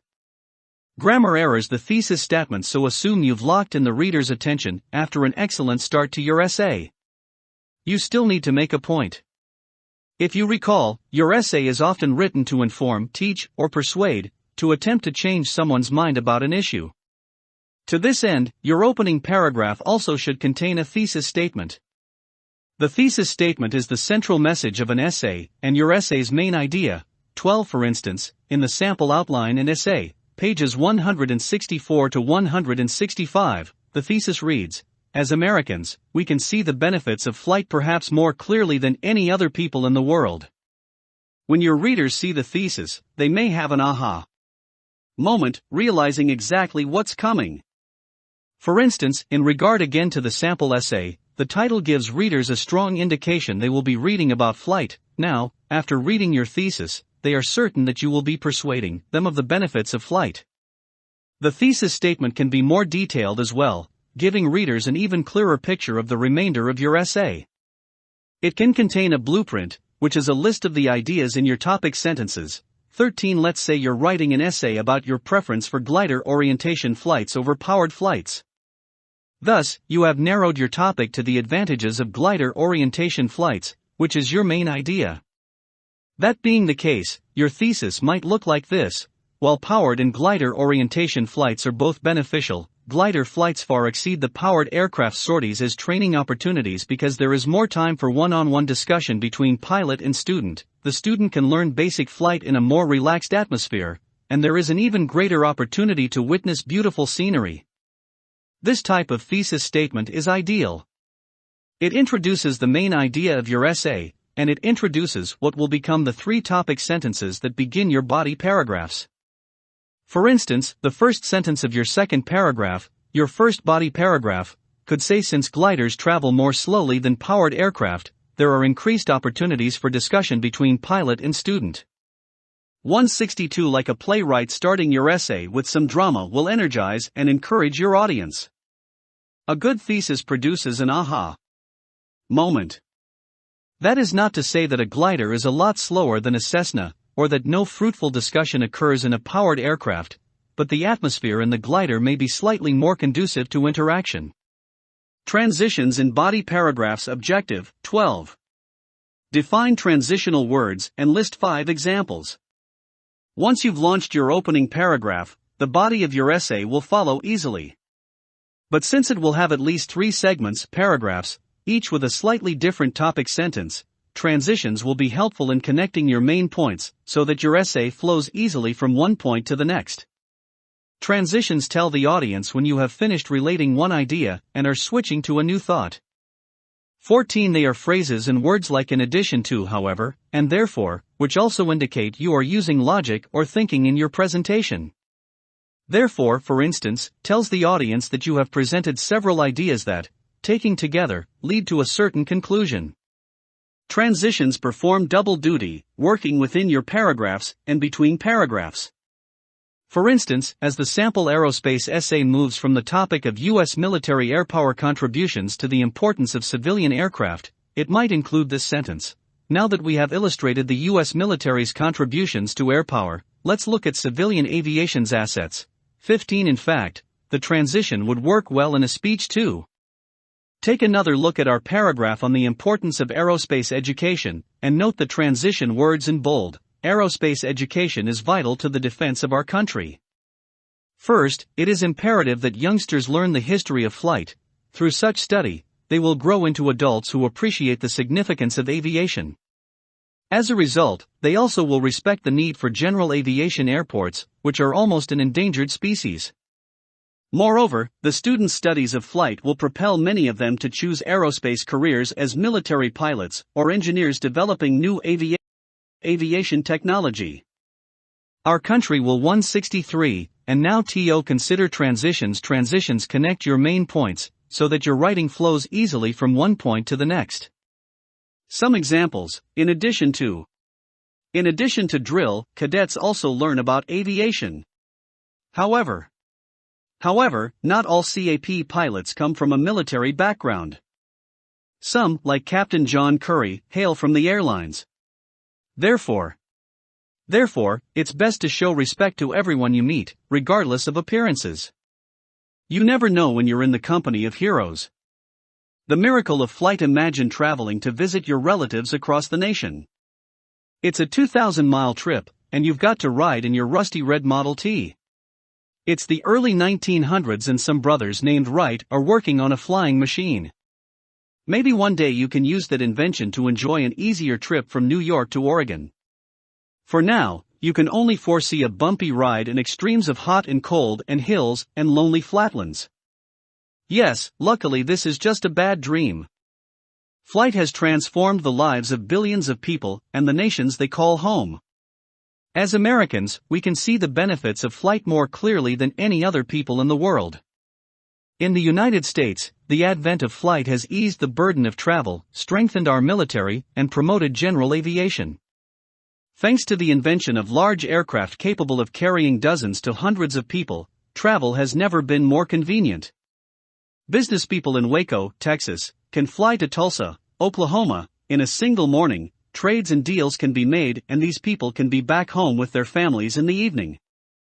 Meanwhile, families who have been separated because of military service and new employment opportunities may now live on opposite sides of the country. But although it may be expensive, they can board aircraft and fly to see each other within a day. Lands once only accessible by boat can be reached easily by plane. Students and adults can fly to places like London, Italy, or Japan in less than a day. As a result, Americans can know their own country's history intimately, as well as the story of other lands' growth and development. Flight, then, has made conducting business, enjoying family bonds, and touring the country and world easier. At the same time, flight has boosted American military effectiveness as well. What if the Wright brothers had worked solely with bicycles and not cared about flight?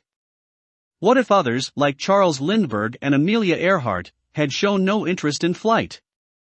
And what if other countries capitalized on flight first and focused especially on creating war machines that could attack the United States? Fortunately, the above-mentioned aviators and thousands of others took to the air in the early 1900s and ensured that Americans would eventually establish air supremacy. Controlling airspace above World War I in 2 battlefields and oceans helped the United States enjoy victories in both wars. In the modern day, military jets can be dispatched across the world instantly to combat and deter enemy forces. Drones can be launched from Nevada to Afghanistan in just minutes to attack terrorists. Rockets can be used to shoot down incoming missiles. There is no doubt that aircraft have made America a much safer place to live. Yet aircraft are not only an often violent means of defense, they also are a tool for leisure. Thanks to the advent of aircraft, general aviation in the United States has thrived since the first hometown airports began to appear on maps. Choose any day of the week, but especially a Saturday or Sunday, go to any general aviation (GA) airport, and you will find young people learning to fly and often see older aviators enjoying conversation or washing their airplanes. Not only does general aviation allow for leisure, but in a small Piper or Cessna, one can fly relatively quickly and inexpensively to neighboring states to vacation or visit relatives. In addition, the presence of general aviation heightens interest in flight and aerospace for youth because it is accessible. You don't have to seek a military career to enjoy flight. In countries that don't have general aviation, military careers are the only route to enjoying flight. By contrast, the advent of flight has propelled general aviation in America, where GA airports add to the variety of our spice of life. Of course, despite all of those who love flight, there's still a handful absolutely despise the invention. For instance, some critics believe that the flying machine has made wars more violent. They cite the dropping of the atomic bomb on Japan, for instance. In reality, one can also argue that flight has made wars more humane. Trench warfare for centuries cost the lives of soldiers around the world. Infantry living in trenches for months or years faced disease and almost certain death. The modern soldier can rely less on the trench, because superior air power greatly limits the need for hand-to-hand combat typical in trench warfare. So, on the whole, flight has improved, not worsened, the impact of wars. As you can see, Americans have truly capitalized on the advent of flight in the most remarkable ways. Flight has brought Americans closer together. In the matter of a morning, business people can cross state lines in a business jet or airliner to cut a deal, and relatives can travel hundreds of miles to share an embrace. We can sleep safer at night because the flight of military aircraft makes us more secure. When day arrives, and the sun shines on the wings of little planes and the town airport, the general aviation community starts another day of training new pilots and providing a haven where aviators can share a war story, the latest news, and a hot dog and hamburger. Thanks to pioneers like the Wright brothers, Ms. Earhart and Mr. Lindbergh, the stage was set for space exploration and the many, many more feats that will be accomplished in aviation in the 21st century. Intro Body Objective Conclusion 164 benefit from this knowledge, which will result in the production and manning of aircraft vital to protection of the United States. Similarly, aerospace education teaches students about the technology behind satellites. Without this knowledge, students will grow up ignorant of both the capabilities of space technology and the threat of its misuse by hostile countries. As you can see, aerospace education is extremely important to the security of our nation. Transitions within the paragraph connect thoughts of individual sentences. For instance, shortly after the paragraph begins, the essay relates that young people will grow to appreciate aviation. Then, the following sentences states as a result, youth will respect the need for general aviation airports. The transition, as a result, becomes a bridge between two sentences that shows a cause and effect relationship. In other words, the young people's appreciation for general aviation will cause them to respect the existence of general aviation airports. Transitions do act like bridges between sentences, but just as important, they link paragraphs together. Take the above paragraph for example. This paragraph being essentially complete, the next paragraph is supposed to relate that aerospace education nurtures space exploration. If we go straight from speaking of national defense to the topic of space exploration, the pleasant flow of the essay will be interrupted. But if we amend the last sentence of the paragraph just shown, we can create another bridge that carries the reader's mind from thoughts of national defense at the end of one paragraph to considerations regarding space exploration beginning the next paragraph. As you can see, aerospace education is extremely important to the security of our nation. Of equal importance, however, is aerospace education's impact on space exploration. End of paragraph. Teaching students about space travel and exploration broadens their understanding of flight and motivates their study of the universe. Beginning of next paragraph. See, it's easy. You ended one paragraph and simultaneously introduced the topic of the following paragraph. Not so fast though. Yes, by now you've presented 3 logical arguments to support your thesis, but be careful not to assume the reader will agree with every point you make. 165 Sample outline topic, the miracle of flight thesis. As Americans, we can see the benefits of flight perhaps more clearly than any other people in the world. 1. Opening paragraph and thesis 11. Travel is more convenient. First body paragraph. A. Businesspeople benefit. B. Families stay in touch. 3. Military air supremacy. Second body paragraph. A. Improves national security. 4. General aviation flourishes. Third body paragraph. A. Youths learn to fly. B. State-to-state travel occurs. V. Objection. Fourth body paragraph. A. Critics say flight increases violence of war. B. Actually, war is more humane now. Rebuttal. 6. Conclusion. Anticipating and refuting objections. Objective. 13. Describe what an objection is and explain its importance. Anyone who has watched court dramas on television knows the word objection. The attorney tells the jurors, the defendant lives in filth and represents a moral stain upon our community. But the opposing attorney suddenly cries, "Objection, Your Honor. How my client lives and acts has nothing to do with whether or not he knows how to fly the airplane that collided with the train." Anticipating objections, which are reasons or arguments presented in opposition, improve your communication as well. 16. If you don't expect objections or disagreements, you are fooling yourself. On the other hand, understanding that not everyone will agree with your writing, or speech for that matter, demonstrates your maturity. Hence, you may work really hard to advocate the continued existence of general aviation airports. However, by recognizing that some neighbors of airports despise them, you show your understanding of the complexities surrounding the issue of their presence among homes.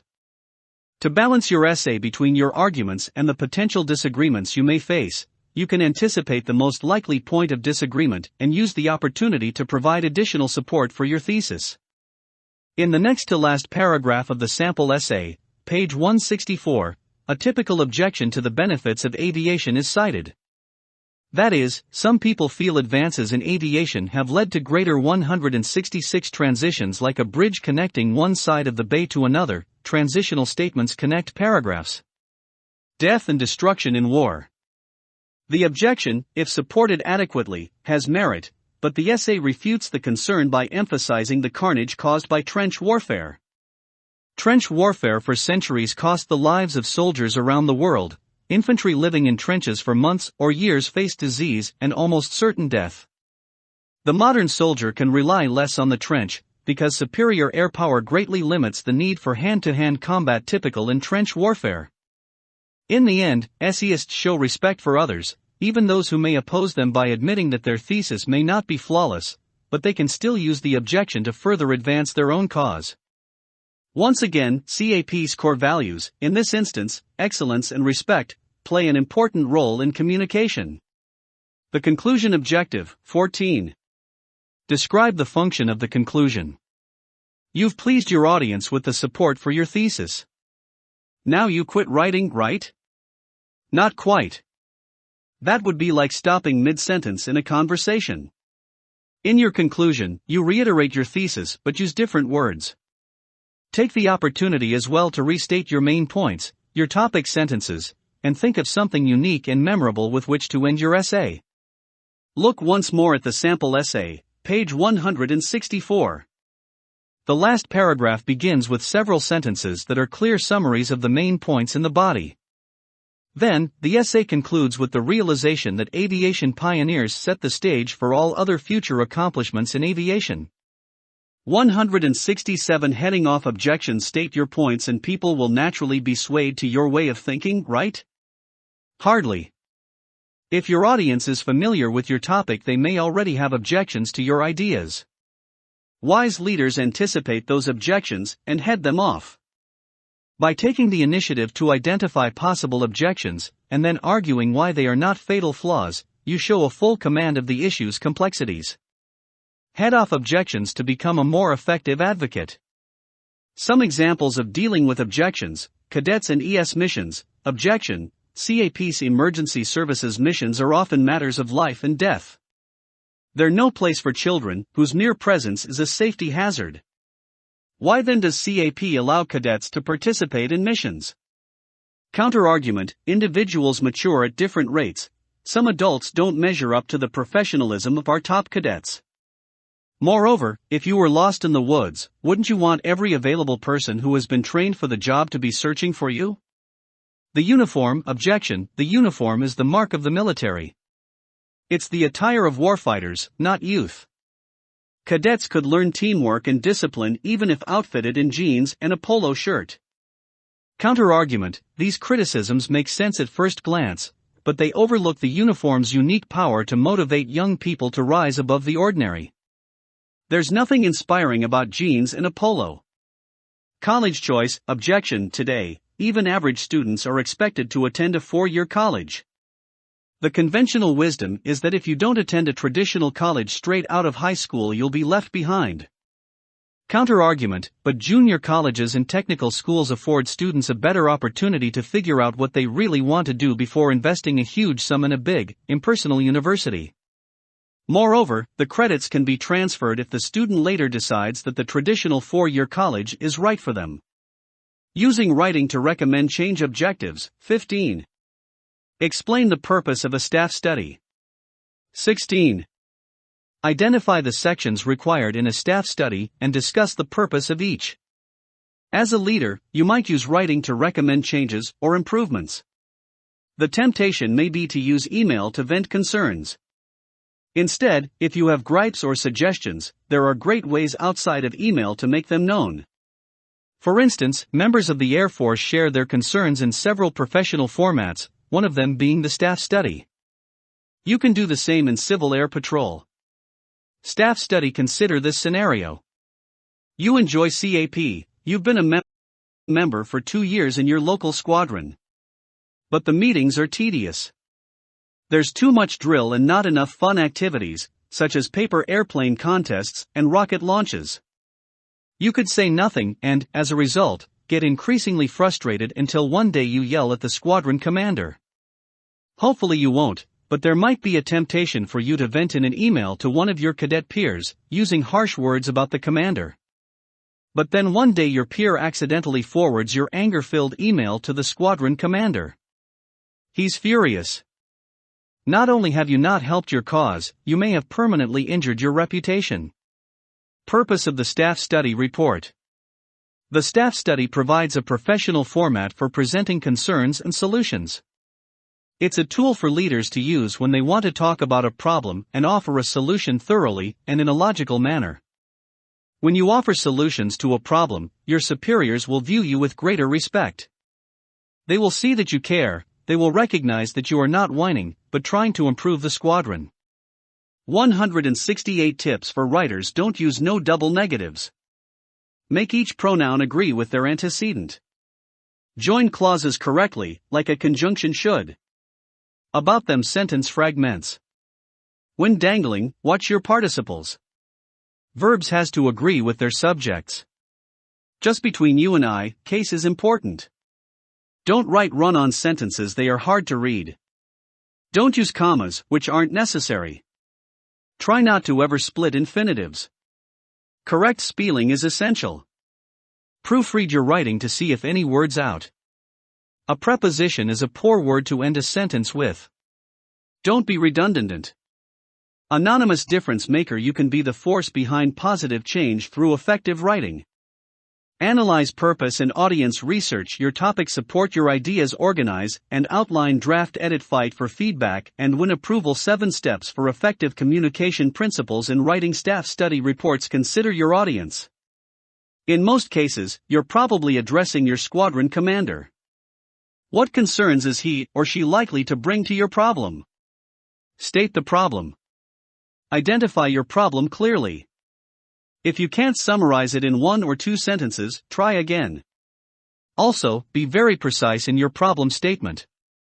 Example, cadet attendance is down 40% compared with the attendance level 6 months ago. Analyze the entire problem. What factors drive cadet attendance at weekly meetings? Transportation? The meeting time? Meeting location? The activities offered? How well the meeting is planned. Consider these issues as you develop the facts, assumptions, criteria, and definitive sections. Gather data. Gather any information that is related to the problem. For example, you might survey cadets and report on the state of their morale.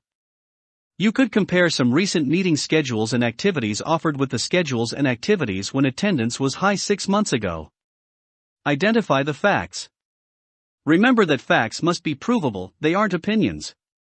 Example, when attendance was at its peak, the squadron was engaged in the AEX program and color guard training. Today we are not working any major projects. Example, survey data shows that 8 out of 10 inactive cadets believe the meetings have become boring and lack hands-on activities. Identify assumptions.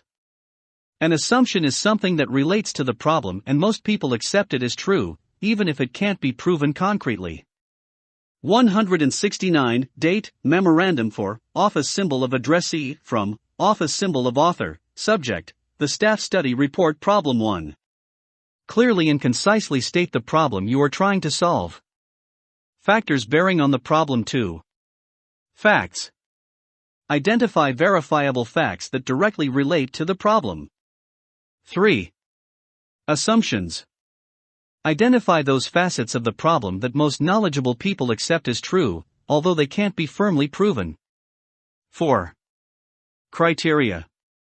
Identify the standards, regulatory requirements, operational needs, or limitations you will use to test possible solutions. 5. Definitions. Explain technical terms that may confuse your audience. Discussion 6. This is the meat of your argument. Offer your perspective on the problem and explain your solution or possible solutions. Show the logic of your thinking. Conclusion 7. State your conclusion as a workable, complete solution to the problem you identified in paragraph 1. The conclusion statement is especially important if you discuss the pros and cons of several possible solutions in the discussion section. Action recommended. 8. Tell the reader the actions necessary to implement the solution. Make it easy for the boss. This section should be clear enough so that the boss can simply write, go, or approved and all stakeholders will know their assignments in implementing the solution.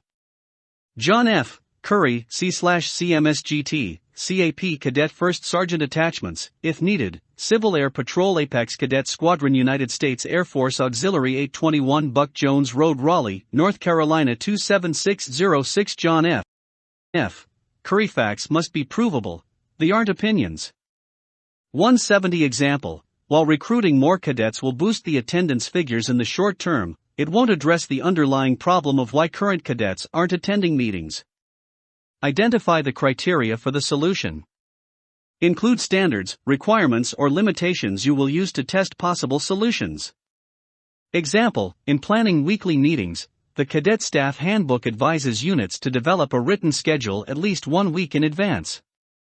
This schedule needs to be coordinated among all stakeholders and approved by the commander. Example, to avoid boredom and to ensure quality training, drill should be limited to 15 minutes per meeting, as showcased by the Cadet Drill Guide. Define key terms. If using any technical terms or jargon that your audience may not be familiar with, define them. Example, a hands-on activity is one where cadets are actively engaged in doing something, such as building a rocket, solving a team leadership problem, or debating a core values issue. Hands-on activities are not passive and boring, like lectures or endless PowerPoint presentations. List possible solutions. There may be several ways to approach your problem. A good leader will consider all the options. In the discussion section, consider the pros and cons of a small handful of possible solutions. Example 1. Adopt a multi-week, hands-on project to provide structure and purpose to the meetings. 2. Authorize the cadet commander to draft and coordinate a written meeting schedule 1 week in advance. 3. Use multi-voting to survey cadets' interests and set activity goals for the coming quarter. Test possible solutions. In the discussion or conclusion section, explain how each possible solution measures up against your criteria. Recommend action. Close by recommending a specific course of action. Make it clear who is to do what and write in such a way that the boss can simply reply, "Great idea. Go for it." Example, the squadron commander should endorse the attached plan for establishing a color guard. Specifically, 1. C/2D Lieutenant Curry, working under Captain Arnold, will lead the effort. 2. The squadron will make $300 available for color guard supplies, and 3. The cadet commander will invite all Phase 1 and 2 cadets to try out for the color guard on December 1st.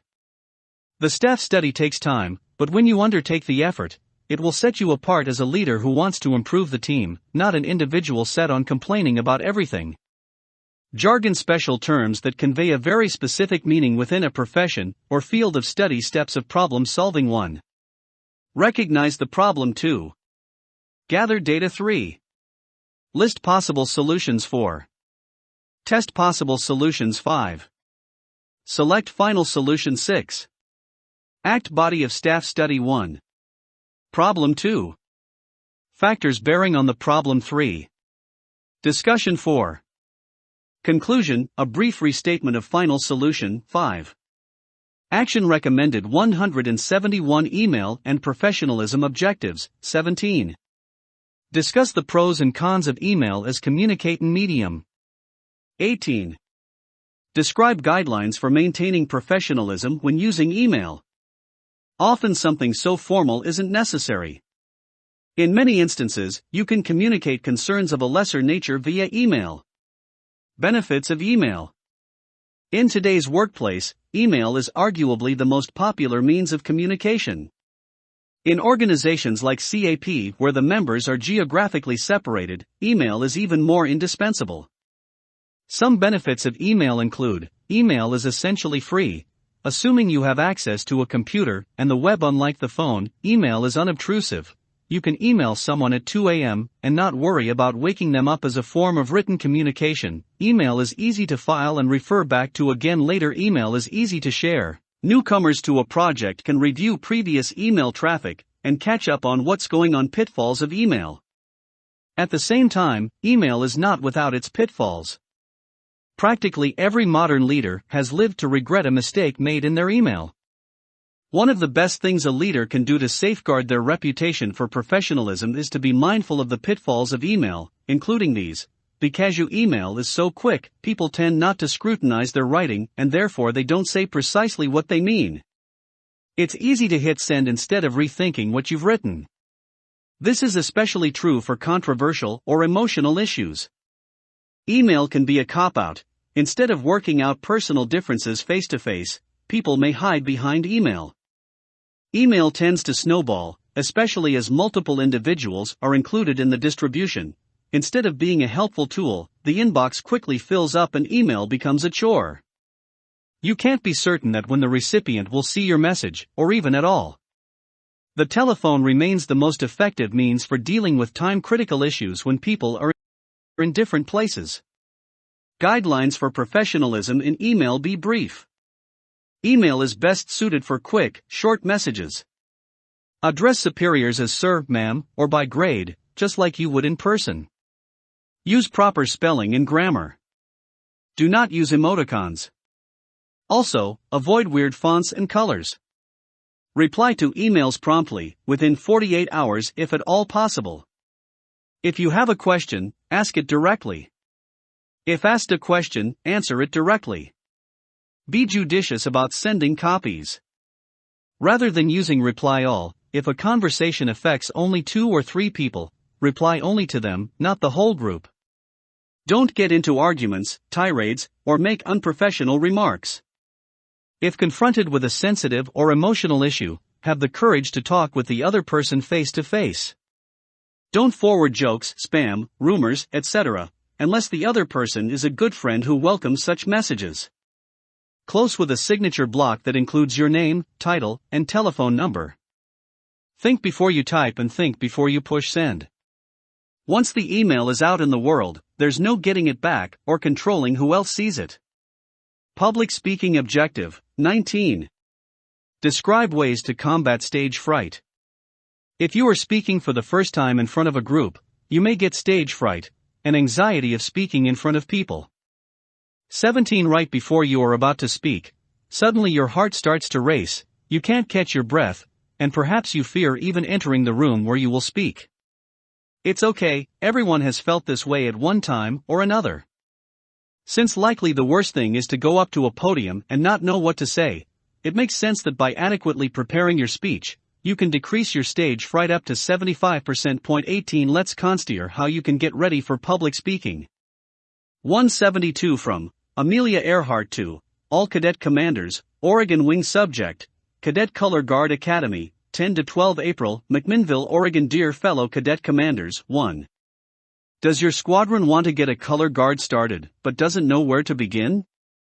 McMinnville Composite Squadron is hosting a Cadet Color Guard Academy from 10 to 12 April at the Evergreen Aviation Museum in McMinnville. The academy is a great opportunity for your squadron to get some help in starting a color guard. 2. During this 2-day program, participating cadets will receive in-depth training on all facets of color guard, including protocol and flag etiquette, color guard maneuvers, manual of arms, flag raising and folding, uniform and equipment issues. 3. As most of you know, our squadron has some expertise in color guard. We're hosting this event simply to help other squadrons in Oregon Wing see how rewarding it can be to develop a program of their own. 4. For more information, including registration and lodging information, please see OregonCadetColorGuardAcademy.org. All cadet applications must be endorsed by the cadet squadron commander and be submitted via our website by March 15. If you have any questions about our program, please feel free to call or email me directly. 5. We hope to see you at the Cadet Color Guard Academy. Sincerely, Amelia Earhart, C/Captain, CAP Cadet Commander, McMinnville Composite Squadron. Cadet Earhart at gmail.com. 50355519141. Copy, Maj Carlspatz. ORWG/CP. All ORWG Squadron CCs clearly state your topic in the subject line. Number your paragraphs to make it easy for people to refer back to certain sections if they need to reply. Put critical information like dates and locations in bold. Include your name, title, and phone number in the signature block. Send a courtesy copy to all stakeholders. Come straight to the point. Maintain a polite and respectful tone, making email work for you. Common speaking methods. Objective 20. Describe the 4 most common formats of a speech. When speakers present a speech, they employ one of 4 common methods: reading from a manuscript, speaking from memory, speaking without specific preparation, or speaking extemporaneously with preparation. Manuscript. Of all of these, reading straight from a manuscript is the poorest method. It is employed only when the material being conveyed is so important or complex that an inaccurate phrase might cause a great misunderstanding. In this scenario, you benefit from saying exactly what you want, but at the expense of intimacy and flexibility. Memory. Others choose to speak from memory, which also isn't usually a good idea. A memorized speech is difficult to deliver without sounding monotone and flat. The speaker becomes overwhelmed with accurately stating the speech as it was memorized, so he loses spontaneity. The memorization process itself is also extremely time-consuming. Impromptu. On the other hand, one of the best and most challenging communication venues is the impromptu speech, also called an elevator speech. For this delivery, the speaker is given a topic and only a few minutes or less to gather his thoughts before speaking. The impromptu speech is what leaders face most often in everyday life. How many times have you been in uniform in public when a curious bystander approached you to ask about CAP? With impromptu speaking, leaders have to think on their feet. Extemporaneous. The most common type of formal speech, and the one that usually yields the best results, is the extemporaneous speech. One carefully plans and outlines this speech using strategies suggested earlier in the chapter. Extemporaneous speakers study their outline in depth, but instead of planning what they'll say word for word, they grant themselves freedom to be spontaneous. 173 Confidence in delivery. Nearly everyone who has stood before a crowd has felt nervous prior to speaking. However, good preparation can help as well as the other hints below. 19.1. Check your equipment beforehand. Perhaps nothing peeves an audience more than waiting while you fix your projector or computer. 2. Practice repeatedly, especially in front of peers willing to act as an audience. 3. Memorize your introduction and your transition into your first point. 4. Smile and relax. Even if you are nervous, a smile can help hide your fear from the audience. 5. Take a brief walk before you begin your speech. 6. Make eye contact with audience members. 7. Involve the audience by asking questions and seeking their opinion of your topic. How do you feel about general aviation airports? 8. Look neat and tidy. It will boost your confidence. Outlining a speech objective. 21. Identify and describe the parts of a speech. Your organization begins with an outline that will differ just slightly from your essay outline.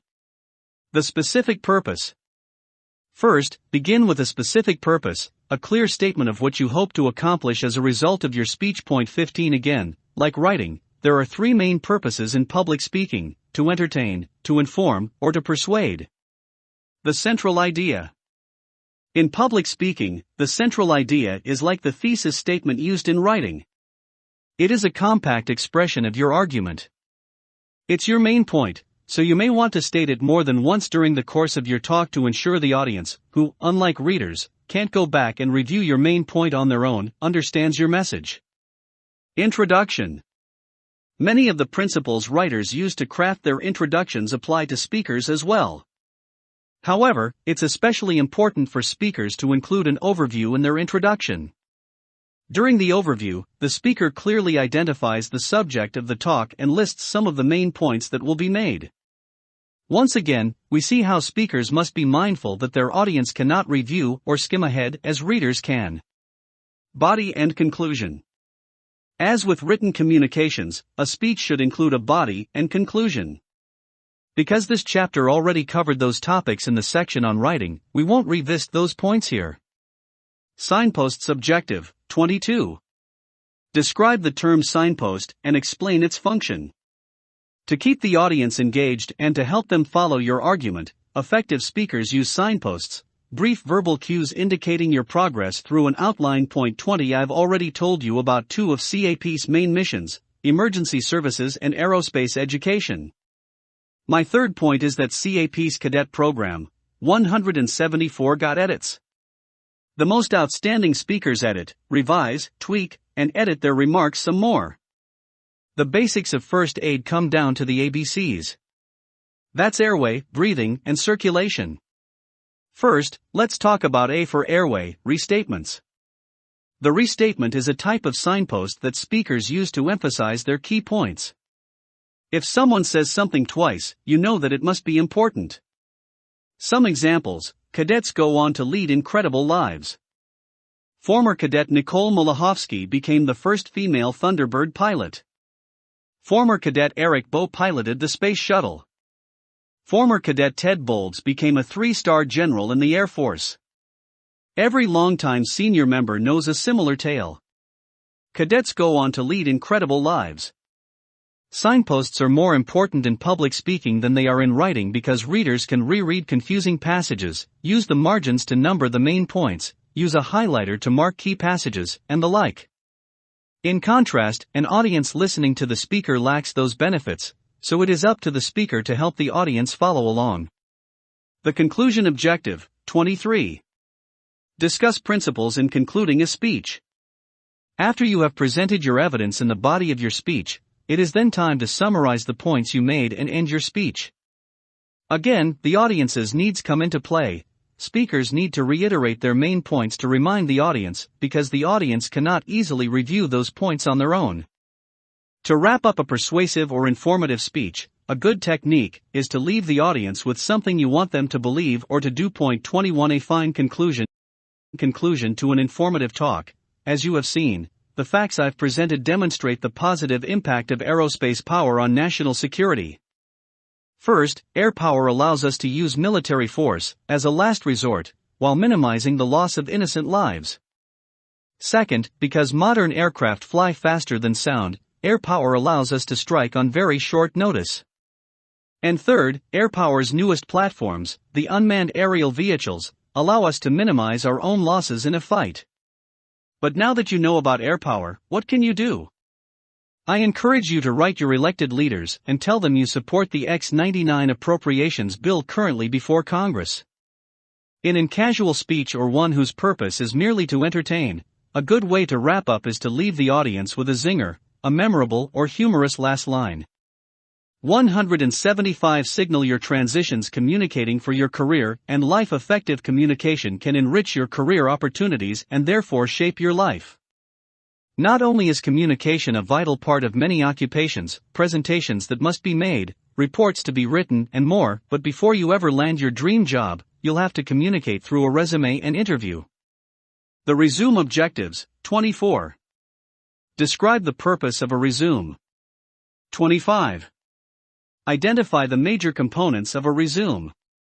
A resume briefly documents your work history and gives you the opportunity to show what makes you qualified for a job. That's a lot for a short, one-page document to accomplish. Resumes require lots of editing and review.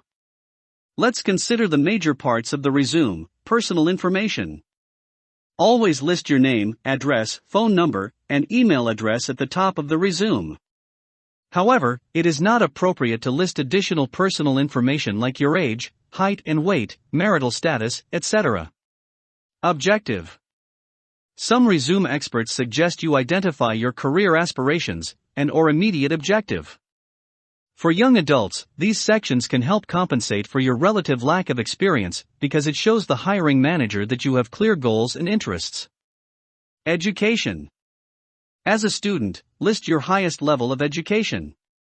Once you enter the adult workforce, list all college degrees and professional certifications. Again, young adults who need to compensate for their inexperience may want to amplify their educational credentials by including their grade point average and class rank. Experience. Most hiring managers consider this section to be the meat of the resume. There are two primary ways to complete the experience section. First is the career chronology method, in which you list the various positions you've held and outline the major accomplishments of each. The career chronology method is the most common resume style in the adult workforce. Second is the skills inventory method, in which you focus on the work-related skills and abilities you've acquired. The skills inventory approach is rarely used by adults, but some experts suggest it to students who possess only a modest degree of career experience. 176. My resume. Your resume represents you. Carefully craft your resume, it's likely to be the determining factor in whether you receive a job interview. Awards, honors, and extracurricular activities. This is another section whose content and relative importance will vary depending on whether the applicant is a student or an adult with an established career. Students should list all awards and honors that are relative to the position being sought.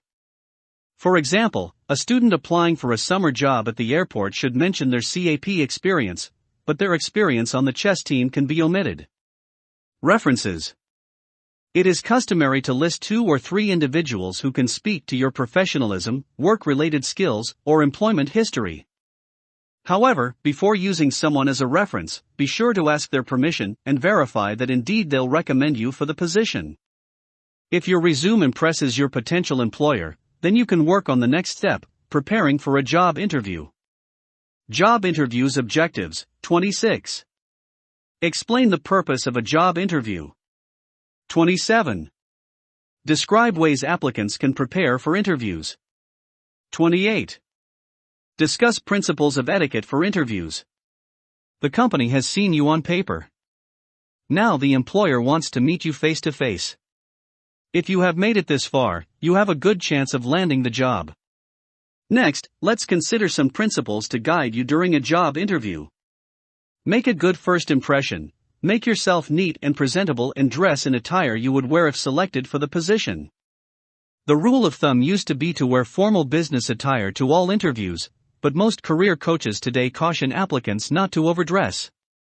Further, to show you are well prepared for business, always bring extra copies of your resume, plus a notepad to take notes about your discussion. Prepare for the classic questions. It's no secret what questions hiring managers are apt to ask interviewees, so be ready for them. Some classic questions include, why should I hire you? Tell me about yourself. What experience do you have to prepare you for this job? What do you know about our organization? Where do you see yourself in 5 years? 177 Job interview etiquette. Professionalism is not the job you do, but how you do it. That was this volume's opening line, and it's a truism that applies to interviews. Some tips on interview etiquette: be on time, or better yet, 10 minutes early. Check your coat, purse, and non-essential belongings. Turn off your cell phone. Don't bring food, drink, or gum to the interview. Shake hands firmly and look them in the eye. Give the interviewer your complete attention. Talk about the job and your qualifications first, and save discussion about pay for the end or the second interview. Don't gripe about your old boss. Be an adult your parents have no place in job interviews, negotiations, or your relationship with the boss. Follow up with a thank you note. The interviewers will use questions to try to get to know you better as person. They are gauging your communication skills, people skills, self-confidence, and other leadership traits as much as they are discerning whether you're a good match for the job's challenges. Remember, the interview is not a friendly chit-chat, though it may be cordial. Therefore, try to answer the interviewer's questions in such a way as to highlight your strengths and qualifications. Ask good questions. Too many applicants forget that an interview can be a two-way street. That is, the applicant is interviewing the organization and the boss to see if they match the individual's needs and desires. Therefore, come prepared to ask questions of your own. Some classic examples include, what's the team's culture like, or the boss's leadership style? What's the job really like on a day-to-day basis? Is this a new position, or would I be replacing someone? Is there room for growth in this position? 178 John Curry 79 Fenton Avenue, Laconia, New Hampshire 03246603555193. Sell John Curry at isp.com. Career goal: aspiring air traffic controller or meteorologist. Immediate objective: obtain a summer job that allows me to learn about aviation while saving for college education. Laconia High School, Junior, 3.8 GPA. Top 10% of class. Coursework includes trigonometry, chemistry, and introduction to management.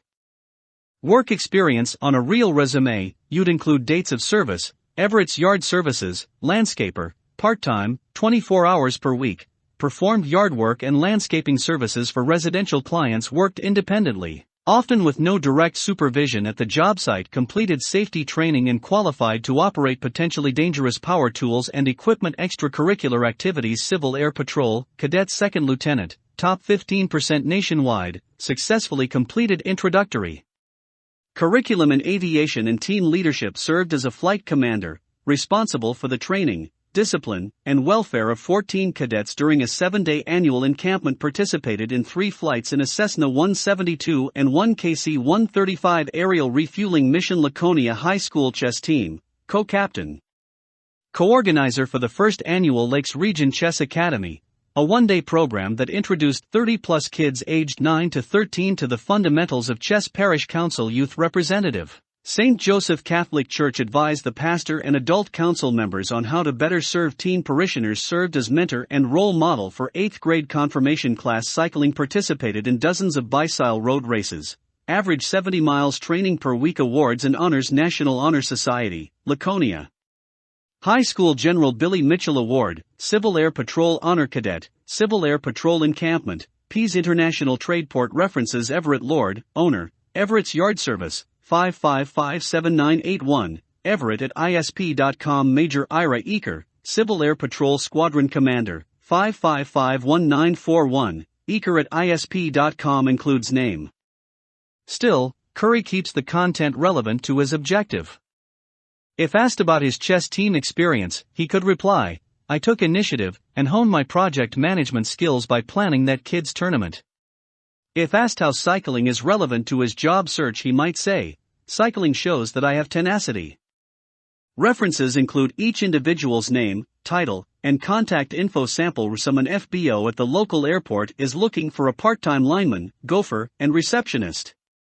Cadet John Curry prepares his resume for the job. Social media objective, 29. Discuss pros and cons of social media's impact upon society. As nearly every American teen knows, social media refers to online tools that allow users to publish and share content such as text, photography, and video over the web. Twitter, Facebook, LinkedIn, and YouTube are just a few of the most popular sites. Blogs, weblogs, and forums are other kinds of social media where readers and writers are encouraged to interact. Benefits of social media.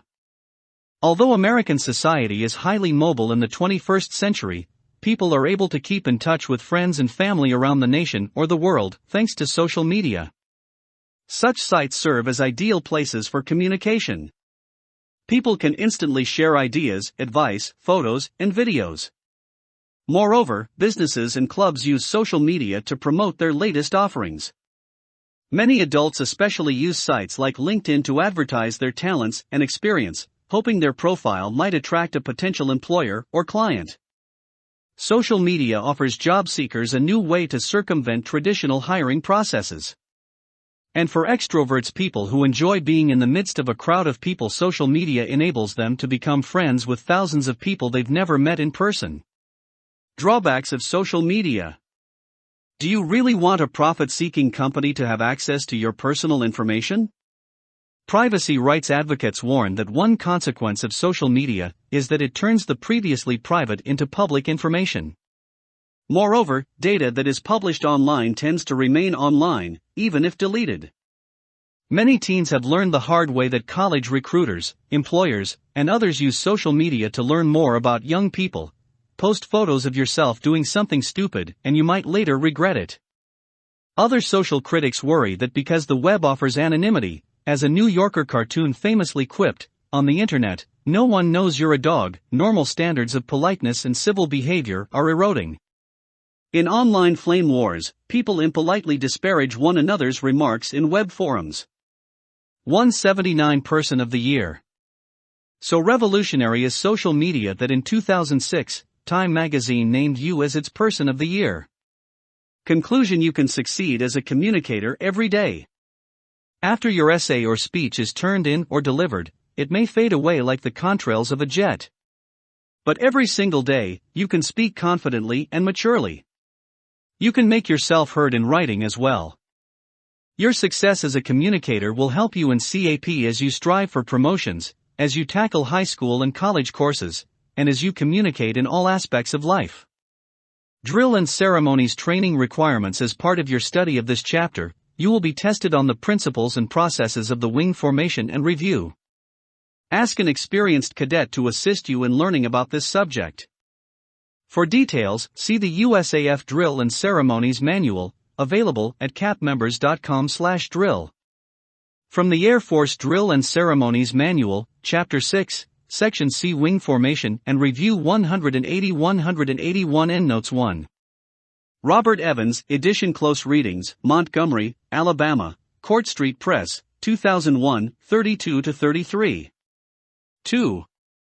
President Gerald R. Ford, Remarks to the Veterans of Foreign Wars Annual Convention, Chicago, Illinois, August 1974. 3.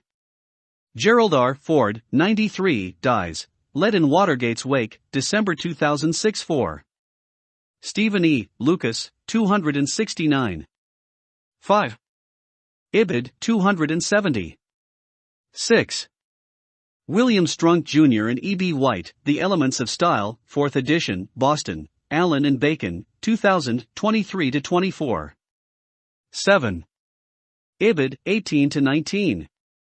8. Ibid, 19-20. 9. Edward P. Bailey and Philip A. Powell, The Practical Writer, 7th edition, Fort Worth, Texas, Harcourt Brace College Publishers, 1999, 50. 10.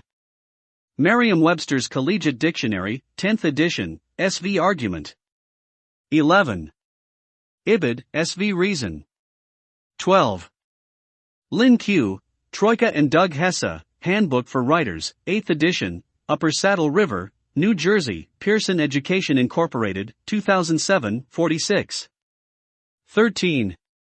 Edward P. Bailey and Philip A. Powell, 98.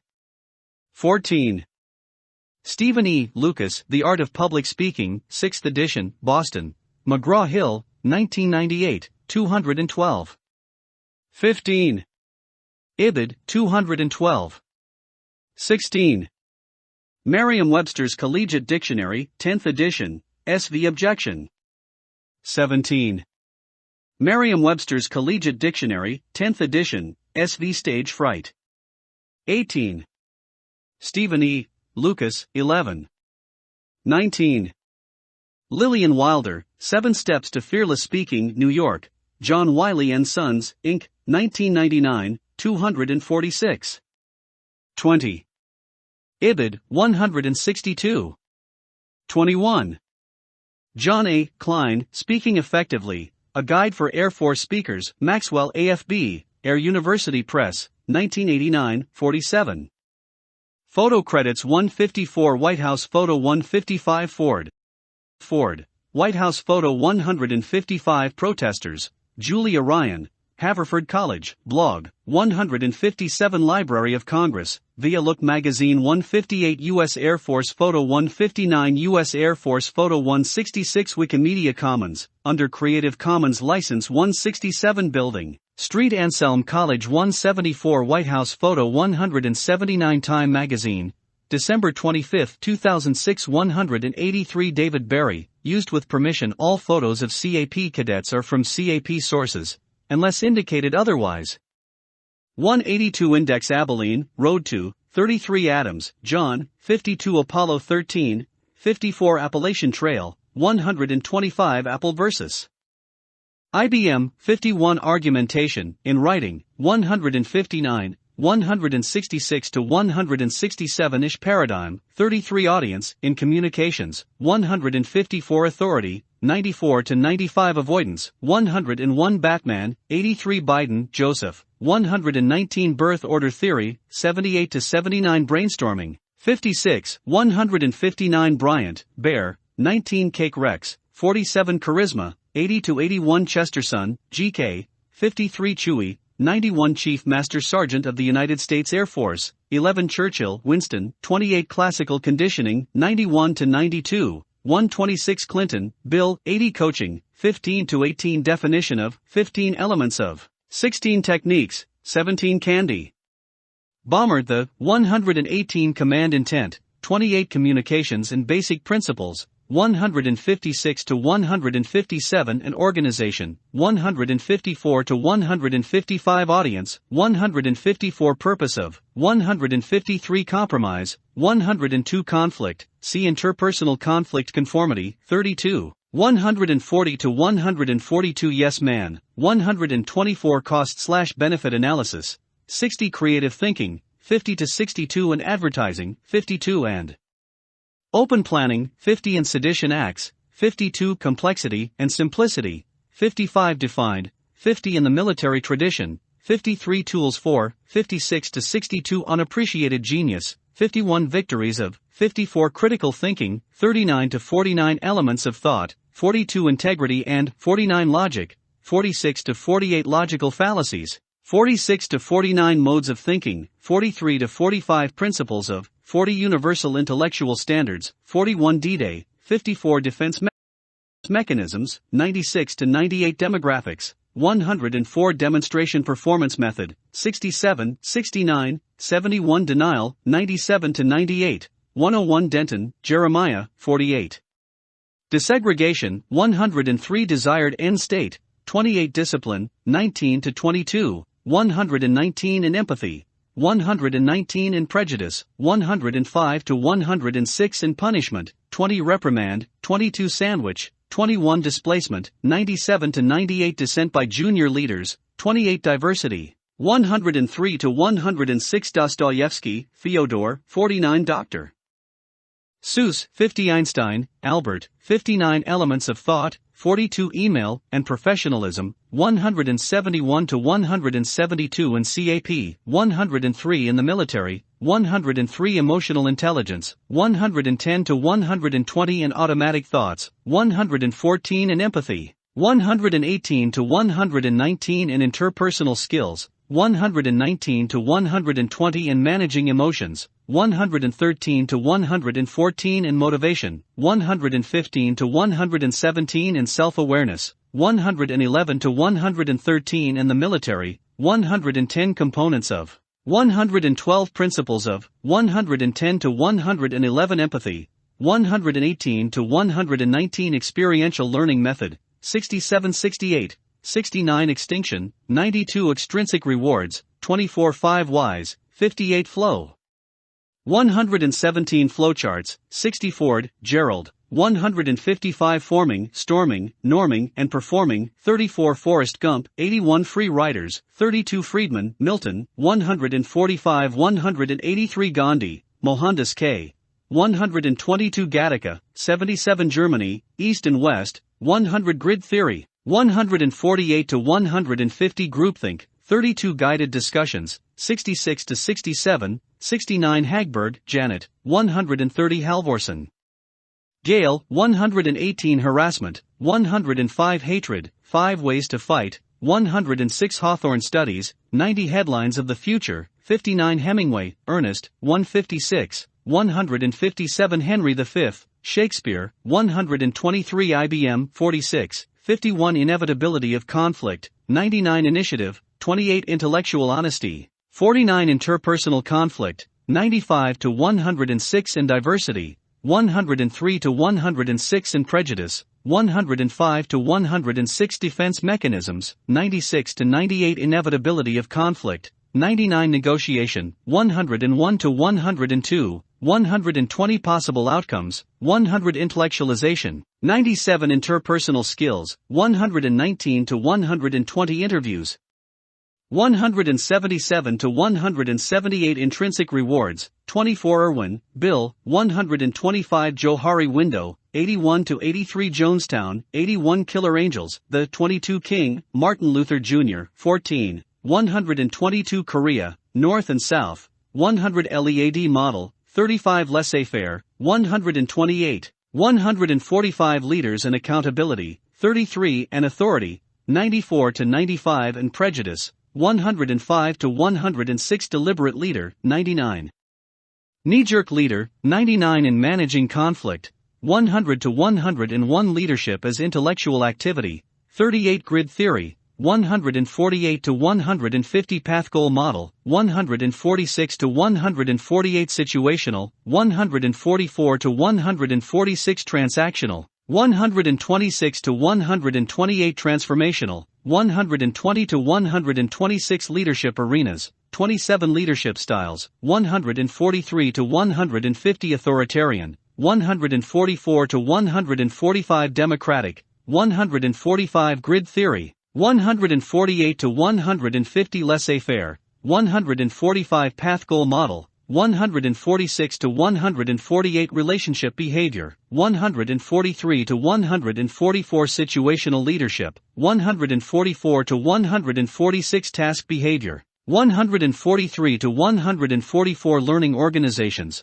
131 to 143 Mental Models, 140 to 143 Personal Mastery, 134 to 136 Shared Vision, 136 to 137 Systems Thinking, 131 to 133 Team Learning, 138 to 139 Lecture Method, 66, 69 Lee, Robert, 22 Learning Objectives, 63 to 64 Learning Styles, 64 to 65 Logic, 46 to 48 Logical Fallacies, 46 to 49 Management by Exception, 127 Maslow's Hierarchy, 88 to 90 Transformational Leadership Paradigm,